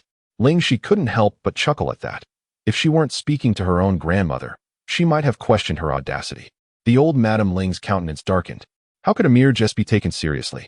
Of course, your eldest aunt will borrow money. I'll summon her here forthwith. What does it mean to fear Ling Xi? What is there to dread about a little girl? She found it peculiar that her fearless daughter was afraid of a mere child. Ling Xi, with arms crossed and a faint smile, said, "Of course, I can lend it." The old Madame Ling's spirits lifted, but before she could offer praise, she heard, "Provided she dares to take it." Ling Xi called out to her retreating figure, "Only for today, mind you, or the offer is rescinded." Once they were out of earshot, Mother Ling inquired, She, "Are you truly going to lend them money?" Ling Xi nodded, uttering that they had, after all, lent money to their family in the past. What she truly thought, however, remained concealed within her heart. Upon hearing this, Uncle Zhong couldn't help but advise, "Little Xi, your life is just beginning to improve, and you've contracted so much land." Ling Xi followed him into the house, reassuring him, "Rest assured, Uncle Zhong, I know what I'm doing." Father Ling paced anxiously within the house, tempted to go out and observe, but fearful of being waylaid by the old Madame Ling.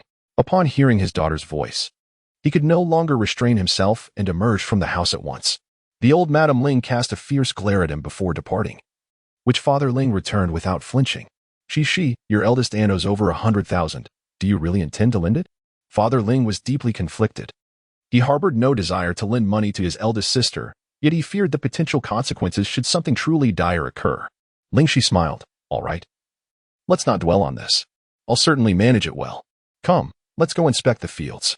In a vast expanse of cultivated land, Ling Xi yearned to immediately plant medicinal herbs. Yet a portion was still devoted to grains, compelling her to wait until after the new year. She effortlessly lifted several stones, positioning them in various locations. "Cici, what are you doing?" Ling Xi blinked. "It will enhance the growth of our medicinal herbs." If only she had the funds. She would purchase exquisite jade stones to establish a spirit-congregating array. Her seedlings would undoubtedly become the most splendid in a 100-mile radius. Ling's father and mother, following their daughter's blueprint, meticulously arranged stones of varying sizes in designated spots. Upon completing the last placement, the couple nearly collapsed from exhaustion, brushing off the dirt from their clothes as they gazed at the land before them, a surge of ambition igniting within their hearts. Ling Xi stood at the center, smiling as she glanced at her parents in the distance, sending them a WeChat message to wait for her momentarily. A mysterious force gradually emanated from her, flowing outward in all directions until enveloping the entire plot of land. Once the spell was cast, she felt slightly dizzy, a sign that her primal energy was nearly depleted. "You must be tired," her mother remarked with concern upon seeing her. "Rest at home tomorrow, I'll excuse you." Ling Xi, her complexion still pale, obediently agreed. Their old house was under renovation, and the interior was quite chaotic.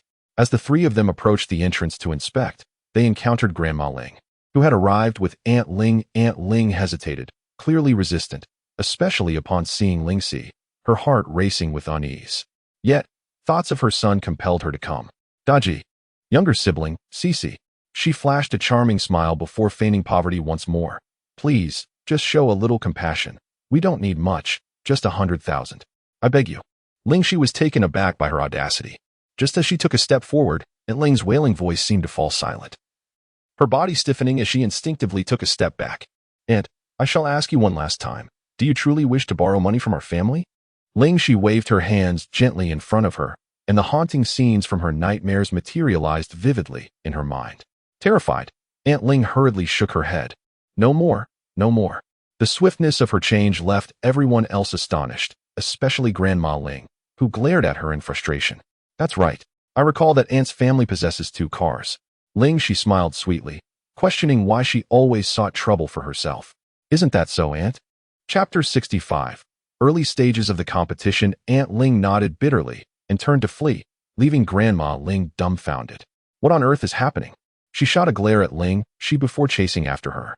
Ultimately, Aunt Ling did not borrow any money, and Ling's parents breathed a sigh of relief. However, when had she become so afraid of Xi? From that point forward, Aunt Ling never visited again, while Grandma Ling made several attempts to create a scene, all of which proved futile. In the end, her relationship with Ling's father soured even further. Grandma Ling called her eldest son multiple times, but he never showed up, remaining indifferent to the affairs of Qifeng village. Even when Ling Xi was hospitalized, they only came to visit twice. once for admission and once for discharge, as if the various happenings of the Ling family had no bearing on them. Time passed slowly, and by the end of the year, the Ling family's new house was finally completed. As the end of the semester approaches, the intensity of the senior year curriculum escalates. With less than 6 months remaining until the college entrance examination, each subject teacher is diligently pushing forward, often exceeding class time. Meanwhile, Shiryu wishes to take a half-day leave to participate in a competition, which proves to be quite challenging. On the bus to City A, Shiryu gazes out the window, exclaiming in excitement, "Finally, I'm out." However, Ling Xi, ever the realist, chimes in, "Don't forget the promise you made to teacher Tang. Aim to be in the top 10 of the class for the final exams." Shiryu's expression instantly falls. She wonders what possessed her to make such an audacious claim. Ling Xi chuckles. "Perhaps your brain has taken a vacation?" Shiryu retorts, "You. All right, no need to fret. I'm here for you." Ling Xi reassures her. Returning to the matter at hand, Ling Xi promises to provide thorough guidance, which alleviates Shiryu's worries. The competition, though modest in scale, is organized by a small company intending to assemble a team. The two girls stand before a small warehouse, and Ling Xi's expression falters as she struggles to believe this is the competition venue. There are few people around, although several vehicles are parked nearby.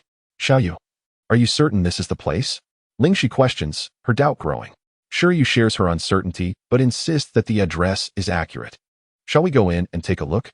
she suggests. "Let's proceed. We have no other option," Ling Xi replies. The warehouse door is tightly shut, yet sounds of commotion resonate from within, chaotic and noisy. With no one guarding the entrance, Ling Xi's skepticism intensifies. Could this truly be a legitimate competition? As soon as the door swings open and they step inside, they are met with a microphone, and not far away. A voice booms in frustration. "Where's the props team? What on earth are they doing?" The microphone is broken, and they don't even know it. A loud clatter echoed as the microphone tumbled to the feet of the speaker on stage. A hush fell over the audience, and all eyes converged. Suddenly, the man on stage leaped down and rushed to Ling Xi's side, his eyes gleaming with excitement. "Are you here to compete as well?" he inquired. Ling Xi shook her head, pulling Shiryu forward, declaring, "She is the contestant." The man, appearing to be in his 40s, was the owner of a small entertainment company and the mastermind behind this competition. However, due to the fledgling nature of his company, which struggled financially and lacked proper sponsorship, the venue appeared quite rudimentary. Scattered around were remnants of discarded materials, indicating a lack of timely cleanup, with numerous scraps of fabric strewn across the floor. The audience was sparse, numbering only about 30 to 40 individuals. Excluding the staff, there were merely around 20 young women competing.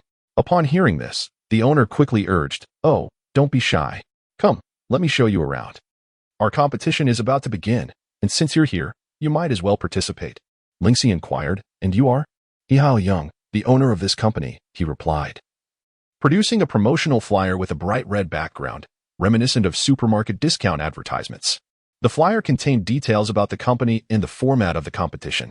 Ling Xi couldn't help but feel a twinge of dismay at the starkness of the advertisement. One might easily overlook it on the street were it not for the bold lettering proclaiming singing competition. Hihao Young enthusiastically introduced the competition to the two young women, emphasizing that despite the small turnout, there was an exclusive announcement to make. With a raised eyebrow, he asked, "Are you familiar with talent shows?"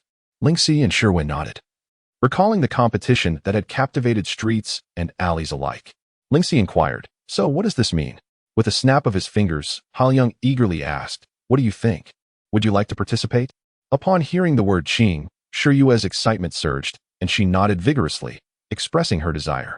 Hao Young smiled subtly, fully aware that the mention of Qing Niao would undoubtedly attract considerable attention. Yet, he felt an inexplicable pride, choosing not to rely on Qing Niao Entertainment for a lure, and thus refrained from mentioning it in any promotional material. Consequently, many had come, and this young lady, should she enter the entertainment industry, would undoubtedly create a sensation with her remarkable beauty. Hao Young cast an unintentional glance at Ling Xi, secretly pleased.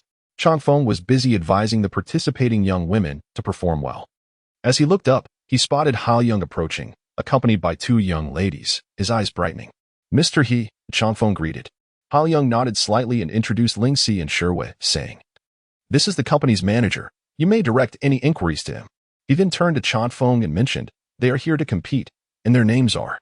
Hao Young's expression faltered as he realized he did not know their names despite his efforts. The two simultaneously introduced themselves. Ling Xi, sure way. Hello. Changfeng replied. Come. Let me take you to meet the other contestants. They are here for the same competition. Haoyang, watching Ling Xi's retreating figure, hummed a cheerful tune as he departed. What of driving him out of the house? Now he has formed his own ensemble. Changfeng's attention was particularly drawn to Ling Xi, primarily due to her striking beauty and an inexplicable sense of familiarity. He inquired, have we met before? Ling Xi shook her head and replied with a smile, Mr. Chang. When does the competition begin? Soon, he responded, glancing at his watch. There is still half an hour left. Since you arrived the latest, you will be placed last. Beside the stage, a group of young girls stood in clusters, continuously discussing the upcoming contest. Upon noticing Ling Xi, they momentarily paused before whispering amongst themselves. Another has arrived. That girl is exceptionally beautiful. It seems she knows the boss. Chapter 66. Team Formation. Changfeng clapped his hands to gather the young ladies, introducing everyone. This young lady will also be participating in the competition. It would be wise to get acquainted, as she may very well be your future teammate. Upon hearing this, the atmosphere visibly tensed. They all understood that only 3 individuals would ultimately emerge victorious, and with 2 already present, the agent's words were bound to incite animosity among the others. Ling Xi offered a gentle smile. Hello everyone, I am Ling Xi. I am merely here to accompany my good friend for the competition. With that, she tugged at Shiryu, who promptly introduced herself and engaged in conversation with the group of young ladies. Realizing that the most formidable competitor was not participating, the others brightened, their resentment towards Shiryu diminishing. In contrast, Changfeng was taken aback. He hurriedly called Ling Xi to the side, and though their conversation remained a mystery, Changfeng swiftly rushed to find He Haoyang. With only 5 minutes until the competition commenced, He Haoyang arrived in a flurry. Aren't you supposed to participate? Why have you changed your mind? Ling Xi, puzzled, responded, did I ever say such a thing? Just as He Haoyang was about to assert that she had not, he suddenly recalled that it was another young girl who had eagerly agreed before, leading him to believe. His expression fell into despair, for she was a prize candidate he had greatly valued. The competition is about to begin, and the judges have all arrived, Changfeng interjected anxiously, though he felt compelled to remind him. With no other option, He Haoyang sighed, please reconsider. If you participate, I assure you that young girl will undoubtedly be fine as well. The weight of his words reflected the immense hope he held for Ling Xi. However, she graciously declined, saying, thank you for your kindness, but I still prefer not to compete. Let's take a look at this batch of candidates first. I believe there are a few promising ones among them. Thus, they were left with no choice, including Shiryu. A total of 26 young women had successfully passed the preliminary selection. He Haoyang, disregarding everything else, made his judgments solely based on a photograph. Those with striking appearances were chosen. This decision, however, resulted in a rather lamentable display of vocal talent among the 26 contestants present. Fortunately, their looks were still commendable, and both staff and judges endeavored to endure the performances. Each contestant was allotted 10 minutes for their showcase, and with unforeseen delays, the day would inevitably stretch on. Shiryu was the final performer, and after enduring the vocal strains of previous contestants, the 3 judges were utterly exhausted. Shiryu was not the type of person who would instantly captivate with her appearance, and thus the judges remained listless after sitting for an entire day, their bodies aching and longing for a moment of respite. Upon completing her self-introduction, a hint of nervousness lingered in Shiryu as she scanned the audience for Ling Xi's presence. Ling Xi, brandishing a glowing stick, waved it fervently, her eyes shimmering with encouragement, though she refrained from speaking loudly, fearing it might disrupt Shiryu's focus. The sight of Ling Xi instilled a sense of security within her. She took a deep breath and signaled with her hand. As the music began to play, the unique, melancholic tones of the cello penetrated her very being. When Shiryu's low notes resonated, a flicker of surprise crossed the judges' faces, prompting them to raise their gazes. There stood the girl on stage, her eyelids gently lowered. Gripping the microphone tightly, her hands quivering slightly, the song stars unfolded, narrating the journey of a young girl who, initially besmirched, gradually sought the light, ultimately embracing the vast expanse of stars and seas, all articulated through Shiryu's mellifluous voice. While her technique may not have been particularly remarkable, the judges were taken aback by the emotional depth she conveyed at such a tender age, capable of transporting her audience into her world. The atmosphere grew hushed, all eyes fixated on the stage.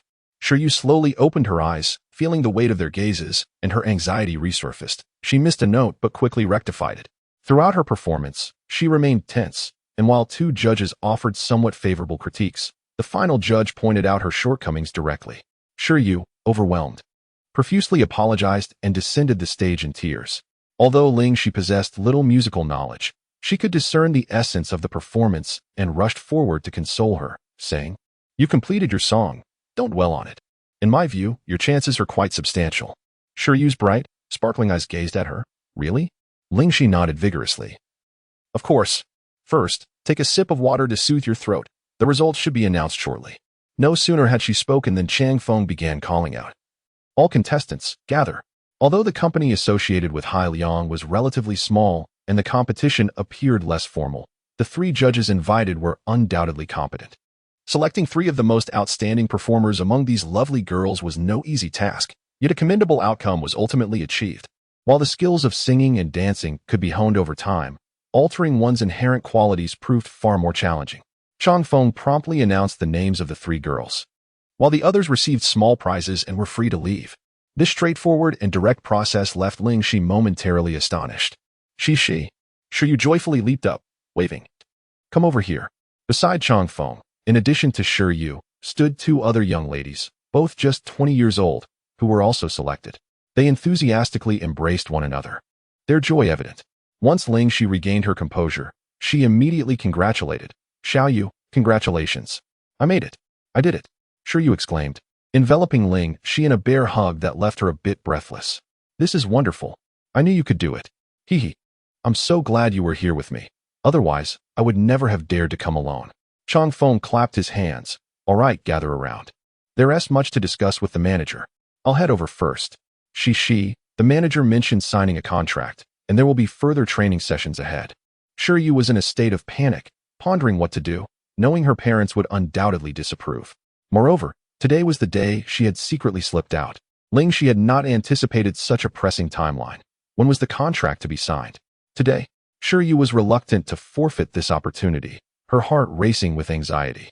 Unsure of her next steps.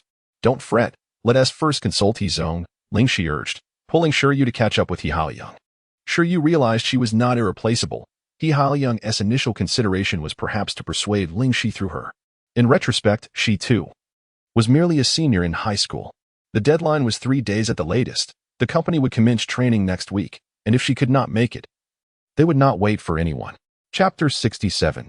Persuasion. That evening, at the Shi residence. Upon returning from work, Shirma was pleasantly surprised to see Ling Xi. "Xiao Shi, you're here." Ling Xi stood up, greeting, "Hello, Annie." "Wonderful, wonderful." Shirma beamed at Ling Xi, who was well-mannered, diligent, and academically accomplished.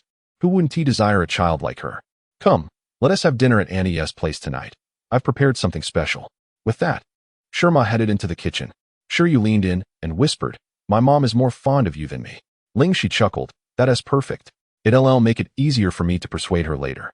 Shiryu's lips curled into a smile, her eyes sparkling. "Then I'll leave it to you." Ling Xi winked, assuring her to remain calm. After dinner, Shiryu approached her mother to assist with the chores. Shirma scrutinized her daughter, noting her newfound willingness to help, indicating that the matter at hand was significant. She directly inquired, "Speak up, what is going on this time?" Shiryu glanced at Ling Xi, summoning her courage. "Mom, I recently participated in a singing competition and secured 3rd place. The company requires me to sign a contract in order to participate in the subsequent contests, and there will be intensive training as well." Shiryu nodded and continued in one breath. "Yes, I will sign the contract within 3 days at the latest. Mom, I love singing, so." Once Ling Ma grasped the situation, her brows arched in surprise. "So you wish to sign the contract?" Shiryu cautiously observed her mother's expression, sensing something amiss, and whispered, "Is that all right? Is that all right?" "Nonsense." The mop was flung to the ground with a thud as Shirma approached, intent on twisting her daughter's ear. Shiryu urgently cried, "Xiao Shi, Dad, help." Ling Xi hurriedly stepped forward, shielding Shiryu behind her. Observing the obedient demeanor of Shiryu, Shirma's expression softened once more. "What is the matter? What happened?" Shirba rushed in from the living room, noticing the standoff between his wife and daughter, and inquired, "What is going on?" "Your daughter is aiming for the stars." Shirma was genuinely upset, addressing Shiryu. "Come here." Ling Xi's hand was tightly grasped. Sensing the tension from her, she turned to Shirma and said, "Auntie, please do not be too hasty. Let's discuss this calmly. Xiaoyu will certainly listen, right?" She winked at Shiryu, who nodded eagerly. "Mom, I will definitely be obedient." Shirma retorted, "Nonsense." Shirba quickly intervened, calming his wife and guiding her to the sofa, feigning anger as he addressed Shiryu. "Now, speak up. What mistake have you made?" Shiryu replied, "It's about my participation in the competition.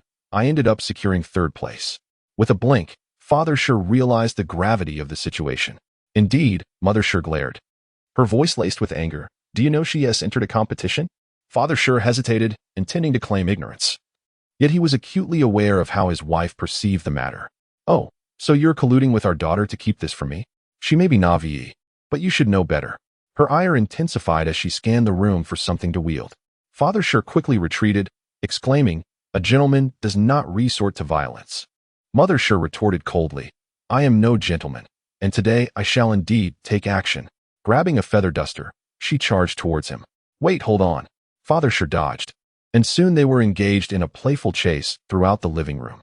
"Mom, Dad, please stop." Shiryu cried in desperation.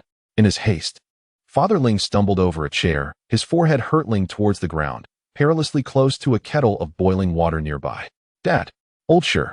Both Shiryu and Mother Shir's expressions turned grave as they rushed forward. However, they were no match for the speed of Father Shir's impending fall.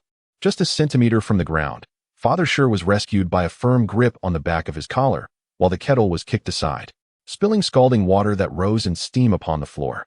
Ling Xi had pulled him up, and Shiryu along with Mother Shir hastened to support him onto the sofa. The incident left the family shaken to their core. Father Shir's complexion turned ashen, while Mother Shir patted his back to soothe his nerves. Shiryu brought water to her father's lips, momentarily making him the center of concern. After a while, they began to regain their composure. Father Shir looked at Ling Xi, clearly grateful for her timely intervention. With a lingering sense of dread, Mother Shir remarked, "Ling Xi, we're so fortunate to have you here." As the evening grew late, Ling Xi suggested, "Why don't we stay for a while longer?" She glanced at Shirwei, whose eyes were red with fear, rendering her speechless. "Uncle and Aunt," she continued, "I actually came here today regarding Shirwei.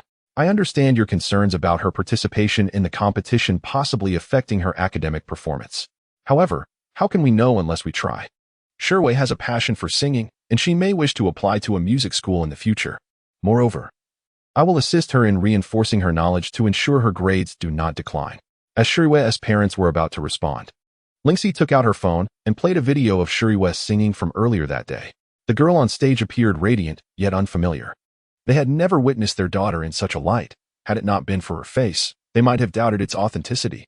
As the music concluded, Ling Xi remarked, "I believe you can see for yourselves, uncle and aunt, that Shirwei possesses talent, and given her passion, why should we hinder her?" Shirwei's father was quite open-minded, believing that as long as his daughter was happy and not led astray, it mattered little what she pursued. However, her mother harbored aspirations for her daughter's success, while simultaneously caring deeply for her well-being. With Shirwei's current academic performance, gaining admission to a reputable university would be challenging. Yet, if she were to take the college entrance examination as an art student, the demands for academic scores would be less rigorous. But now, with half of the senior year already gone, how could there be time to learn music? She turned to her daughter and asked, "Do you truly wish to compete?" Shirwei nodded cautiously, her eyes filled with longing. "Mom, do you agree?" Shirwei's mother quickly replied, "I did not say I agree. Let us think about it for a couple of days and discuss it further." 2 days later, Chang phone called, informing that tomorrow would be the final day. If she did not attend, the company would seek a replacement for her. After school that evening, Shiryu hurried home in a flurry. Ling Xi quickly caught up, exclaiming, "Xiaoyu, wait for me." Shiryu turned, saying, "Xiaoxi, I have urgent matters to attend to. I cannot accompany you today." Ling Xi smiled, "Let us go. I understand your situation." She grasped Shiryu's hand and called out, "Auntie, I will assist Xiaoyu." Shirma waved her hand dismissively. "It's all right. I comprehend your intentions. I have already taken leave for tomorrow." You've taken leave? Shiryu had yet to process this when Ling Xi chimed in, and he supports Xiaoyu. "And she will surely not disappoint you." Ling Xi tugged at Shiryu's hand, prompting Shiryu to hurriedly assure, "Yes, I promise to study diligently and sing well." Shirma nodded. "Very well. You may play with Xiaoxi for a while. I will go prepare dinner." The following morning, Shirma arose early, meticulously grooming herself.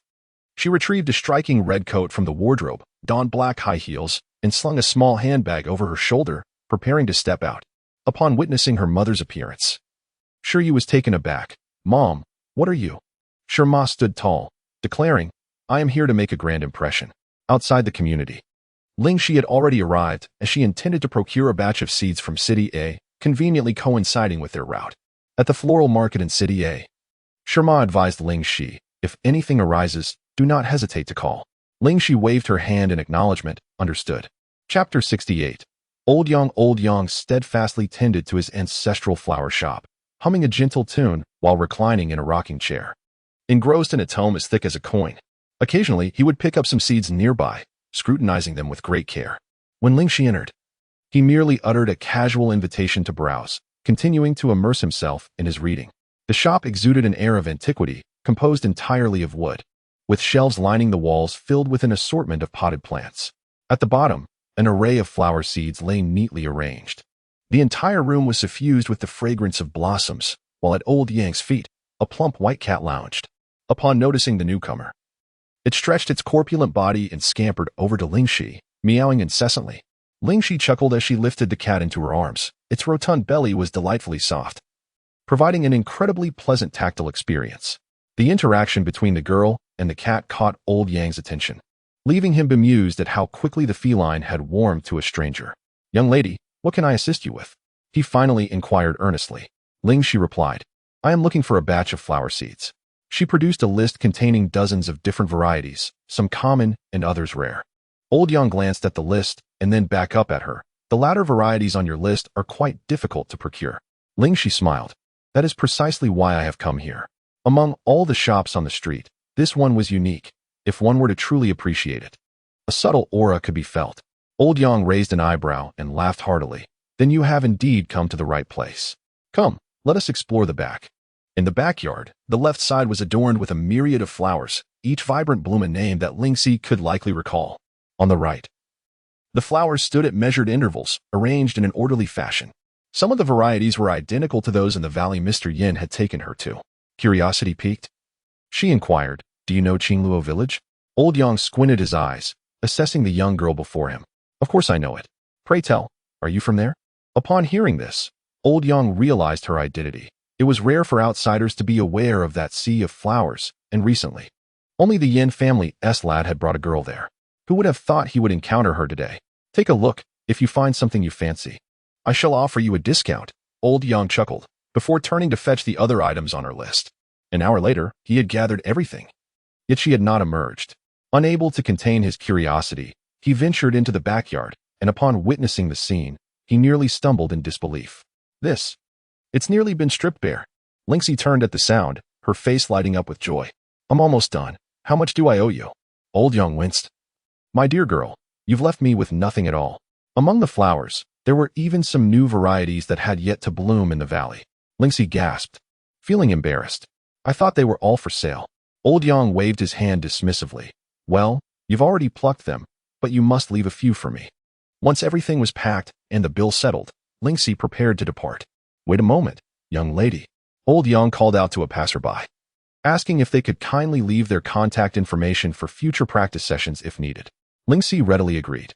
After leaving the market, she phoned Ling Xiao to inquire about which pharmacies in City A stocked high-quality Chinese medicinal herbs. Having spent several years in pharmaceutical sales in City A, Ling Xiao was well acquainted with both large and small pharmacies. Fortunately, he had a free day and drove over immediately. "Uncle Qiao," Ling Xi greeted him with a wave. "What are you looking to purchase?" Ling Qiao inquired.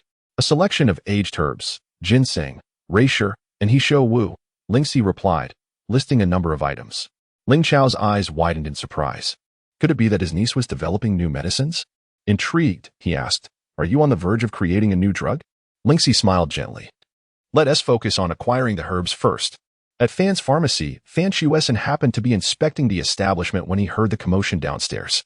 He instructed the manager to investigate. "Mr. Fan, someone is interested in purchasing the century-old ginseng," the manager reported. Fan Shuessen had come not only to oversee the pharmacy but also to deliver a batch of medicinal materials. The century-old ginseng had just been placed on the shelf, drawing immediate interest. "Let's conclude our business for today," he said as he descended from the second floor. Upon seeing the potential buyer, he paused briefly and signaled the manager to invite them into the reception room. As Ling Xi prepared to settle the bill, a middle-aged woman approached. "Hello. I am the manager of this store, Xia Yun." Ling Xi nodded in acknowledgement. "Hello." Xia Yun continued, "Regarding this ginseng, our owner would like to discuss it with you in detail." Ling Xiao's eyes sparkled with excitement as he turned to Ling Xi. "It's Mr. Fan." Upon hearing the name Fan, Ling Xi immediately felt a sense of aversion. She inquired, "Who is your boss?" Xia Yun smiled softly, replying, "The chairman of Fan Family Pharmaceutical." Ling Xi acknowledged with an "oh" and turned to the shopkeeper, stating, "Let us settle the bill first." The shopkeeper glanced between Xia Yun and Ling Xi, hesitant to act. Xia Yun clarified, "Our boss means no harm. He simply wishes to." Just then, Fan Shueling emerged from the reception room. "You may continue your tasks," Xia Yun instructed. "Certainly, Mr. Fan." Fan Shueson approached. "Greeting, Miss Ling. It's a pleasure to meet you." Although Ling Xi had never encountered him before, she could discern some resemblance to Fan Shueling. She directly asked, "Do you know Fan Shueling?" Anticipating the question, Fan Shueson replied candidly, "He is indeed my younger brother." Ling Xi contemplated leaving but reconsidered, realizing it was unworthy of her time. "So, are you still selling these medicinal herbs?" she inquired. Fan Shueson responded with a smile. "Of course, I have no intention of causing you any trouble, merely seeking to discuss a business opportunity. Additionally, I apologize on behalf of my brother." Ling Xi remained silent. Observing him, Fan Shueson continued, "If you are amenable, might you be willing to sell me the medicinal pestle you purchased earlier?" Ling Xi raised an eyebrow. "You desire the pestle?" Fan Shueson nodded affirmatively. "Indeed. If you could part with it, I would be more than happy to assist you in sourcing any herbs you require in the future." Ling Xi shook her head. "I do not need to sell it. I have no intention of parting with my small pestle. The small pestle is not merely a tool for grinding medicine. It also serves to infuse spiritual energy into the herbs, thereby significantly enhancing their medicinal properties and yielding superior healing effects for the human body." "May we proceed to settle the bill?" Ling Xi inquired, glancing at Fan Shueson. After unsuccessful persuasion, Fan Shueson, a reasonable man, gestured for the attendant to complete the transaction. The attendant smiled gently and promptly asked, "Miss Ling, would you prefer to pay by card or in cash?" Upon exiting the pharmacy, Ling Chao could not help but exclaim, "Xiaoxi, I can't believe you know President Fan. After working at Fan's company for so many years, I have yet to speak a word with the chairman. Who would have thought that today, thanks to my niece? I now have the chairman's contact information. Shall I give you a ride? Where else are you headed?" "There's no need. I shall take my leave now." Chapter 69. Attracting attention with bags in hand, Ling Li hailed a taxi and made her way directly to Haoyang Company. Upon arriving downstairs, Shima and Shiryu emerged. "Xiaoyu, Auntie," Ling Xi waved from a distance, and once they approached, she inquired, "How did it go?" Shiryu beamed with joy. "We've already signed the contract." Chang Feng had accompanied Shiryu and her mother downstairs. Upon spotting Ling Xi, he expressed a hint of regret. "Are you truly not considering it?" Ling Xi remained steadfast in her refusal. "I will trouble President He and you to take good care of Xiaoyu in the future." Chang Feng persisted. "If you were to join us, you could personally look after her." His gaze shifted towards Shiryu, urging her to persuade Ling Xi, envisioning a supportive bond between the two sisters. Shiryu glanced around, choosing silence. She would not impose her will upon Xiaoxi's decision. Mother Shi was still unaware of the situation and hurriedly stopped Chang Feng, saying, "Xiaoxi is the top student. Mr. Chang, you must not entertain such thoughts, or her parents will surely come after you." Chang Feng was taken aback. Such excellent academic performance was indeed astonishing, which explained her reluctance to enter. Ling Xi suddenly recalled something and asked, "May I have one of your business cards?"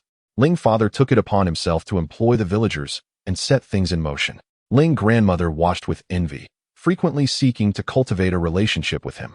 It had been half a month, yet there were no tangible advancements. Due to her son's debts, Ling Ant's family was now destitute. Chun Fei attempted several times to approach Ling father, but was consistently thwarted by Ling Ant, who dreaded the nightmares that would ensue. They were simply too terrifying. Ling grandmother came over once more to discuss Ling father's actions, igniting feelings of envy and jealousy in Ling Ant. Yet she dared not act on them. Outside, Chun Pampan overheard and devised a plan. "Pampan, do you need something?"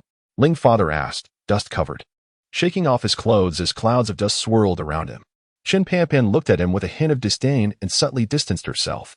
"Uncle, I know my mother was wrong before. I apologize on her behalf." Can you find it in your heart to forgive her? Ling father's expression momentarily faltered. He had wondered what this was about. The two families had severed ties previously, and now they were seeking forgiveness, likely because his family had begun to prosper. Although Ling father sometimes acted without thinking, he was not foolish and understood this underlying truth. Pampan, this is a matter for adults. Focus on your studies, he replied. Preparing to leave, Chun Pampan immediately blocked his path, imploring, Uncle, my mother made a mistake just once. Can you truly not forgive her? As Chun Pampan watched her uncle walk away, she stamped her foot in frustration, uncertain of her next move. Chun Fei, aware of her visit, suggested that she frequently engage with her uncle's family to foster a good relationship, assuring her that opportunities would arise in due course. Thus, Chun Pampan began to visit them intermittently. Meanwhile, Deji hurried to change his clothes, anticipating a visitor. Who is it? Inquired Ling Ba, perplexed by the commotion. Reluctant to leave, Chun Pampan noted her aunt's disapproving expression, which compelled her to exit. As she lingered at the entrance, she spotted several cars approaching. Driven by curiosity, she quickly concealed herself in a nearby alley, peering out. From the vehicles emerged a slender man conversing amicably with her uncle, aunt, and the village chief. Director Qin, welcome to our humble abode, greeted Uncle Zhong. Director Qin nodded slightly and inquired, shall we first inspect the medicinal fields? Due to the recent surge in popularity of the rejuvenation liquid, Director Qin was already aware of the situation but had yet to venture into the countryside. It was only during a family gathering, upon hearing the mention of Ling Xi and her impressive accomplishments, that he realized the necessity of his visit. Should the medicinal fields prove fruitful, they could be widely promoted, potentially establishing a significant industry in the county, an achievement of considerable merit. At that moment, Ling Ba led the way while Ling Ma closely followed, anxious to ensure he did not falter. Ling Xi, still at school, remained oblivious to the growing interest surrounding the flora and fauna. However, she had anticipated this, for the existence of the revitalizing solution had long been made public, undoubtedly piquing everyone's curiosity. Yet, curiosity aside, whether or not they could uncover the truth depended on their efforts. As the year drew to a close, the academic pace for the senior students intensified, and the school placed great importance on Ling Xi's academic progress. Especially with the upcoming citywide mock examinations for seniors after the new year, this would serve as a crucial assessment of all students' true capabilities. Tang Rong, Xiaoxi, I called you here today to discuss your notes. Previously, some classmates made significant progress thanks to your meticulous notes. Now, several classes are eager to obtain them. And if it's convenient, the school is considering printing them into a booklet to distribute your comprehensive notes to all students. Ling Xi had no objections and replied, I will organize the exam content and provide it to you in a week. Tang Rong smiled with delight. That sounds great. Thank you for your effort. Many students will owe their gratitude to you. A week later, the school distributed Ling Xi's notes. Some students treasured them as if they were precious gems, while others dismissed them as worthless. Zhang Ying observed the popularity of Ling Xi and thought to herself, what is there to be proud of? This is merely a fleeting moment of glory. Dad, the school is currently so protective of Ling Xi. Have you come up with any solutions? Zhang Ying rushed to Director Zhang's office after class, asking urgently. Director Zhang nodded but stated, however, we will need Miss Xia's cooperation. Can you reach her? Zhang Ying had always been on the receiving end of Miss Xia's communications and had never managed to reach her by phone. She was uncertain and replied, I will give it a try.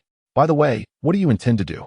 Chapter 70. Repeated probes. Director Zhang whispered in her ear, and Zhang Ying's expression gradually changed as she murmured, this is far too risky. I have already begun making arrangements. If Miss Xia cooperates, it will undoubtedly be foolproof.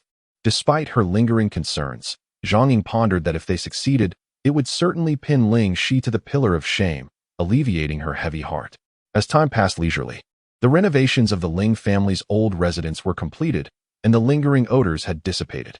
Life continued as usual, yet ever since Director Qin's visit, a steady stream of experts had been appearing intermittently. It was only when Ling Xi encountered them that she learned those medicinal herbs and flowers had attracted external attention. Both her parents had inquired why those plants thrived so remarkably, even blooming through the winter without withering.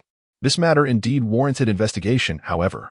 As the year drew to a close, despite visits from city and provincial officials, no conclusive results emerged. At Omping No. 1 High School, the final bell for the last exam rang, and a wave of restlessness swept through the students.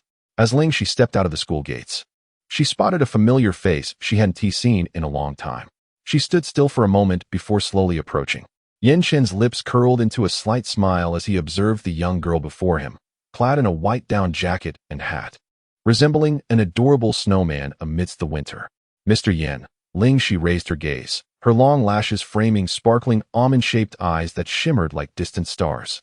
Since their parting in the capital, she often found herself contemplating Mr. Yan, for his appearance, demeanor, and habits bore striking similarities to those of her little master uncle. Now, upon seeing Yan Chen, she could not help but yearn to learn more about him. The vehicle departed from Omping County, heading towards City A. Half an hour later, it came to a halt in front of a Chinese restaurant. This establishment boasted remarkable culinary skills, reputedly having ancestors who once served as imperial chefs. Yan Chen entered alongside Ling Xi. Upon noticing their arrival, Boss Jean greeted them with delight. "Mr. Yan, it has been a while."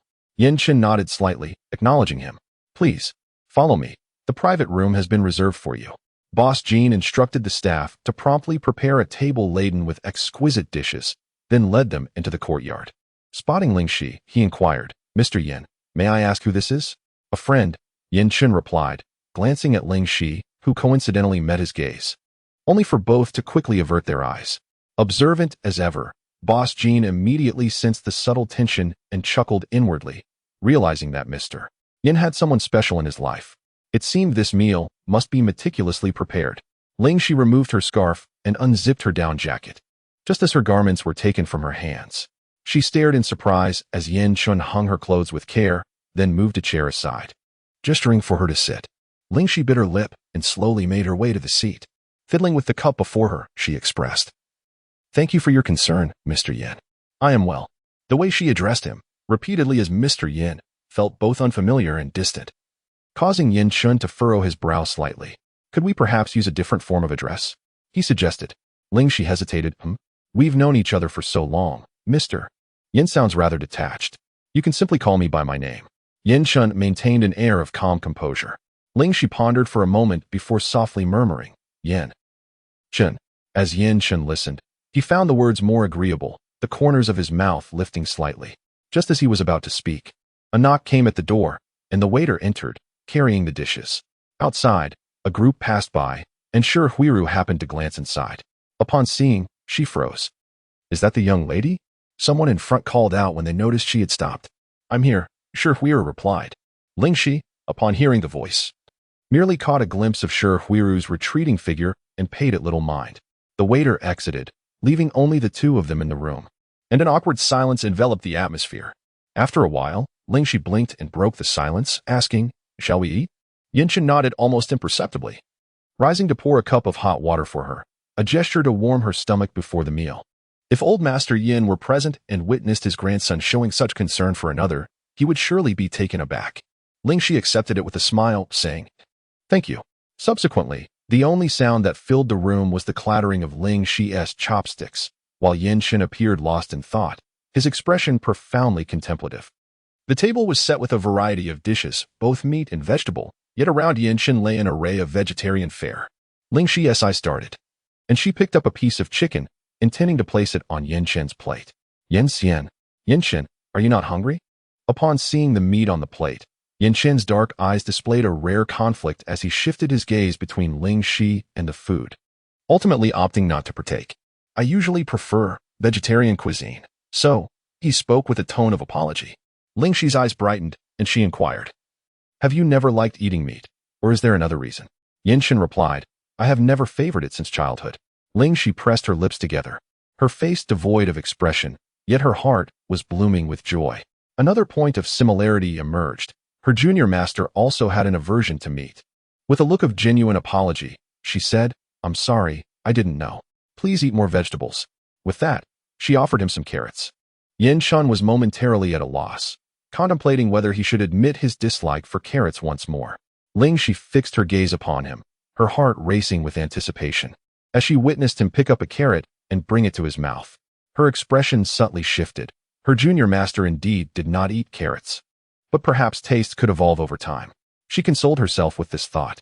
However, before long, Yan Chen abruptly stood up, uttering an apology as he strode toward the exit. Noticing his troubled demeanor, Ling Xi hurriedly followed him, asking, "Are you okay?" Yin Chun hastily entered the restroom, expelling the food from his mouth. Ling Xi glanced around, finding no one in sight. Curiosity got the better of her, and she cautiously peeked into the men's restroom, only to witness the scene unfold. Her eyes widened in shock. So he truly disliked carrots. A cough interrupted her thoughts. "Young lady, this is the men's restroom." Startled, Ling Xi instinctively turned to flee, but in her haste, she ran deeper inside, colliding with Yin Chun as he emerged. Her face flushed crimson. Following someone into the restroom was undeniably embarrassing. "Second master, when did you arrive?" Bai Honyuan exclaimed, surprised to see Yin Chun. Yin Chun stepped forward, positioning himself protectively in front of the young girl, signaling Bai Honyuan to enter quickly. It dawned on Bai Honyuan that this girl was most likely Ling Xi. Chapter 71 Farewell to Shi Huiru. Upon returning to the private room, Ling Xi silently lowered her head to eat, while Yin Chun tacitly refrained from mentioning the earlier incident. After the meal, Yin Chun suggested taking a stroll. The restaurant was quite spacious, particularly the backyard, which featured a small garden. "How is Grandpa Yin?"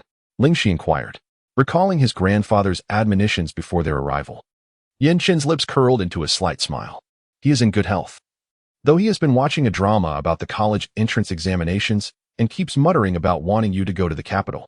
Imagining her grandfather's expression while watching television, Ling Xi couldn't help but chuckle. "I have prepared a gift for him. When do you leave? Please take it to Grandpa Yin for me."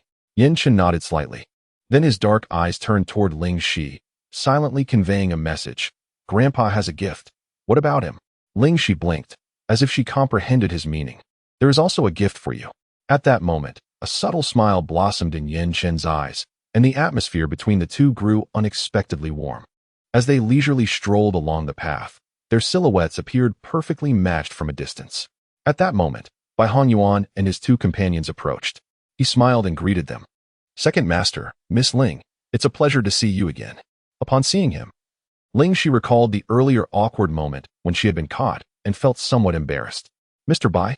Miss Ling suddenly, a woman's voice interrupted. Ling Xi turned to see the speaker and recognized her, politely responding, "Annie, hello." Bai Honyuan shifted his gaze between them and asked, "Manager Shi, do you know Miss Ling?" Shi Huiru smiled and replied, "If it weren't for Miss Ling, I fear I would have endured quite a bit of suffering. Thus, Miss Ling can be considered my benefactor." Surrounded by astonished onlookers, Ling Xi shook her head, saying, "I merely called for an ambulance. It wasn't as exaggerated as you claim." Shi Huiru, her gaze earnest, replied, "Whether it was exaggerated or not, I am well aware. I did not have the chance to express my gratitude last time. Here is my contact information. Feel free to reach out if you have any concerns." Though others may not comprehend, the sensations of that day were unmistakable. Each month, during those few days, she endured excruciating pain, yet on that occasion, it was this young girl who provided her with medication that evidently alleviated her suffering, leaving her abdomen pleasantly warm. Although the reasons remained unclear, Shi Huiru was profoundly grateful. After decades of enduring such torment, the prospect of relief was not something she wished to overlook. "Miss Ling, may I have a moment of your time?" she inquired. The two retreated to a nearby pavilion, where Shi Huiru posed her question. "This condition has plagued me for years. Do you possess any means to alleviate it?" Dysmenorrhea may not be a grave issue, yet its intensity can be utterly debilitating.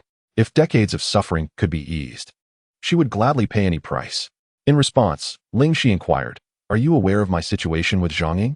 Shi Huiru nodded, her expression neutral. "The fact that she is my daughter is unavoidable by blood. However, our relationship is not as harmonious as you might imagine." At this juncture, her demeanor grew complicated. Over the years, the maternal love that once flourished had been eroded by numerous tribulations. And then there was Zhang Hai.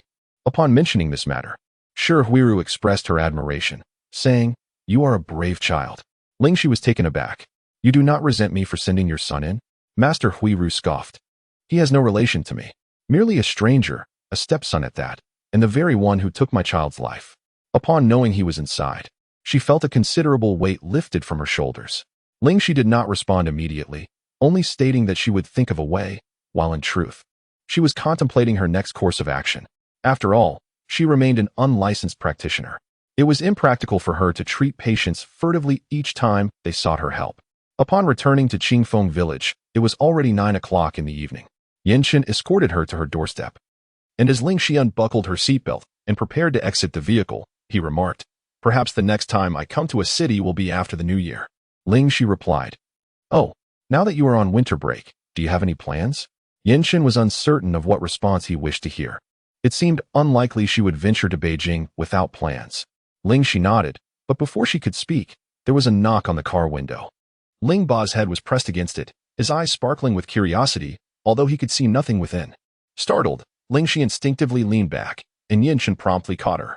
The warmth radiating from his shoulder caused her to shy away, but lacking any support, her body fell backward once more, this time landing directly upon his legs. Ling Xi's entire frame stiffened, while Yinchen remained motionless, feeling as if his legs were scorched. Inside the vehicle, silence enveloped them, thick with a hint of awkwardness. Clearing his throat, Yinchen's ears flushed slightly, his gaze drifting into the distance, his hands at a loss for what to do. Prompted by an immediate impulse, Ling Xi attempted to rise, but a sharp cry of pain escaped her lips as she leaned on the seat. "Hiss, my hair is entangled." Yinchen promptly lowered his gaze, murmuring softly, "Hold still." A couple of thumps resonated against the car window, and Ling's father's voice filtered in from outside. "Is that she?" He inquired without delay. "Why haven't you gotten out of the car yet, now that you're home?" Ling Xi's luminous eyes met Yinchen's, and she couldn't help but urge, "Are you done yet?" Yinchen meticulously disentangled her hair strand by strand.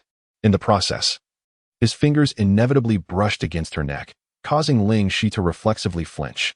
She kept her head raised, her neck growing stiff.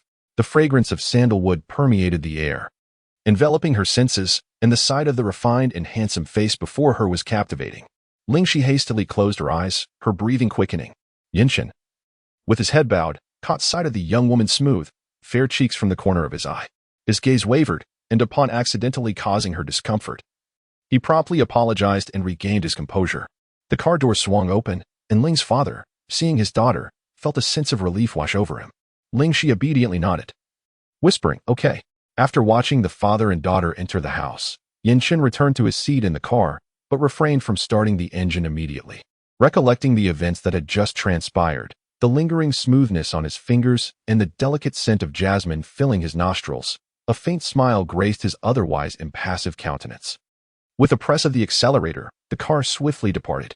Ling Xi peeked her head out from the doorway, watching him leave, and the frantic beating of her heart gradually subsided.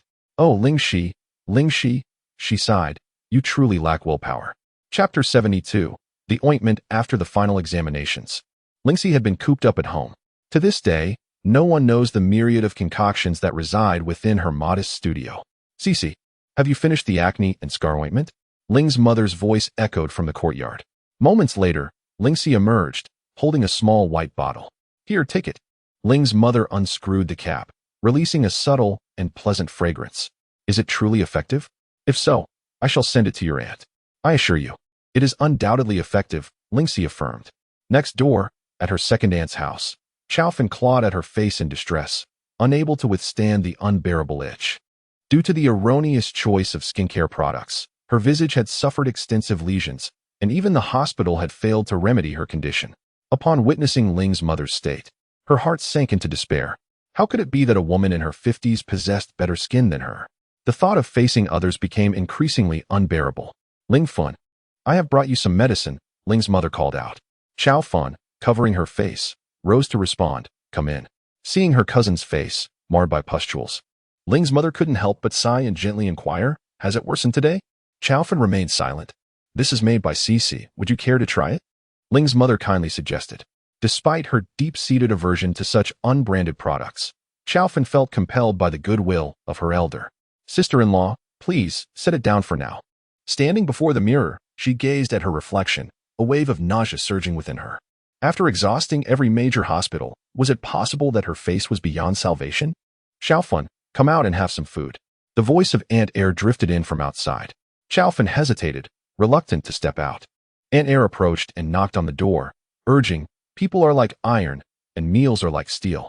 You haven't eaten properly these past few days. Do you wish to ruin your health?" With a creak, the door opened. Chao Fun lowered her head and murmured, "Mom." Aunt Air sighed, anxious for her daughter-in-law's condition. Even the large hospitals could not provide a solution, let alone their small town. "How about we visit the city by the sea?" she suggested. Chao Fun continued to eat quietly, replying, "Mom, Xiao Chao has already taken me there. Those big hospitals have no remedies either. Some friends who had accompanied her in purchasing skincare products were in a similar predicament, their faces severely troubled. Hearing this, Aunt Air felt a pang of distress, wondering how such a vibrant person had come to this. Suddenly, her eyes brightened. Finish your meal. After that, I will take you next door for a look. Chaofan immediately refused. I want to go. Oh, you have no idea, Aunt Air exclaimed, and proceeded to share news about Ling family pharmaceuticals, suggesting that perhaps they knew a skilled doctor. That is surely better than hiding at home. The more people you consult, the more paths you may discover. Mrs. Ling has already seen my face. She hasn't mentioned any doctors. Please don't overthink it, Mom. Aunt Air frowned. That is not right. We ran into each other on the road, and she said your face still has a chance of healing. Could Deji's wife deceive her? Chaofan, feeling helpless, rose to fetch a tube of ointment, saying, Here, she gave this to me. Aunt Air joyfully slapped the table, exclaiming, I told you. The Deji family are honest people. They wouldn't lie. Why not give it a try? It might prove useful, suggested her mother-in-law. But Chaofan shook her head vigorously. I dare not use such an untested product. If it turns out to be worse, there will be no hope left for me. Despite her mother-in-law's earnest persuasion, Chaofan remained unmoved, prompting her to step outside and call her son. Ling Chao was aware that Ling Xi possessed some medical knowledge, but he had never considered just how proficient she might be. Nevertheless, holding on to a glimmer of hope, he reached out to Ling Xi to inquire whether there was a possibility of treating his wife. After receiving a response, he then called Chaofan. That evening, Chaofan lay in bed feeling despondent when her phone rang. Reluctant to answer, she initially ignored it, but the persistent ringing compelled her to pick up. What is it? Dear? Ling Chao replied. Did Sister Ling send you a bottle of medicine? You should give it a try. Absolutely not. Chaofan retorted decisively. Please, just hear me out. Ling Chao implored, explaining the efficacy of the revitalizing liquid. That ointment was specifically developed by Ling Xi for you. Given your dire circumstances, what is there to fear? Could she truly wish you harm? Besides, she is our neighbor. If something were to go awry, it would reflect poorly on the Ling family. It's likely that out of neighborly concern, Ling Xi personally crafted this ointment for you. Suddenly, Chaofan sat up, her eyes wide. Is this truly made by Xiaoxi? Yes, give it a try. If it doesn't work. His voice trailed off as the call abruptly ended. Chaofan moved with determination, glancing at the instructions. She first took a damp cloth to gently wipe her cheeks. Then, facing the mirror, she began to apply the ointment delicately onto her face.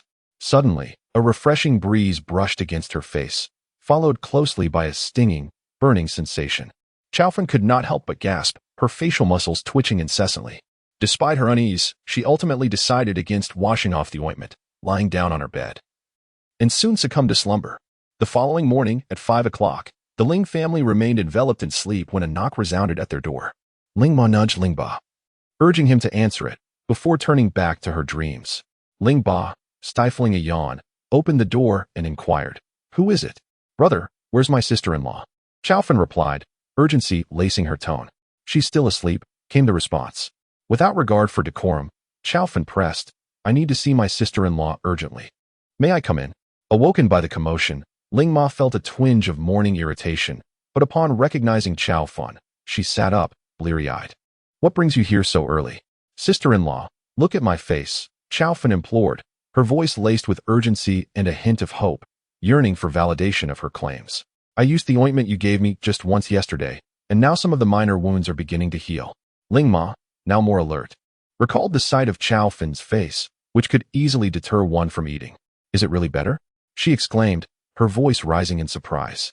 Chaofan nodded vigorously, leaning forward. Please, take a closer look. Ling Ma widened her eyes, noticing that the small wound near Chaofan's eye had indeed vanished. Unable to contain her astonishment, she exclaimed, Goodness! What kind of miraculous remedy has my daughter given you? Its effects are astonishingly swift. Chaofan sought reassurance. Is it truly smaller? Ling Ma nodded emphatically. Indeed, it has improved significantly since yesterday. Chapter 73. Revitalizing ointment. Upon hearing this, Chaofan couldn't help but smile. Suddenly, a thought crossed her mind, prompting her to ask, May I meet Xiaoxi? Ling Xi, having heard the commotion outside, emerged from the room. She called out, Mom, Aunt. Chaofan immediately stepped forward, grasping her hand with fervor, exclaiming, Xiaoxi, I am truly grateful to you. Without your ointment, my face would surely have been irreparably damaged. Ling Xi found herself momentarily speechless in the face of her enthusiasm and glanced towards her mother for assistance. Ling Ma smiled, pulling Xiaofan closer. All right. We are all family here. It brings us joy to be of assistance. Xiaofan nodded eagerly, sister-in-law. You cannot fathom how much I have spent and endured for this face. I have some friends who, like me, are unaware if this ointment is available for purchase. At this point, Ling Ma felt unable to decide and exchanged a glance with her daughter. Ling Xi then took a seat beside them, saying, Aunt, your facial condition is due to severe allergies. Are your friends experiencing the same situation? Xiaofan replied. We all used the same skincare product, only to discover later that it was an unregulated item. With a hint of apprehension, she inquired, Is this ointment? Ling Xi reassured her, I have already registered it, and it possesses a production license. Xiaofan felt a wave of relief wash over her. She had been skeptical of the goodwill extended towards her and felt remorse for her unfounded doubts from the previous night. If your friends require it, I can sell it to them, though the price may be somewhat steep. This ointment is not only effective for skin ulcers, but also proves beneficial for burn patients. The prescription originated in the realm of cultivation, where a junior sister suffered the misfortune of being poisoned, resulting in the disfigurement of her visage. It was she who devised this remedy. When Ling Ma inquired if she could treat the festering skin, the formula immediately came to mind. However, the concoction produced was merely a less refined version of the rejuvenating balm. Xiaofan could not help but grin widely, declaring that no price was too steep if it could restore her face. She was confident that they could afford any sum required. So how much for this vial? She hastily inquired, recalling that she had yet to settle the payment. 1,999, came the reply.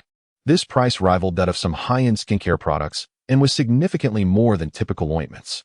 Yet, the cost was justified.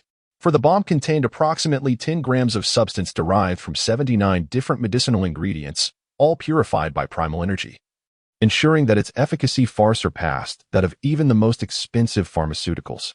Upon hearing the price, Xiaofan's smile faltered momentarily, but she quickly regained her composure. After all, this amount was less than a third of what she had previously spent in pursuit of facial restoration. Most importantly, this balm was genuinely effective. For 7 consecutive days, Xiaofan diligently applied the rejuvenating balm, and the wounds on her face gradually diminished. I didn't expect Xiaoxi to be so remarkable. Just look at how much I've improved in merely half a month. Ling Chao perceived this ointment as an opportunity and contemplated, Xiaofan, do you think it would be viable for me to sell this? Xiaofan, engrossed in applying the balm before the mirror, promptly turned to respond, why wouldn't it be? However, you must seek approval from my sister-in-law. That evening, the two of them made their way to the Ling residence to convey their intentions. Ling Chao asked, Is there an issue? Ling Xi shrugged her shoulders. I am the only one at home.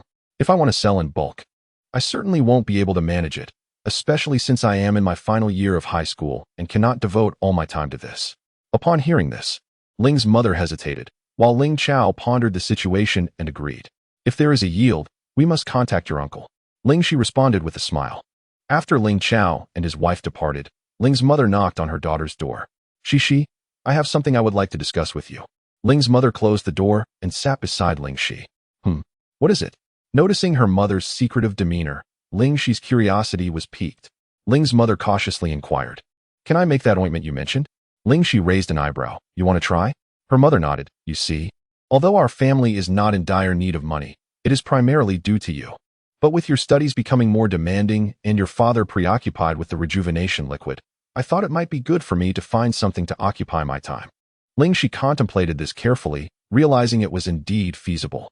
How about we try tomorrow? Ling's mother replied joyfully, Great. You go ahead and focus on your work. I won't disturb you. The following day, after breakfast, Ling's mother eagerly entered Ling Xi's small workshop. Since her daughter had begun experimenting with various medicines in this space, she had seldom ventured inside. Upon seeing the assorted items, it truly felt like a laboratory. Observing the bottles, jars, and various instruments, she couldn't help but express her admiration.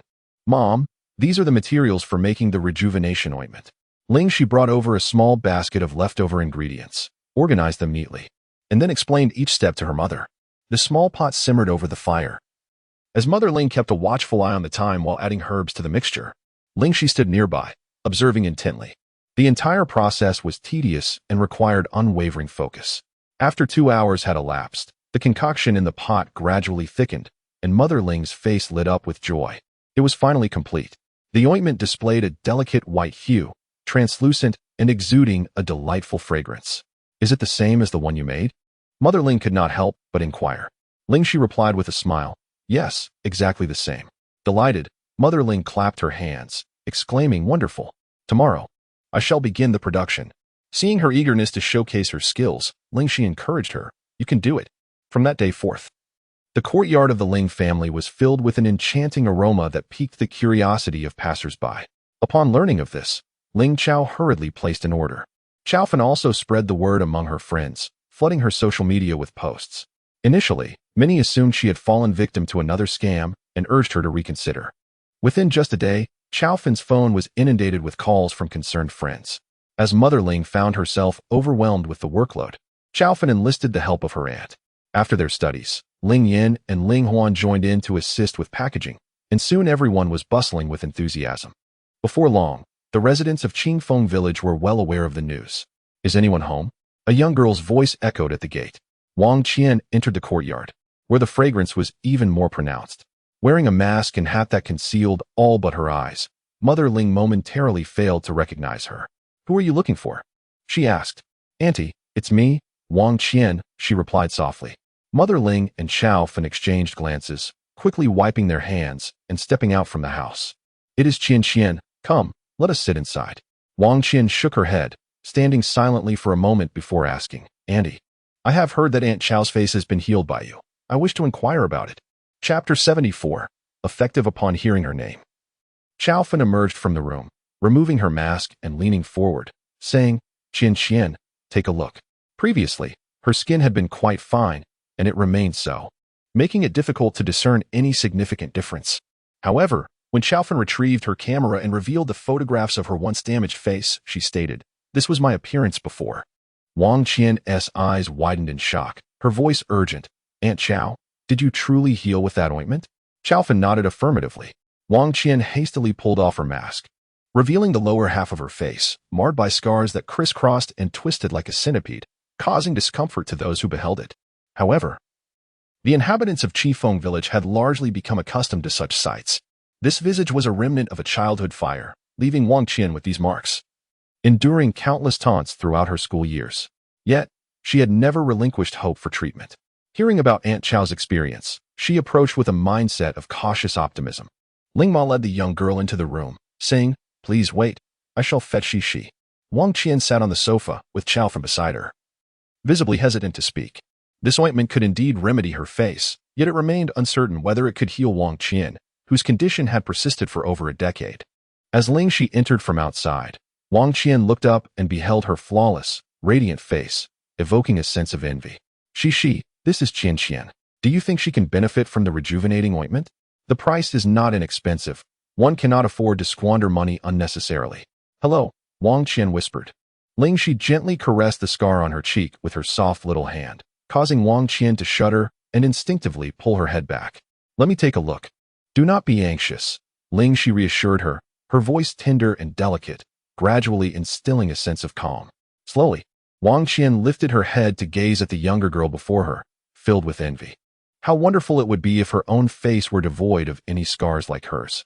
Yet, after all these years, even surgical procedures had failed to provide complete healing. Did she still have hope? It can be used, Ling Xi spoke softly. Wang Qian blinked, momentarily thinking she had misheard. But upon seeing the certainty in Ling Xi's expression, she came to realize the truth. Her face was one of disbelief. Can these scars really be removed? Ling Xi nodded once more, albeit with a caveat that the process might entail some discomfort. Wang Qian was not afraid of pain. Then I will purchase a bottle right now. With that, she took out her phone, ready to make the payment. Wang Qian appeared astonished. But what if it doesn't work?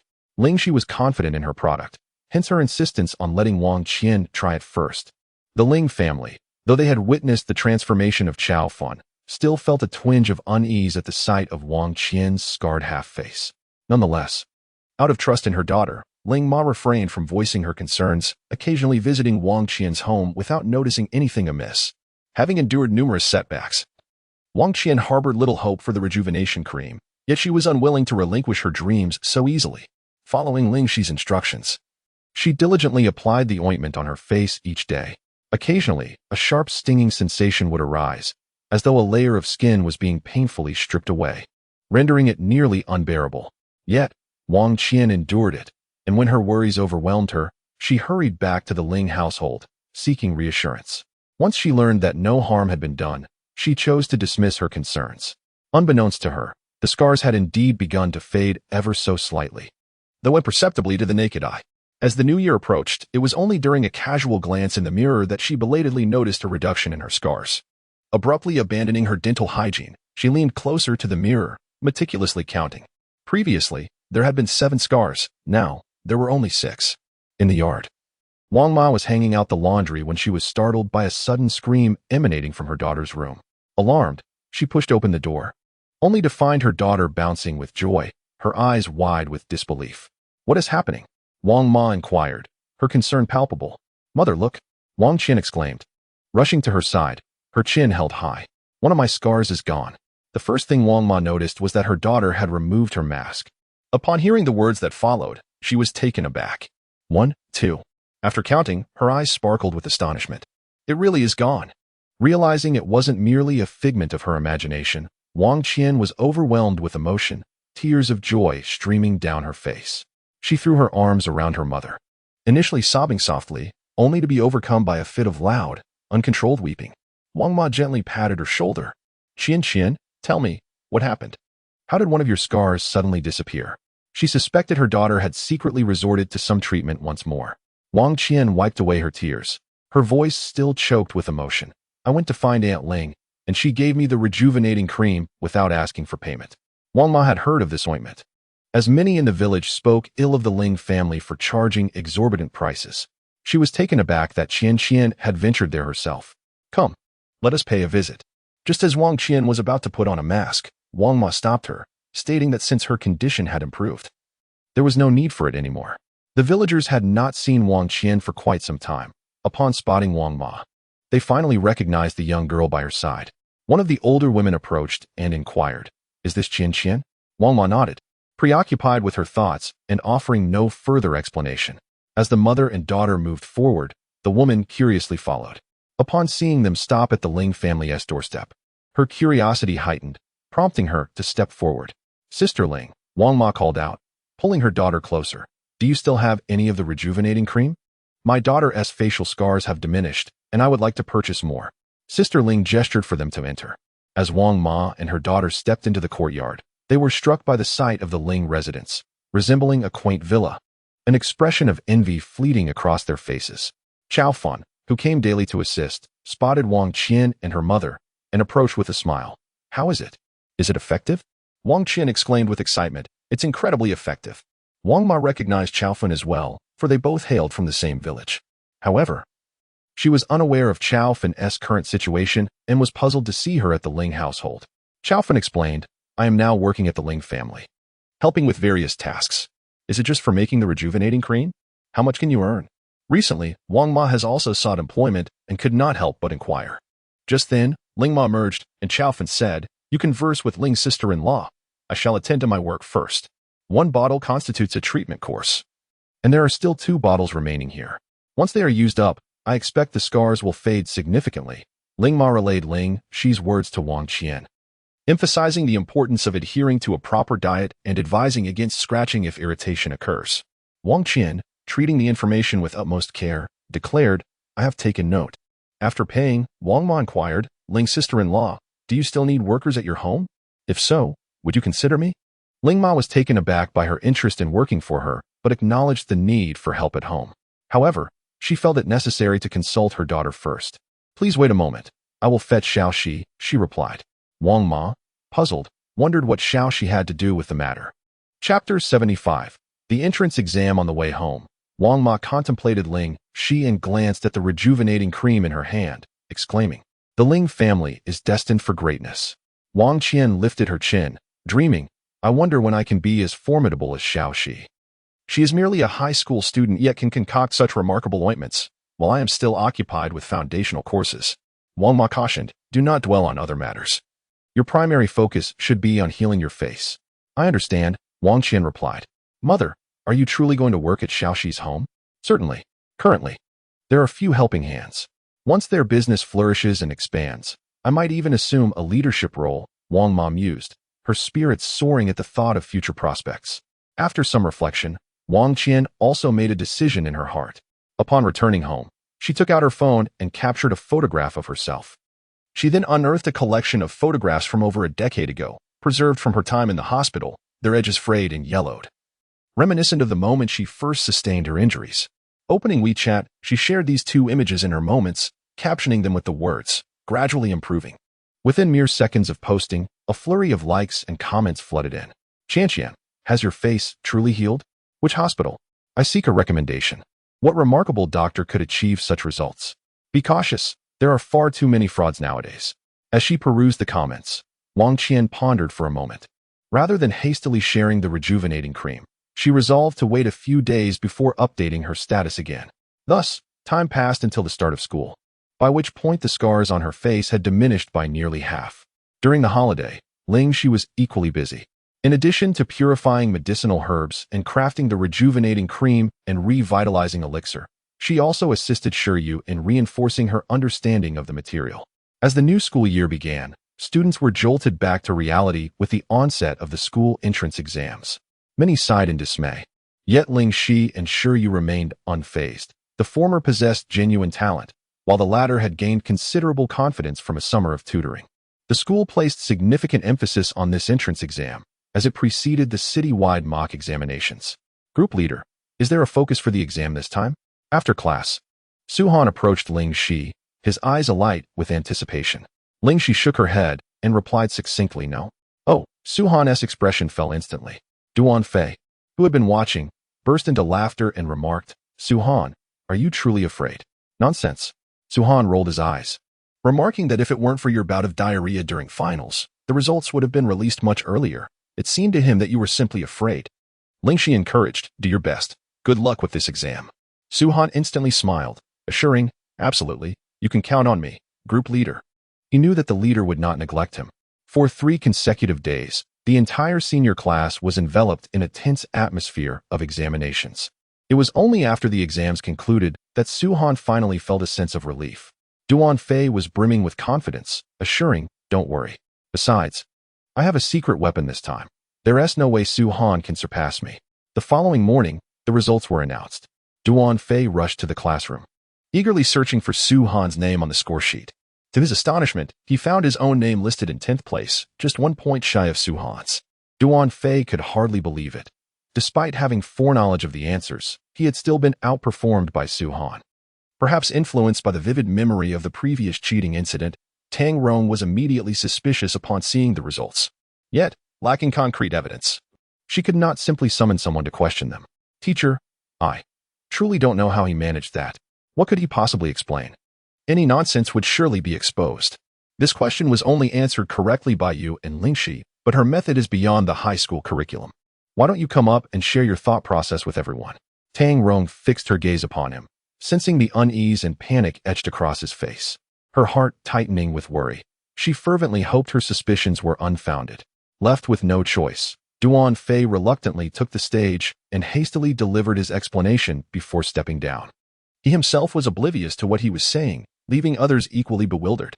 Tang Rong sighed inwardly, pondering why these students could not simply focus on their exams. Please attempt this question again, he instructed. Duan Fei felt like crying. He glanced at Tang Rong and finally admitted, Teacher, I don't know how.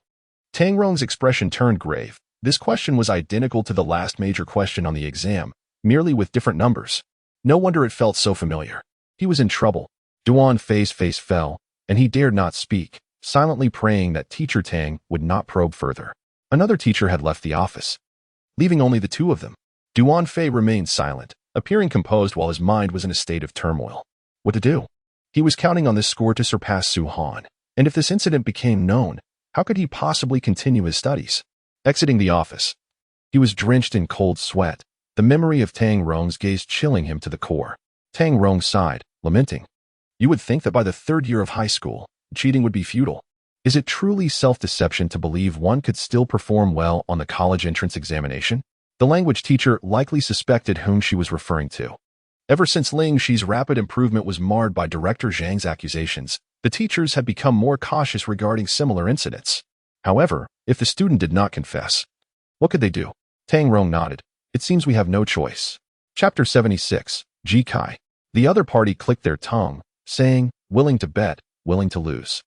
I am waiting. He laughed heartily, adding, if you can't afford to lose, then don't gamble. Well, who could blame me for being magnanimous? If you choose not to call, so be it. In the future, one should exercise caution in speech and behavior. Uttering reckless words ought to be avoided.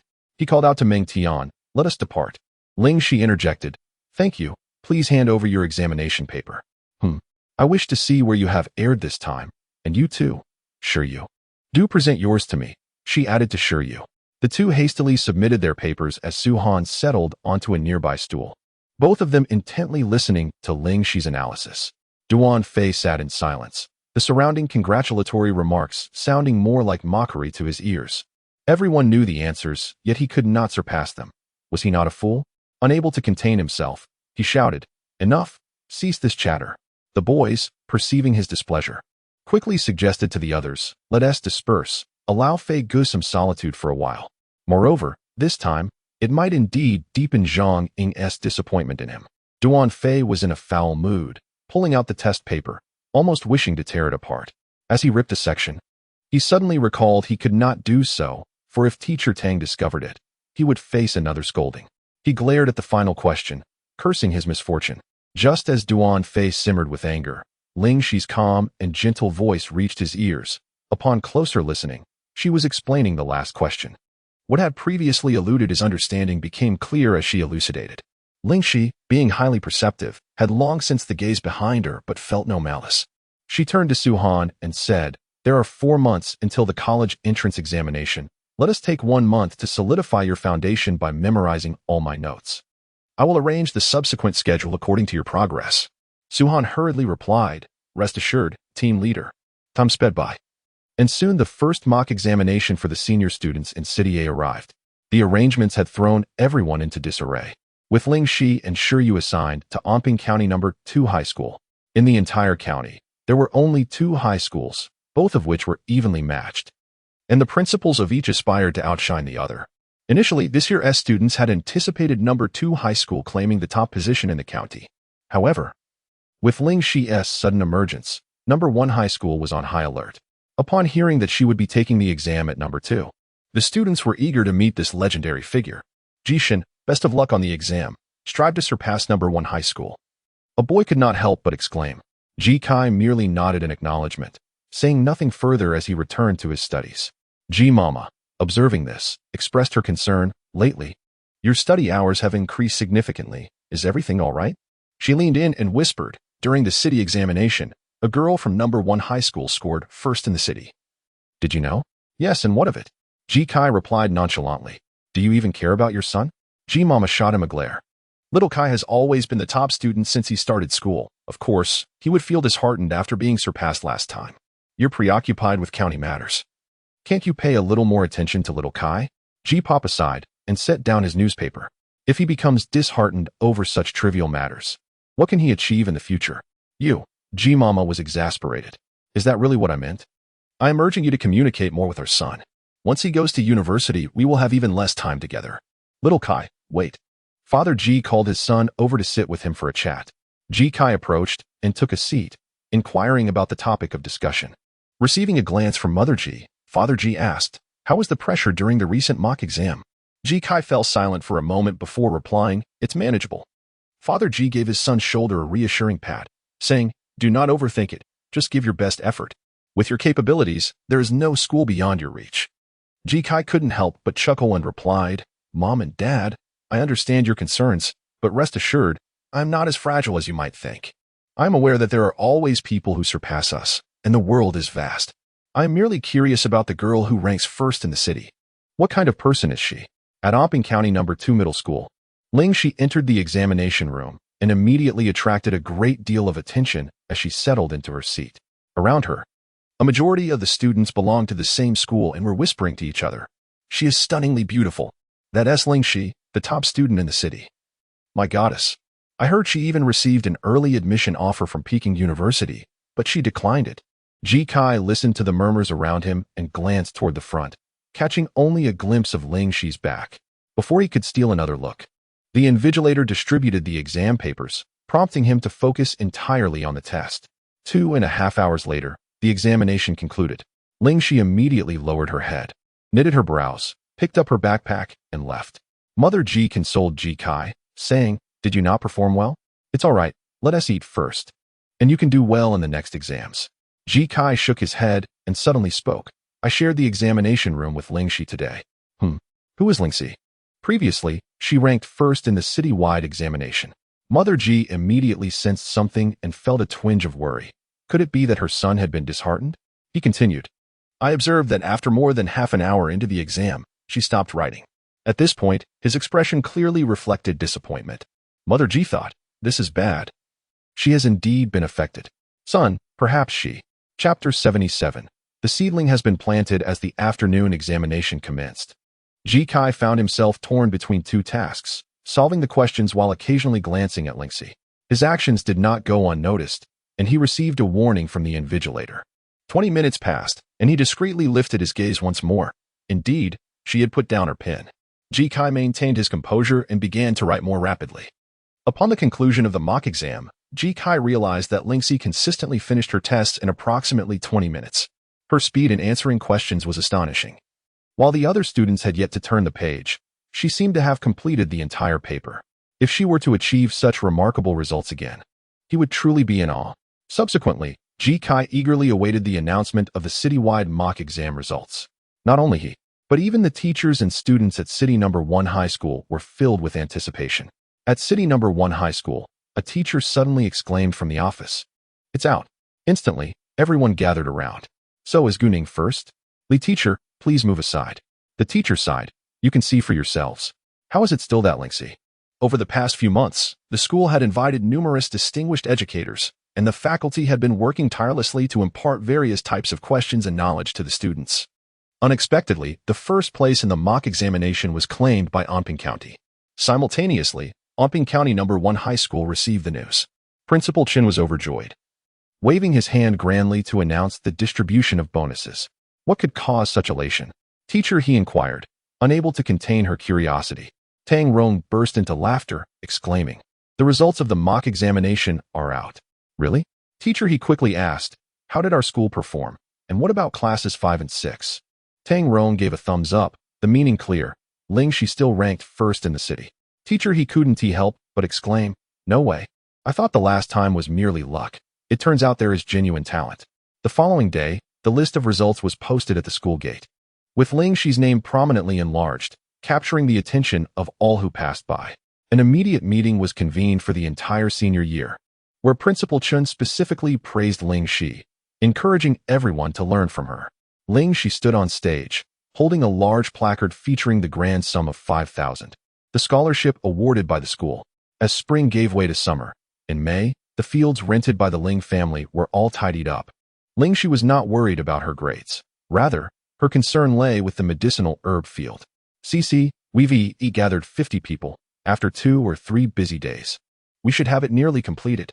Having resolved a significant matter, Ling's father felt considerably relieved. Ling Xi calculated the expenses. 50 individuals at 200 each per day meant a daily labor cost of 10,000. After purchasing seeds, there was hardly any money left.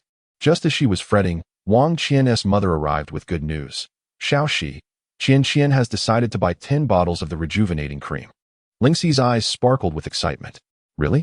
Why does she want to buy so much?" Wang Ma chuckled. "It's not just for herself. She's bringing it for others. The scars on her face are fading, and her university classmates have noticed. Wait a moment, I'll fetch it right away." Wang Ma's arrival provided Ling Xi with a potential avenue for sales. In this era of advanced online shopping, she could easily establish an online store. It had never occurred to her before, but she wondered if her parents would be adept at operating it. That evening, Ling Xi broached the idea at home. Ling Ma hesitated. "Can it really work? Your father and I aren't very computer savvy." On the day of the seedling planting, a throng of people made their way to the fields. Qifeng village was bustling with activity as more joined the procession. Along the way, many gathered around Ling Ba, asking him questions in hushed tones. "Da Ji, your initiative is impressive. With so many people, it must cost quite a bit. Could you perhaps guide us on how to make money together?" Ling Ba chuckled. "Well, it's not bad. If we don't act quickly, this land will go to waste. If you want to earn money, you can join me this year in planting herbs and flowers.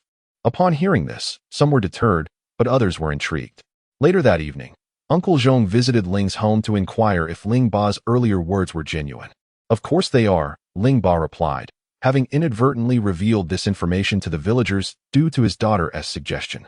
His daughter had signed a contract with the Xia family, and although their land appeared substantial, the medicinal herbs were still insufficient.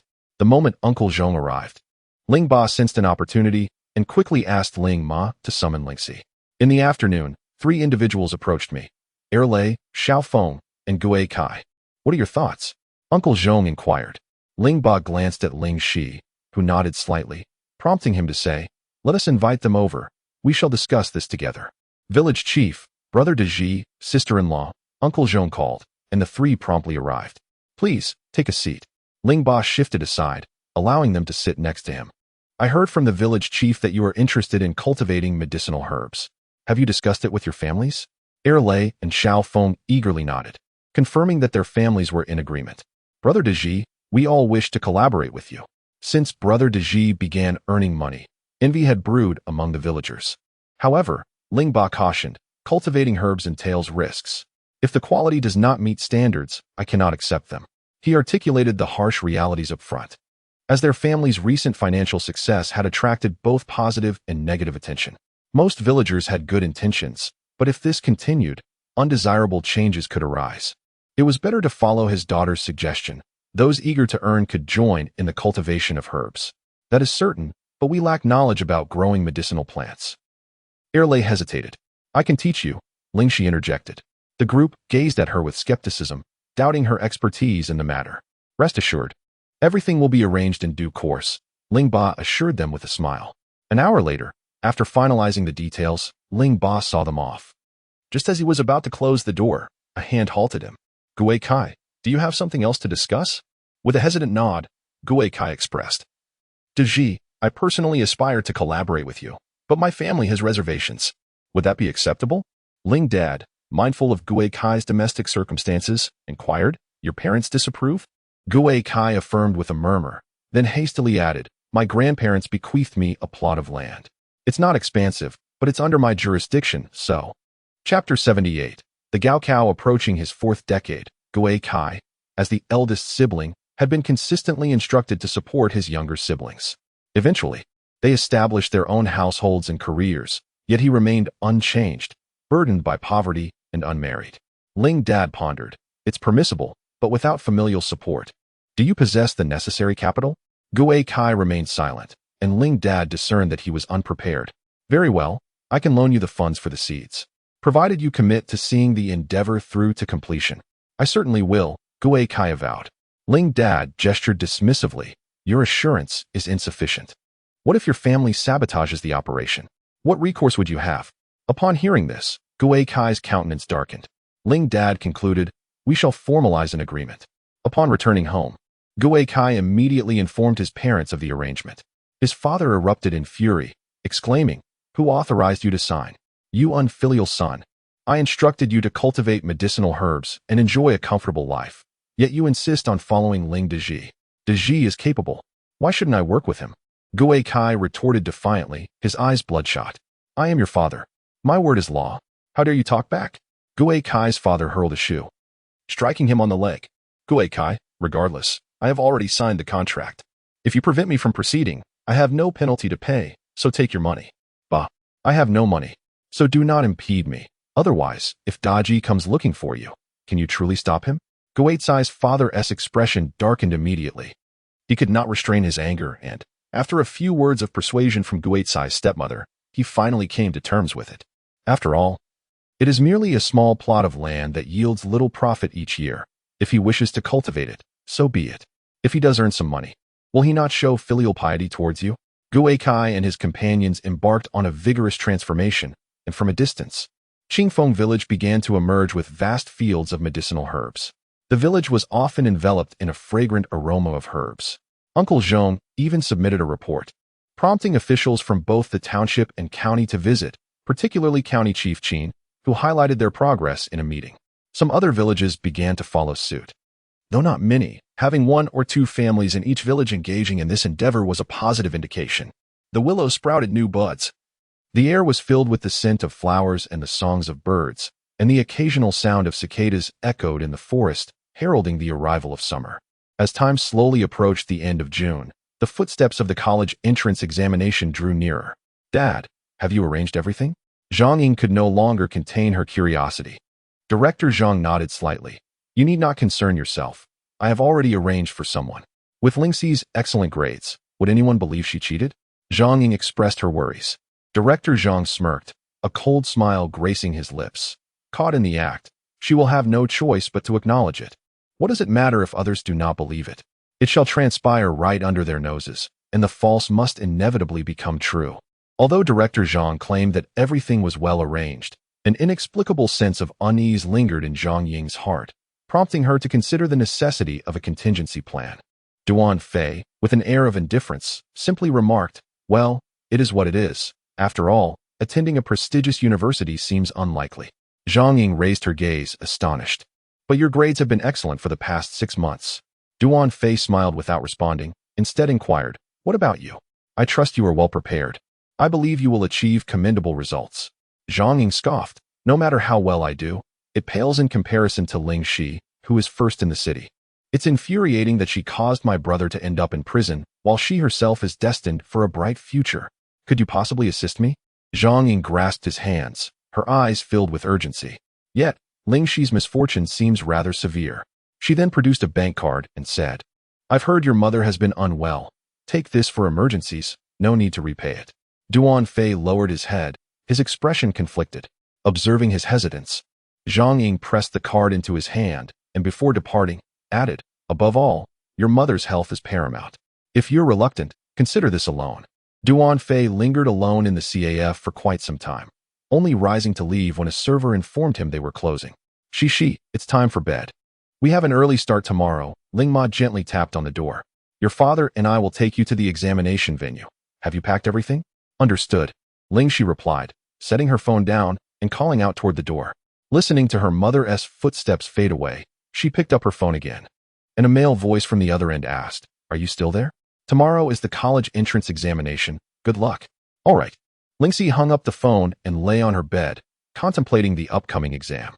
She felt no particular anxiety, as in her heart. She regarded it merely as an ordinary test. The following morning, the entrance of Anyang County No. 1 High School was thronged with parents, while police cars lined the streets, ensuring that no vehicles could pass, thereby creating a tranquil atmosphere for the examination. The Ling family had all gathered. Even Ling Xiao, who had traveled from afar, made an appearance. As they escorted Ling Xi to the examination hall, Ling Xiao remarked, "Mom and Dad, there is a restaurant over there. Let us wait inside." Chapter 79, Framing. Take this. A man clad in a black hat and mask handed over a tiny earpiece, no larger than a fingernail, which felt almost weightless in his hand. Duan Fei's palms were slick with sweat, and his heart raced uncontrollably. In the afternoon, during the mathematics examination, Duan Fei observed as the teacher began to conduct checks, his heart sinking with trepidation at the thought of being discovered. However, upon actually entering the examination room, he comprehended the meaning behind their assurance of not being caught. Seizing the opportunity while feigning to pick something up, he swiftly adhered the earpiece beneath his desk before making a hasty retreat. Upon returning to his seat, he was drenched in sweat, as if he had just emerged from a pool of water. To his astonishment, Director Zhang proved to be remarkably astute, even the invigilating teacher. 10 minutes into the exam, he stole a glance toward Ling Xi's direction, but there was no sign of movement. After 15 minutes, he looked again. At that moment, Ling Xi was nearing the end of her paper, her demeanor slightly relaxed, yet she suddenly sensed a gaze upon her from behind, which quickly vanished. Just then, a sudden sound echoed in the room. The female teacher picked up the item, and upon realizing its nature, her expression instantly turned grave as she glanced at Ling Xi and inquired, "Is this yours?" Ling Xi shook her head, denying any ownership.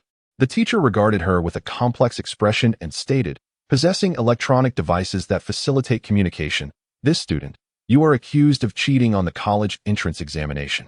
Please leave the examination room." Upon seeing the earphone, Ling Xi understood that the situation was dire, yet she resolutely refused to accept such an accusation, insisting, "The earphone is not mine, and I did not cheat. Another female teacher approached directly to collect Ling Xi's examination paper. Ling Xi contemplated intervening, but ultimately refrained, recognizing that she had completed her paper and it was unnecessary to incite chaos in the examination hall. At that moment, the others in the room began to grasp the gravity of the situation. "Everyone, focus on your answers and refrain from looking around," a male teacher called from the front. For reasons unknown, Ling Xi felt as though she were being watched, wondering if someone was anticipating the discovery of the earphone. "Classmate, the invigilators are just outside. Please do not disturb your fellow students or teachers. Kindly step outside," the female teacher reiterated. Ling Xi remained silent as she calmly gathered her belongings, observing her movement. The teacher also exhaled in relief. The two then proceeded to an office where 3 individuals were already present: Principal Chen and 2 officials from the Education Bureau. Ling Xi shook her head, asserting, "I had just finished the questions when this teacher arrived, and the earphone fell to the ground. Principal, may I see the earphone?" Principal Chen turned to Director Guo, who retrieved the earphone, noting that someone had been speaking on the other end just moments ago, but the call had now ended. Ling Xi remains somewhat unfamiliar with contemporary electronic devices. Yet the evasion of security checks suggests either leniency from the teachers or that these headphones possess some extraordinary feature that eludes detection. Principal Chun and the others are skeptical about Ling Xi's potential dishonesty, yet the undeniable presence of electronic equipment in plain sight cannot be ignored. Ling Xi stubbornly refuses to concede, leading to a standoff. Outside the examination hall, a police car screeches to a halt, and several officers enter the school premises. Parents gathered outside exchange anxious glances and murmur amongst themselves. "Why are the police here? Could something have happened? Shaw, don't be a harbinger of doom." Inside the CAF, Ling's mother furrows her brow with concern, pondering the unfolding situation in the school, hoping it has nothing to do with her daughter. Ling smiles reassuringly. "I'm sure everything is fine. I'll go take a look." "Auntie, do you know what has transpired?" Ling inquires of a kind-looking woman. The woman shakes her head, stating that the officers have been tight-lipped, though their serious demeanor suggests the matter is grave. Ling's worry intensifies until the examination concludes, and upon further inquiry, it is revealed that someone indeed cheated. Ling's parents breathe a sigh of relief, realizing their daughter is not implicated, and they continue to await Ling Xi's emergence. Half an hour later, Ling's mother becomes restless. "Why hasn't she come out yet? Let us wait a little longer. Perhaps there are matters to attend to," Ling's father reassures. No sooner has he spoken than Ling Xi appears from the campus, trailed by several teachers and police officers. Startled, Ling's father quickly rises and rushes outside, closely followed by Ling's mother. Ling Xiaoling and Ling Huan exchanged a glance, a troubling suspicion beginning to take root in their minds. Could it be true? At the school gate, Ling's father cast a worried glance at the people surrounding his daughter before turning to her, his eyes brimming with concern. What could be the matter? Is everything truly all right? Ling's father struggled to believe that there was nothing amiss. If there was an issue, she should keep it to herself. She could confide in her father. They had nothing to fear. Observing Ling Xi's reluctance to speak, Principal Chen interjected, "Mr. Ling, just moments ago in the examination hall, a teacher discovered that student Ling Xi was in possession of an electronic device, which could suggest cheating on the college entrance examination. Ridiculous." Ling's father could not contain his outrage. Anyone could succumb to temptation, but my daughter would never stoop to such dishonor. Principal Chen cautioned, "Please, remain calm. The police will conduct a thorough investigation. It is imperative that parents help soothe Ling Xi's emotions. We cannot allow this to jeopardize tomorrow's exam. If the truth comes to light and the mathematics examination is cleared, but she falters in the next subject, it would be a grave error. She is a promising candidate for the top rank. We must not allow this to derail her future. If the perpetrator is identified, they shall be made aware of the consequences of their actions." Principal Chen thought to himself. Conversely, Ling's mother maintained an unusual composure. "What electronic device did my daughter possess?" Principal Chen replied, "Headphones." "Were they found on her person?" "Not exactly. They fell from her desk." Ling's mother retorted, "What if someone deliberately placed them there? Today is a momentous occasion. The implications of falsely accusing my daughter of cheating could be devastating. I need not elaborate on that. You have conducted no thorough investigation. On what grounds do you accuse my daughter of dishonesty?" Headmaster Chen sighed, confessing his own disbelief and emphasizing the necessity of a police investigation. He assured, "We will not publicize this matter. Ling Xi, I implore you to reflect on whether you noticed anything unusual during the examination." Turning to Director Guo, he confided, "In all candor, I find it difficult to believe she would resort to cheating. Her academic performance speaks for itself. She is a promising candidate for Tsinghua and Peking universities. What possible benefit could she derive from cheating? Headmaster Chin's agitation grew as he spoke. Director Guan nodded in agreement, acknowledging that Ling Xi was the county's hope. He exclaimed, "An investigation is imperative. I will report to the director. Headmaster Chin, your efforts are appreciated. This concerns a student's entire future. We must proceed with caution." "Rest assured, I will," the headmaster affirmed. As dusk descended, a man near the school entrance inquired, "Did you capture everything on film?" Another nodded, replying, "Yes, it's done. Let's go." That evening, upon arriving home, Ling Xi was inundated with calls. After glancing at her phone, she posted a message on her social media, "All is well, do not worry." Before switching it off, lying in bed, she began to contemplate the day's events, a mental tempest brewing within her. Ling's mother mused, "We may lack influence, but Ling Xi must not be defamed. I will attempt to contact her mentor and see if Elder Yan can offer assistance." "Call immediately," Ling's father urged, settling down with hopeful anticipation. Meanwhile, at the Yan family mansion, the atmosphere was somber. Yet, Yen Chun sat leisurely on the sofa, a faint smile playing on his lips as he observed Yen Heng's lamentations beside him.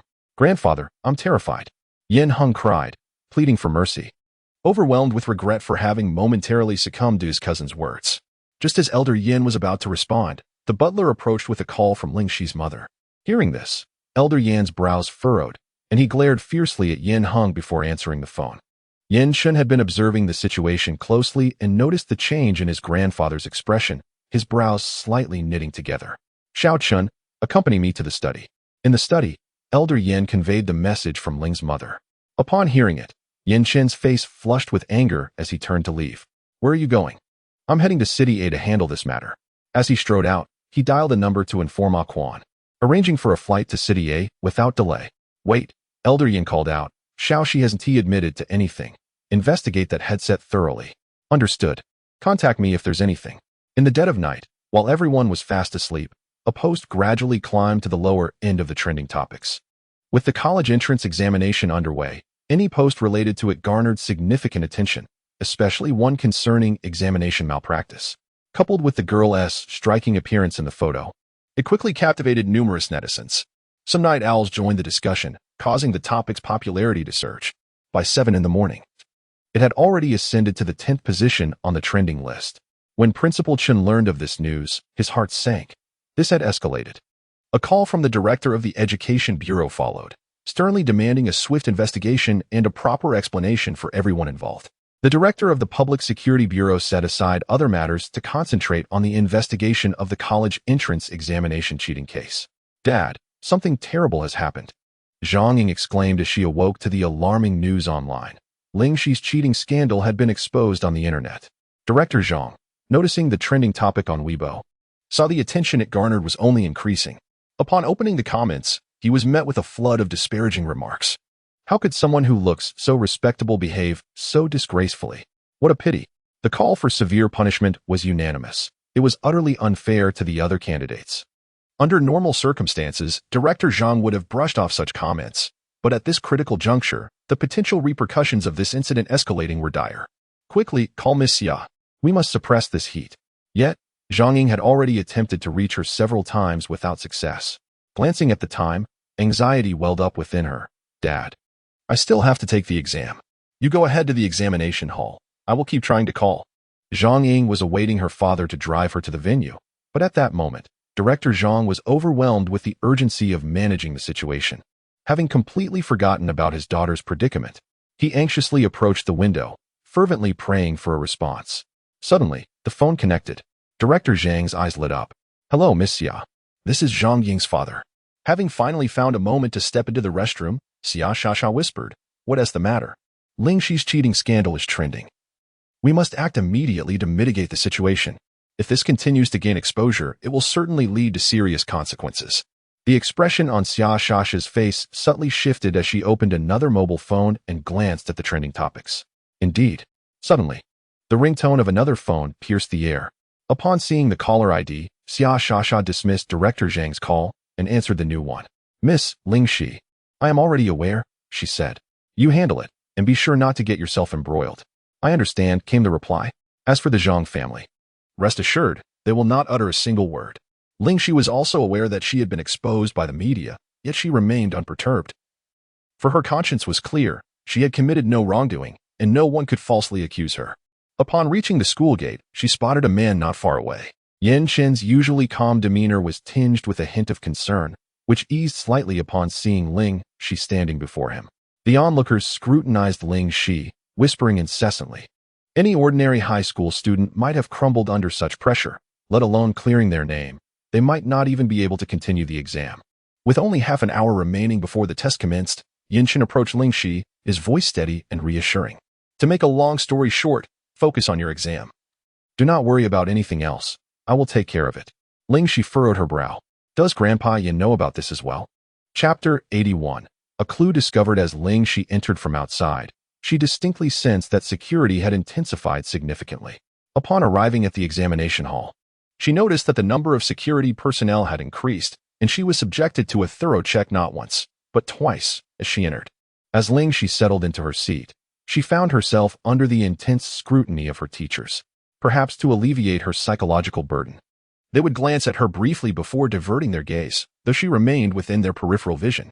The integrated science examination commenced, and all candidates began to tackle the questions, creating an atmosphere of serene concentration within the examination hall. However, outside the hall, a storm of activity had already erupted. An emergency meeting was convened in the county to discuss the cheating incident from the previous afternoon, with both the Education Bureau and the Public Security Bureau presenting their reports. In an adjacent office, Yan Chen awaited news. An hour later, Ji Cheng entered. Sorry to keep you waiting, Ji Cheng said. Yan Chen rose to greet him. Uncle Ji. His brow was slightly furrowed, betraying his concern for Ling Xi. Please, sit, Ji Cheng offered, taking a seat opposite him. The police have initiated their investigation. Thanks to the leads you provided. And Ling Xi's results? Yan Chen inquired. It's difficult to say, Ji Cheng replied thoughtfully. If we can uncover more evidence, it will undoubtedly be beneficial. After further discussion, Yan Chen, preoccupied with Ling Xi's situation, said, Uncle Ji, please excuse me, but I have other matters to attend to. I must be going. Upon leaving the county government building, Yan Chen called Quan. I recall you mentioning that Ling Xi and her family were involved in a court case. Investigate them. Back in the car, Yan Chen's expression was somber, and the aura of coldness emanating from him was palpable. Bai Hanyuan glanced at him before driving to a spot not far from Anping County High School and turning off the engine. He could no longer endure the oppressive atmosphere within the car. Master, are we certain about not retracting the online news? Indeed, Yan Chen affirmed. If anyone attempts to do so, conduct a thorough investigation into them. At present, the one most reluctant to escalate matters is the mastermind. Yan Chen patiently awaits news, occasionally glancing at his phone. The comments he sees from various individuals only darken his expression further. Bai Hanyuan has not witnessed such anger from him in quite some time. He cannot recall the last instance. To his surprise, the young lady Ling Xi has evoked such a profound emotional upheaval in the second master. It seems he is truly invested. Upon hearing footsteps, he is startled. Looking up to see the approaching figure, his complexion turns ashen. Ling Xi strides forward and directly inquires, that headset, does it have any connection to you? Duan Fei feels as if his heart is about to leap from his chest, vehemently denying, I know nothing of any headset. He strives to maintain his composure, yet his hands tremble slightly at his sides, betraying his inner turmoil. Before he can even move his legs, panic floods his gaze. He finds himself unable to move. Duan Fei's eyes blaze with fury, yet words elude him, muffled sounds escaping his lips. Ling Xi reassures, do not worry. It will be over soon. Does that headset have any relation to you? Where did it come from? It was given by someone. Who? I do not know. Who instructed you to undertake this task? At last, Ling Xi strikes at the heart of the matter. Upon finishing her query, his face pales, and his hands droop helplessly. It is over. Ling Xi casts a cold glance at him, rising to depart. Suddenly, a voice of desperation calls from behind. Could you not report me? Ling Xi scoffs. Had I known it would come to this, I would have acted differently from the beginning. Will I face imprisonment? Duan Fei appeared to have found a glimmer of hope. However, he quickly chastised himself, realizing he could not speak plainly. If Director Zhang and Zhang Ying were to deny it, he would become the scapegoat. Without allowing Zhang Ying a moment to respond, he fled. Initially, he suppressed his emotions, but soon his voice grew louder. The remaining students glanced at him, sighing. Another one who had not fared well on the exam. Zhang Ying rushed over from another examination room, offering comfort. It's all over now, don't dwell on it. There's always next year. Come on, my father is waiting outside. Welcome, please take a seat, Director Zhang said with a measured tone. Duan Fei hesitated and inquired. Where did that earphone come from? If the police find out to his surprise, Director Zhang's expression remained composed as he reassured, do not panic. They won't discover anything. Chapter 82. Pursuit. She consoled him, don't be anxious. No one will find out. What money? What did you ask of him? Director Zhang's gaze sharpened as he turned to Zhang Ying. Unable to contain herself, she shuddered, lightly acknowledging with a hum that she had indeed sought assistance concerning the college entrance examination. Duan Fei clenched his fists and, as he reached the door, asked once more, Director Zhang, if this were to come to light, would you protect me? Once he posed the question, he stood still, locking eyes with the director, who momentarily revealed a flicker of impatience. A heaviness settled in his heart. Without uttering another word, he exited. After a considerable pause, Zhang Ying dared to ask, Father, are you angry? Director Zhang replied coldly, who told you to act on your own and get involved? I sought him out for a particular reason. In the event that matters were to unravel, I would have a scapegoat. Yet, you, in your wisdom, simply handed him a sum of money, perhaps to evade your own troubles. Now, the situation has escalated, and should he implicate you, you too shall face dire consequences. If this is the case, let us all perish together. As they departed the restaurant, the waiter noticed that he had left his bag behind and hurried to alert him, only to be intimidated by his brooding gaze. Once he had walked away, the waiter quietly murmured to a nearby colleague, What a person. I was merely trying to help. Yet he responded with disdain. The couple, apprehensive about further complications, immediately changed their expressions. Ling Xi hurried to explain, I have new leads regarding the cheating. Really? Their faces lit up with surprise. What leads?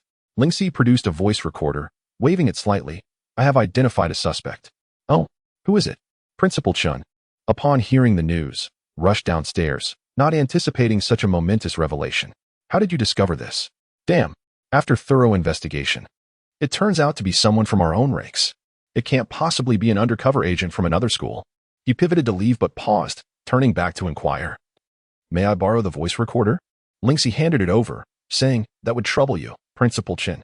The school will certainly provide you with an explanation. Please take care to rest at home and do not worry, he concluded, turning to depart in his vehicle. Meanwhile, Yin Chun had also traced the origin of the headphones. Although they appeared rather ordinary, their internal structure was anything but. They were designed to evade standard metal detectors and could transmit signals over a distance of hundreds of meters. In the country, few possessed the means to acquire this particular headset. Meanwhile, Xia Shasha received alarming news that the Yin family had intervened. Her expression turned anxious as she shouted into her phone, Handle this with utmost caution. You must not let them discover you. The man on the other end, lacking confidence, nonetheless made a fervent promise. In the dead of night, Quan and his associates arrived at a residential complex. One of his subordinates approached to report. This is the place. Quan instructed, block the path, ensure he does not escape. Understood. Quan, accompanied by several men, approached the entrance of an apartment. He knocked softly. There was no response. He rapped a few more times, yet still, silence reigned. A sudden realization struck him. He motioned for his men to force the door open. Indeed, inside lay empty. This is bad. Not far from the entrance of the complex, a tall, slender man cautiously hid behind a tree, panting heavily, occasionally peering at the vehicles and the men in black by the door. Damn it!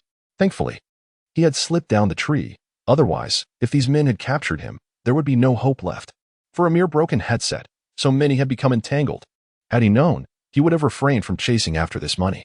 Leaning against the tree, the man gradually sank to the ground, finally catching his breath, preparing to slip away unnoticed. Suddenly, he heard voices nearby. He hasn't gone far. You all search the complex. The rest of you keep a close watch at the entrance. The remaining few, come with me to check the surveillance. Upon seeing the group not far away, the man's breath quickened. Damn it! Who are these people? He spat viciously, his gaze fierce as he glanced at the railing nearby, which was embedded with shards of glass. Resolute, he stealthily approached the shadows. Exerting a monumental effort to scale the top of the railing, his fingers and arms lacerated in the process. Who's there? A resident out for a stroll. Noticing the commotion, illuminated the area with their phone flashlight. Quan, not far off, also heard the noise and hurried over with his companions. The man squinted against the blinding light, momentarily disoriented. In a lapse of grip, he slipped and tumbled down the shards of glass. His clothes were torn, and he bore numerous cuts, but he paid no heed to the pain as he limped across the road. Huang Ge over there. Hurry and chase him. If he escapes, there's no way I can remain by Yin Zong's side. The man hastily crossed the street just as a black sedan sped toward him. The door swung open, and he climbed in without a second glance. They sped away into the distance, with Quan and his team hot on their heels, diligently updating Yin Zong on the situation. Upon hearing the news, Yin Shen pondered deeply. They were merely conducting a routine inquiry, yet the suspect had fled, undoubtedly alerted by some advance warning. What secrets lay concealed behind this incident? Half an hour later, Quan called again. Yin Zong, I apologize for my negligence. They and the car have plunged into the sea. The police are currently conducting a search. Chapter 83, The Escape. Acknowledged. Yin Shen ended the call, glancing at the time. It was already 8 in the evening, and he wondered how the young girl fared in her exam today. After some deliberation, a phone call was made, and a crisp voice answered. Hello, Yin Shen. Yes. Yin Shen responded, first inquiring about the day's examination conditions. Upon learning that everything was proceeding smoothly, he continued, the source of the earpiece has been traced, but the purchaser has encountered an incident. Their condition is precarious. Ling Xi abruptly sat up in bed. A life was lost. Their audacity is astonishing. Has the person been located? She promptly inquired. Not yet. Yin Shen immediately understood. Understood. Get some rest tonight. I have matters to attend to. Late that night, Director Zhang was unable to sleep due to his worries. Gazing at the old phone beside him, he took a deep drag from his cigarette. Suddenly, the doorbell rang. He rose and opened the door. Who is it? 2 men in black barged in, tossing a briefcase onto the floor. Director Zhang, eyeing the strangers, warned, Who are you? Leave immediately, or I'll call the police. One of them spoke, pointing to the bag on the floor. It's for you. Open it and take a look.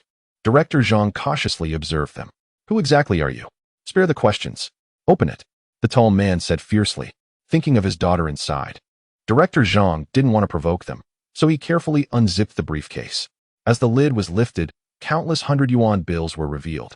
Director Zhang's eyes widened, but he quickly regained his composure. There's no such thing as a free lunch. What is the meaning of this? This is 2 million yuan. The money is yours. You know what to do about the cheating incident, correct? Director Zhang's expression changed. Did Miss Xia send you? Don't ask questions you shouldn't. If you do not agree, stepping out means having nothing. This sum of money is merely a deposit. There is still an additional 5 million to consider. The choice is yours to make. Director Zhang's eyes flickered. He had sensed something amiss long before this matter captured the public's attention, yet he never anticipated that he would ultimately be ensnared. And what about my daughter? Your daughter acted on her own accord, but given her long service to the young lady, she shall not be treated poorly.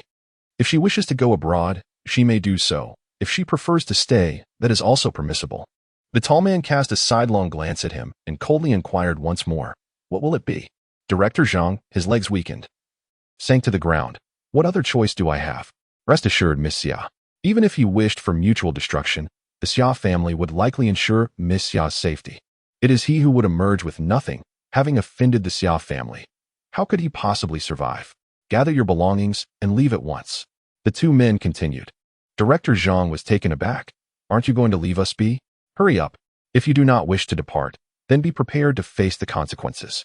The man urged impatiently. I will leave at once. Director Zhang immediately called for his daughter. Xiaoying, grab your documents. We must head to the airport without delay. Zhang Ying emerged from her room, her belongings already packed. I am ready. As they journeyed to the airport, the father and daughter sat in the back seat. Their expressions tense, glancing at the time, feeling as though it crawled. If they could depart smoothly, it would be for the best. If apprehended by the police, remember your choices. The man in the passenger seat turned around, his gaze laced with menace, and upon seeing their silence, reiterated in a low tone. Do you understand? Understanding the situation, Director Zhang nudged his daughter, who responded promptly. The repercussions of an indiscretion are best left unspoken. The man issued a final warning before lapsing into silence. Their journey to the airport was seamless, and as Director Zhang examined the ticket in his hand, he realized they were set to fly to Singapore. The 2 men walked for some time. Director Zhang found himself momentarily disoriented, while his daughter, Zhang Ying, sat beside him with slightly reddened eyes. Dad, are we truly leaving China? Director Zhang, though reluctant, recognized that with Miss Xia having arranged for their tickets, the situation had spiraled beyond repair. The announcement echoed through the terminal. Attention all passengers traveling to Singapore. Let us proceed, Director Zhang said, rising with a firm grip on his phone case. His eyes scanning the surroundings. Only after boarding the plane did he exhale in relief. It was now 11 o'clock at night, and Zhang Ying, feeling weary, requested a blanket from the flight attendant. Dad, after a long night, you should rest too. With a smile, Director Zhang accepted the blanket. Sleep now, tomorrow. We shall awaken to a brand new life. Both closed their eyes and donned sleep masks. However, mere minutes into their slumber, Director Zhang sensed something amiss. An unsettling feeling of being watched enveloped him. He removed his sleep mask, only to find the sensation dissipate. Perhaps I am merely fatigued, he mused, attempting to return to rest. Yet, half an hour passed without the plane taking off, and some passengers began to voice their concerns. Director Zhang's ears perked up, and he abruptly ripped off his sleep mask, eyes wide open. He unfastened his seatbelt and roused his daughter. Xiaoying, something is not right. We must disembark. Having spoken, he turned his gaze towards the distant figures, his expression faltering. This is it. What is the matter? Zhang Ying rubbed her weary eyes and looked at her father, puzzled by his sudden stillness. Following his line of sight, her heart sank in alarm. How could there be police? As she watched them approach, an ominous premonition gripped her, and she clutched her father's sleeve, her voice trembling. Dad. Director Zhang's limbs turned to jelly, and he collapsed into a chair. He was unwilling to concede defeat and continued to protest. Have you mistaken me for someone else? My daughter and I. The plane is about to take off. Please let us go. One of the officers stepped forward, producing handcuffs, prompting Director Zhang to quickly declare, no need for that. I want to run. Seeing her father in such a state intensified Zhang Ying's panic, and she could not help but exclaim, this has nothing to do with me. It's Xia. Sob. Just as she uttered a single syllable of Xia, her mouth was swiftly covered by Director Zhang, who whispered urgently in her ear, if you wish to survive, you must not utter a word about Miss Xia. What are you doing? No talking. The police quickly separated Director Zhang, forcibly escorting them off the plane. At this moment, a bystander inside the aircraft recorded the event, and with the recent uproar surrounding the college entrance examination cheating scandal, the implication became all too clear. Good heavens! What grudge could lead to such a betrayal of an innocent girl? Chapter 84. Interrogation. Zhang Ying became the first to be interrogated, facing the officers before her. Her mental fortitude gradually crumbled. Yet, she still recalled her father's admonition to adhere to their prior agreement and remain silent. So she resolutely held her tongue, regardless of the police's inquiries. She merely shook her head, claiming ignorance or jealousy. While they could not extract any information from her, Director Zhang readily confessed, echoing Zhang Ying's narrative. He harbored a vengeful sentiment due to Ling Xi's actions that had landed Zhang's eldest son in prison, thus leading to the incident surrounding the college entrance examination. Yin Shun, upon receiving this news, was naturally skeptical. With the Zhang family's resources, how could they possibly procure a product that had yet to be launched in the United States? He continued to keep a close watch on the situation. Xia Shasha waited anxiously in her bedroom for updates and only sighed in relief upon learning that the father-daughter duo from the Zhang family had boarded the plane.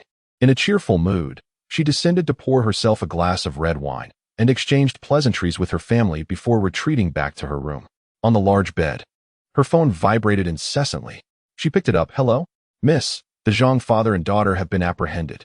Xia Shasha's expression shifted dramatically. Were they not supposed to be on the plane? They had been captured while on board. Damn it. After all this effort, it ends in failure. Xia Shasha seethed with frustration. The Yin family must have intervened to assist Ling Xi. She had anticipated that after becoming a disciple, Ling Xi would undoubtedly gain the Yin family's protection. If she did not suppress her now, the future would likely hold even less promise. Yet they offered her not a single opportunity. You all withdraw. I will send Wang Wu over. After hanging up, Xia Shasha's countenance darkened further. When all was calculated, it seemed she had allowed Ling Xi to slip away. Was she truly going to permit her to reunite with her family in the capital? Absolutely not. The following morning, Principal Chen called. Ling Xi, wait a couple more days. Once the matter is clarified, your mathematics score will surely be validated. Chuckled, await favorable tidings from home. Ling Xi conveyed the news to her parents, whose initial reaction was that the perpetrator deserved their fate. To disrupt such a pivotal event in someone's life, only to be apprehended, was a source of immense satisfaction. Does this mean your college entrance examination results are unaffected? Ling's mother inquired. Presumably, Ling Xi replied. I am merely uncertain of the progress at the police station. At the Anping County Public Security Bureau, Wang Wu, in his capacity as a legal representative, met with Director Zhang and Zhang Ying early in the morning. Having acquainted himself with the particulars of the case, he realized that, given the irrefutable evidence and corroborating witnesses, an incarceration was inevitable. Attorney Wang, is it truly unavoidable for my daughter to be detained? Director Zhang reiterated. Director Zhang was taken aback to find Shi Huiru present instead of his parents. What brings you here? He asked, bewildered. Without uttering a word, Shi Huiru approached him and delivered a resounding slap, causing Wang Wu and the police officers nearby to wince. Director Zhang, incensed, began, How dare you? How dare I? Shi Huiru retorted. Underhandedness is your doing, and criminality is your doing. I care not for those, but to involve your child, do you possess even a modicum of conscience? Her relentless interrogation allowed no room for rebuttal. Now, you shall have ample time for introspection within those prison walls. With that, she turned to leave. Wait, Director Zhang, disregarding the sting in his cheek, hastily added, if Ying is spared, might I implore you to care for her? Ling Xi opened the door to find her, unexpectedly. Could she be here to plead for leniency? She wondered. Shi Huiru apologized. I never anticipated Ying's involvement in such an act. Ling Xi, I am deeply sorry. She truly has not raised her child well. Ling Xi turned to her. Please, go ahead. In the living room, she poured a glass of water and handed it over before sitting down. Auntie, the conflict between Zhang Ying and me has a long-standing history, ultimately stemming from Zhang Hai. Her malice towards me runs deep. I am not surprised she would take action this time. Understanding that the crux of the matter is Zhang Hai only intensified Shi Huiru's disdain for him. If only he could remain in prison for a lifetime, never to emerge. Shi Huiru had come to express her apologies, and having achieved her purpose, she planned to leave promptly, taking with her the gifts from the car. As Ling Xi emerged from her small studio, she held a selection of carefully paired ingredients and herbs. Auntie, please accept this. Shi Huiru was pleasantly taken aback. Have you truly found a solution? Please give it a try. If any other issues arise, feel free to reach out to me. Ling Xi added, by the way, you will need to obtain the raw materials for the medicinal cuisine from me on a regular basis. If that's inconvenient, my mother can also prepare it, and you can come directly to enjoy it. Shi Huiru was at a loss for words. Her own daughter had treated her in such a manner, yet she still bore no grudges and offered to help her health. What about the pricing? Ling Xi replied, though the raw materials are common, their efficacy surpasses that of what's available in the market, so they won't be particularly inexpensive. I understand. Shi Huiru did not inquire about the specific price and directly produced a card. Here, this contains 1 million. Please deduct from it directly, and if it's insufficient, remember to contact me. Ling Xi immediately waved her hand. There's no need for such an amount. Shi Huiru smiled. Let the remainder be a token of my gratitude for your assistance in resolving such a significant dilemma. Although she had yet to consume the medicinal cuisine, an inexplicable intuition suggested that this time it might indeed bring about healing. As she prepared to depart, Shi Huiru rolled down the car window and inquired, Ling Xi, may I ask you a personal question? Ling Xi nodded, prompting her to continue. You bear a striking resemblance to an elder of mine during their youth. Have you lived here your entire life? Ling Xi smiled and replied, in this vast world, there exists an abundance of similarities among people. My family has resided in this village for generations, so the elder you mentioned may not be closely related to me. Shi Huiru couldn't help but chuckle, acknowledging the possibility that she might have overthought the matter. Very well, I shall take my leave now. Feel free to contact me if anything arises. Chapter 85. Doubts to her knowledge. Her mother had traversed life as a beggar before being raised by an elderly vagrant. By the time she was able to earn a living, the old beggar had passed away. Ling Xi grasped her mother's hand and spoke in a somewhat mysterious tone. Mother, there is something I wish to inquire about. Ling Mama leaned in. What is it? You can ask me anything. There's no need for such formality. Do you recall where you came from when you were a child in our county? Ling Mama pondered for a moment, reflecting on events from decades past. Who remembers such things? Why do you ask about this now? Ling Xi smiled as she linked her arm with her mother's while walking home. I just encountered a friend who mentioned that I bear a resemblance to one of her elders. Since my father is a native of Qingfeng village, it reminded me of you. The Ling family did not dwell on this matter, yet it piqued Shi Huiru's curiosity. It is truly remarkable how much Ling Xi resembles her elder, to the point that an uninformed observer might mistake them for the same individual. were it not for the discrepancy in their ages. She retrieved the long-stored albums from the small study, a collection of over 10 volumes, and meticulously flipped through them until she finally unearthed a photograph of her mother alongside her dear friend, Uncle Chio. Uncle Chio, she called down from the study. Could you please come up for a moment? Before long, Uncle Chio stood at the door, gently knocking. Miss, what do you require of me? Come here, she beckoned. Holding aloft the aged, yellowed photograph in one hand while brandishing her phone in the other, which displayed a downloaded image of Ling Xi. Take a look. Do they not bear a striking resemblance? With his reading glasses perched upon his nose, Uncle Chio peered closely and gasped, This is Aunt Qing, my mother's old friend. He nodded in recognition. I see. And the individual in your phone? Just a child I happened to meet, she replied. Are they related? He inquired.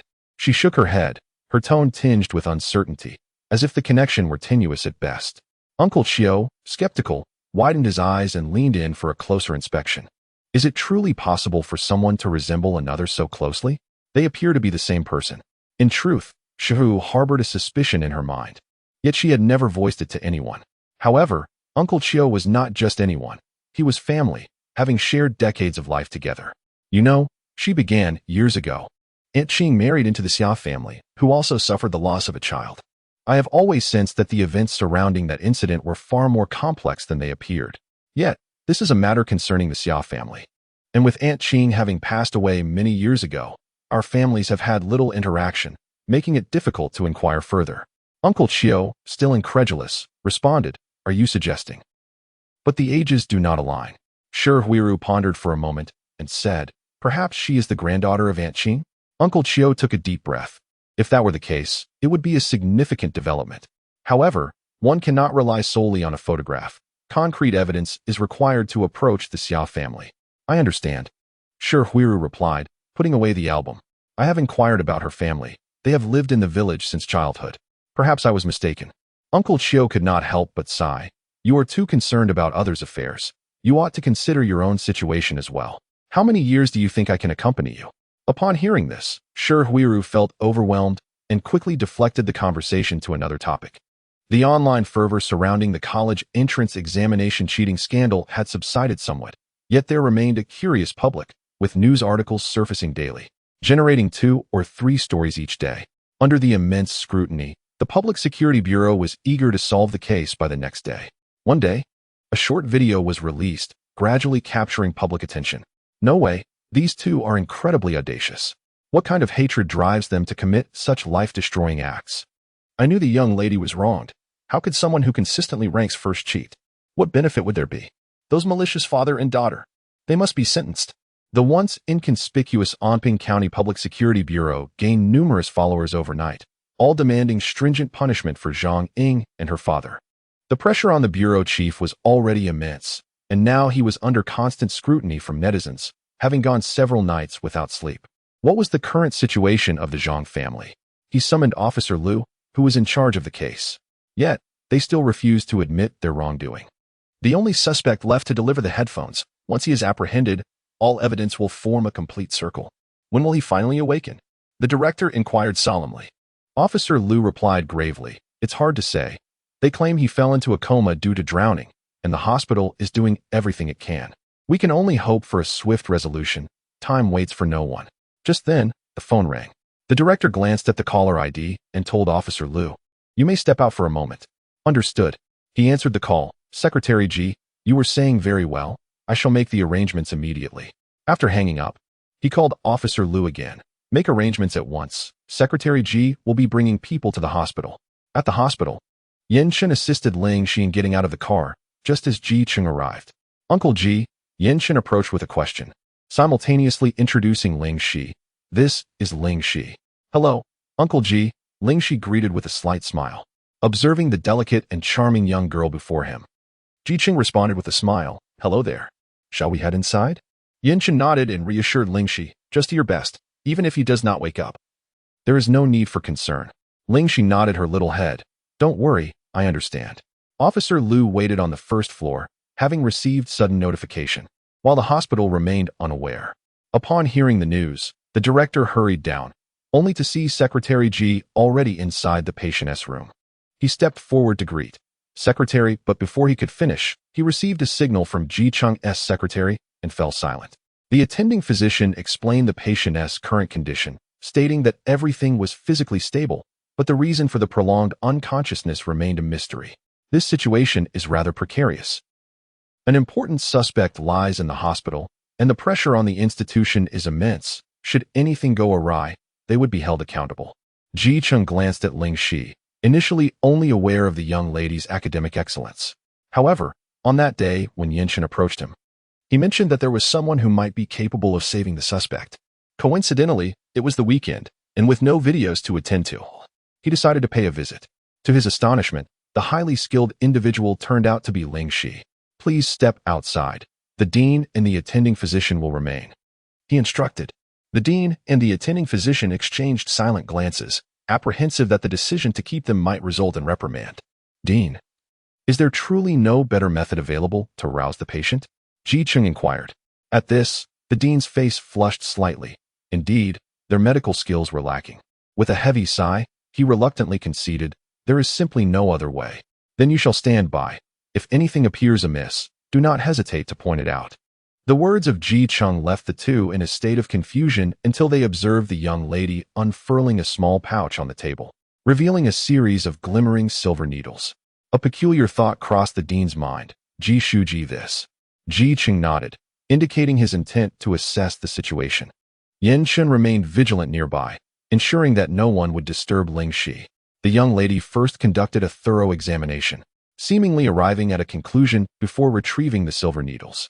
It was at this moment that the dean and the attending physician realized that this was no jest. The former turned to the latter, saying, you are familiar with acupuncture, so you must pay close attention. The attending physician wore a furrowed brow, for he possessed merely a superficial understanding of the situation. In haste, he sent a message to the seasoned Dr. Huang from the traditional Chinese medicine department, urging him to come immediately. Under the watchful gaze of many, Ling Xi skillfully administered acupuncture, her demeanor remarkably steady, her fingers betraying not a hint of tremor. 10 minutes later, Dr. Huang arrived just as she completed the final needle placement. She calmly stated, in half an hour, the patient should awaken. Dr. Huang, still somewhat perplexed, received a quiet admonition from the hospital director, which caused his expression to shift dramatically. Just as he was about to voice his thoughts, he noticed a slight movement of the patient's fingers, the words catching in his throat as he gaped in astonishment. The others, engrossed in Ling Xi's discourse, had not observed the change. Regaining his composure, Dr. Huang exclaimed, it moved. It moved. His voice, loud and startled, drew the attention of the others. They turned to see, indeed, that the patient's tightly shut eyes showed signs of opening. The expressions of the several doctors present were akin to those who had witnessed a ghost, their gazes flitting between the patient and Ling Xi. Coughing nervously, the attending physician was taken aback by the rapid response. He stepped forward, intending to examine the patient, then glanced at Ling Xi, asking, can the silver needles be removed? Ling Xi nodded, just a moment. As she withdrew the needles, the patient's eyes fluttered open. Doctor. Huang promptly pressed the nurse's call button and began a thorough examination of the patient, while Ling Xi, having successfully completed her task, stepped back to the side. Yin Chen, with a slight smile, remarked to her, you've worked hard. The hospital director and Dr. Huang nodded in agreement, though she had only inserted a few needles. The ability to rouse the patient was nothing short of remarkable. Secretary Ji looked at the young woman with astonishment, realizing that being noticed by Yin's family was indeed a testament to her exceptional abilities. Wang Wu understood that once the patient awakened, the Zhang family was irrevocably doomed. Previously, there had been some room for maneuver, but now all he could do was his utmost. Zhang Ying emerged from the courtroom, dazed and despondent, only to be besieged by a throng of reporters. Hello, may I ask what motivated you to conspire with your father to frame others for cheating? Is it a desire for revenge due to your elder brother Zhang Hai? Do you feel even a modicum of guilt towards the victims? Zhang Ying covered her ears, shutting her eyes to block out the world, tears streaming down her face. Her elder brother was imprisoned, and now her father followed suit. What was she to do? Grandfather and grandmother Zhang rushed forward, shooing the reporters away, furiously shouting, "Get lost! Stop taking pictures!" The reporters captured the family's disgraceful display. Ling Xi observed the scene with calmness, reflecting on the futility of past choices. Out of the corner of her eye, Zhang Ying noticed Ling Xi in the distance and felt an intensifying hatred, Her record was now tarnished. What future could she possibly have? Miss Zhang. After the reporters dispersed, Wang Wu appeared behind her, holding a plane ticket. This is a ticket for a flight to Singapore in 3 days. The university has already made arrangements. If you are willing, we shall meet at the airport in 3 days. In Qingfeng village. Ling Ma hurriedly fetched a brazier from their home, instructing Ling Xi, come, step over it. May your future be smooth and prosperous. Ling Xi smiled brightly as she stepped over the brazier, only to have Ling Ma wave mugwort over her before entering the house. Yan Chen's lips curled slightly as he called Old Master Yin to report on the situation. From the courtyard, Ling Ma's voice rang out, Yan Chen, come in quickly. The venerable Mr. Yin chuckled over the phone. All right, I won't keep you. Everything's settled here at home, so enjoy your time in the city. Meanwhile, Ling's mother was preparing a lavish feast, bustling about in the kitchen with Ling's father. Ling Yin was engrossed in the television in the living room, while Ling Xiao accompanied Ling Huan, recounting her experiences from recent filming. Yin Chen approached the sofa and took a seat. Ling Yin, noticing the movement beside him, turned slightly. His curiosity unconcealed. Despite having met a few times, he hadn't really spoken with his sister's friend. He found him rather austere and wondered how his sister had come to know him. Nevertheless, he was grateful. Brother Yin, Ling Yin said with earnest sincerity. Thank you for everything you've done for my sister. Yin Chen, with an unsmiling countenance and upright posture, could easily be mistaken for a military man. It was my duty, he stated, his profound gaze filled with conviction, as if it were the most natural thing in the world. Ling Yin paused, somewhat taken aback. He didn't quite understand how it could be considered his duty. Was Brother Yin naturally altruistic? Yet, his aloof demeanor suggested otherwise. Ling Yin refrained from further inquiry, mainly because he felt a tinge of apprehension. He remained silent, resuming his television viewing. Yin Chun cleared his throat, his refined gaze turning towards Ling Yin. Remembering that he was Ling Xi's younger brother, he initiated conversation. Hello. Ling Yin nodded softly, echoing a hello in response. An awkward silence ensued. Ling Yin, unable to concentrate on the television, shifted uneasily. Brother Yin, please watch TV for a while. I'll fetch you some water. As she spoke, she hurried into the kitchen. Turning around to grab some ingredients, Ling's mother spotted him and asked, why did you come running over? Ling Yin leaned in closer and whispered, Mom. Don't you find it rather intimidating when Brother Yin doesn't say anything? What nonsense are you talking about? She chided him lightly with her elbow. Go on. Don't delay the cooking.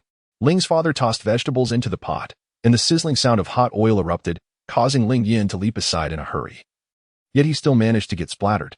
Rubbing the back of his hand, he glanced outside, only to be taken aback. In the living room, Yin Chen wore a gentle expression, an unnoticeable smile gracing his lips as he engaged in conversation with Ling Xi. Intrigued, Ling Yin leaned closer, catching a distant remark about preparing for university applications in the capital, which made him blink in surprise. Their relationship seemed quite extraordinary. He spoke in a conspiratorial tone. Mom, is Brother Yin really just my sister's friend? Not her boyfriend? Chapter 87. Seeking a mature and steady boyfriend. Ling's mother, busy preparing the dishes, laughed and replied, what are you saying? If he is not your sister's friend, then he is your friend. That is not what I meant. He darted over to his father. Dad, don't you think Brother Yin and my sister have a close relationship? What did you say? The sound of the exhaust fan buzzed loudly in his ears as Ling's father asked loudly. In the kitchen, Ling's parents were bustling about cheerfully, their faces alight with smiles as they occasionally discussed how to make the dishes delicious. They felt a deep gratitude towards Yin Shun for his considerable help. Half an hour later, the dining table was adorned with a splendid array of dishes, and Ling's father, in a particularly good mood, had arranged everything beautifully, appealing to the senses of sight, smell, and taste. He called out, dinner is ready. Ling Xiaoling stepped out of the room, and the two individuals in the living room joined the table. Ling's father introduced, Yin Shun, you have all met before. If it weren't for him, perhaps your elder sister's matter would not have been resolved so swiftly. Ling's father continued, thank you very much for your assistance. Uncle, you are too gracious. I merely lent a small hand. Yin Shin thought to himself, acknowledging that the young girl had uncovered the clues and saved the person on her own. Even without him, she would have cracked the case. Yet, he refrained from voicing this, as help is help. Now, allow me to raise a toast to you. Ling's father lifted his glass and inquired, you can drink, right? Yin Shin smiled, raised his glass, and downed it in one go. You have quite the capacity for alcohol. Ling's father, feeling jovial, reflected on the anxiety of recent days. If something were to happen to his daughter during the college entrance examination, her future would be irrevocably altered. She, in a few days, once the results are out, you will need to select your college, correct? Ling's mother asked while eating, and the other children, curious, chimed in. Elder sister, have you decided on a school? What about your major? Ling Xi was uncertain herself, but for the time being, she found herself inclined towards the development of pharmaceuticals, possibly in the fields of pharmacology or pharmaceutical engineering.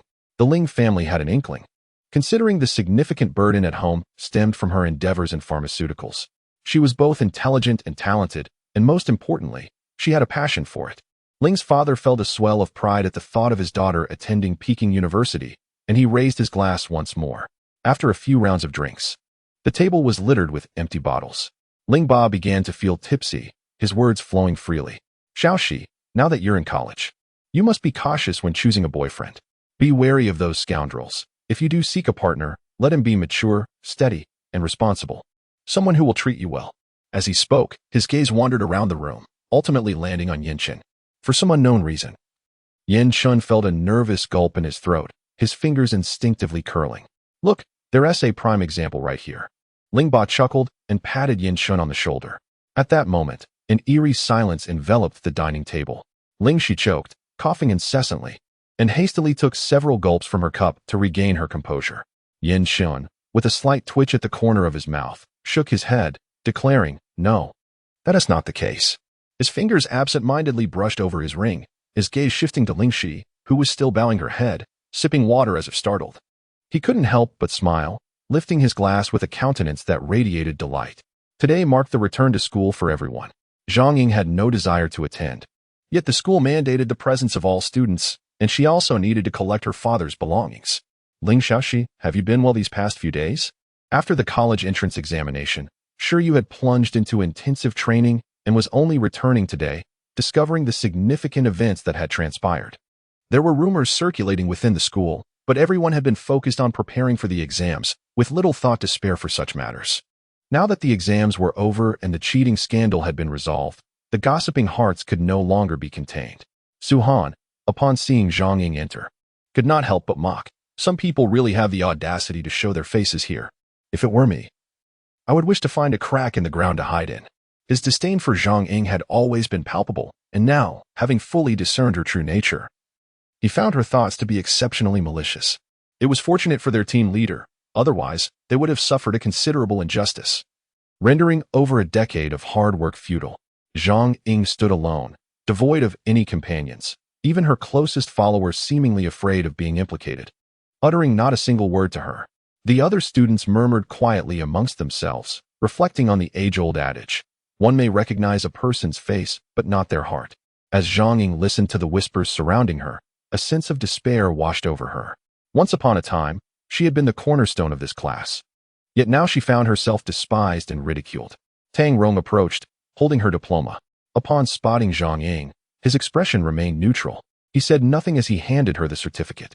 Focus on your studies and strive to be a better person. Channel your efforts towards the right path. Your father's belongings have been packed. By the way, do remember to inform him that you have been expelled from the school. Without uttering a word, Zhang Ying took the documents and prepared to leave. Suddenly, a voice called out from behind her, wait. Turning, she saw Ling Xi. Can we talk outside? Ling Xi inquired. Zhang Ying harbored intense resentment towards her and wished to say nothing further, yet inexplicably nodded. Let us head to the lakeside. Zhang Ying strode ahead briskly, with Ling Xi closely trailing behind. Upon reaching the small lake, Zhang Ying turned to her and said, speak, what is it you want? She glanced at the water beside her, suppressing the urge to push someone into its depths. Ling Xi inquired softly, why do you persistently target me? Have I offended you in some way? Moreover, haven't the numerous lessons from the past been sufficient? Must you drag an entire family into this turmoil? Consider your actions. Have they truly inflicted harm upon me? Her seemingly light words ignited the suppressed fury within Zhang Ying. Flames of indignation flickered in her eyes. After all the scheming she had engaged in, Ling Xi displayed utter indifference. Could anything be more infuriating? Chapter 88. Mischief breeds trouble. Ling Xi, are you feeling quite triumphant? Let me assure you, even without my presence, you shall not find peace in the future. Zhang Ying seethed, her face contorted with rage. Ling Xi shook her head. a slight smile gracing her lips. "You are mistaken. I shall thrive in the days to come. Just wait and see. By the way, since I failed to capture you this time, do be cautious next time." With that, she turned to leave. Zhang Ying swiftly obstructed her path. "You are merely an ordinary citizen. What do you possess to contend with me? Against Xia? Against me? And you dare suggest I should be watchful?" A derisive laugh escaped her lips as she continued. "What a joke.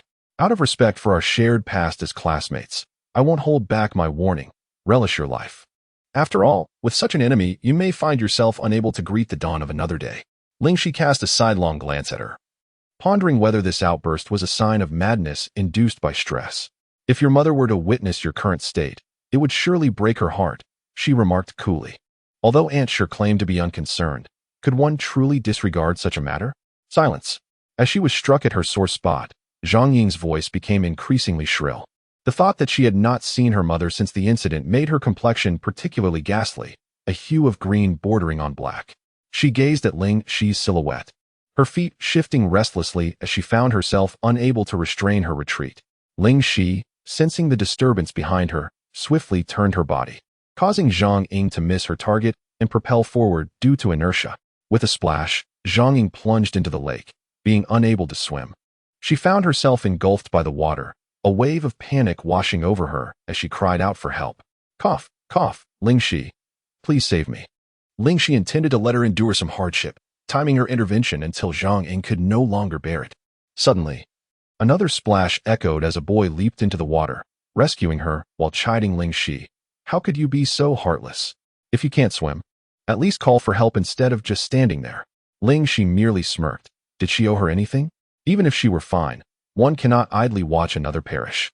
Zhang Ying, lying on the ground, slowly opened her eyes, sensing the boy's reproach directed at Ling Xi, which brought her a measure of comfort. "Please, don't say that." She tugged at the boy's sleeve, her eyes reddened as if she had been deeply frightened. "Thank you, classmate. I accidentally fell into the water. It has nothing to do with her." The boy, unfamiliar with the two girls, recognized them immediately as he arrived with his companions. He approached the boy and said, "All right. Let's go. She's fine after all." The boy, reluctant to leave, was hushed by his companion. "That's Zhang Ying and Ling Xi. We shouldn't interfere."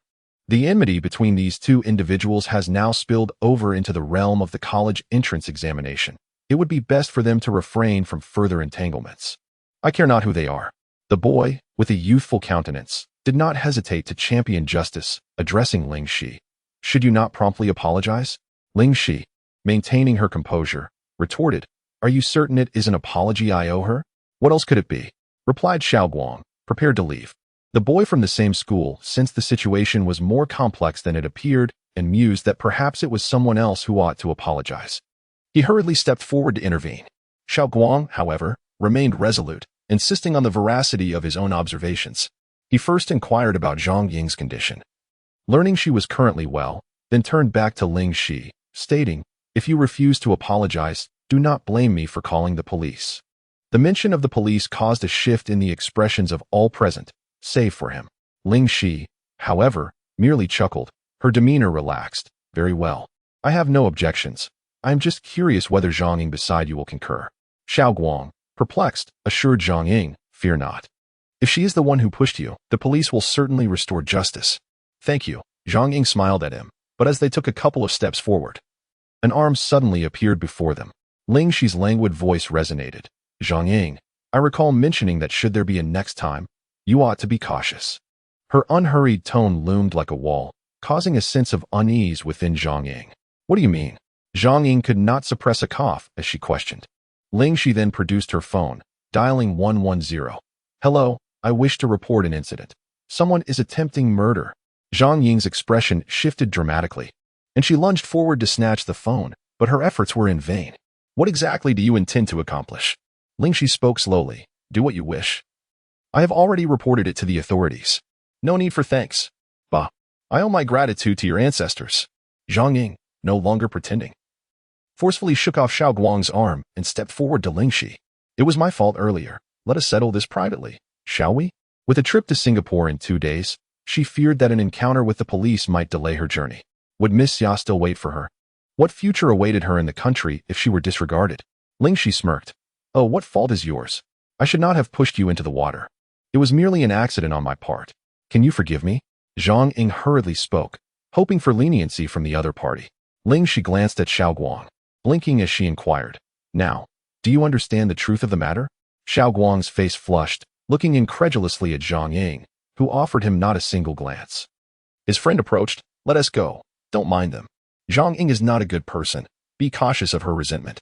Perhaps Xiao Guang had never encountered a girl who so shamelessly twisted right and wrong. It was a pity that he had previously placed such trust in her, only to hear her utter such unkind words towards the victim. He turned to Ling Xi, his face burning with embarrassment. "I apologize. I misunderstood you." Ling Xi replied coolly, "Remember, what you see is not always the truth." Observing Ling Xi's resolute demeanor, Zhang Ying realized that she had no intention of forgiving her. As she took a step, she attempted to flee. "You should remain here and recover. After all, you have just been in the water." Speaking words of concern, yet showing no mercy, Ling Xi pressed her down against the stone. Zhang Ying found herself unable to escape the predicament, and, upon spotting the nearby police officers, her complexion turned ashen. Tang Rong was taken aback that within such a brief span, Zhang Ying had managed to land herself in further trouble. After reviewing the surveillance footage by the lake, the officers grasped the entirety of the situation and subsequently took her away. Although Director Zhang faced the consequences of her actions, Yanchen continued his investigation into the origins of the headphones. On this day, Quan brought forth some intriguing information. "Mr. Yin, these headphones are manufactured by the American company, Stir, but they have yet to be released on the market. Zhang's family purchased them through an American named Jack, who is employed at the California branch of the Xia Group. He is 43 years old and serves as a sales manager." Yin Chun furrowed his brow at the mention of the Xia Group. Indeed, Quan confirmed, this is the only connection he has with Huagua, who manages the California branch of the Xia family. Yin Chun inquired. Quan shook his head. It is not a member of the Xia family. Chapter 89. The enigmatic Forest One. Yin Chun raised his gaze as Quan continued. It is actually the son of the late Mrs. Xia's maternal family, the direct offspring of the elder Xia's brother-in-law, Lin Jiping. Upon hearing this, Yin Chen's brow slightly knitted in contemplation, his fingers instinctively rolling the Buddhist beads on his wrist. He did not doubt his own judgment, but instead pondered the potential connections between Ling Xi and these individuals. "Investigate Lin Jiping," he finally instructed. "Understood," Quan nodded. "As for Mr. Yan, it is said that a board meeting is to be convened, although I have not received any notifications. I have heard that it concerns the matter of the third young master joining the group." Yin Chen narrowed his eyes slightly. Greeting those board members was acceptable, but if Yin Hung were to be permitted entry, Quan understood the implication. Currently, the one in charge of the company was President Yin, who could easily replace Director Yin at any moment should he desire. The board members, being astute individuals, naturally comprehended the appropriate course of action. Ling Xi had established her summer plans prior to the college entrance examination, but they were abruptly interrupted by Zhang Ying and her daughter. Now that matters had been resolved, she yearned for a journey far away. Having returned nearly a year ago, her source of power had been gradually depleting with little growth. This time, she intended to seek refuge in the depths of a secluded mountain forest for a month to restore her innate energy. When she proposed this plan during dinner, it took her parents by surprise. "To the northeast? Alone?" Ling Ma inquired. Ling Xi nodded, affirming her current intentions. "If you wish to travel, there are numerous scenic spots in the Sunan region. At the very least, we could accompany you to nearby provinces and cities. Why venture so far?" Ling Ma suggested. "There is no need to rush. We can wait for your exam results and choose your university afterward." Despite her words, Ling Ma had already begun researching the weather and environment in the northeast, contemplating what items to bring along. 2 days later, Ling Xi, with a small backpack slung over her shoulder and a suitcase in hand, was accompanied by her parents to a city airport. "CC. Make sure to check in once you arrive," Ling Ma incessantly reminded her. "Do not converse with strangers, avoid meddling in others' affairs, and most importantly, take care of yourself." Ling Xi smiled as she embraced her parents. "Well then, I'm off." On the first day of her arrival in City C, Ling Xi hired a car and instructed the driver to take her to Baishan County. After 3 hours of travel, the vehicle reached the foot of the mountain. The driver turned to her and said, "Sister, we've arrived. Do you have a place to stay?" "My friend runs a guest house around here." Ling Xi shook her head with a smile, replying, "No, thank you, uncle." With that, she disembarked, retrieved her luggage, and entered the inn she had booked in advance. Dinner was also taken care of at the hotel, and Ling Xi meticulously checked the route, preparing to ascend the mountain alone the following day. As the evening unfolded, she decided to explore the surroundings and inform her family of her safety. During this time, news of her departure from City A reached her friends and relatives. Yanchen called her immediately, asking, "What prompted you to venture so far? Are you sure you can manage alone? Do you need to find a local guide?" Ling Xi explained, "I haven't ventured out in a long time. I just finished my exams, and I wanted to take a solitary trip." Strolling down the street, she caught sight of skewers being grilled and felt her hunger resurface. Yin Chun, still unconvinced, pressed on, "Are you really okay on your own?" He glanced at the towering stack of documents beside him and added, "In a couple of days, I'll be free and can come keep you company." Ling Xi's immediate reaction was to decline, as she had important matters to attend to that needed to remain undisclosed to others. However, as soon as the words left her lips, she felt a twinge of regret. He was being kind, and she feared she might come off as impolite. "That is not my intention. I can manage here on my own. If you're busy with work, there is truly no need to come over. Come about a month or so." Ling Xi pondered for a moment and remarked that she might remain here for a while, or perhaps explore her surroundings. "I will keep you updated from every location I visit. So do not worry," she assured. "My phone is always on, and you can reach me in case of any emergencies." Yanchen advised her. "All right, I understand," she replied. Moments later, the boss brought over the skewers. Ling Xi said, "Well then, let me enjoy this meal." On the other end, Yanchen naturally heard the vendor's voice and, gazing at the disconnected call, a wry smile crept onto his lips. Despite Ling Xi's repeated reassurances that she could manage alone, Yanchen still reached out to a friend in City C, requesting him to keep an eye on her. In the brightly lit night, the roadside stalls buzzed with life, primarily filled with groups of friends gathering together. Ling Xi, a solitary young lady, appeared rather out of place. "Hello, may I sit here?" A girl clad in shorts and flip-flops appeared across from Ling Xi, her features charming, yet exuding a cheerful confidence. With no available seats around, Ling Xi nodded, inviting her to join. "Hello, I'm Zhou. Is this your first visit to Baishan County?" The girl named Zhou greeted her warmly, showing no hesitation. Ling Xi cautiously took a bite of the squid, her bright, sparkling eyes meeting Zhou's. "How did you know?" Zhou, observing her demeanor, could not help but exclaim, "You are so adorable. Are you of age? Just look at how delicately you eat your skewers. It's quite refined, especially when compared to us Baishan folks, who indulge heartily in meat and drink." Ling Xi glanced up and indeed found that, as Zhou had pointed out, almost no one at the surrounding table shared her cautiousness, all seemingly unbothered by the potential splatters of grease on their clothes. She smiled gently, visiting for the first time. "And you, have you always lived here?" Zhou took a generous swig from the bottle, placing it down with a clatter, and then, with bare hands, grabbed a hot chicken wing, letting out a few breaths to ease the heat. "A native of Baishan, I see. Are you here just to visit Changbai Mountain?" Ling Xi nodded slightly, inquiring. "I have heard that the enigmatic forest is not open to the public. Is that true?" Upon hearing the term enigmatic forest, Zhou inadvertently choked on a bit of chili, coughing incessantly. After taking a few sips from the bottle and wiping her mouth, she looked at the youthful girl before her, incredulously asking, "You wish to go there?" Ling Xi offered a shy smile, saying nothing. However, Zhou had encountered numerous adventurers eager to explore the enigmatic forest, almost none of whom returned unscathed. They either vanished or required rescue from the authorities. Chapter 90, The Enigmatic Forest 2. The more tales circulated, the more notorious the enigmatic forest became, enticing an ever-growing number of daring souls who, in their disbelief, ultimately met with failure. The forest earned its name not from ghosts, but from its uncanny nature. Yet it was the first time she had seen a young girl venture alone. Many experts had probed its mysteries, yet no conclusions were drawn.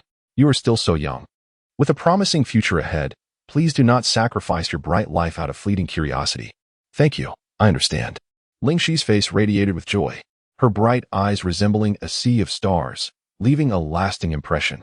Zhou was captivated by those eyes, especially since the girl was so beautiful, prompting her to ask, "May I add you on WeChat?" Ling Xi nodded slightly, and immediately, Zhou's face lit up with excitement. She now had such a beautiful friend.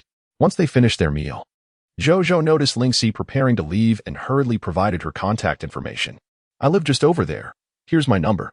Feel free to reach out if you need anything." After Ling Xi departed, it took Zhou a while to realize that she didn't even know the little girl's name. Opening WeChat, she saw a new friend request. with the note Ling Xi. What a lovely name it was. The next day, as Ling Xi ventured into the enigmatic forest, she unexpectedly encountered the girl from the previous night. Not wishing to attract too much attention, she quickly chose to evade her. Ling Xi was determined to explore the forest, but she feared that others might discover her intentions, potentially leading to unnecessary complications. An hour later, she arrived at the outskirts of the enigmatic forest, where the footprints along the path remained quite visible, and she occasionally spotted small creatures scurrying about. She pressed further into the woods, taking breaks to rest whenever fatigue set in, while a small entourage of rabbits and squirrels trailed behind her. As the sun ascended high in the sky, the heat remained oppressive even amidst the mountains. Ling Xi, with her backpack, sought out a shaded spot to enjoy her lunch while keeping an eye on the path behind her. As she delved deeper into the forest, she sensed the primal energy within her swirling rapidly, absorbing the dense spiritual essence that permeated the woods. Suddenly, a flash of red darted into the thicket, disappearing from sight. By the end of the day, Ling Xi had ventured deep into the forest, and the temperature had begun to drop. She discovered a small cave, deciding it would serve as her shelter for the night. In the depths of the forest, the signal fluctuated intermittently. Fortunately, she had previously configured her device to automatically send messages, ensuring that her family would not be left in the dark. What could be the cause of this? Ling Xi blinked and gently patted the small creature's head.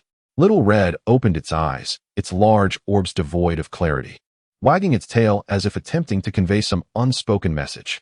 Ling Xi dismissed the thought, attributing it to the creature's adjustment to the new environment and climate.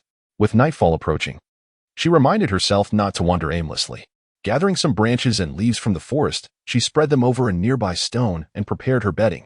The spiritual energy in this locale was considerably more concentrated than that of the outside world. To make the most of her time, she decided to meditate that very night, aiming to cultivate her skills and perhaps break through to the second layer of Xiantian. The night passed in quiet contemplation. Ling Xi had an uneasy feeling of being watched. Yet each time she ventured outside, she found nothing amiss. Remembering the ominous reputation of the forest, she heightened her vigilance, channeling her primal energy while releasing a sliver of her consciousness to probe the surroundings. As darkness gradually receded and dawn broke, Ling Xi stretched contentedly, feeling invigorated from the night's rest. Let us go, Little Red, time to forage for some food. Thus, she began her life as a wildling in the forest. 3 days passed, and with each night, the sense of being observed intensified. On this particular night, Ling Xi patted Little Red, instructing it to be alert.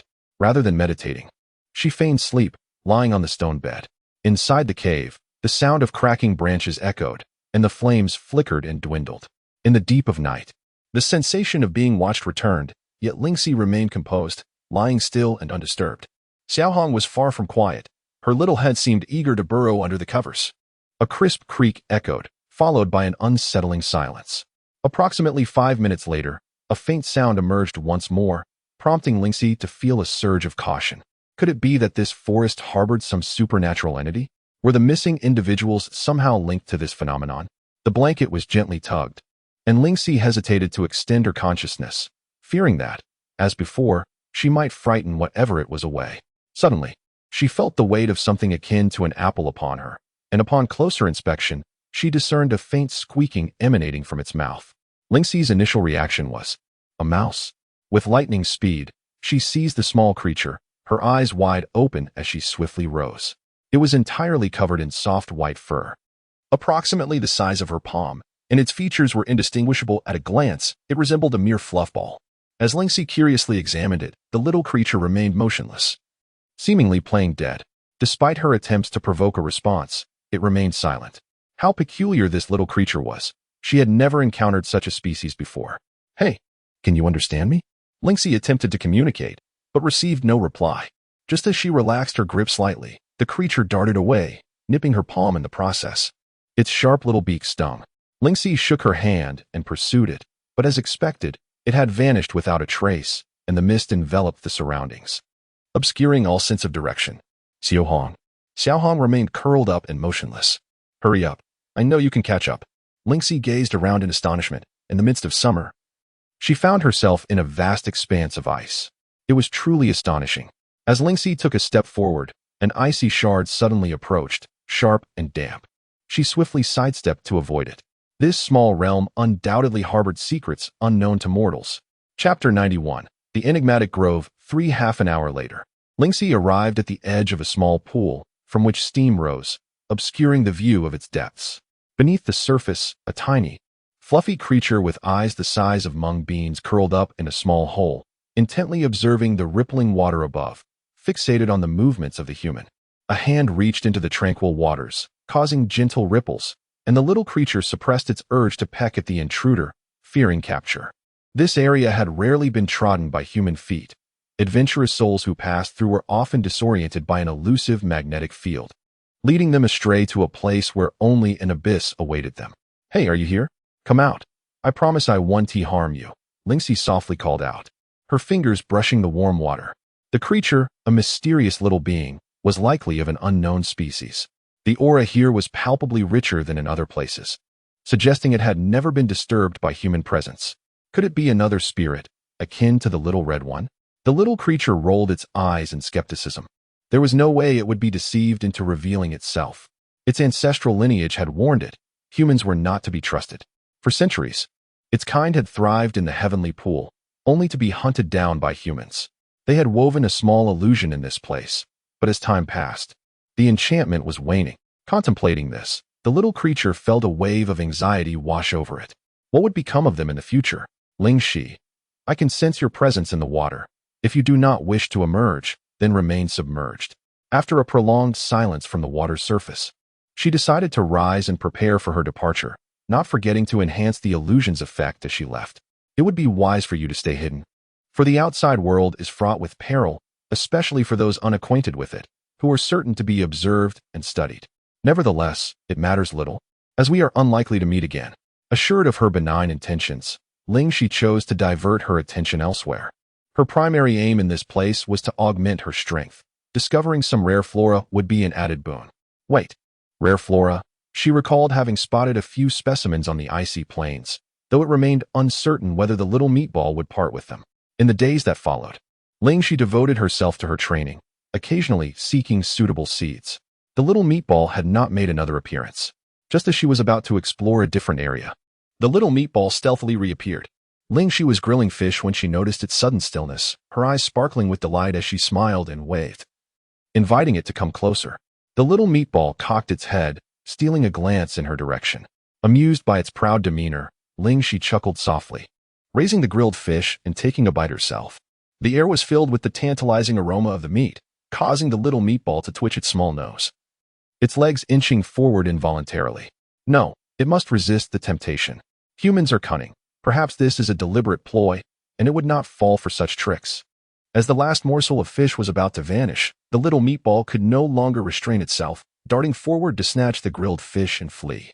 In the following days, during every mealtime, they would appear uninvited. Initially, they were quite wary, but soon they began to gather around Ling Xi, urging her to prepare their meals more swiftly. Ling Xi's days passed in the company of her two small companions, and her inherent powers had fully returned. By this time, it had been over half a month since her emergence. The little round creature, with its expressive green bean-like eyes, exhibited reluctance as it nibbled at her clothing, attempting to persuade her to stay. However, Ling Xi was resolute in her decision. Observing this, the little creature turned and dashed outside, calling out for Ling Xi to follow. Throughout these days, the small round creature had sensed her uniqueness compared to others, especially that remarkable power, which it had never encountered since its birth. To repay her for the meals she had prepared and the herbs she had provided, it seemed she might require them in return. Following the little creature through a winding path, they arrived at a corner of a small, icy expanse. "Am I permitted to harvest these?" Ling Xi pondered as she beheld a modest herb field before her. Though small, the age of the herbs was likely unmatched in the market, making the little one exceedingly fortunate. The small creature nodded, graciously gesturing for her to proceed with the collection. Ling Xi was tempted to shower it with affectionate kisses, yet given the creature's timid nature, it would likely flee before she could approach. Most of these herbs were centuries, if not millennia, old and could be utilized for extensive research, potentially leading to the creation of mid-tier or even high-tier elixirs. After gathering the herbs, Ling Xi employed a special method to preserve them and reinforced the magical array in the little creature's dwelling. The little round creature murmured softly to itself, though Ling Xi could not discern its words. Meanwhile, on the periphery of the forest, three young individuals ventured inward, equipped with comprehensive mountaineering and exploration gear. Zhao Lin cautiously surveyed her surroundings, observing, "Brother Tang, it is not as terrifying here as the legends suggest." The man referred to as Brother Tang was the leader among the trio and the orchestrator of this adventurous expedition. Given the notorious reputation of the bewitching woods, obtaining any information could yield both fame and fortune. Brother Tang cautioned, "Stay vigilant. We must first find a place to rest for the night." The other man, Xiao Yu, licked his lips and gulped down some water. Glancing at the setting sun, he couldn't help but exclaim, "We've been here for a day, and nothing has happened." This bewitching wood seems rather ordinary. Not long after lying down, he suddenly opened his eyes wide, sprang up, and roused Zhao Lin, only to discover that Xiao Yu had inexplicably vanished. "Brother Tang, what is happening in the middle of the night?" Zhao Lin's head poked out of the tent, stifling a yawn. "Hurry up, Xiao Yu is missing." Brother Tang grabbed some items and hurried toward the source of the sound they had just heard. Zhao Lin was momentarily stunned, struggling to comprehend the situation. "Brother Tang, wait for me." She glanced around at the pitch darkness, feeling too frightened to remain alone. She bent slightly, resting her hands on her knees, gasping for breath. The forest was eerily silent, and her shout instantly captured Ling Xi's attention. Could it be that there are others in the bewitching woods? Xiao Yu remained unresponsive, continuing to walk forward as if entranced by some unseen force. Both Brother Tang and Zhao Lin noticed his peculiar behavior. Chapter 92. Rescuing a life surely. There cannot be real ghosts here. Zhao Lin trembled, clutching Brother Tang's clothing tightly. Yet her phone remained steadily in her grasp, recording everything around them. The pair pursued Xiao Yu, when Zhao Lin's eyes suddenly widened with terror. She switched on the head-mounted searchlight. "Tang, look ahead," she exclaimed. About 4 or 5 meters from Xiao Yu, they saw the cliff they had encountered that afternoon. It appeared as though cleaved by a blade. A sheer, precipitous drop with no hope of reprieve for anyone unfortunate enough to fall. Tang's expression shifted as he yelled Xiao Yu's name, rushing forward. Zhao Lin patted herself down, realizing she had forgotten the rope in her haste. She followed, inwardly cursing Xiao Yu for his midnight escapade. They were discovering that the rumors were not exaggerated, and that no one had heeded the warning. "And that sports car you wanted, I promised to get it for you. Don't do anything rash," she shouted. But no matter how they called out, Xiao Yu continued forward without pause. Zhao Lin's phone slipped from her grasp as she watched Xiao Yu approach the edge.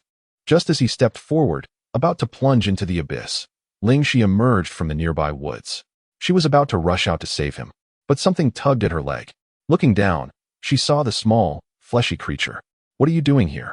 she asked, trying to move its hands that gripped her leg. The little thing shook its head, its small hands firmly planted, indicating she should not intervene. Ling Xi frowned. "Do you have a vendetta against them?" The creature shook its head. "However, humans have always been a threat. It was simply upholding its ancestors' legacy, never allowing humans to encroach upon its home again. Of course, the human before it was special."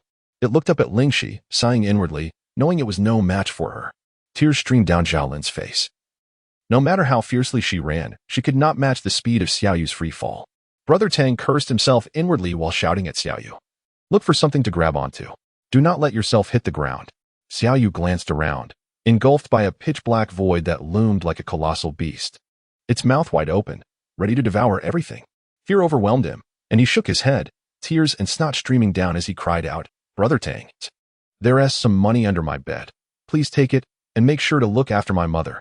The night in the mountain forest was frigid, filled with the howls of ghosts and wolves, and the unsettling atmosphere was exacerbated by the presence of the ominous woods. Suddenly, Ling Xi appeared, startling everyone. She descended like a gust of wind to where Xiao Yu was plummeting, seizing one of his hands. Xiao Yu's instinct was to grip tightly, believing he had been saved by Brother Tang. Elated, he looked up only to find a woman in white, her hair disheveled, and in an instant, he fainted. Ling Xi's previously smiling face turned momentarily stiff. Was she truly so terrifying? At that moment, Brother Tang and Zhao Lin arrived, assisting Ling Xi in pulling Xiao Yu up. "Thank you," Zhao Lin said, wiping the sweat from her forehead, her finger pausing in thought. Where did this person come from? Cautiously, she looked up at the figure clad in white, long hair cascading down, swallowing hard as she inquired, "Are you human or ghost?" Ling Xi pointed to the shadow cast by the moonlight and replied, "What do you think?" Instantly, Zhao Lin breathed a sigh of relief, remarking in admiration, "Your speed is remarkable, and your strength is immense." We owe Xiaoyu's safety to you. Otherwise, he would have met a dire fate. Ling Xi cast a glance at the three individuals before her. The awake man wore an expression of vigilance. The woman appeared to lead, while the unconscious figure resembled a mere youth. What could these three be doing in the mountains? With this thought, she inquired. Zhao Lin chuckled, explaining, it's merely a matter of interest. We wish to explore the peculiarities of this strange forest. However, it seems that if we truly encounter the bizarre, our lives could be in peril at any moment. Tengu, displaying a more cautious demeanor, remarked, as a young girl, what brings you here at this hour? Ling Xi shrugged, responding, I was merely drawn by the commotion you caused. Is that a problem? Awakened? This girl resides in the mountains? Ling Xi's gaze fell upon the boy on the ground, and she recalled the sudden appearance of the small creature, sensing a connection between the two occurrences. Tengu exchanged a knowing glance with Zhao Lin, who promptly addressed Ling Xi, in these remote woods, it is not safe for a girl like you. If you don't mind, you could join us for the night. Ling Xi replied, no, thank you. I have a place to stay. Zhao Lin was about to say more when she noticed the young girl had already walked about 10 meters away. She was taken aback. That was remarkably swift. As daylight broke, Xiaoyu awoke, exclaiming, there are ghosts. Zhao Lin paused in her task of packing the tent and turned around. Ah, you are finally awake. You nearly frightened Tengu and me to death last night. Just then, Tengu entered, his brow furrowing upon hearing her words. You weren't dreaming. Why were you wandering about in the middle of the night? Xiaoyu, in disbelief, insisted, I didn't go out. I just had a dream. Zhao Lin stepped forward, soothingly saying, calm down and think it through. Last night, I indeed saw you walking towards the cliff, yet you did not respond to my calls. Fortunately, someone saved you, or else your life would have ended there. I truly do not recall. He shook his head, his expression clouded with gloom. Let us not dwell on this matter for now. How have you been resting? If all is well, we shall depart today, suggested Tengu. Xiaoyu nodded, somewhat regretful, stating, I am fine. However, we came out here and gained nothing. Preserving one's life is a significant achievement in itself. Just before leaving, Tengu remarked, to which Zhao Lin nodded in agreement. Although Xiaoyu could not remember, they had witnessed the events unfold with their own eyes. It was uncertain who might be next. It would be wise to withdraw for now. Chapter 93. Leaving the forest, the little meatball was held in Ling Xi's embrace, being interrogated. Why didn't you allow me to rescue anyone? The little meatball, with its round green eyes tightly shut, remained utterly silent. Ling Xi sighed and released the little creature, saying, I shall not press you further. In the future, there must be no such occurrences without cause. The little meatball did not utter a word and swiftly darted away. Ling Xi packed her bag and glanced at its retreating figure before continuing her descent down the mountain. The little meatball sensed the positions of those individuals from last night and swiftly advanced, hiding not far from the tent. Do you think the girl from last night has any connection to Xiaoyu? Zhao Lin pondered, still finding the sudden appearance of Ling Xi rather peculiar. Tengu replied with a hum, though there is no evidence. Do you not find it strange for a girl to be wandering in such a mysterious forest at such an hour? She has not encountered any trouble. Perhaps we should accompany her? Zhao Lin suggested, this way. We might extend our stay for a few more days and explore whether there are any other peculiarities in this forest. Did you capture anything last night? Zhao Lin sighed with regret. It was pitch dark, nothing but trees. After a considerable pause, Brother Tang said, let's go find Xiaoyu. We must locate that girl. Outside Xiaoyu's tent, Brother Tang, Xiaoyu has disappeared again. She hurriedly approached Brother Tang to explain the situation. His expression shifted. He thought, oh no, not now. Let us search together, stay close, and do not get lost again. The two of them called out Xiaoyu's name while scouring the surroundings. But there was no sign of her. Brother Tang halted, a grave look on his face. Let's check that cliff again. Zhao Lin felt a chill run down her spine. It couldn't be. As they approached the cliff's edge, the fog thickened. Unable to contain herself, Zhao Lin said, Brother Tang, if we go any further, we won't be able to see the path. What kind of cursed weather is this? The forecast clearly indicated sunny days ahead. How could fog appear? Is there truly something supernatural at play? The more she pondered, the more frightened she became. Zhao Lin, a young woman in her 20s, had come out of curiosity. But after yesterday's experience, her confidence waned, and her voice trembled with emotion. Brother Tang, are we really going to die here? Be quiet. Stop talking nonsense. Brother Tang tightened his grip on Zhao Lin's hand, his steps gradually slowing as he too sensed something was amiss with the weather. Just as he was about to speak, Zhao Lin's hand suddenly slipped from his grasp, and she began to move forward. What are you doing? Upon noticing the vacant gaze in her eyes, Tang Ge found himself at a loss for words, yet his actions remained swift as he grasped her hand firmly, preventing her from moving forward. Zhao Lin offered no resistance, standing silently in place. Just then, a piercing scream echoed from a distance. It was Xiao Yu's voice. Tang Ji's expression tightened. Something was indeed amiss. At the moment Xiao Yu plummeted from the cliff, clarity returned to him. He could only watch helplessly as the ground receded further away, realizing that he would certainly shatter upon impact. A wave of terror engulfed him, prompting an involuntary scream that startled the birds perched atop the trees, sending them fluttering into the distance. Suddenly, a rope cascaded down from above, wrapping around him several times. With a powerful tug on the other end, Xiao Yu felt himself being lifted upwards. He ceased his cries, reaching out to touch the rope. It was real. When he finally landed on the ground, he collapsed, lying flat and remaining motionless for a considerable time. Xiao Yu closed his eyes, wishing it were merely a dream, urging himself to awaken. Ling Xi, puzzled, approached and, seeing him with closed eyes and no signs of movement, gently inquired, "Are you all right?" Xiao Yu abruptly opened his eyes, only to be met by the visage of the woman from his dreams the previous night, speech escaping him as he stammered, I cannot get up." He shook his head, his face contorted in despair. This was not a dream after all. "You terrified me." Tang Ge, a man of formidable stature, found his eyes glistening with unshed tears as he embraced Zhao Lin tightly. Zhao Lin, confused, asked, "What is the matter?" "The fog has just cleared. We must hurry to find Xiao Yu." Tang Ge shook his head, releasing his hold, and resolutely declared, "I shall escort you down the mountain first, and then we will notify the authorities." With just the two of them, they might not have found Xiao Yu before trouble befell them. Zhao Lin lifted her gaze, and, upon seeing the newcomer, her eyes suddenly sparkled. She patted Brother Tang on the shoulder. It was the girl from last night along with Xiao Yu. Why is it that every time calamity strikes, this girl appears? Who exactly is she, and what is her purpose in this eerie forest? You have no idea. I nearly lost my life just now, he sobbed, tears and mucus streaming down his face, his body trembling in evident fear. Zhao Lin gently patted his shoulder, saying, "All right. Stop crying for now. We must descend the mountain."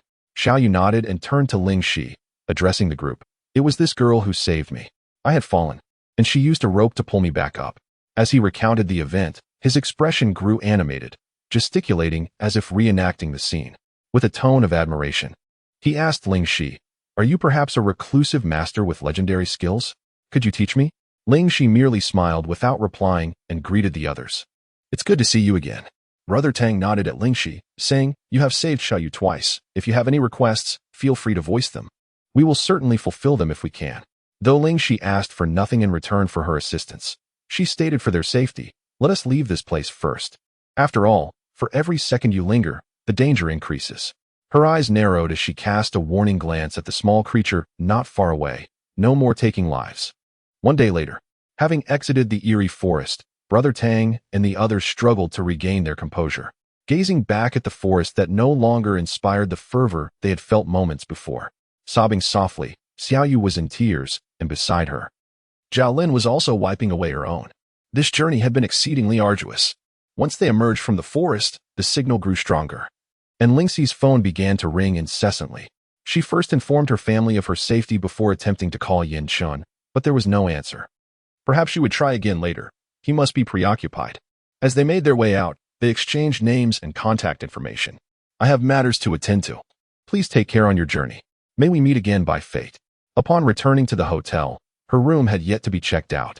The front desk clerk recognized her immediately. "Miss Ling?" Ling Xi nodded in acknowledgement and hurried toward the elevator. "It truly is you. How wonderful. You are unharmed," the clerk exclaimed, excitement evident in her voice. "I must quickly inform the police." Chapter 94. Injured, Part 2. Just as the call to 110 was initiated, a slender finger pressed the hang-up button. "Why do you need to call the police?" Ling Xi asked, eyeing the clerk warily. Realizing the misunderstanding, the clerk quickly clarified. "Earlier, your friend came to the hotel looking for you, but you were absent. He subsequently reported your disappearance. I need to inform the authorities. By the way, you should reach out to your friend as well." The revelation that someone had sought her out surprised Ling Xi. "What is the name of that friend?" she inquired. The clerk shook her head, stating she did not know, but had heard the manager refer to him as Mr. Yin. Yin Chen had come looking for her?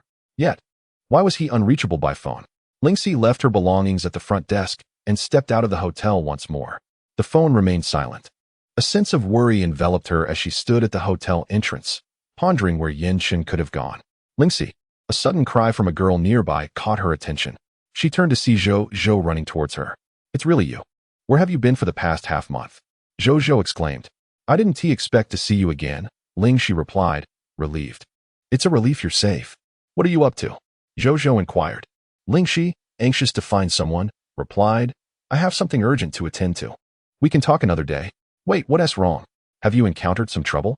I'm familiar with this area. Perhaps I can assist you. Ling Xi then recounted the issue of her friend trying to reach her without success. Zhou's expression changed. Oh no, your friend came to see me. I mentioned you had inquired about the enigmatic forest. He wouldn't be heading there to find you, would he? Without hesitation, Ling Xi took off running. Zhou grabbed her hand. Let us call the police. I can catch a ride by the roadside. It's quicker than waiting for the police, Ling Xi replied. Zhou, seeing her determination to go alone into the enigmatic forest, felt uneasy. I'll accompany you. My car is just nearby. Meanwhile, Yao Wenfei was puzzled as he walked past a crow. When did this forest become so lively? It's usually quite tranquil. Mr. Yin, are you sure you want to proceed deeper? He asked. Yin Shun continued walking, undeterred. Yao Wen sighed, resigned to follow. Suddenly, Yin Shun's tension eased. But he failed to notice a venomous snake lurking behind him, its dark eyes fixed intently on him. Taking advantage of his momentary relaxation, the snake lunged forward with lightning speed. Mr. Yin, be careful, Yao Wen exclaimed in alarm, realizing the snake had likely been alive for over a century. A creature as thick as an adult's waist and stretching several dozen meters long could easily be swallowed whole. When did such a thing appear in the enigmatic woods? Yin Shen swiftly moved to the right. Although he did not directly collide with it, he was bitten on the arm. Instantly, darkness spread across his skin, and his arm began to tingle. Yao Wen exclaimed, This is serious. I've visited the enigmatic woods several times and have never encountered anything like this. He drew his gun and fired at the enormous serpent. Yin, how are you holding up? He cautiously approached Yinshin, grabbing him firmly. We need to get down the mountain, quickly. Ling Xi and Zhou, venturing deeper, heard the gunfire. Ling Xi's breath quickened, and she immediately urged Zhou to run towards the sound. As they dashed forward, a gust of wind swept by, and shadows vanished. Zhou was bewildered. Was this some form of lightning skill? When she finally beheld Yuan battling the colossal serpent, her heart momentarily ceased. Unable to contain her fear, she screamed. Ling Xi quickly covered her mouth and placed her beside a nearby stone, instructing, Stay put and don't run away. Wait for me here. With that, she sprinted towards Yin Shun. Zhou, desperate to reach out, felt helpless as a small girl. Right, I must call for help. Trembling, she fumbled for her phone. Hello. Is this 110? This is Zhou. We are in the enigmatic woods, and we've encountered a giant snake. Can you please hurry? Lives are at stake. Yao Wen caught sight of someone approaching and recognized her immediately. Ling Xi. As Yin Shun, trailing behind, heard those two words, he lifted his gaze. His face pale, and hurriedly approached, enveloping her tightly in his embrace.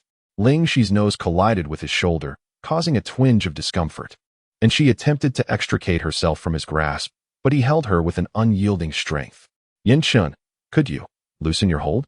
She gently patted his back, signaling him to relax. Yin Shun, feeling the warmth and movement of the person in his arms, was overjoyed to have found her. Hey, could you all please be mindful of the situation? Yao Wen called out. Yin Shin's body began to grow numb, and as he weakened, he felt himself about to collapse. Ling Xi noticed the wound on his arm. You're injured, don't move. Saying this, she guided him to a nearby tree. In an instant, her innate power enveloped his wound, gradually diluting the toxins in his bloodstream. The injury appeared grievous, yet fortunately, it was not poisoned fatally. Wait for me. Ling Xi instructed him before sprinting over to Yao Wen, insisting they assist Yin Shun down the mountain. Leave this to me. Yao Wen, visibly flustered, remarked, Sister, what can you do? Is this within your capabilities? He gestured toward the large serpent not far off, but before he could utter another word, he was taken aback. The enormous serpent began to retreat, distancing itself from them. By the time the police arrived, they had already descended the mountain. Captain Yao, are you all right? Yao Wen waved his hand, panting heavily. Let us go. That serpent is already dead.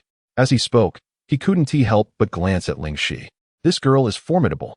Moments later, A dozen officers appeared, carrying the large serpent down from the mountain, leaving the other officers in stunned silence.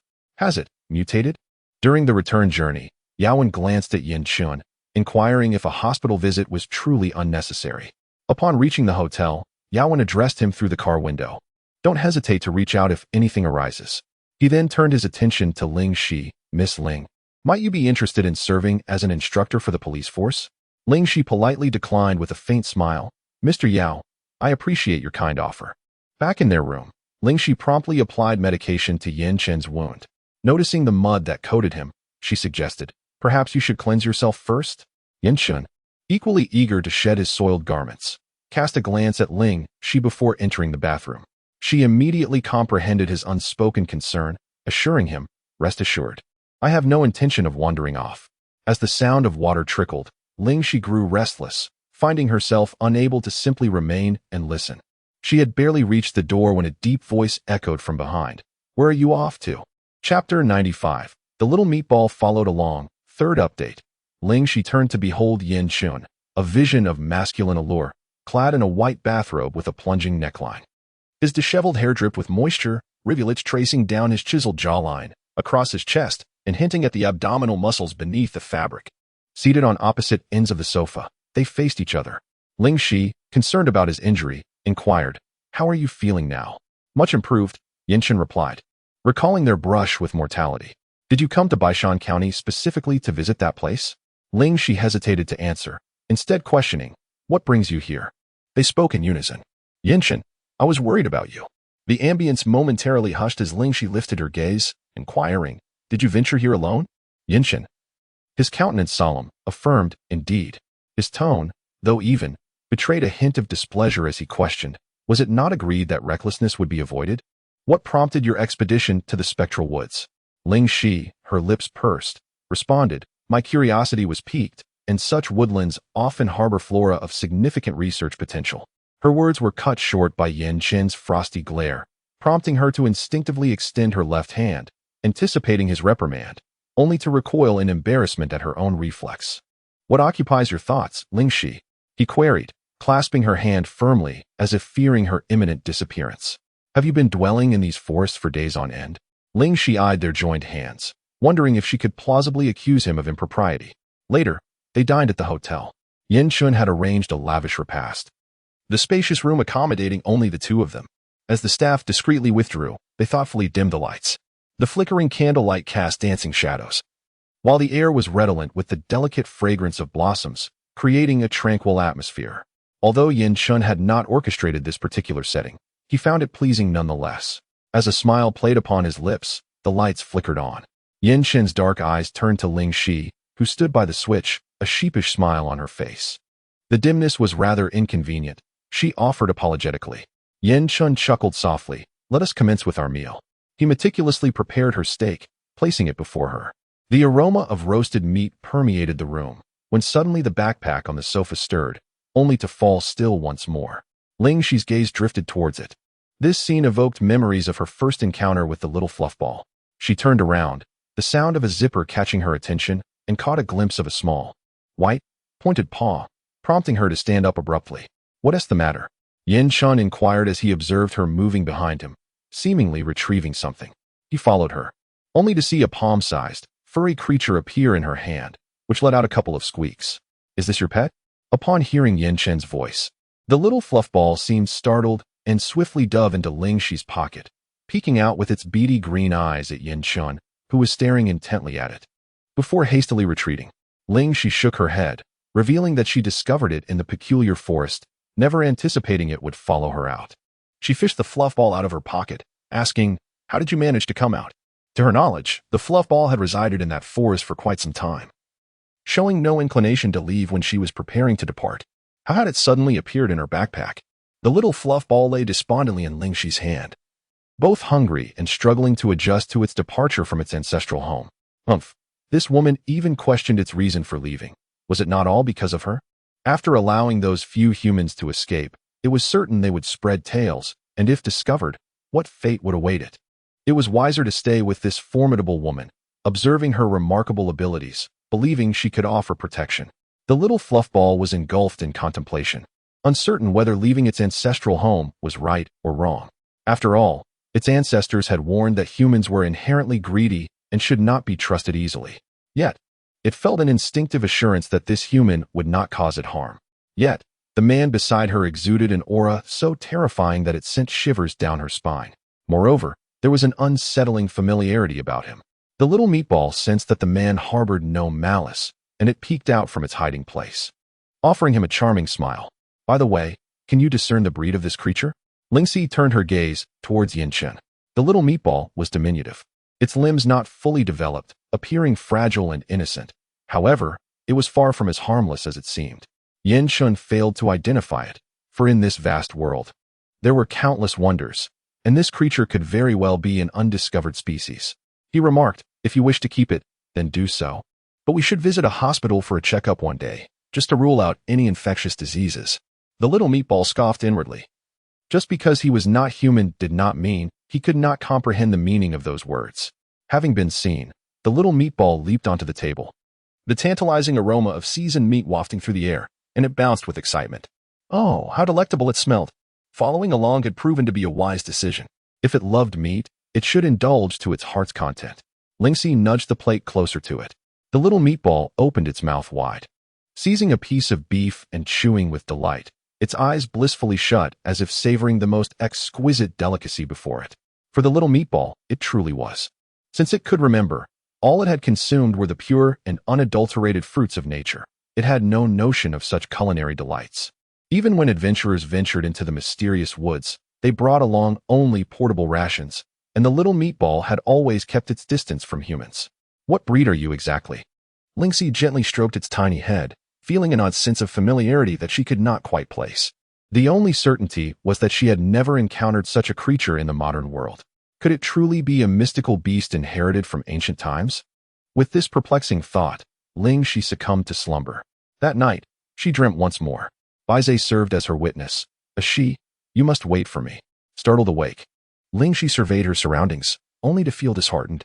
Rising from her bed, she glanced at the time. It was already the break of dawn. As she opened the door, her hair tousled, she turned back to continue her search for the little meatball. Yin-Chen extended his right hand, asking if he was searching for this. Upon turning, Ling Xi's eyes sparkled at the sight of the little meatball. She scooped it up and playfully tugged at its ear, exclaiming, "Finally found you. You mustn't wander off again. Do you understand?" Chapter 96. The Return Journey. First update. The little meatball appeared somewhat bewildered. Just yesterday, it had been indifferent, yet within a single night, it seemed to have garnered such concern. Nevertheless, as it was indeed its chosen little master, it chirped twice, indicating its understanding. Only then did Ling Xi look up at Yin-Chen and inquire, "How did you come across it?"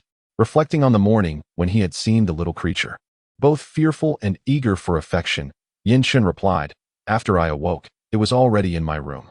Ling Xi regarded the little meatball with astonishment. It was not just any creature. It should be little Bai Zhe. No wonder it felt familiar. It was Bai Zhe, the contracted beast of her little master uncle. However, she had only encountered the adult Bai Zhe before and had merely glimpsed the juvenile Bai Zhe within the pages of a book. "Yin-Chen, I have matters to attend to. I shall seek you out shortly." She needed to inquire further with little Bai Zhe to ascertain whether it recognized Yin-Chen. Closing the door, she cradled the little Bai Zhe and settled onto the sofa, resting her chin on her hands as she gazed into its eyes with wide curiosity. "Do you remember the celestial monarch?" she inquired. The little Bai Zhe blinked in confusion. "What is that? A new kind of food?" Noticing its silence, Ling Xi pressed on, "What about me? Not the current Ling Xi, but the Ling Xi from Kunlun?" The Bai Zhe appeared bewildered. "Ji, does my little master have two of me?" Initially, Ling Xi felt a flicker of joy, believing it might recall something, but upon seeing its expression, she realized it did not. No matter, it was understandable that it could not remember. The appearance of a Bai Zhe in the real world could not be mere coincidence, especially since she had dreamed of it again last night. It could not be false. "Come, let's go get something to eat. Once you're well fed, you'll grow quickly and perhaps recall more. It might even assist me in finding my little martial uncle. Moreover, I must seek clarity regarding Yin-Chen." In the restaurant, Yin-Chen observed the spread of food before the little ball of flesh, skepticism creeping in about whether it might overindulge.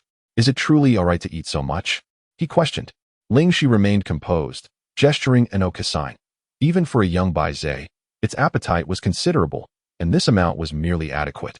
Soon, a marvelous scene unfolded in the restaurant, drawing numerous gazes.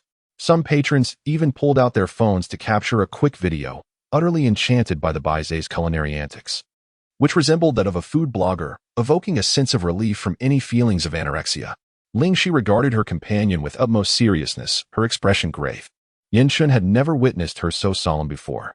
"All right," he said, putting down his chopsticks and matching her earnest gaze. Ling Xi asked, "Have you ever experienced any particularly strange dreams?" Yin-chun pondered for a moment before uttering 2 words. "It happened." Ling Xi's eyes sparkled with joy. "Really? Can you elaborate?" Upon witnessing the delight in her gaze, Yin-chun grew increasingly curious about her inquiry. Ling Xi momentarily fell silent. Was she seeking to ascertain whether he was indeed her junior master? "I am simply intrigued. Please tell me," she urged, her demeanor shifting to one of playful insistence. Yin-chun glanced at the untouched breakfast before her. "Let me eat first, and I shall tell you afterward." In a swift motion, Ling Xi finished her meal in 5 minutes, adopting an eager posture of attentive listening. "Speak," she prompted, with a resigned sigh. Yin-chun poured her a cup of warm water and began to recount. "At times, I feel as though it was not merely a dream, but something profoundly real. Yet, upon observing this world, I cannot help but perceive it as a dream." Ling Xi's eyes widened further, her hands clenching into tight fists. "I dreamt of a group of individuals clad in peculiar attire, a vast square, and many practicing martial arts. Is that so?" Suddenly, Ling Xi sprang to her feet, demonstrating the most fundamental sword stance of the Kunlun sect. Yin-chun replied nonchalantly, "Very similar." Ling Xi's face lit up with delight as she eagerly inquired, "Did you dream of me? With so many parallels, could it be that he truly was her junior master?" Moreover, she had dreamed of him coming to find her. Yin-chun fixed his gaze upon her gleaming eyes and softly asked, "Do you care?" She nodded emphatically, articulating with conviction, "I care." When the results of the college entrance examination were released, Principal Chun was the first to receive the news, a smile nearly stretching to the heavens upon his lips. Immediately called Tang Rong to inform him that Ling Xi should be prepared, as the school wishes to invite her to deliver a speech to the students. Furthermore, there will be a journalist conducting an interview, so she must prepare thoroughly. He has also arranged considerable follow-up publicity for the school. Since its establishment, Onping No. 1 high school has been fortunate to have 1 or 2 students gain admission to Tsinghua University or Peking University over the course of 4 to 5 years. This time, however, they have produced the top scorer of the college entrance examination in Jiangsu province. Not only the school, but the main street of the entire county has been adorned with banners. Tang Rong excitedly called Ling Ma to share this wonderful news. Ling Ma was cooking and, upon hearing the news, dropped her spatula, exclaiming, "Really?" She abruptly nudged Ling Ba on the sofa, who looked puzzled and asked, "What is going on?" Ling Ma shushed him, saying, "Teacher Tang, go on, I'm listening. There may be arrangements for Ling Xi to be interviewed. Can she come to school tomorrow?" Ling Ma hesitated and replied, "Teacher Tang, she isn't at home." Tang Rong responded with surprise, and after hanging up, Ling Ma squealed with excitement, "This is fantastic." Ling Ba set down his cup of water and inquired, "Don't just celebrate. Tell me what is going on. Your daughter's college entrance exam results have come out." "Yes, how she did?" Ling Ba smiled. "From your expression, it must be quite good." Ling Ma shook his shoulder vigorously, and Ling Ba, feeling dizzy from the motion, urged, "Hurry up and tell me." Ling Ma laughed heartily and declared, "She is the top scorer. That is indeed remarkable." Ling Ba exclaimed in astonishment, "Really?" Having spoken, he proceeded to make a call to book a hotel, preparing for the graduation banquet. Mother Ling also busied herself. Although the relatives were not particularly close, there were still neighbors and villagers to consider. She went about notifying everyone, inviting them to come over for the feast. On the return flight, not long after Ling Xi had settled into her seat, a commotion arose at her feet. She glanced down and locked eyes with the little meatball, its green bean-like eyes wide open, before hastily pulling the blanket over her legs. Yin-chun, showing concern, asked, "Are you cold?" Ling Xi shook her head, surveying the surroundings to ensure no one was watching, then discreetly unveiled the blanket to signal Yin-chun to look at the floor. Leaning forward, Yin-chun noticed that the little meatball was enthusiastically waving its hand. His brow furrowed. Wasn't it supposed to be stored away? How did it escape? Ling Xi shrugged. Who knows? She swiftly scooped up the little meatball, affectionately ruffling its head, and tucked it away, warning, "Otherwise, you might get thrown out." The little meatball, sensing their serious demeanor, seemed to realize it had made a mistake by sneaking out and settled quietly in Ling Xi's embrace. Chapter 97. He is the little master uncle. Second update. The flight attendant approached with a card. Hello, may I offer you something to drink? Ling Xi quickly concealed the little meatball and ordered, 2 cups of green tea, please. Certainly, please hold on a moment. After the flight attendant walked away, Ling Xi picked up the cups and, after a few seconds, handed one to Yanchen. Would you like to try? As the fragrant tea entered his mouth, Yanchen paused for a moment, then took several more sips. What do you think? Do you like it? Ling Xi inquired with eager anticipation. Yanchen's expression softened, and he smiled gently. The flavor is quite unique. Ling Xi blinked and quietly probed. So, is it familiar? Little Master Uncle has always expressed a fondness for the delicacies she prepared. Although the tea was not brewed by her hand, it had been purified through the essence of primordial power, thus could be deemed as her creation. Yanchen paused within, pondering, yet again, this question. His slender fingers traced the rim of the teacup, his mind swirling with myriad thoughts. Why had he been subjected to such inquiries repeatedly over the past few days? Was he being mistaken for someone else? Yet, why was there such an insistence on whether he had dreamt of her? A multitude of questions besieged Yanchen's heart. But as he contemplated voicing them, he hesitated, fearing the response would not align with his desires. Unbeknownst to him, he had become increasingly attuned to Ling Xi's demeanor, experiencing a tumultuous blend of anticipation and trepidation. He recognized the source of this transformation, yet was uncertain whether it was a blessing or a curse. He sensed that Ling Xi had been fixated on a particular individual, maintaining a deliberate distance from him until now. Amidst the inner turmoil, Yanchen's expression remained serene as he offered praise. This is delightful. Ling Xi gazed at him in silence, her once gleeful eyes gradually losing their luster. Yanchen noticed and inquired, what troubles you? Ling Xi gently caressed the small creature nestled in her arms. Her lips pursed. I find you seem somewhat insincere. Yanchen's face registered shock. How did sincerity come into play here? That feels rather unjust. Ling Xi turned to settle in her chair, donning an eye mask, conveying a clear disinterest in further conversation. I shall take a moment to rest. Yanchen was perplexed by her sudden ire, wondering what had provoked such a reaction. Time passed, and he found himself grappling with confusion, his dark eyes poised on the brink of speech he had held back. As Ling Xi abruptly removed her blindfold, her expression turned earnest. If it doesn't taste good, just say so. Your eyes reveal no hint of enjoyment. Yanchen, caught in a whirlwind of emotions, hurriedly defended himself.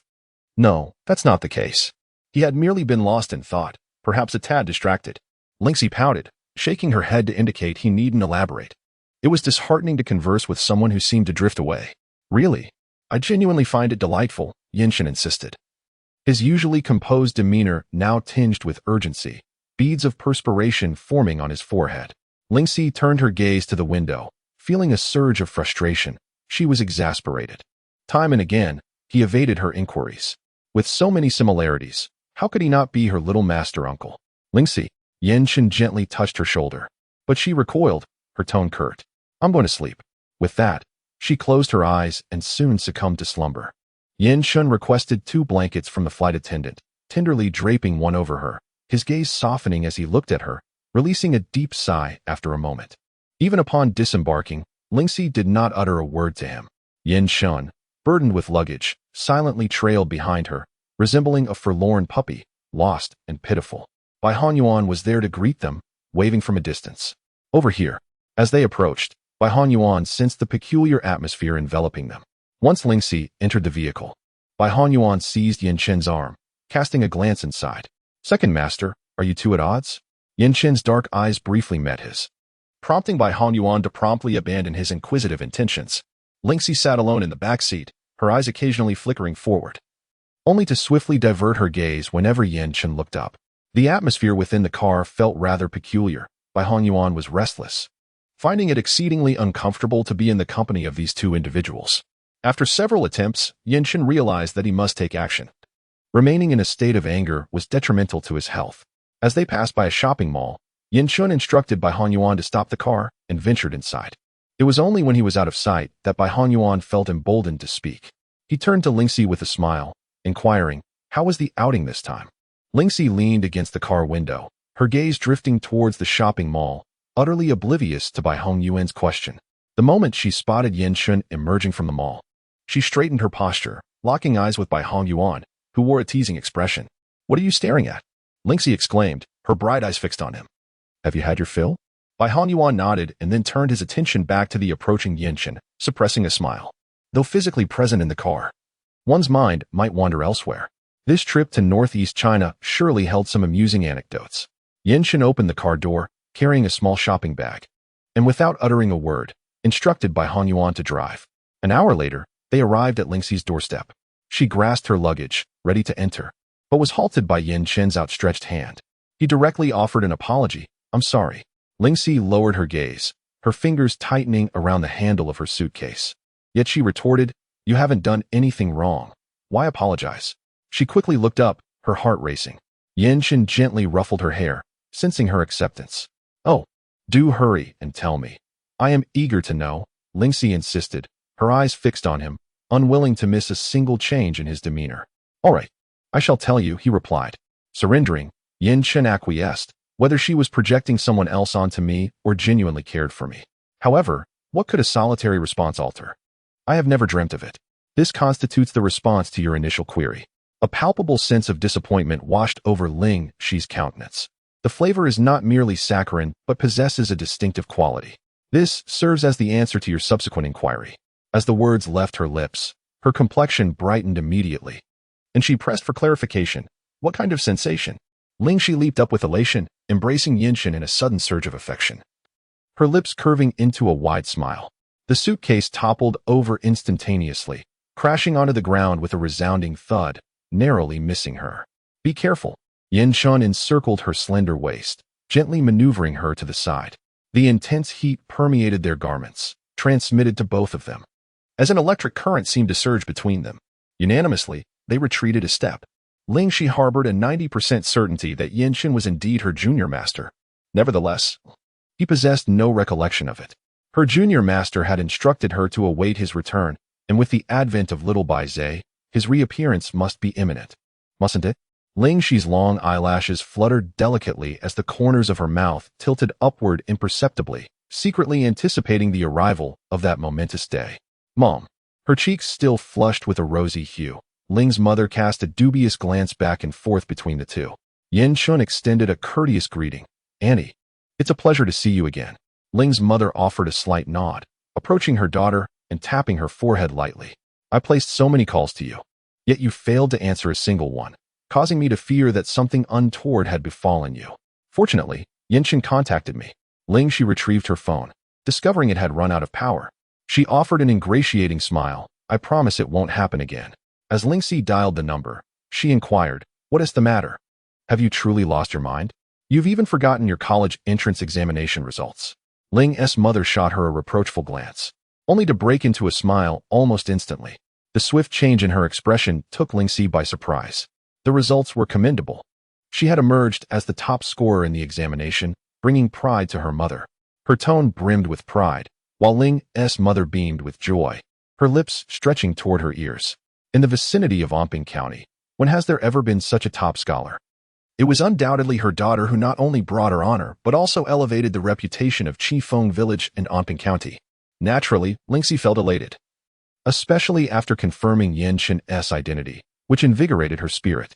Her lips curved into a smile, and her bright eyes sparkled with brilliance. Her skin resembled jade, adorned with a delicate blush, exuding charm. Ling Xi spoke softly. "All right." Moments of playful bickering were followed by reconciliation. Was there something more to it? On the journey back to the city, Bai Hongyuan could no longer suppress his curiosity. "Second master, may I inquire about something?" Yinshin, in an unusually good mood, replied. "Go ahead. You and Ling Xi, are you two together?" He winked playfully. Only then did Yinshin lift his gaze, casting a brief glance with his dark eyes. "No gossiping. Focus on driving." Meanwhile, Ling's mother was also probing Ling Xi, particularly intrigued by Yinshin's earlier gesture that had left her momentarily speechless. "What does that mean? Are the two of you really that close?" Ling Xi hurried to clarify. "It's nothing, perhaps just a gesture of gratitude." Ling's mother furrowed her brow in confusion. "Gratitude? Does that warrant such familiarity?" He was saved from a dire situation. Ling Xi insisted, but beyond that, she was unwilling to elaborate. "You have your own ideas, and even your mother cannot control you. However, there is one thing you must remember," Ling Ma concluded. Ling Xi blinked, questioning, "What is it?" "You must obtain my permission before dating any young man. The trustworthy ones are few and far between these days. You are still naive. And while you can earn money now, your health, although improved, is not what it once was. What if you were deceived and encountered problems again?" Ling Xi's smile faltered. She was no longer a child of 3, and such strictness seemed unnecessary. Noticing her silence, Ling Ma reiterated firmly, "Did you hear me?" With a determined expression that suggested she would not relent, Ling Xi hastily replied, "All right, I will definitely seek your approval. And what is the purpose of him coming to pick you up?" Ling Ma had not overlooked Yan Qin's final words before his departure. Ling Xi, witnessing her mother's inquisitive demeanor, replied with a resigned smile, "I'm going to visit Grandpa Yan." "To the Yan family?" Ling Ma's voice rose in surprise. Ling Xi widened her eyes. "Is there a problem?" "Grandpa Yan has helped me immensely. It is only right that I express my gratitude. Besides, it's not as if I've never been there before. How about I accompany you?" Ling Ma felt uneasy about her daughter being alone with a young man. Ling Xi blinked and pointed at the mess in the house. "Would you really be willing?" Ling Ma had become quite adept at preparing medicinal solutions, and business was thriving. The joy of counting money daily was immense. A day's delay could mean a significant loss. Upon hearing this, Ling Ma hesitated. After all, her daughter was grown now, and she couldn't possibly monitor her every move. Convincing herself, she instructed Ling Xi, "If you go, you must call me every day, and you are not to associate with dubious individuals." "Understood." Ling Xi nodded repeatedly, acquiescing to whatever was said, for if the conversation persisted, her mind would surely falter. "Please, step inside. The principal and the reporters await you." Tang Rong escorted her to the door, his gaze filled with warmth. Proud that his student had achieved such remarkable success, her reputation would surely soar within the school. Upon seeing Ling Xi, the reporters greeted her with enthusiasm. "Hello, Ling Xi. I am Su Miao from the county television station." "Greetings," Ling Xi replied politely, then turned to Principal Chun. "Hello, Principal Chun." Principal Chen's complexion radiated warmth. Upon seeing Ling Xi, he looked as if he had encountered a beloved child. He shifted slightly to the side and beckoned her. "Come, sit beside me." "Shall we begin without further ado?" Su Miao inquired directly. Ling Xi responded affirmatively. As she settled into her seat, she sensed the principal's nervousness. However, her own ease gradually relaxed him. Su Miao was taken aback at the sight of Ling Xi. How could such a beautiful girl exist in this world? Not only was she academically exceptional, but she also possessed unique talents, undoubtedly the kind of child every parent dreams of. Yet, this girl had once been a near vegetative state, attending high school for merely 2 years. Nevertheless, even with such a past, she surpassed ordinary individuals, holding several patents that had been successfully commercialized. Su Miao, adopting a formal tone, inquired first, "How do you allocate your study time across various subjects?" Ling Xi paused, momentarily taken aback. Before attempting a response, "I distribute my time evenly." Su Miao, intrigued, pressed on, "And how do you balance study with life?" "As far as I know, you have also achieved recognition in calligraphy and published several papers." Ling Xi, she scratched her head, appearing somewhat troubled, and said, "I truly hadn't planned for this. However, generally, I focus on my studies at school and indulge in my passions at home." Su Miao smiled wryly and remarked, "All right, there is another question. The false accusation of cheating during the college entrance examination must have greatly impacted you. How did you manage to maintain your composure and complete the exam?" Su Miao, have children nowadays become so remarkable? Chapter 99, Encountering Xia 11 again, second update. After the interview concluded, Su Miao left a business card and, in an effort to foster goodwill, shared the interview video with her, asking, "Is everything all right with this being aired?" Ling Xi assured her there were no issues, as it was all the truth. On the very first day the video was broadcast, it garnered substantial attention, especially since the cheating scandal had captivated the entire nation. Viewers flooded the comment section with remarks such as, "So bold. No wonder she is a top scorer. I envy her so much. When will I be that impressive? The young lady is simply amazing." Xia Shasha watched Ling Xi's composed demeanor in the video and silently gritted her teeth. What should she do? In merely a month, she would be attending university in the capital city. At that point, it would be even more challenging to act against her. However, despite her thoughts, she found no better plan. Moreover, for reasons unknown, her family had been particularly watchful over her lately. Even when she went out shopping, her grandfather would send someone to follow her. With her movements restricted, she found herself lacking the time and energy to devise a scheme against Ling Xi. As Ling Yin concluded his middle school examinations, he found himself languishing in boredom at home. He turned to Ling Xi and suggested, "Sister, why don't we visit our second sister?" Without hesitation, Ling Yin chimed in, "To the capital? Please take me along." He had never ventured outside of Jiangnan province, let alone to the capital city. The capital was teeming with delightful sights and delectable treats, and with his examinations behind him, he had ample time to explore. Ling Xi casually replied, "That sounds fine." The following day, when Yin Shen arrived to pick them up, he noticed the eager young shadow trailing behind Ling Xi. "Brother Yin." Ling Yin greeted him with a warm smile. Ling Xi explained, "Xiao Yin has been rather idle lately, so he decided to join us for a stroll in the capital." Yin Shen cast a bemused glance at Ling Yin, leaving him puzzled. Was he unwelcome? Once aboard the aircraft, Ling Yan's curiosity was piqued. This was his first flight, and he was seated in first class. The leather sofa seats were luxurious, and a small television was positioned in front of him. With a press of a button, the seat transformed into a cozy little bed. Ling Yan's eyes sparkled with fascination. He couldn't resist the urge to explore the mechanism. "Hello, please fasten your seatbelt." As we are about to take off, the flight attendant reminded him with a smile. Ling Yin felt a flush of embarrassment, hastily nodding in acknowledgement. Mortified that his lack of experience had been so evident, the plane gradually began to move, accelerating smoothly. In an instant, he felt a jolt as the aircraft lifted off the ground, ascending into the sky. Ling Yin craned his neck, his expression brimming with curiosity as he gazed down below. The people became mere dots, skyscrapers shrank to insignificance, and rivers appeared as slender threads. He then observed the fellow passengers in the cabin. Though each was engaged in different activities, they shared a common trait: confidence. Two individuals engaged in a spirited discussion about financial matters, while subordinates reported to their superior, as if every fleeting moment wasted was a profound loss for them both. These scenes, albeit familiar, struck a dissonant chord within the tender heart of Ling Yin. It was at this moment that Ling Xi began to feel a distinct shift. He truly realized that his elder sister had transformed. At the very least, without her, he would not be occupying this seat. His sister resembled the aircraft they were aboard, though it had just taken flight. The vistas of the future were surely not visible from the ground. Ling Yin found himself in a state of bewilderment. His second sister had discovered her aspirations. His third sister reveled in learning, and his parents seemed to have unearthed their passions. But what about him? He felt as though he lacked any particular interests. Uncertain of what his future held, even after disembarking, he continued to ponder this dilemma, nearly colliding with someone as he walked. He hastily uttered an apology and attempted to move forward, only to be halted. "Are you blind while walking?" Xie Wenwen, already in a foul mood, had nearly been knocked over, and her temper flared instantly. Her words left Ling Yin momentarily dazed. However, he was not one to stir up trouble. He apologized once more, saying, "I'm sorry, I accidentally stepped on your shoe." "Do you think an apology suffices?" Xie Wenwen was about to retort when her gaze fell upon the woman beside him, her eyes widening in surprise. "You? How come you're in Jing City again?" Ling Xi recognized the other party as well. She pulled her younger brother behind her with a slight smirk, thinking, "What? Is Jing City owned by you? Must I seek your permission to come here?"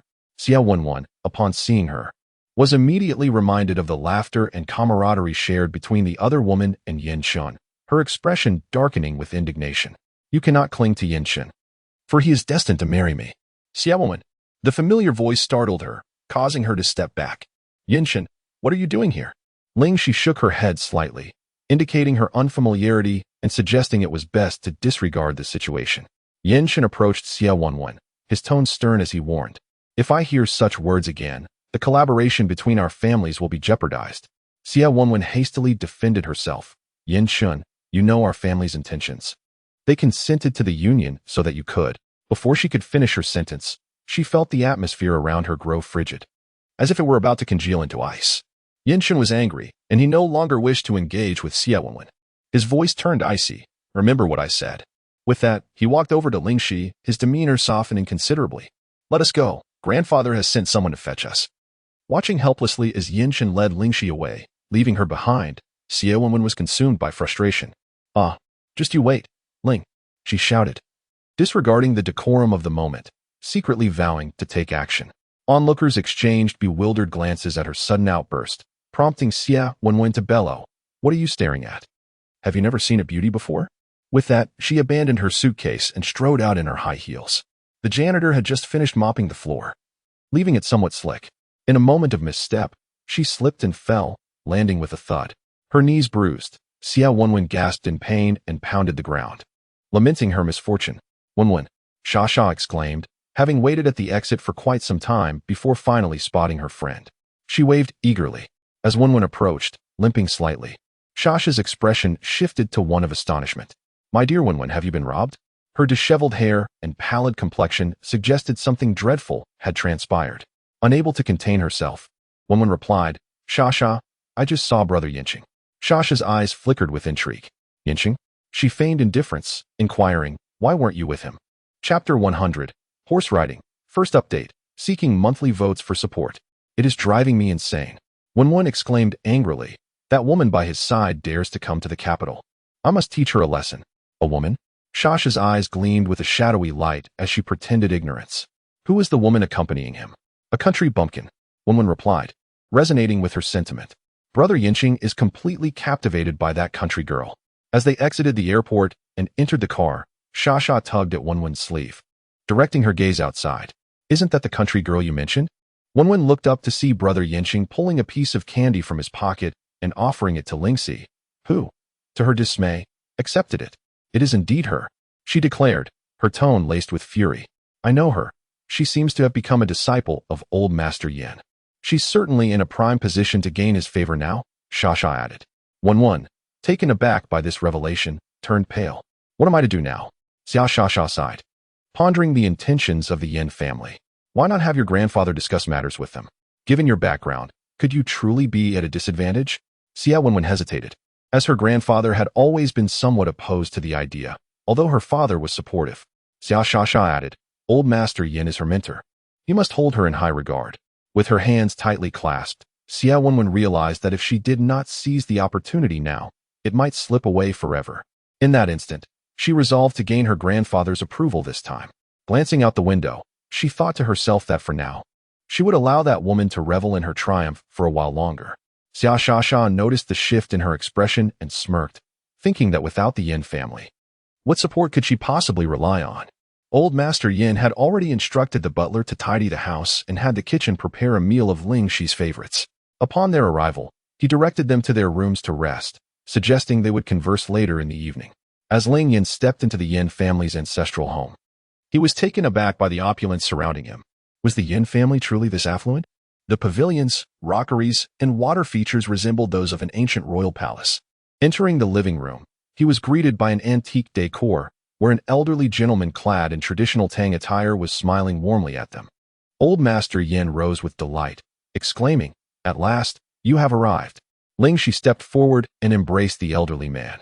Grandpa Yin, it has been too long. Compared to the title of Master Yin, she preferred to call him Grandpa Yin. Little one, with such significant events transpiring, why did you not keep me informed? Thankfully, your mother called in time. You mustn't hesitate to reach out in the future. Old Master Yin chided her with a smile. Ling Xi replied, I understand. She introduced Ling Yin, saying, This is my younger brother, Ling Yin. He has just finished his high school entrance examination and is visiting Beijing for a few days. Ling Yin called out, Hello, Grandpa Yin. The young boy was tall and slender, with a delicate and charming appearance, radiating a vibrant and positive energy that naturally endeared him to others. Grandpa Yin smiled and nodded, noticing the boy's slight shyness. Welcome, Xiao Yin. Consider this your home. Feel free to make yourself comfortable. If you need anything, just let the servants know. I understand. Thank you, Grandpa Yin, Ling Yin replied. After such a long flight, I think I'll head upstairs to rest. We can talk later this evening. There is no rush. Grandpa Yin ushered everyone upstairs and leisurely strolled towards the small garden, hands clasped behind his back. Ling Yin's curiosity deepened as he pondered the vastness of the estate. The bedroom he occupied was larger than the courtyard of his own home before renovations. Approaching the window, he gazed at a small lake not far outside. Taking a deep breath, he inhaled the fresh air, truly appreciating the beauty of the room. Feeling invigorated and not at all weary, he decided to explore. As he stepped out of his room, a servant approached, inquiring, Young Master Ling, is there anything you need assistance with? Ling Yin quickly shook his head. Please just call me Ling Yin. I'm simply going for a stroll. You all carry on with your duties. With that, he dashed out of the main courtyard. Once out of the servant's sight, he exhaled deeply, feeling unsettled at being addressed as young master. What an antiquated title. Ling Yin shuddered slightly, then resumed his appreciation of the picturesque surroundings. He made his way to the small garden, where Grandpa Yin was enjoying the scenery while fishing. Upon spotting Ling Yin, he waved him over. Xiao Yin. Ling Yin obediently approached, responding, Grandpa Yin. Come, sit, Grandpa Yin invited. Old Master Yin patted the seat beside him, inquiring why he was not resting in the room. Was he not tired? Young Ling Yin, with his innocent and straightforward nature, replied, Not at all. I just wanted to come out and take a look. I've never seen such a garden before. Old Master Yin chuckled. Well, you have much to see. This courtyard cannot be fully explored in less than a week. Ling Yin was taken aback, realizing that while he knew the estate was substantial, he had not anticipated its vastness. Setting down his fishing rod, Old Master Yin clapped his hands and asked, Do you know how to ride? Ling Yan's eyes brightened. Is that possible? With a smile, Old Master Yin rose and said, Come, let me take you to see it. I recently acquired a magnificent steed. Ling Yin followed him into a small carriage, and after a brief ride of about 10 minutes, they turned into a pair of large wooden doors, revealing an expansive vista. The blue sky and white clouds, coupled with the gently swaying green grass, created an atmosphere reminiscent of the vast plains, where horses leisurely flicked their hoofs. Ling Yin could hardly believe that the Yin family possessed an actual racetrack. In astonishment, he glanced at Old Master Yin, who had disembarked and continued deeper into the area, urging him to hurry along. This was Ling Yan's first encounter with horses, having only seen them in television dramas. Upon reaching the stable, he instinctively craned his neck. Horses were indeed magnificent creatures. Old Master Yin turned to the nearby trainer, asking, Choose one for him. Has he ridden before? The latter part of the question was directed at Ling Yin, who shook his head. The trainer assessed his height and build before selecting a relatively gentle mare, which was not much taller than Ling Yin. He did not mind. However, excitement radiated from him as he approached cautiously to stroke the horse's head. The youth bore an expression of innocence, and it seemed the horse sensed his goodwill, flaring its nostrils and gently shaking its hoofs. Go on, the coach is here. Do not be afraid, encouraged the Old Master Yin. Only after witnessing Ling Yin mount successfully did he turn his attention to his new companion. The newly arrived Akeltech was rather temperamental. Upon seeing Master Yin, it stomped its legs restlessly, refusing to allow anyone near. The coach had been feeding it for several days, yet dared not approach too closely. With a helpless shake of his head, Master Yin longingly reached out, but the horse began to kick. All right. I shall refrain from touching you. He turned to check on Ling Yin, only to find Ling Xi and his grandson approaching together. The two were engaged in light-hearted banter, completely dismissing the presence of a third party, the prior sense of distance seemingly non-existent. Chapter 101, Shared Writing, Second Update. Master Yin raised an eyebrow, pondering whether there was progress. As they entered, the two exclaimed in unison, Grandfather. Grandfather Yin. Master Yin smiled warmly at Ling Xi, thinking to himself, how delightful it would be if that Yin could be omitted. He stroked his non-existent beard, saying, Let us ride together. Before Ling Xi could respond, Yin Chen nodded beside her, agreeing to his grandfather's suggestion. He turned to grasp Ling Xi's arm, urging, Come on, let us see which one you wish to ride. The two walked side by side past Master Yin. Observing their retreating figures, a smile blossomed within him as he thought how well they complemented each other. He waved to summon the elderly steward Rin, whispering, Ling Xi is nearing adulthood, is she not? Uncle Rin recalled what Mother Ling had said initially, nodding in affirmation. Yes. The birthday in September. Old Master Yin smiled broadly, responding, it's wonderful to be of age. Meanwhile, Yin Chen observed his grandfather's inexplicable smile directed at them. Furrowing his brow, pondering what scheme the old man was concocting this time, Ling Xi's gaze was immediately drawn to the magnificent Arabian horse, its beauty strikingly evident. Tall and regal, with a proud head held high, it was adorned in a resplendent chestnut coat, its muscular form captivating all who beheld it. She pointed at the creature, expressing her desire to ride it. Yin Chen, aware of her infatuation with this spirited steed named Thunder, cautioned, its temperament is rather fierce. Would you consider choosing another? Ling Xi shook her head decisively, insisting, This one. A difficult disposition? No matter. A smile graced her lips. Every creature possesses its spirit. And even the most formidable species have their vulnerabilities. Moreover, what she offered might very well be precisely what it needed. As Thunder was led out, a proud whinny erupted, exuding an air of arrogance. Ling Xi extended her hand slowly, a gentle aura enveloping her, and Thunder responded with a few contented snorts, seemingly eager to gallop for miles. Its haughty demeanor softened considerably, and it affectionately nuzzled Ling Xi's small hand. This endearing display left Old Master Yin astounded, compelling him to step closer. Eager to reach out and touch, Thunder snorted twice in protest, yet remained obstinate. Ling Xi promptly patted its head, which finally quieted the spirited creature. Old Master Yin stared in disbelief, outright discrimination. He inquired, "Little Xi, have you ridden before? How is it that Thunder takes to you so readily upon first encounter?" In this lifetime, Ling Xi had never encountered a unicorn, yet in the realm of cultivation, she had indeed ridden one. She shook her little head, pondering. Perhaps she had not. Old Master Yin gave a wink to Yin Shun, signaling him to hurry. Receiving his grandfather's silent cue, Yin Shun averted his gaze, seriously grasping the reins of the horse and looking towards Ling Xi, asking if she wished to give it a try. As Ling Yin mounted the horse, he spotted them and excitedly waved, shouting, "Sister, Brother Yin." He then turned to the instructor, "Coach, let us hurry over." The coach led the horse closer, and Ling Yin carefully dismounted, his eyes fixated on the exquisite steed, the blood-sweat horse. He couldn't help but exclaim, "It's so beautiful." "Sister, do you want to ride this one?" Ling Xi smiled and nodded, mounting with graceful agility. Thunder, the horse, neighed loudly, raising its hoofs high, causing Ling Xi to lean back, forming a 45-degree angle with the ground. This scene startled the onlookers. "Sister, Xiaoxi," Yin Shun and Ling Yin, taken aback, rushed forward. Ling Xi gently tapped the horse's belly. And Thunder, sensing the unfriendly aura from Yin Shun and the others, quickly calmed down. Ling Xi stroked Thunder's head and reassured Yin Shun. "It's fine. It's just playful." Yin Shun, still concerned, approached Ling Xi from behind and mounted Thunder. The chill emanating from him made Thunder fidget uneasily. "Shall I take you?" The warm breath brushed against Ling Xi's ear, causing her to involuntarily shiver. Without uttering a word, she simply nodded her head. "Let us go." Yin Shun tightened the reins, cradling Ling Xi in his embrace.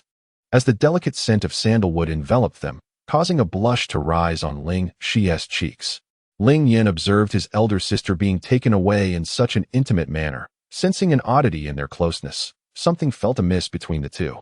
Mr. Yin approached Ling Yin, smiling as he remarked, "Do they not make a fine pair?" "What?" Ling Yin was taken aback. "Grandfather, what do you mean?" Mr. Yin, with a mysterious smile, patted Ling Yin on the shoulder, encouraging him to treat this place as his own home and to enjoy himself. Meanwhile, Xia Wenwen accepted the situation with a smile. Fully aware of the unfolding events, she glanced around and immediately inquired, "Where's my grandfather?" After a brief pause, her tone turned rather unfriendly. "Of course, I know he has gone out. I meant to ask what he is doing." But Butler Missouri had no information to provide. Frustrated, Xia Wenwen declared out, "I do not wish to be disturbed." She needed time to contemplate how to address her family later that evening. With her eyes reddening, she threw back the covers, revealing an utterly aggrieved expression. Xia Mother was startled, questioning as she called downstairs, "Xia Wei, come up quickly." Xia Wei hurried upstairs, with brother Xia trailing behind. Hearing the commotion above, Mr. Xia emerged from his study, glancing at Butler Missouri. "What is happening?" Butler Missouri replied, "It seems to concern the young lady." The moment Madam called, they all rushed upstairs. Mr. Xia furrowed his brow, pondering what trouble his family was embroiled in, and decided to ascend and investigate. "What is going on?" Xia Wei pushed open the door, immediately noticing his wife's anxious demeanor, and promptly asked what had transpired. As Mother Xia turned to the side, the face of Xia Wenwen, which appeared as if it had endured some torment, was revealed. Instantly, Xia Wei's anger flared up. "Who did this?" Brother Xia added, "Do not be afraid. Speak up, and I shall assist you." With her head bowed, Xia Wenwen wiped her tears, choking back sobs as she murmured, "I saw Brother Yinshin at the airport today." The others present immediately grasped the situation. Xia Wei glanced at Mother Xia, who gently wiped their daughter's tears and comforted her. "All right now, do not cry. Did Yinshin do something again?" Xia Wenwen nodded, her face full of grievance, tears streaming down as she intermittently hiccuped. The others felt their hearts ache as she continued, "Brother Yin Shun seems to have a girlfriend." Chapter 102, The Past of Yin and Xia. First update. Brother Xia's tone turned stern. "When did this happen? And who is the girl's family?" Xia Wenwen shook her head. "She is not from the capital. I met her in City A before." After speaking, She lifted her gaze, her eyes pleading as she looked at Xia Wei. Father, do you still stand by what you promised me? Xia Wei exchanged glances with Mother Xia, who reassured. All right. Give your father some time. He will not let you down. Xia Wenwen cautiously inquired. Then can we not have an engagement first? My birthday is approaching. If possible, holding the birthday party and engagement together, would that not be splendid? Just then, a deep voice resonated from the doorway as old Master Xia scrutinized everyone in the room. What engagement party? Father. Xia Wei and his mother, Xia Mama, exchanged anxious glances. They had not yet discussed this matter with the old patriarch. Upon entering, Xia Laozi also noticed his little granddaughter on the bed. Xia Wenwen, overwhelmed with fear, averted her gaze and lowered her head, her heart pounding in trepidation. Would they truly support her? She silently implored her parents for assistance. Xia Laozi, gripping his cane, struck the floor with a resounding thud, echoing in the hearts of all present. Xia Dage, unable to contain himself, blurted out, Grandfather, Wenwen has been bullied by Yin Chun. What should we do? He proceeded to disclose the matter of Yin Chen's involvement with another woman. Xia Laozi did not direct his attention to him, but instead turned to Xia Wei, inquiring, Do you believe we should demand an explanation from the Yin family? Xia Wei felt a pang of fear at his father's tone and could not decipher his intent. Yet, driven by paternal concern, he nodded and said, Years ago, our families made a pact. Now that Wenwen has grown, perhaps we should address that matter with the Yin family? With a resounding clap, Xia Laozi slammed his hand on the table, causing everyone to shudder in fright. His face ablaze with fury, he directed his ire towards Xia Wei, exclaiming, Xia Wei, I believed you had matured, yet you remain so naively foolish. The single word foolish rendered everyone speechless, and Xia Wei felt a flush of embarrassment, chastised before his children and wife. In an effort to defend her husband, Xia Mama signaled to Xia Dage to take their daughter outside.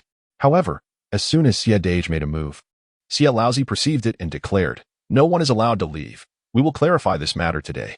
He shot a glare at them and closed the door. For reasons unbeknownst to her, upon witnessing her grandfather's demeanor, Xia Wenwen was overtaken by a sense of foreboding, her palms clammy as she clutched the bedspread tightly. Despite her evident distress, could she not sway her grandfather's decision? Why was it that her wish to marry her beloved Yinshin Gij seemed so elusive? Her heart raced, lodged in her throat, as she subtly entwined her little finger with her mother's, the gesture delicate and cautious, evoking a deep pang of sympathy in Xia Mama. While she possessed some knowledge of the Xia family's long-standing grievances, the details eluded her. Yet, the past should remain in the past, not serve as a stumbling block to her daughter's happiness. Resolute, Xia Mama vowed to support her daughter, regardless of her father-in-law's stance.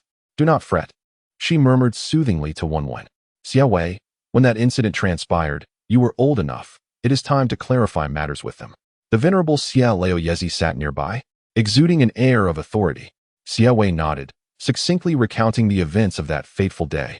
The late Yin Leo Furin had shared a close friendship with her mother, and they had made a verbal pact to unite their families through marriage. However, as fortune would have it, both families bore sons, and thus the agreement was postponed to the next generation. Yet, they never engaged in a formal discussion, leading to a gradual estrangement following subsequent events. What events? Xia Wenwen swallowed hard, her gaze fixed intently on her father. Years prior, the Xia family had incurred the wrath of outsiders, who sought vengeance on his mother. Unfortunately, they mistakenly targeted the wrong individual that day, resulting in the tragic demise of Yin Leo Furin and her unborn child. Although their actions were unintentional, the root of the tragedy lay with their family. Yin Leo Yezi, having lost both his wife and child, descended into a frenzy of retribution, resulting in devastating losses for the perpetrators.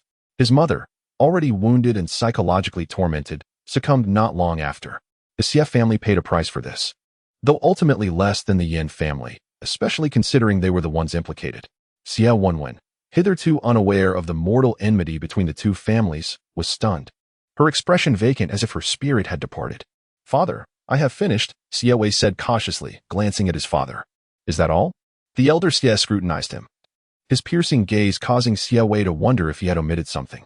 After a prolonged silence, the elder Xia sighed in resignation. This was the son he had meticulously groomed, yet he possessed so little acumen. How could he sustain the Xia family after his departure? That is merely one aspect. The elder Xia added slowly.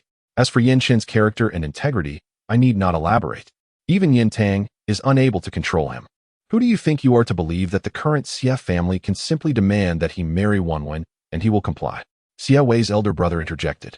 But now, only the elder Yin supports him. The others. The elder Xie began to suspect that his grandson's intelligence was not as high as he had believed. His holdings, how much do you comprehend? It's just the Yin Corporation, isn't it? His elder brother's tone diminished as he spoke, realizing his grandfather was regarding him with an expression of profound disappointment. The elder Xie waved his hand dismissively. Let us not speak of this.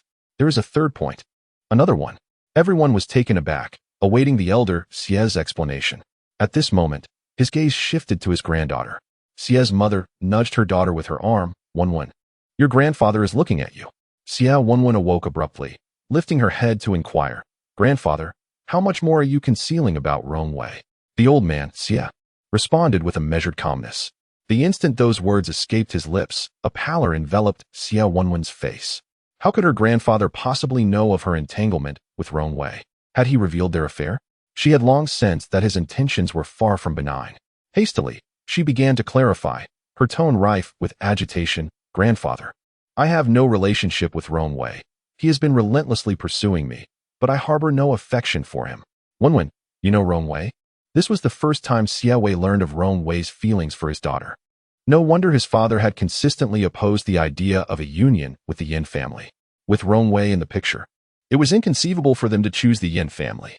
Xie Wanwen's countenance grew grim as she realized she could no longer conceal the truth. With her family, particularly her grandfather and father, now aware, she found herself with but one option. After all, an alliance with one of the nation's foremost political families was an opportunity that no political household would refuse. Her mind raced with thoughts on how to elucidate her situation to her grandfather. As long as he harbored no notions of a matrimonial alliance, she still had a chance.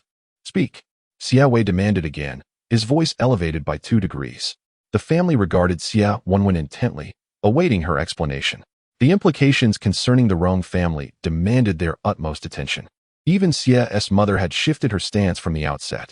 Xie Wanwen hung her head, overwhelmed with regret for having succumbed to curiosity and attended the banquet at the Rong residence, ultimately finding herself ensnared by Rongwei. Old Master Xie did not mind her objections and decisively stated, forget about your relationship with Yinchun. I will take the initiative to visit the Rong family soon. And if all goes well, your birthday celebration will also serve as your engagement feast. I refuse, Xie Wanwen retorted loudly, her trembling eyelashes betraying her inner fear. She could see the seriousness in her grandfather's eyes and his uncompromising demeanor at that moment, which filled her with an overwhelming dread. Before leaving, Old Master Xie cautioned Xie Wei and Mrs. Xie, keep a close watch on her. If anything goes awry, do not expect to remain in this household. The moment he exited the room, tears streamed down Xie Wanwen's face, and she sobbed, Dad, Mom, I only wish to marry brother Yinchun. Can you plead with grandfather on my behalf? The despair in her voice was heart-wrenching. Xie Wei, visibly troubled, gestured for Mrs. Xie to take over, stating he had other matters to attend to and excusing himself. Xie Dage was also in a somber mood, particularly after his grandfather's earlier demeanor. His sole thought was to thoroughly investigate Yin Chun's background, ensuring that no one looked down upon him. Wanwen, there is still time to address this matter. We will find a way. I will go and talk to grandfather, he said before departing. In the room, only Mrs. Xie and Xie Wanwen remained. Wanwen, do not cry, Mrs. Xie said with deep concern. Rongwei is a child of the Rong family. Ask any girl in Huagua, and they would all desire to marry him. You know your grandfather's character. If he can forge a connection with the Rong family, he certainly will not let it slip away. A series of facts lay before her. Yet Xie Wanwen remained unwilling to accept her fate. She recalled the words of Sha Sha and asked once more, Mother, do you truly not support me? Naturally, Xie Mama stood by her daughter's side. However, after reflecting on her father-in-law's earlier analysis, she recognized the potential pitfalls that lay ahead if her daughter were to persist in her stubbornness. Wanwen, heed your mother's words. I would never lead you astray. With a heavy heart, Xie Wanwen lowered her head, and after a prolonged silence, a hoarse voice emerged from her throat. I wish to be alone for a while. Xie Mama sighed deeply, offering a final piece of advice. Consider this carefully before rising to depart. Just as she closed the door, the sound of heart-wrenching sobs echoed from within. Tears streamed down Xie Mama's face. When had her Wanwen ever endured such anguish? And as for Yinchun, He was merely a child raised in freedom. What right did he have to repeatedly reject one, especially now that he had sought the company of another woman? Parading her before their daughter? Xia Mama, lost in contemplation, made a phone call to investigate the background of that woman. Xia Jiqing learned of Ling Xi's arrival in the capital and her stay at the Yin residence, prompting an immediate desire to pay a visit. Xia Kuan instructed the butler to prepare accordingly, eager to accompany him. Xia Kuan cherished the affectionate nature of his granddaughter, which led him to ponder whether his own daughter had once displayed similar traits in her youth. What were you up to just now? Xia Shasha softly recounted the information she had just gathered, causing Xia Kuan's expression to shift. Do not speak of uncertain matters indiscriminately. I understand. I merely wish to inform you. She coquettishly inquired, by the way, when is great aunt arriving? It feels like ages since I last saw her. The thought of his only sister, a woman in her 40s or 50s, still clamoring for a divorce, irked Xia Kuan. He promptly steered clear of the subject, posing.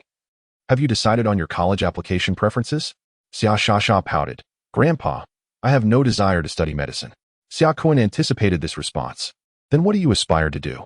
Xia Shasha confessed that she had never truly pondered the question.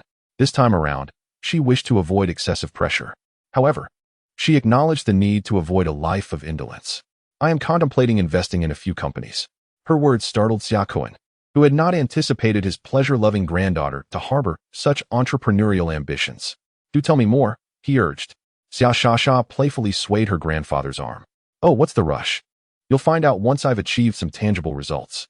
Xia Kuan chuckled. Very well. I shall await your success story with bated breath.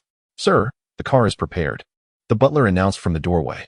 Xia Kuan rose, straightened his attire, and declared, let us depart for the Yin residence. Xia Shasha, who had just picked up a slice of apple, abruptly dropped it. She leaped to her feet. Grandpa, where are you going? Xia Kuan continued walking to the Yin residence. Of course. What are you going there for? Xia Shasha promptly pursued him, her heart filled with apprehension. Why would her grandfather suddenly decide to visit the Yin family? Old Master Yin called, informing me that the young prodigy physician has arrived in the capital. Your uncle and I are going to pay a visit. He was unaware that the young prodigy physician was none other than Ling Xi. However, Xia Shasha was acutely aware that her grandfather was meeting Ling Xi, and she vehemently opposed it. Absolutely not. If they were to encounter one another, her grandfather's cautious nature would surely unveil something amiss. Although there was no photograph of her grandmother at home, she recalled from past news that her grandfather had once remarked on the striking resemblance between Ling Xi and her grandmother in their youth. Xia Jiqing waited by the car and, upon seeing his niece arrive, playfully inquired, Are you joining us? Xia Shasha promptly declined, pulling her grandfather aside to whisper urgently. Her expression filled with anxiety. Xia Jiqing, intrigued, was taken aback to see tears in her eyes. What was the matter? He approached her and asked. Xia Shasha replied, My right eyelid has been twitching all day. I don't want you to go out. You must promise me. Xia Jiqing chuckled, Little Shasha? I had no idea you were so superstitious. I am superstitious. Otherwise, how could I have been reborn? Xia Shasha retorted, her tone less than pleasant, which dampened Xia Jiqing's mood for conversation.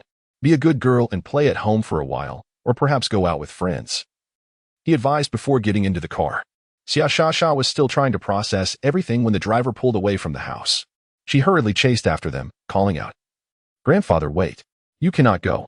In the blink of an eye, the car had vanished from sight. Chapter 104. Aunt Xia and Grandma. First update, she quickly called the butler, instructing him to prepare a car, as she too intended to go to the Yin family.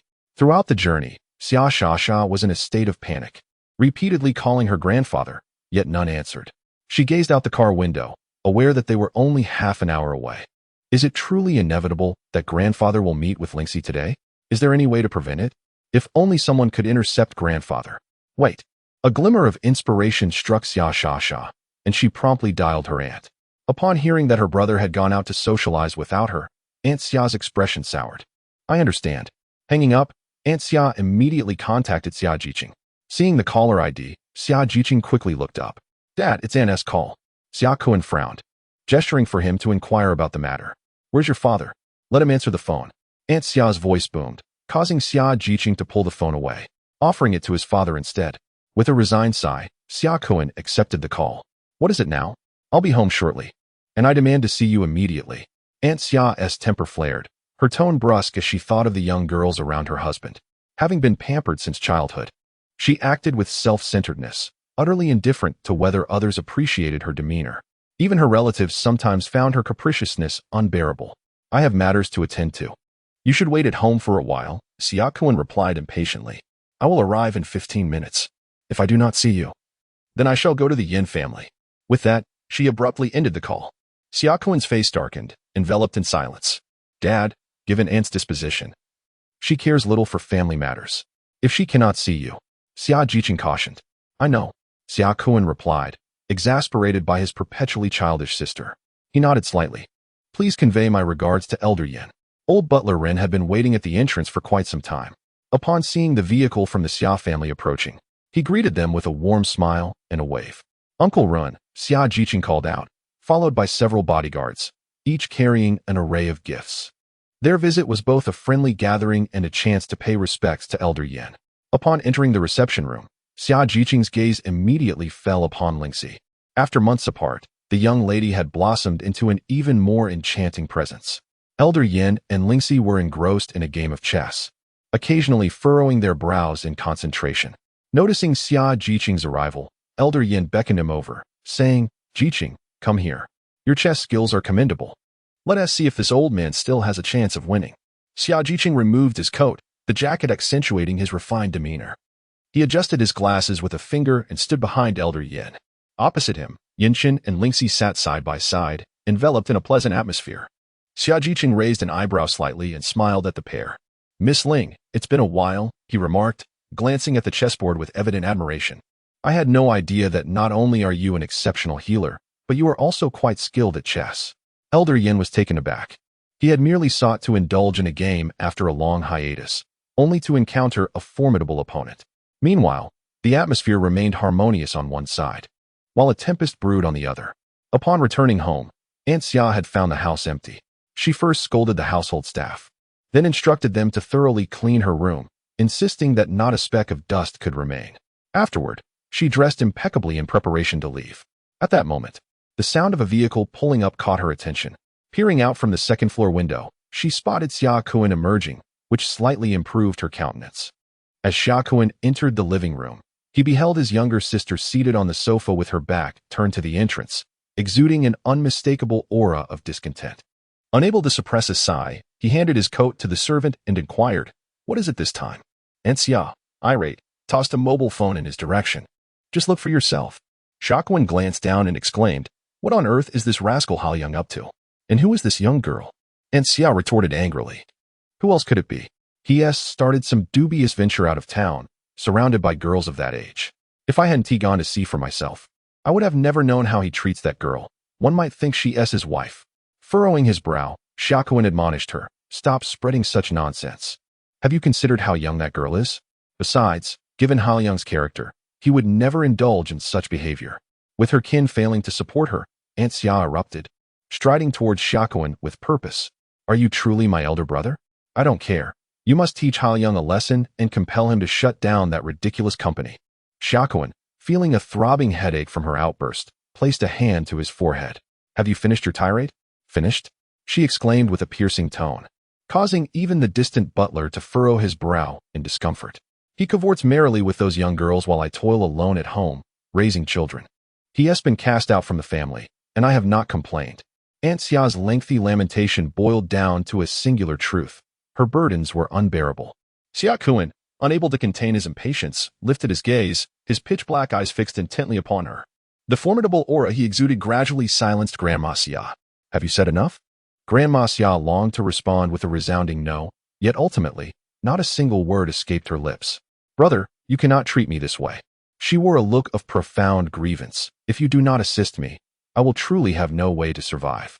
With that, tears streamed down her face. Xiaokuan sighed.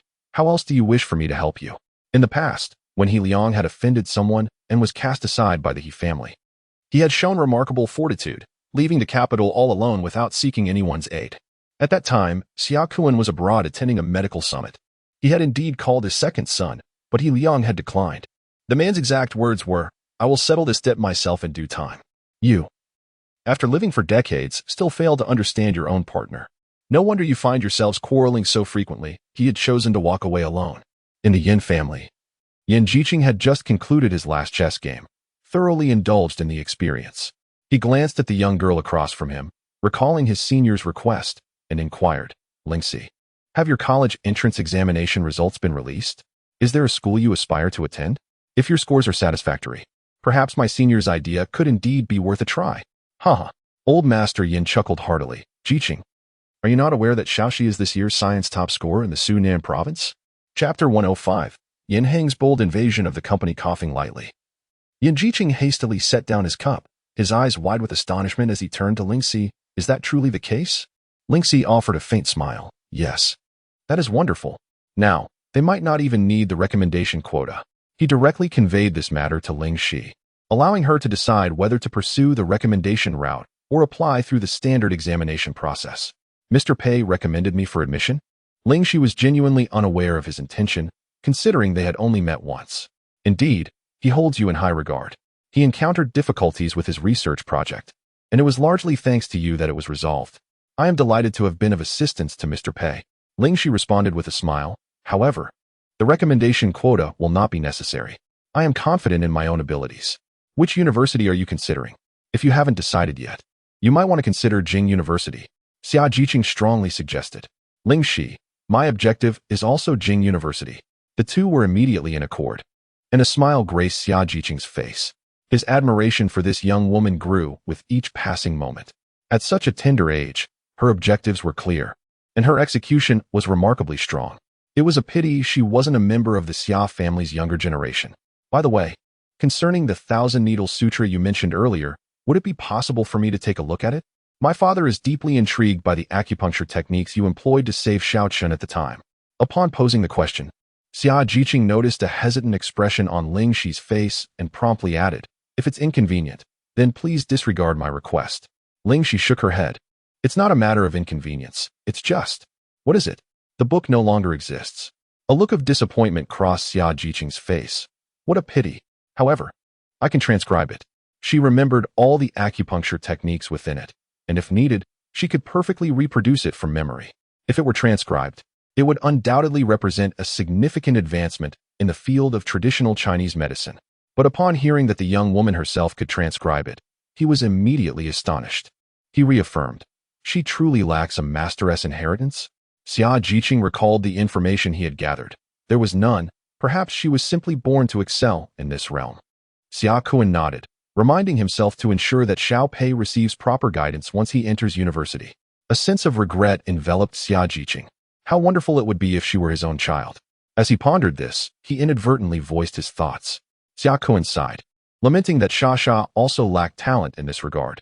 The speaker was oblivious, yet the listener was attentive. As Xia descended the stairs, preparing to head to the kitchen, she overheard her grandfather and uncle discussing Ling Xi once more, igniting a surge of irritation within her. Why could they not let it go? Grandfather, are you truly disappointed in me? With a dejected expression, she approached them, her heart heavy with sorrow. Xia Kuan and Xia Jiqing exchanged glances, silently acknowledging the gravity of the situation. This was problematic. There was no such thing. Grandfather merely spoke without thought. Xia Kuan hastily clarified, if you choose not to pursue medicine, that is entirely your decision. This field is arduous. All you need to do is joyfully embrace your role as the little princess of the Xia family. Xia Jiqing chimed in with supportive words, even promising to take her shopping the following day, which elicited a smile from her. Once she retreated upstairs, the two men sighed in unison.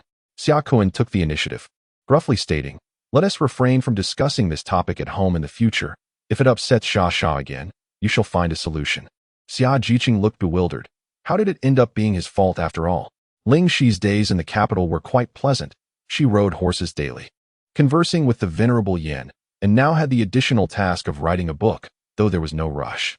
Yin Shin had only been home for the past couple of days. Subsequently, he was occupied with work, leaving early and returning late each day. Due to Yin Heng's earlier indiscretion in divulging information, a bidding opportunity was seized by others. Consequently, the elder Yin was incensed and ceased to restrain Yin Chen's plans. The Qian family had long sought to collaborate with the Yin family for mutual development and profit from the land in question. However, with the elder Yan's indifference, the Qian family found themselves incapable of contending with Yin Chen. Once the land was sold, their involvement would cease. Their attempts to gain an advantage were utterly futile. Thus, the Qian family harbored both resentment and animosity towards Yin Heng. Yet, what could they do about their own grandson? Yin Heng attempted several times to enter the corporation but was thwarted at the entrance, driving him to the brink of madness. The third young master of the Yin family could not even access his own company. Such a notion would render him a laughingstock within their circle. On this particular day, undeterred, Yin Heng returned, flanked by 2 bodyguards. Yin Shun was occupied in a meeting and had no time to attend to him, while the security personnel continued to block his entry at the company's entrance. "Open your eyes and recognize who I am." Yin Heng fumed. The security guard, showing utmost respect, replied, "Third young master, I apologize, but we cannot disregard Mr. Yin's orders." This same phrase ignited Yin Heng's fury. Casting a glance at his bodyguards, they immediately moved to confront the security personnel. Yin Heng strode boldly into the company lobby. Upon seeing him, the receptionist had yet to alert the secretary's office before receiving a warning. As the elevator doors opened, Yin Heng, accompanied by his bodyguards, ascended directly to the upper floors. The security promptly contacted manager and to report the situation. Manager and swiftly arrived at the conference room and discreetly gestured to Quan. As he emerged, hearing that the third young master had forcefully intruded, he couldn't help but frown. The reporting manager paused momentarily, but Yin Chun, unfazed, instructed, "Proceed." He quietly instructed Quan to take him to the reception room. As Yin Heng exited the elevator, he noticed Quan approaching with a few individuals. "Third young master, the reception room is this way. President Yin will arrive shortly," Quan informed him. Yin Heng did not spare him a glance and proceeded towards the conference room. Quan reached out to stop him, saying, "Third young master, should you choose not to cooperate, do not blame us for our lack of courtesy." Yin Heng scoffed and continued forward. However, as he took a step, 2 arms seized him, pulling him back. "How dare you?" He looked at Quan. Disbelief etched on his face. "Let me go?" The top floor of the office building housed only Yin Chen's office and the secretary's room. How could he endure the humiliation of being seen in such a state? Upon entering the reception room, he was unceremoniously thrown onto the sofa, while the 2 bodyguards he had brought were already dismissed. "Third young master, we have matters to attend to, so we shall leave you now," Quan remarked before exiting with his companions. Yin Heng was left in a state of shock, consumed by agitation. All he desired was to storm into the conference room and confront Yin Shun. To his dismay, the door was locked. Taking a deep breath, Yin Heng decided to call his father.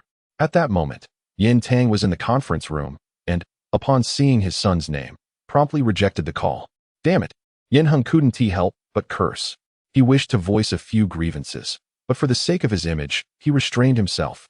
He kicked the door in frustration, the pain shooting through his foot, and glanced around the reception room, throwing items onto the floor in a fit of anger. Outside, Secretary Wang and others heard the commotion, exchanged glances, said nothing, and returned to their work. Chapter 106, a meeting of 3 generations. At this moment, in front of the company, several black Mercedes vehicles came to a halt. Mr. Yin, the elder, emerged from the car, and upon spotting him, the security guard hastily stood to attention. The senior executives were predominantly gathered in the conference room, while Managerin, seemingly unoccupied, nearly spat out the water he had just sipped upon hearing that the old chairman had arrived. How peculiar! What auspicious wind had brought everyone here today? He promptly tidied himself up and descended to welcome the guests. As the elevator doors opened, Managerin was greeted by a radiant smile from the elder. "Old chairman, what brings you here?" Mr. Yin replied, "Ah, little Lin, I simply came to visit the company." As he spoke, he stepped into the elevator. Just as Managerin was about to press the close button, a young and beautiful girl entered as well. "Oh, you. Perhaps you should wait for the next lift." Before he could finish his sentence, Mr. Yin kindly smiled at the girl and said, during the lunch break, "Let Xiaochen show you around." Managerin immediately fell silent, as if the words he had just uttered had never escaped his lips.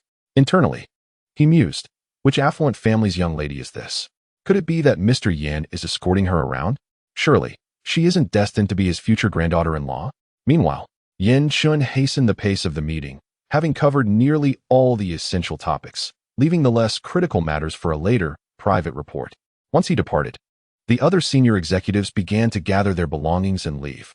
Yin Tang, however, wore a grim expression, his heart heavy at the thought of his unfilial son having embarrassed him in front of so many. "Cousin, it seems the elder has arrived." Yin Ming remarked as he approached. Yin Tang replied, "The elder has come?" "Indeed." Without delay, Yin Tang rose, and the two made their way toward the top floor. On the top floor, in the reception room, Old Master Yin noticed that the door was still locked, prompting a chuckle. "Xiao Chun is exceedingly cautious," he remarked, pressing the lock and opening the door. To his surprise, a shoe was hurled towards him, accompanied by a furious exclamation. "Yin Chun, you are absolutely insane." Yin Hung was momentarily taken aback, and then a roar followed as he recognized the intruder. His expression turned frantic as he rushed to intercept the shoe. But it was too late. Just as the shoe was about to make contact with Old Master Yan's face, he instinctively shut his eyes in fear. "Damn it, Yin Chun, you've got me into trouble." However, Ling Xi quickly swept the shoe aside with her small hand, shielding Old Master Yin. After half a minute, Yin Hung cautiously opened his eyes to find Old Master Yin's complexion pale, yet his gaze unervingly calm, sending a shiver down Yin Hung's spine. "Grandfather," he ventured cautiously.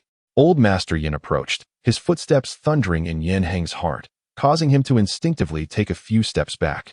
"Speak. What brings you here?" he inquired, leaning on his cane. Yin Hung hesitated to reveal his true intention, merely wishing to inquire how he might gain entry into the company. Old Master Yin settled onto the sofa and addressed Ling Xi. "Xiao Xi, please set the food aside and step outside for a moment." Ling Xi smiled slightly, but chose not to leave the floor, instead sitting on the sofa outside for a short while. "Mr. Yin, the old chairman is waiting for you inside," Secretary Wang announced, rising to inform him. Yin Shen hurriedly made his way to the office. Oblivious to Ling, she seated on the sofa. As Ling Xi's almond-shaped eyes gleamed with a mischievous light, Yin Shen approached her with a smile playing on his lips. "What brings you here?" he inquired. "I was waiting for you," she replied, her tone suddenly lightening the atmosphere, prompting a chuckle from Yin Shen. Not far away, a few secretaries discreetly stole glances, witnessing the gentle demeanor of their superior, Yin Shen, before hastily returning to their tasks, though their ears were perked up in curiosity. Only when Yin Shen entered his office did they allow themselves to relax, whispering among themselves about the rare smile their boss had just displayed. "Did you see?" Not only did he smile, but he was also quite tender with that girl. Ahem Aquan, standing a short distance away, reminded them to maintain their decorum. The secretaries exchanged knowing looks and beckoned him over, launching into a barrage of questions. "Quickly tell us, who is that girl? Should we be particularly mindful of her in the future?" Upon entering the office, Yin Shun found that the conversation between the elder Yin and Yin Hung had already concluded. The atmosphere was quiet, with neither party inclined to speak. Yin Hung remained seated at a distance, wishing he could depart at that very moment. "Grandfather," Yin Shun said, removing his coat. The elder Yin nodded slightly, inquiring, "Has the meeting concluded?" "Yes," Yin Shun replied, taking a cup of water and sitting down opposite Yin Hung. His expression neutral. "If you have something to say, speak plainly." Yin Hung looked up at him, then glanced at their grandfather, still hesitating to divulge his purpose for coming. "When will I be able to join the company? Can you provide a definitive answer?" A smile involuntarily crept onto Yin Shen's lips as he set down his cup and leaned forward. "Has your father not spoken to you about this?" "What about?" Yin Hung asked, puzzled. Suddenly, the door swung open, and Yin Tang entered from outside. The 3 generations of the Yin family were gathered together, a sight seldom seen. "Father, what brings you to the company so unexpectedly?" Yin Tang inquired, glancing at the elder Yin. The elder replied, "Am I not allowed to come?" Yin Tang chuckled. "Of course not. However, a heads-up would have been appreciated so I could arrange my time to receive you. Do you have time now?" Yin Tang smirked and beckoned Yin Hung over. "Father, look at Yin Hang. He is no longer a child. Shouldn't we allow him some practical experience?" The elder Yin responded, "I no longer involve myself in company matters. You and Xiaoqin can discuss it." Yin Tang paused momentarily, then turned his gaze toward Yin Shen after so much resistance. "Are you finally willing to relent?" Outside, Aquan couldn't help but break into a sweat. Uncertain of the conversation unfolding within, he was startled by a sudden roar. Unmistakably from the elder Yin. Yin Ming smirked slightly, wondering how the argument had reignited. His gaze shifted from the reception room to a young girl seated nearby, whom he surmised was brought along by the elder. After a moment's thought, he approached her with a smile. "Hello." Ling Xi looked up from her book, her gaze meeting that of an unfamiliar middle-aged man. Yin Ming, feeling at ease, sat beside her. "I am Yin Chen's uncle. You must be Ling Xi, correct?" Ling Xi paused her page turning and raised her eyes again. "What do you want?" Yin Ming smiled, his gaze resting on the book. Do you have an affinity for jewelry? Ling Xi remained silent. He continued, I would like to gift you this necklace. By the way, you and the old man, what brings you to the company today? A smile graced Ling Xi's lips as she snapped the magazine shut with a resounding clap, placing it aside. Rising, she addressed the gentleman. You claim to be Yin Chen's uncle. Yet I do not recognize you. If there is nothing further, I bid you farewell. Chapter 107. The Arrival of Xia Wenwen. Second update. Wait a moment. Yin Ming retrieved a bank card from his pocket. As this is our first encounter, please accept this token of goodwill. Ling Xi found the act of offering money to a stranger perplexing. Such unsolicited generosity often masked ulterior motives. We are not acquainted. Thank you, she replied, turning towards the conference room. Just as she was about to open the door, it swung open abruptly, revealing Yin Tang. Yin Tang scrutinized the young lady before him with a hint of assessment in his cold gaze. He let out a soft scoff, uttering not a word as he walked past her. Yin Hung closely trailed behind, casting a glance at Ling Xi as they departed, inwardly lamenting, she has become increasingly beautiful. What a pity. Why is she not his girlfriend? Shaoxi, please come in, called the old master Yin, gesturing for her to approach. He then signaled his grandson to compose his expression before continuing. We shall have lunch here. Shaoxi has prepared it especially for us. There were 5 dishes, for vegetarian and 1 meat, accompanied by a soup. Knowing Yin Chen's preference for light, vegetarian fare, Ling Xi made an effort to prepare a variety of plant-based dishes. She ladled a bowl of soup and presented it to Yin Chen. Would you like to try it? Taken aback, he accepted the bowl, feeling somewhat unaccustomed to the attentiveness she displayed through cooking and serving. Is it good? He asked, still in a daze. Nodding slowly, he replied with 2 simple words, it's delicious. Old Master Yan's lips curled into a smile, as if he could see through everything. Silently, he savored his meal, occasionally casting sidelong glances at the 2 young people. When evening fell, Yin Chen returned home, only to be stopped by the old butler, Run, second young master. The master is waiting for you in his room. Yin Chen glanced at the clock. It was already 9 o'clock. Was grandfather still awake? Ren replied, no.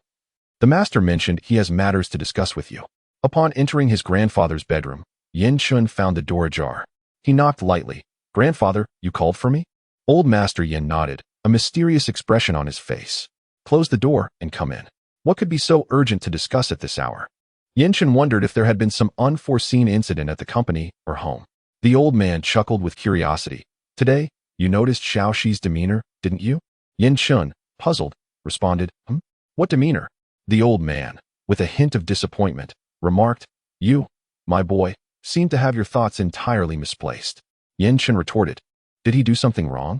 Let me ask directly, do you have feelings for Shaoxi? Old Master Yin fixed his gaze intently upon him. Indeed, as realization dawned upon Yin Chen, his eyes flickered, and his ears turned slightly red. Such a rare sight. Yin Chen was actually shy, clearing his throat. The old man continued, In September, it will be Shaoxi's birthday. Make sure to prepare well. Naturally, Xia Wenwen was well aware of this. She implored her mother for assistance, expressing her reluctance to become engaged to Rong Wei. However, this matter was beyond her mother's control. It involved the union of the Rong and Xia families, a serious affair indeed. Xia Wenwen and Xia Shasha were on the phone. Shasha, you are the only one who can help me now. Xia Shasha was more than willing, as she was the one who most desired to see Xia Wenwen and Yin Chen together, believing that this would leave Ling Xi without support. Just tell me what you need. I will do anything within my power. Xia Wenwen hurriedly replied, Tomorrow, I wish to visit the Yin residence. Could you come to my house and say we are going out shopping together? In an effort to prevent her from escaping midway, Old Master Xia had sternly forbidden her from leaving the house without permission. Xia Shasha readily agreed. Sure, no problem. The next day, after being warned by Old Master Xia not to cause any trouble, Xia Wenwen finally managed to step outside. Hurry, let us head to the Yin house. Xia Wenwen exclaimed. Xia Shasha glanced at the car behind them and replied, Don't rush. First, let us go to the mall. But your grandfather has sent someone to keep an eye on you. Have no fear, I will surely take you there. She was counting on disrupting the relationship between Yin Chen and Ling Xi. It was imperative to fulfill Xia Wenwen's wishes. Once they entered the mall, the two began to wander around. Let us buy a couple of outfits first. You seem to be looking a bit worn out lately. A beauty treatment would do wonders before you meet Yin Chen, Xia Shasha suggested, pulling Xia Wenwen into an exclusive beauty salon. The person tailing them waited outside. Indeed, It wasn't long before they saw the two emerge, feeling relieved to continue their surveillance. However, they noticed the duo headed straight for the car and remained inside. The follower could only wait nearby. Meanwhile, Xia Wenwen, seeing that the bodyguard had indeed been diverted, quickly seized Xia Shasha's hand and dashed toward the back door. Do you know where Yinshen is now? Xia Shasha started the car and glanced at the side where Xia Wenwen sat. You should be at home, right? She voiced her uncertainty. With a sigh of resignation, Xia Shasha took out her phone and made a call. Not long after, she drove straight to the Yin Group building. Half an hour later, a sleek red sports car came to a halt at the entrance. The building's security was stringent. Xia Shasha observed that everyone entering had access cards. Can you get in? She asked. Xia Wenwen nodded, adjusting her makeup in the mirror and tidying her outfit. Then took a deep breath. I'm going. Xia Shasha clenched her fist, encouraging her. Do you really not need me to accompany you? Xia Wenwen made an okay gesture and, with determination, entered the Yin Group building. In her hand was an access card she had borrowed from her brother, and she fabricated a story that she was a staff member of the Xie family, here to discuss a collaboration with Yinshen. The receptionist allowed her entry. As the elevator ascended gradually, Xia Wenwen felt her heart racing in her throat. With a chime, the top floor arrived. She tightened her grip on her handbag, dressed impeccably, and stood before Yinshen's office door. Secretary Wang glanced at her and inquired, Miss, may I ask who you are? After making a call to General Yin, Secretary Wang permitted her entry. Xia Wenwen knocked gently on the door, and a deep voice called from within, Come in. As the door opened, the sound of her high heels resonated in the silence. For a moment, no one spoke. Yinshen slowly raised his gaze and, upon recognizing her, furrowed his brow slightly. An employee of the Xie family? His tone was laced with a hint of skepticism, which made Xia Wenwen feel anxious. Yinshen, I have something very important to discuss with you today. I promise it will only take 10 minutes of your time. Is that all right? She pleaded softly. In truth, Yinshen had never been on friendly terms with Xia Wenwen. Their encounters were limited to public settings. He found it perplexing to be inexplicably pursued. With high cheekbones, a straight nose, and a pair of captivating eyes that occasionally darted in her direction, Xia Wenwen felt herself drawn to his gaze